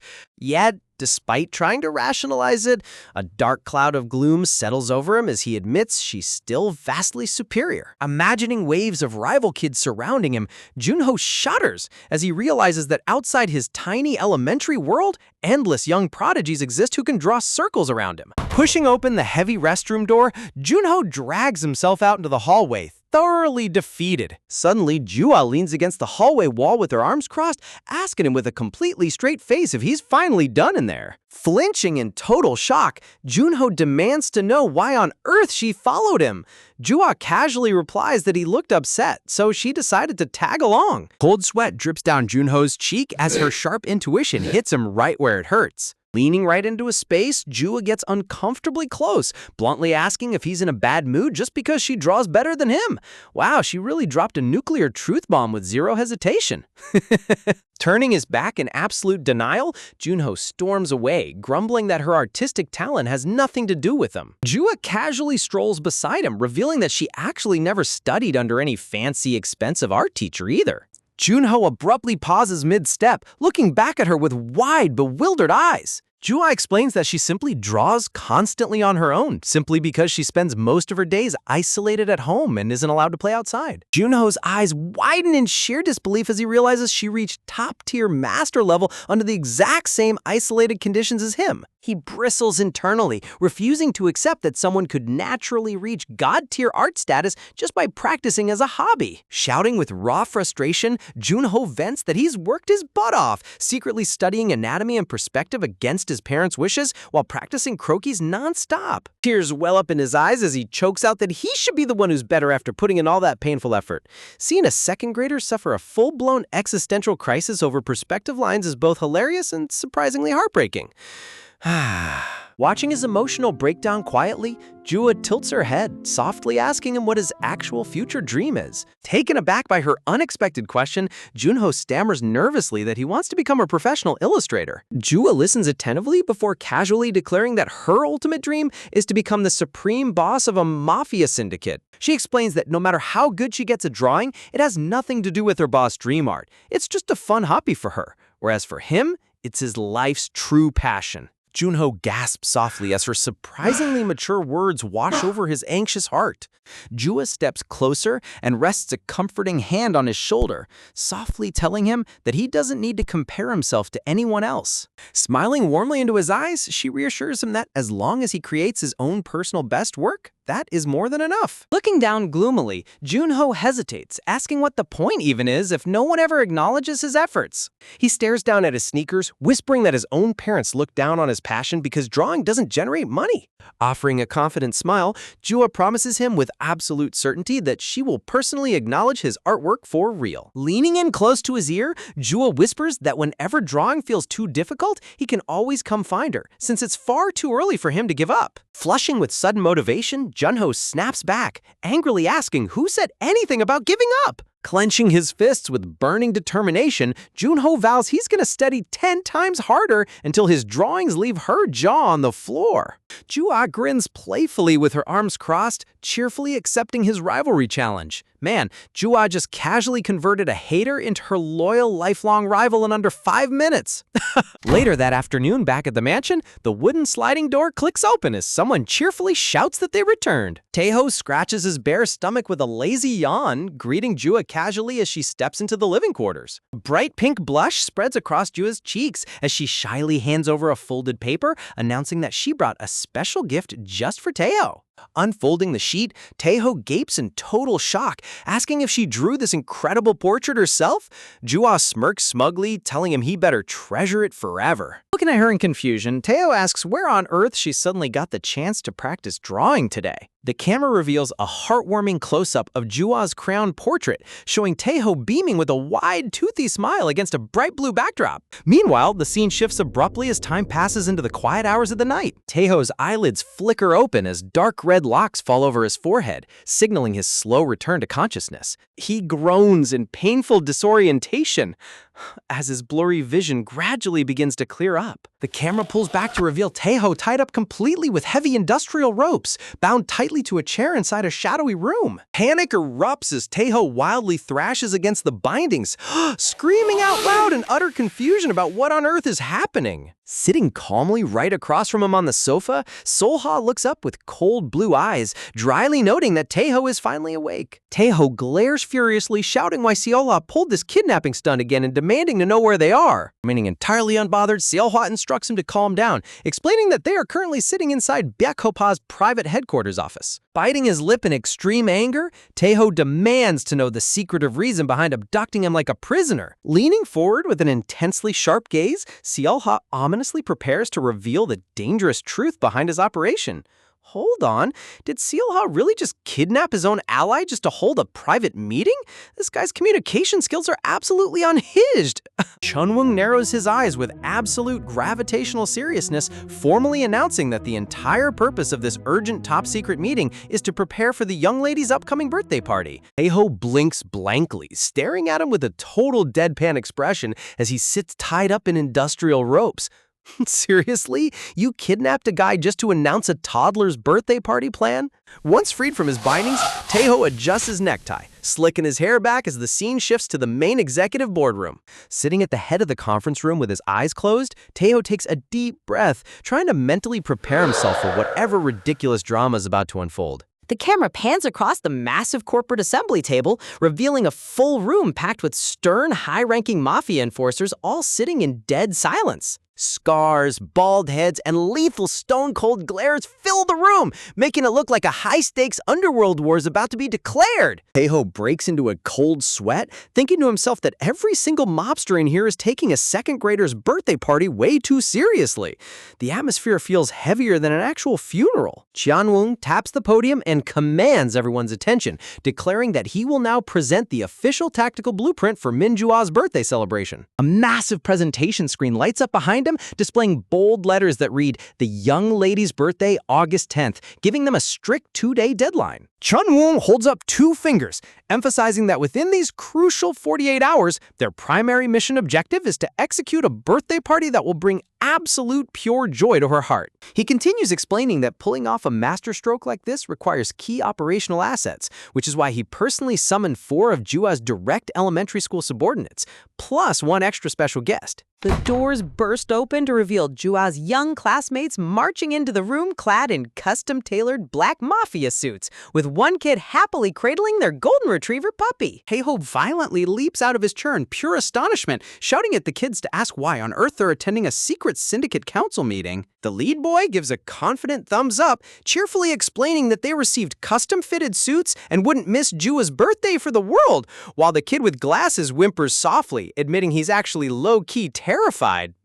Taeho slaps a hand over his face, muttering under his breath that these fearless kids aren't intimidated by hardened mobsters in the slightest. Unbothered by the chaos, Chunwung clarifies that these kids will serve as the primary operational force to maximize the ultimate surprise element. Typing rapidly on his keyboard, Chunwung launches the main presentation slides to break down the exact mechanics of the operation. A tactical diagram pops up showing Jua surrounded by her friends as Chunwung orders that for the next 2 days, all 4 kids and the puppy must act completely cold and ignore her, no matter how much she whines or begs them to play. He outlines the next phase, explaining that once Jua grows anxious over being ignored, she'll seek out Sealha for comfort, who will then lure her out of the mansion under the guise of a casual stroll on her actual birthday. Chunwung gestures passionately, revealing that while she's away, the team will transform the entire estate into Party Central, springing an explosive surprise celebration the second she walks through the front door. Black-haired executive grins widely, summarizing that it's essentially an epic hidden camera prank,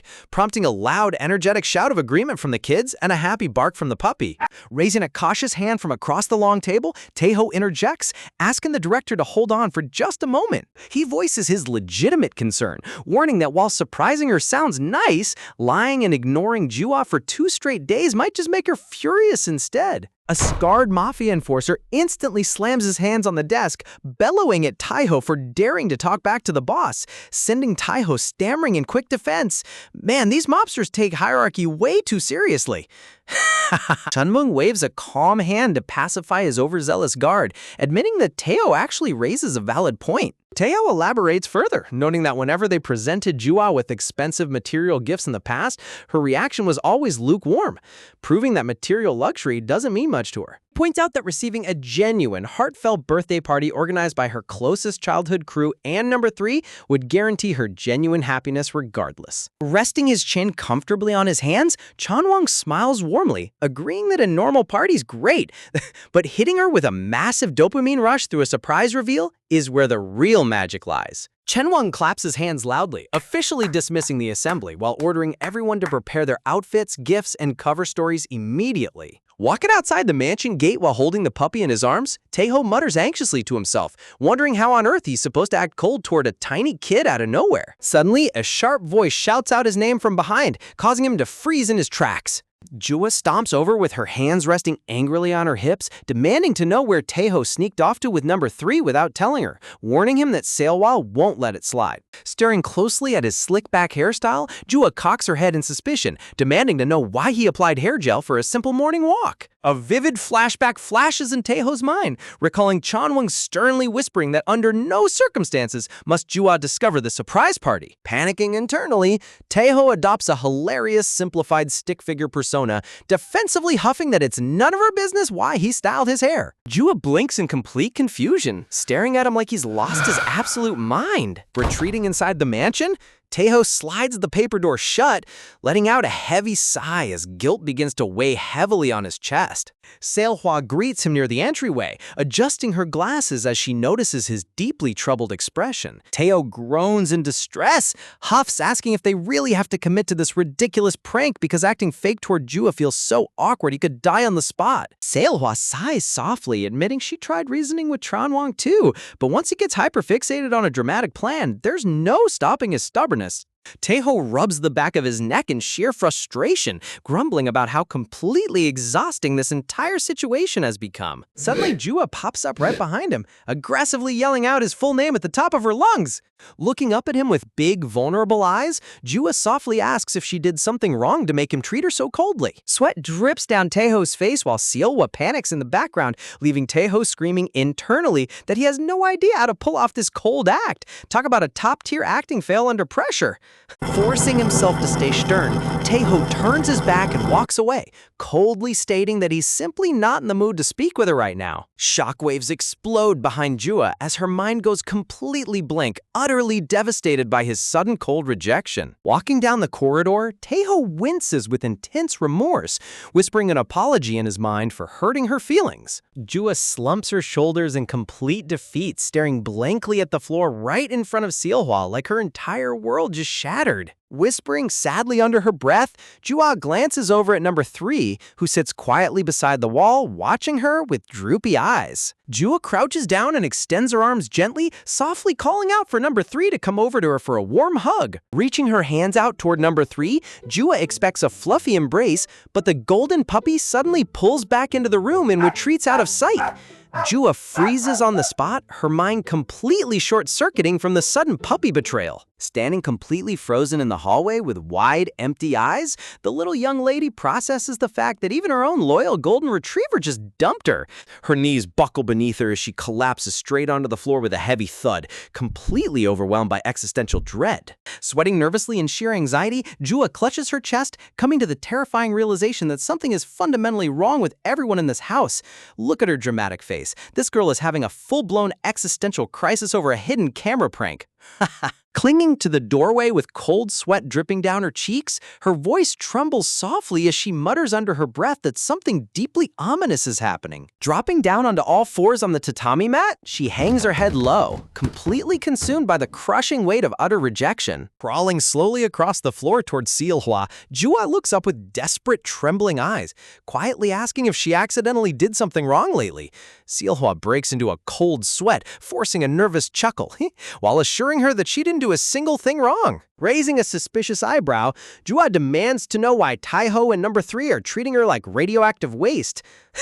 Sweating profusely under pressure, Seolhwa stammers defensively, lying through her teeth that she was wondering the exact same thing. Turning her head away with a deeply pained side profile, Jua's lower lip quivers as total sadness washes over her little heart. The narrative transitions to the following morning, showing a quiet, tranquil overview of the traditional mansion courtyard under the bright daylight. Sitting at the head of the breakfast table, Grandpa narrows his sharp eyes, quietly observing the heavy, suffocating atmosphere blanketing the room. Taeho stares down blankly at his rice bowl, picking at his food with an immensely awkward and guilty look painted all over his face. Sitting directly across from him, Jua pouts aggressively, silently chewing her meal while projecting an aura of pure heartbreak. Man, watching this kid eat her feelings is both hilarious and heart-wrenching. The camera pans back to reveal the full breakfast table view where Grandpa Xiaohua finally snaps chopsticks together and bluntly asks if Taeho and Jua got into another brutal fight, demanding to know what's with the deadly silence. Taeho keeps his head down, coldly responding that nobody fought and that they're simply eating their morning breakfast quietly. Jua silently chews her food in sorrow, while Taeho internally panics, wishing tomorrow would hurry up and arrive so he can stop this agonizing lie before it completely breaks his heart. Setting his metal chopsticks down on the tabletop, Taeho stands up after barely eating 3 bites, muttering a quick thank you for the food while thinking to himself that he feels like the absolute worst human being alive. Grandpa leans out from around the sliding paper door, shouting in concern over why Taeho barely touched his meal. Taeho walks away without turning back, lying that his stomach just feels a bit off. As Taeho steps into the hallway, Jua suddenly appears right behind him, calling out his full name in a soft, vulnerable tone that makes him freeze mid-step. Looking up at him with massive, pleading red eyes, Jua softly asks if she did something wrong, begging him to just tell her so she can fix it immediately instead of being mad at her. Her eyes begin to tremble with tears as she quietly whispers, asking if he's planning to abandon her and run away again like he did in the past. Taeho's heart violently shatters as those heartbreaking words hit him like a freight train. Sweating bullets in total internal panic, Taeho screams inside his head, realizing that the cold act has gone way too far. He has absolutely no idea how to handle a toddler pouring her soul out like this. Talk about an ultimate guilt trip. Forcing himself to maintain a stone-cold expression, Taeho turns away, coldly declaring that he simply isn't in the mood to talk to her and ordering her to leave him alone. Jua's eyes widen in absolute horror as his brutal words strike her right in the chest. Taeho hastily steps inside his bedroom and slams the sliding wooden door shut right in her face. Standing alone in the middle of his dark room, Taeho hangs his head in pure shame, staring down at his bare feet on the hardwood floor. Clenching his fists until his knuckles turn white, Taeho screams internally in sheer agony, cursing himself out while begging for Jua's forgiveness in his mind. Seeing the poor girl frozen in the hallway, Seol-hwa approaches softly, calling out to the young lady with a pained expression. Jua slowly turns around, looking up at her with complete emptiness in her eyes. With her head hanging low and her small shoulders slumped, Jua weakly asks Seol-hwa if she can take her out for a quiet walk. Adjusting her round glasses, Seol-hwa feels a massive surge of guilt wash over her, staring down at the heartbroken child with an agonizingly sympathetic look. The scene shifts outside to a sunlit neighborhood street where Seol-hwa and Jua sit side by side on a wooden bench in front of a local corner convenience store. Seol-hwa gently hands her a strawberry popsicle, telling her to take a bite, which Jua quietly accepts with a soft nod. Jua bites into the frozen ice cream pop, crunching on it silently while Seol-hwa watches her nervously from the side. Trying her best to lift her spirits, Seol-hwa gently asks if she feels any better now that they're out getting fresh air. But Jua glumly replies that it doesn't help at all. Looking down at her melted popsicle, Jua sorrowfully rambles that even number 3 suddenly refused to go on a walk with her today, and Taeho has been telling her to shut up since yesterday, making her wonder what she could have possibly done wrong. Glancing up with a deadly quiet tone, Jua suddenly asks Seol-hwa if there's anything in this world that she genuinely despises. Seol-hwa sits up awkwardly, sweating nervously, flustered, embarrassed, as she stammers that she really has no idea. Suddenly, Jua's eyes spot 3 familiar figures strolling down the pavement in the distance. Leaping off the wooden bench in excitement, Jua points her finger and loudly shouts out Jintae's name. The 3 elementary school classmates freeze dead in their tracks, cold sweat breaking out across their faces as they turn to see Minjua staring right at them. Charging forward with a bright, cheerful smile, Jua happily runs toward them, enthusiastically asking what brought them all the way out here. Instantly panicking under Chungwong's strict orders to ignore her, the kids' sneakers twitch nervously on the pavement. Without missing a single beat, all 3 kids pull a complete 180 and bolt down the street for their lives, shouting back that likely catch her later. Look at them sprint like they just saw a ghost. Jua stops mid-step, her jaw dropping open in total speech-draining disbelief. Her small fist violently trembles as pure rage ignites inside her veins, growling under her breath that every single one of these brats is deliberately avoiding her and it's driving her insane. Transforming into a terrifying little speed demon, Jua bursts into a full-speed chase, roaring that she'll hunt them down to the very ends of the earth, while Seol-hwa screams out in panic. The camera zooms in on their sneakers aggressively pounding against the asphalt in the high-stakes elementary mobster pursuit. Ducking into a narrow brick alleyway, the three exhausted kids lean forward, panting heavily as they try to catch their breath after that terrifying sprint. Wiping sweat off his forehead, Jin-tae chuckles breathlessly, muttering that he thinks they finally managed to shake her off. Little does he know, boss-level threat Min Jua is right behind him. Cornering Jin-tae right against the brick wall, Jua glares up at him with dark, menacing eyes, uttering a sinister warning that instantly freezes the air between them. Jin-tae completely loses his cool and stumbles backward onto the asphalt, screaming in sheer terror as if his soul just left his body. Towering over him like a miniature crime lord, Jua's eyes shadow over as she demands to know why even her own schoolmates are suddenly sprinting away from her. Jin-tae frantically crawls on all fours on the alley pavement, sweating buckets while struggling to construct a believable excuse on the fly. Losing her patience entirely, Jua grabs him tightly by his shirt collar and pulls his face inches from hers, accusing him of orchestrating a coordinated dodge maneuver. Jin-tae waves his hands frantically in self-defense, stammering at the top of his lungs that it wasn't a pre-planned conspiracy. Man, watching this kid fight for his life against a second grader is peak comedy. Jua barks back with sharp vampire fangs bared, furiously demanding to hear the real reason why everyone is treating her like a walking plague. Glancing nervously over at Chan-woong for backup, Jin-tae trembles in panic before deciding to finally spit out the brutal truth. Blasting her right in the chest with pure emotional destruction, Jin-tae roars at the top of his lungs that she is just way too damn selfish. As Chan-woong and their female classmates step up to back him up with quiet nods, Jin-tae vents that Jua always acts like an overbearing boss who bosses everyone around. Turning his back on her, Jin-tae coldly tells her to back off and walks away down the alleyway, leaving the young lady standing completely motionless in silence. Jua stands frozen on the pavement with a cold sweat dripping down her face, her mind utterly shattered as those harsh words ring inside her ears. Talk about a reality check hitting like a truck. Meanwhile, back in his bedroom, red-haired Chan-woong lies lazily across his mattress, scrolling through his phone screen. A sudden notification pops up on his screen, alerting him that Min Jua has officially made her way back home. Tapping away rapidly on his digital touchscreen, Chan-woong sends off a secret update to coordinate the next step of their elaborate hidden camera operation. Staring down at his phone with a subtle scowl, he waits nervously to see how the young lady will react to being given the ultimate taste of her own medicine. Later that evening, Jua sits submerged in a hot bubble bath, staring off solemnly into space, while wondering if she truly has been living as a selfish brat all along. Looking down at her knees, submerged beneath the clear bathwater, she quietly realizes that what felt completely normal to her was actually suffocating everyone around her. Honestly, seeing this arrogant little princess reflect on her behavior is surprisingly touching. In a nostalgic flashback, the scene shifts back to Jua's early childhood inside her family's gigantic mansion, where toy blocks and plush bunnies lay scattered across the rug. Pop-popping her head out from behind the silk curtains with an innocent grin, little Jua giggles while watching her mother's elite bodyguards lying exhausted on the carpet after playing endless games with her. Sitting high on a velvet armchair like a spoiled little empress surrounded by luxury presents, whatever little Jua desired was instantly handed to her on a silver platter. Lying flat on her massive silk mattress in a room larger than a house, she spent her days under the impression that the entire world revolved exclusively around her demands. Staring up blankly at the massive ceiling chandeliers, the wealthy little heiress would routinely mutter how thoroughly bored she was with her lonely life. Calling out for her personal attendant, Jua summoned Seol-hwa into her private quarters with an immediate command. Jua demanded an instant game of hide-and-seek, brushing off Seol-hwa's flustered warning that it was already well past her scheduled bedtime. Ordering the bodyguards to cover their eyes and count to 10, young Jua scurried off down the polished marble hallway to find a hiding spot.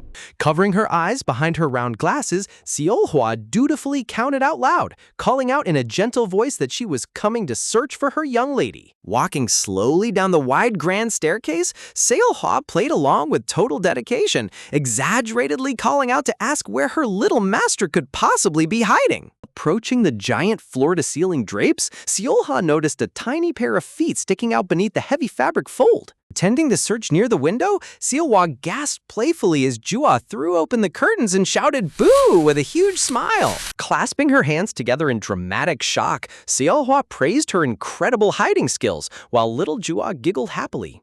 proud of her silly trick. But despite getting whatever she wanted, something inside Jua gradually shattered, turning every luxurious game into a meaningless, hollow routine. Sitting directly in front of the flat-screen TV in her empty playroom, Jua stared quietly at a simple animated cartoon playing on screen. Watching a cartoon kitten and puppy huddled inside a cardboard box, the lonely young lady wondered why her massive mansion felt so bitterly empty and hollow. On the television screen, the cartoon cat softly asked the stray dog if he wanted to be true friends who would stay by each other's side forever. Clenching her fists, Jua stared at the glowing screen in total awe, coming to the heartbreaking realization that despite all her wealth, she didn't possess a single true friend. Looking back at the adult bodyguards standing in rigid black suits behind her, she realized every person in her life existed merely as her mother's paid subordinates. Recalling her mother's lesson that a subordinate is someone you trust above all else,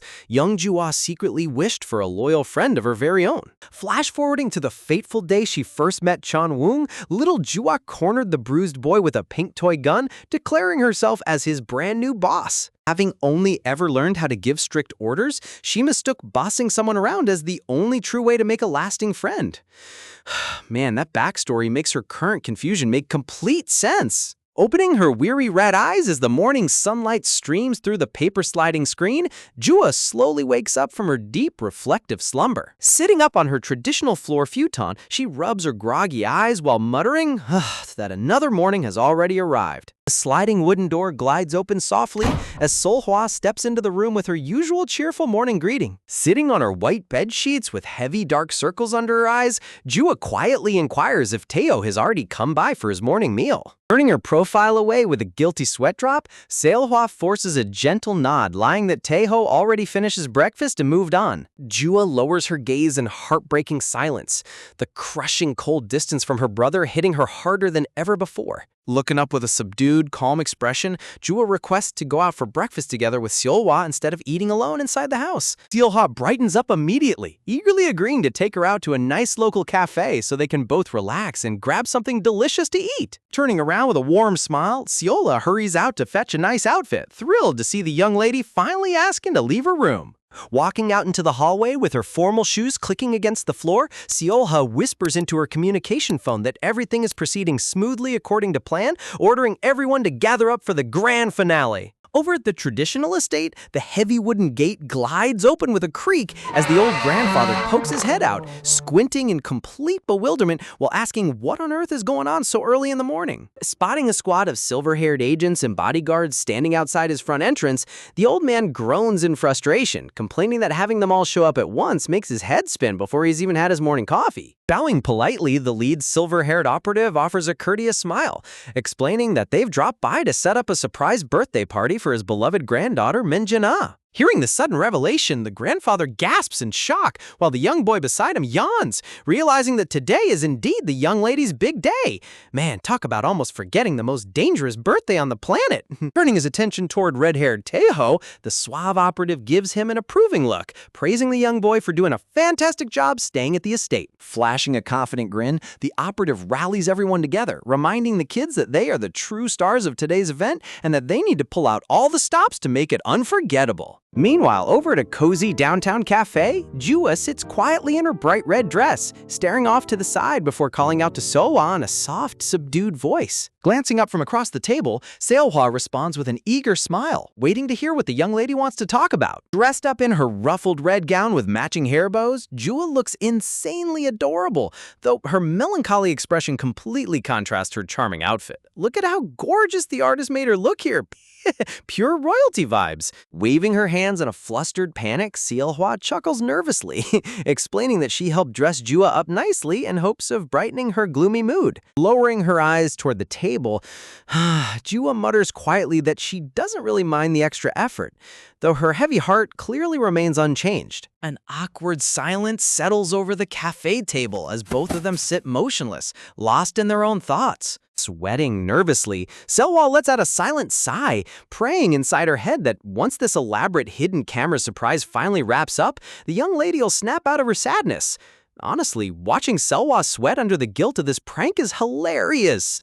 Breaking the quiet atmosphere once more, Jua turns her head back toward her attendant, softly uttering Seolhwa's name. Snapping straight to attention, Seolhwa pushes her round glasses up her nose, instantly replying with an attentive response. Looking down with deep insecurity clouded over her eyes, Jua asks in a trembling tone if she truly is as selfish as everyone says she is. Seolhwa freezes in total shock, her eyes widening behind her spectacles as the heartbreaking question hangs in the air. Lowering her gaze even further, the young heiress whispers if she really is such an awful person to be around. Jua admits that she genuinely believes she had been living a completely normal life all along, only to finally realize how terribly wrong she was. Expressing her inner turmoil, she admits she thought continuing her overbearing routine was normal, simply because she never learned how to properly make real friends. Talk about a heavy emotional bomb dropping over a glass of lemonade.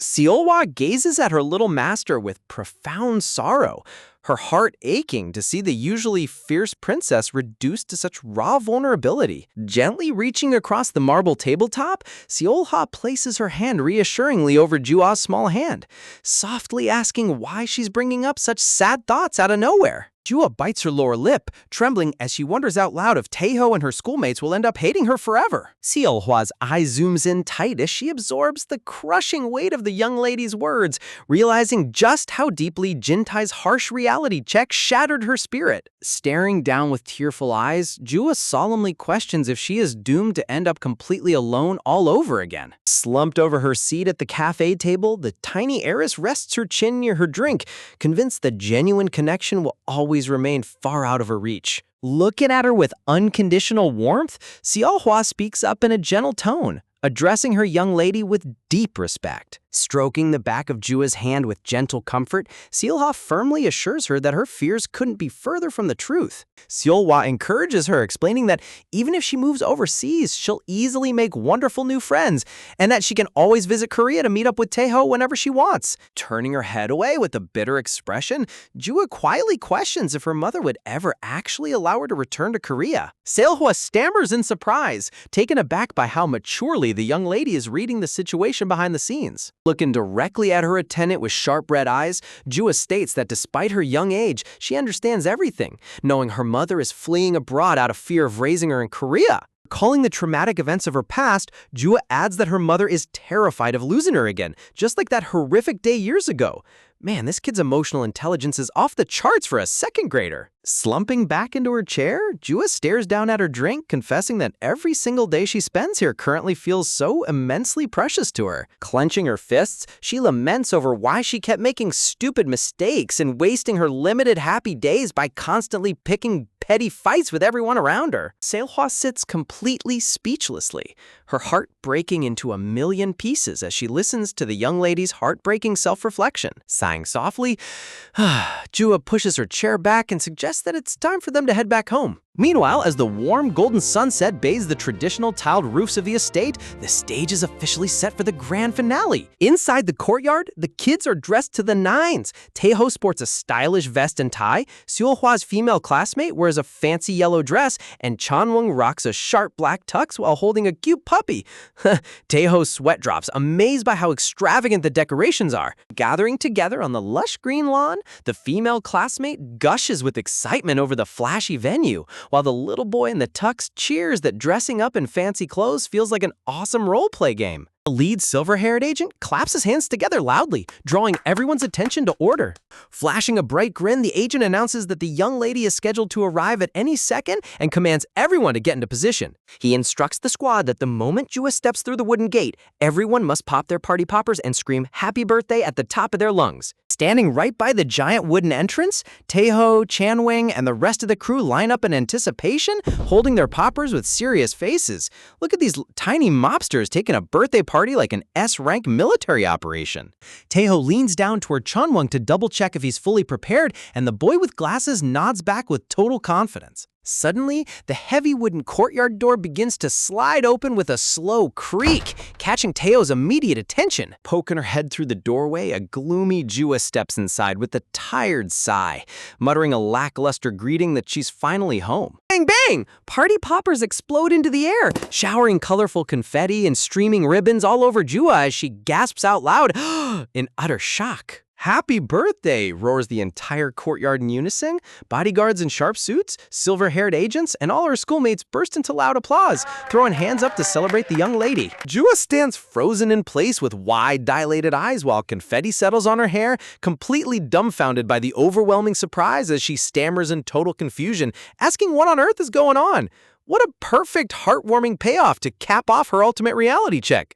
Taeho steps closer with a gentle expression, gesturing toward the decorated courtyard as he asks Jua what she thinks of the elaborate birthday setup they put together just for her. Still overwhelmed by the sudden revelation, Jua lowers her gaze toward the ground, softly muttering that she had completely forgotten today was actually her birthday. Zooming in on her trembling eye, realization hits her like a freight train, breathtaking, sending a cold drop of sweat down her cheek as the pieces finally connect in her head. Turning her flustered face toward Taeho and Jin-tae, Jua stammers out with a shaking voice, asking if the true reason everyone treated her so coldly for 2 whole days was...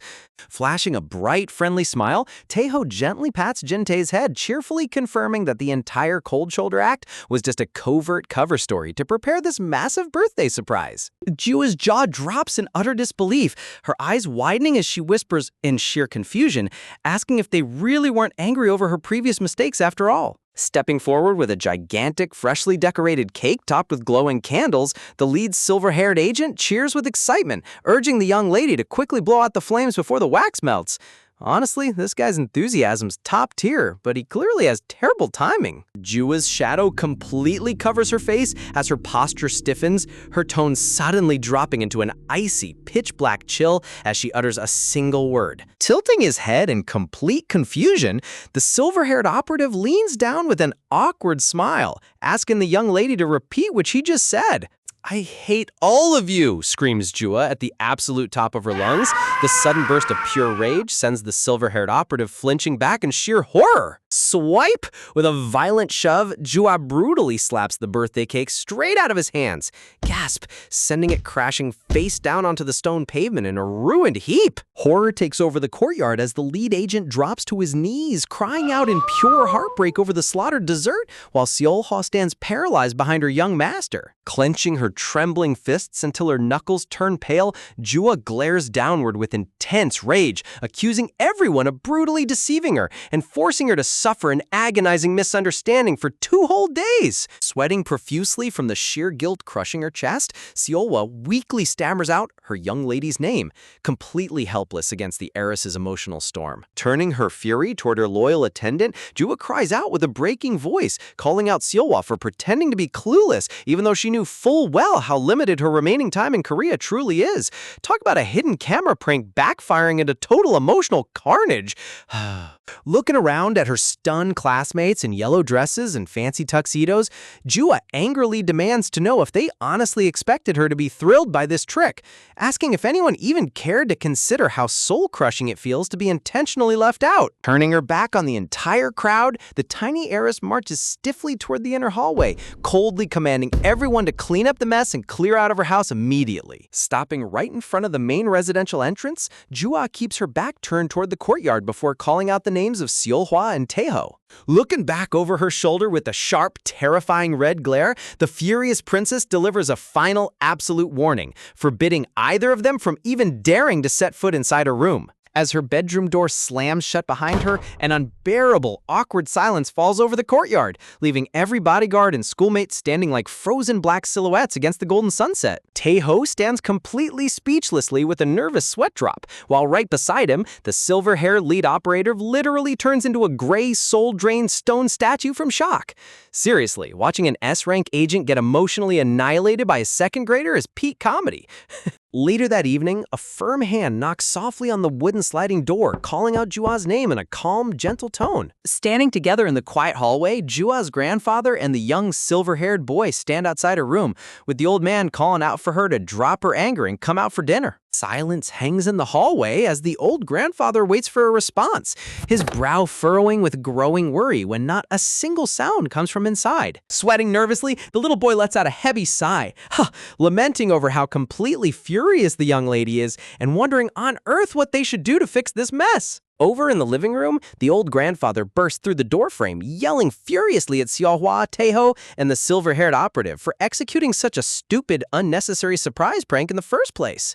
Crying hilarious streams of anime tears, the lead agent slumps his head in utter defeat, sobbing that he genuinely thought the surprise would make her happy. Pushing her spectacles up her nose, Seolhwa's face turns pale with profound worry as she admits to Taeho that in all her years of service, this is the very first time Jua has ever directed such raw anger at her. Recalling the crushing words Jua shouted earlier in the courtyard, a dark flashback frame echoes her sorrowful voice lingering over the room. Taeho's eyes narrow into sharp focus, a deep crease forming on his forehead as he ponders the chilling meaning behind Jua's words about not having much time left. Turning her head toward the red-haired boy, Seolhwa catches his intense gaze, breaking the tense silence to address him directly. Staring straight into Seolhwa's eyes with absolute seriousness, Taeho demands to know the exact truth behind Jua's statement regarding her running out of time. Seolhwa flinches in panic, her eyes widening as she stammers out an evasive response while sweating under his relentless gaze. Panic racing through her mind, Seolhwa hesitates to open her mouth,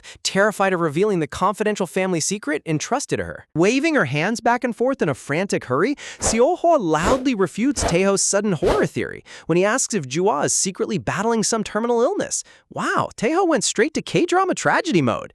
Leaning forward with zero intention of letting her off the hook, Taeho firmly demands that she stop dodging and tell him what is actually going on. Lowering her eyes with a solemn expression, Seolhwa lets out a long, heavy breath before finally deciding to confess the real reason. Looking Taeho dead in the eyes, Seolhwa reveals the heartbreaking reality, explaining that the young lady is officially preparing to leave Korea permanently in a very short time. Suddenly, the narrative cuts deep into a horrific memory. A terrifying flashback zooms into young Jua's dilated red eye, heavy breathing, blood splattered across her face as freezing snow falls around her. Surrounded by a pool of crimson blood in the blizzard, a dying man kneels on the frozen ground, tightly shielding tiny Jua in his arms while a fatal wound bleeds heavily from his back. Transitioning back to a quiet high-rise office, a sleek black-haired mob leader sits in a chair near the floor-to-ceiling glass, gazing out at the howling winter blizzard outside. Looking at his watch, the high-ranking boss ponders to himself in silence,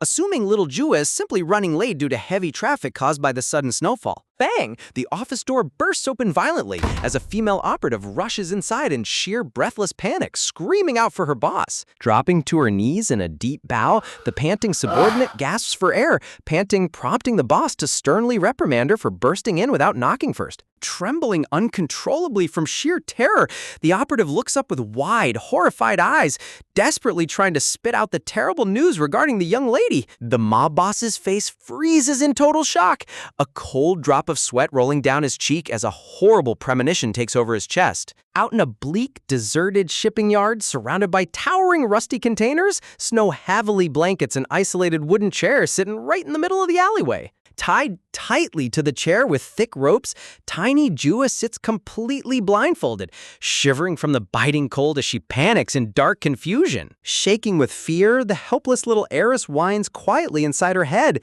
desperately trying to understand where she is and why her eyes are covered in darkness. Standing directly behind her chair, a shady kidnapper holds a satellite phone to his ear, callously informing the caller on the line that their daughter has finally woken up, before leaning down to tell Jua to say hello to her mother.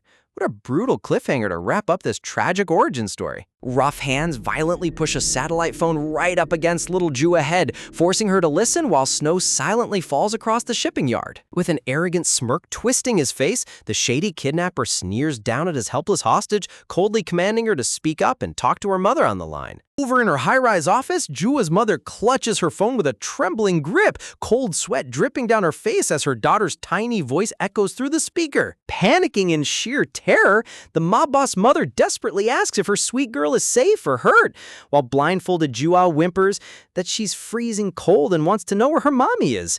Wow, talk about an absolutely soul-crushing parent nightmare. Screaming through her tears, the desperate mother begs her daughter to stay completely still and not fight back, promising that she's already racing to her location this exact second. Cutting off their emotional reunion, the kidnapper snickers into his receiver, smugly confirming that he just transmitted the GPS coordinates directly to her phone. Leaning into the receiver with a sinister glare, the scoundrel demands an outrageous cash ransom, sternly warning her not to even think about bringing her enforcers along. Seriously, this slimeball really thinks he can play games with a high-ranking syndicate boss? Ending the call, the desperate mother collapses into her hands in total agony, cursing herself for allowing her precious child to be targeted in this gang feud. Standing right behind her in total shock, young Seohwa anxiously reaches out, watching her ruthless boss completely break down into helpless tears. Brushing away her tears with a sharp breath, the mob boss snaps back into ruthless action mode, strictly ordering Seohwa to carry out her precise directives without a single mistake. Man, watching a mother turn her heartbreak into lethal focus is insane. Minutes later, a sleek black sedan screeches to a violent halt on the icy pavement inside a deserted shipping container yard. Stepping out into the freezing blizzard, Jua's mother stares ahead with a pale, determined expression, carrying the heavy burden of her daughter's life on her shoulders. Carrying a massive duffel bag stuffed with cash, the fearless leader marches down the narrow container alleyway all by herself. Honestly, walking unarmed into a mob ambush takes absurd levels of courage. Pounding the corner, her heart stops as she spots her tiny daughter tied tightly to a solitary chair in the middle of the snowy courtyard. Suppressing a sob, the emotional mother cries out her daughter's name with a gentle, trembling smile, desperate to put her child at ease. Hearing that beloved voice piercing through the freezing air, blindfolded Jua gasps in relief, crying out for her mom. Seriously, the relief in her voice before everything goes wrong is just tragic. Suddenly, the kidnapper's voice crackles over her earpiece, coldly instructing her to walk forward slowly, drop the bag of cash next to the chair, and take her child. Keeping her cool under immense pressure, the mother softly reassures the villain through her comms, promising that she won't try any funny business as long as Jua stays safe. With steady, measured strides, her dress shoes crunch against the icy ground as she slowly advances toward her tied-up daughter. But as she gets closer, a sharp instinct blares inside her head, a heavy gut feeling telling her that something is terribly wrong with this transaction. Wait, don't tell me this whole trade is an elaborate death trap? Thinking through the kidnapper's erratic behavior, she realizes a true extortionist would immediately demand to count the money before letting a high-value target go free. Recalling the lunatic's original threat to completely ruin her life at the peak of her happiness, her eyes widen as the dark puzzle pieces snap together. Standing just feet away from her helpless child, the mother comes to a sudden halt, surrounded by towering red and blue shipping containers. Clenching her fists until her knuckles turn white, she grips her phone tight, her mind racing to formulate a countermove before it's too late. Talk about maximum tension in a snowstorm. Barking through her earpiece, the impatient kidnapper angrily demands to know why she stopped, ordering her to keep moving forward without delay. Sweating nervously under the biting cold snow, the mother closes her eyes, desperately praying inside her heart that her secret backup plan succeeds. High above the courtyard, a sniper's crosshairs lock directly onto tiny Jua's chest, waiting for the mother to step directly into the kill zone. Lying prone on top of a rusty container, the hidden gunman smirks behind his rifle scope, whispering to himself to bring her just a little closer. Whoa, this sniper guy really thought he was slick sitting up there. Swish! Out of nowhere, young Seohwa appears behind him like an avenging phantom, her sharp katana raised high above her head ready to execute the assassin. Down below, a blood-curdling scream echoes through the comm channel, sending a shockwave of panic through the lead kidnapper. Clutching his ear in absolute horror, the criminal stammers out in confusion, completely clueless as to why his sniper backup just got wiped out. Suddenly, a deep, terrifying voice takes over the radio frequency, coldly calling the kidnapper a pathetic coward for daring to target a mother and child. Up on the container roof, Jua's father stands amidst a pile of beaten goons, his face dark with lethal rage as he takes control of the battleground. Locking his eye into the captured sniper scope, the furious father growls into the transmitter, commanding the criminal to listen carefully to his final words. Hold on, but Dad was doing a shadow infiltration this whole time? That is unbelievably badass. Surrounded by defeated mercenaries, the lethal father declares that every single sniper on the perimeter has been eliminated, informing the villain that he's the next man on the hit list. Hearing his entire tactical ambush collapse in seconds, the lead kidnapper's face goes pale with sweat as panic crushes his chest. But instead of surrendering, a twisted, hysterical grin spreads across the villain's unhinged face as he begins to chuckle uncontrollably. Acknowledging that they successfully figured out his trap, the psycho mockingly praises their intelligence, before hinting that he never planned on leaving this place alive anyway. Slam! Stomping his boot onto the frozen pavement, the madman violently charges out from his hiding spot. Screaming at the top of his lungs that he isn't afraid to die, the lunatic rushes straight into the open alleyway. Yikes, a suicide attacker with nothing to lose is literally the most dangerous enemy possible. Raising a heavy black pistol, the unhinged assassin points the barrel directly at the mother's head from point-blank range. Bang, bang, bang! Multiple rapid gunshots shatter the winter's silence, echoing violently off the metal shipping containers. Crimson blood violently splatters across blindfolded little Jua's pale face and blue dress as the deafening gunfire ceases. Trembling uncontrollably in sheer terror, the helpless little girl whimpers out, weakly crying out for her mother in total darkness. Seriously, this origin scene is pure emotional carnage.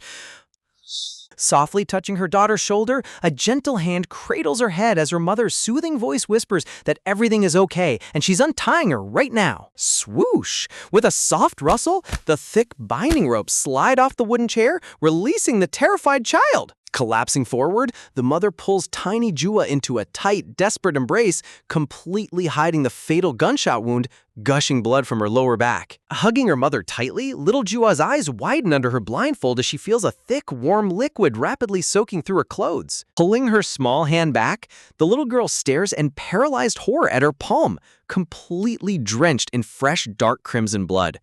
Oh man, realizing your own mom just took a fatal bullet to save you is beyond heartbreaking.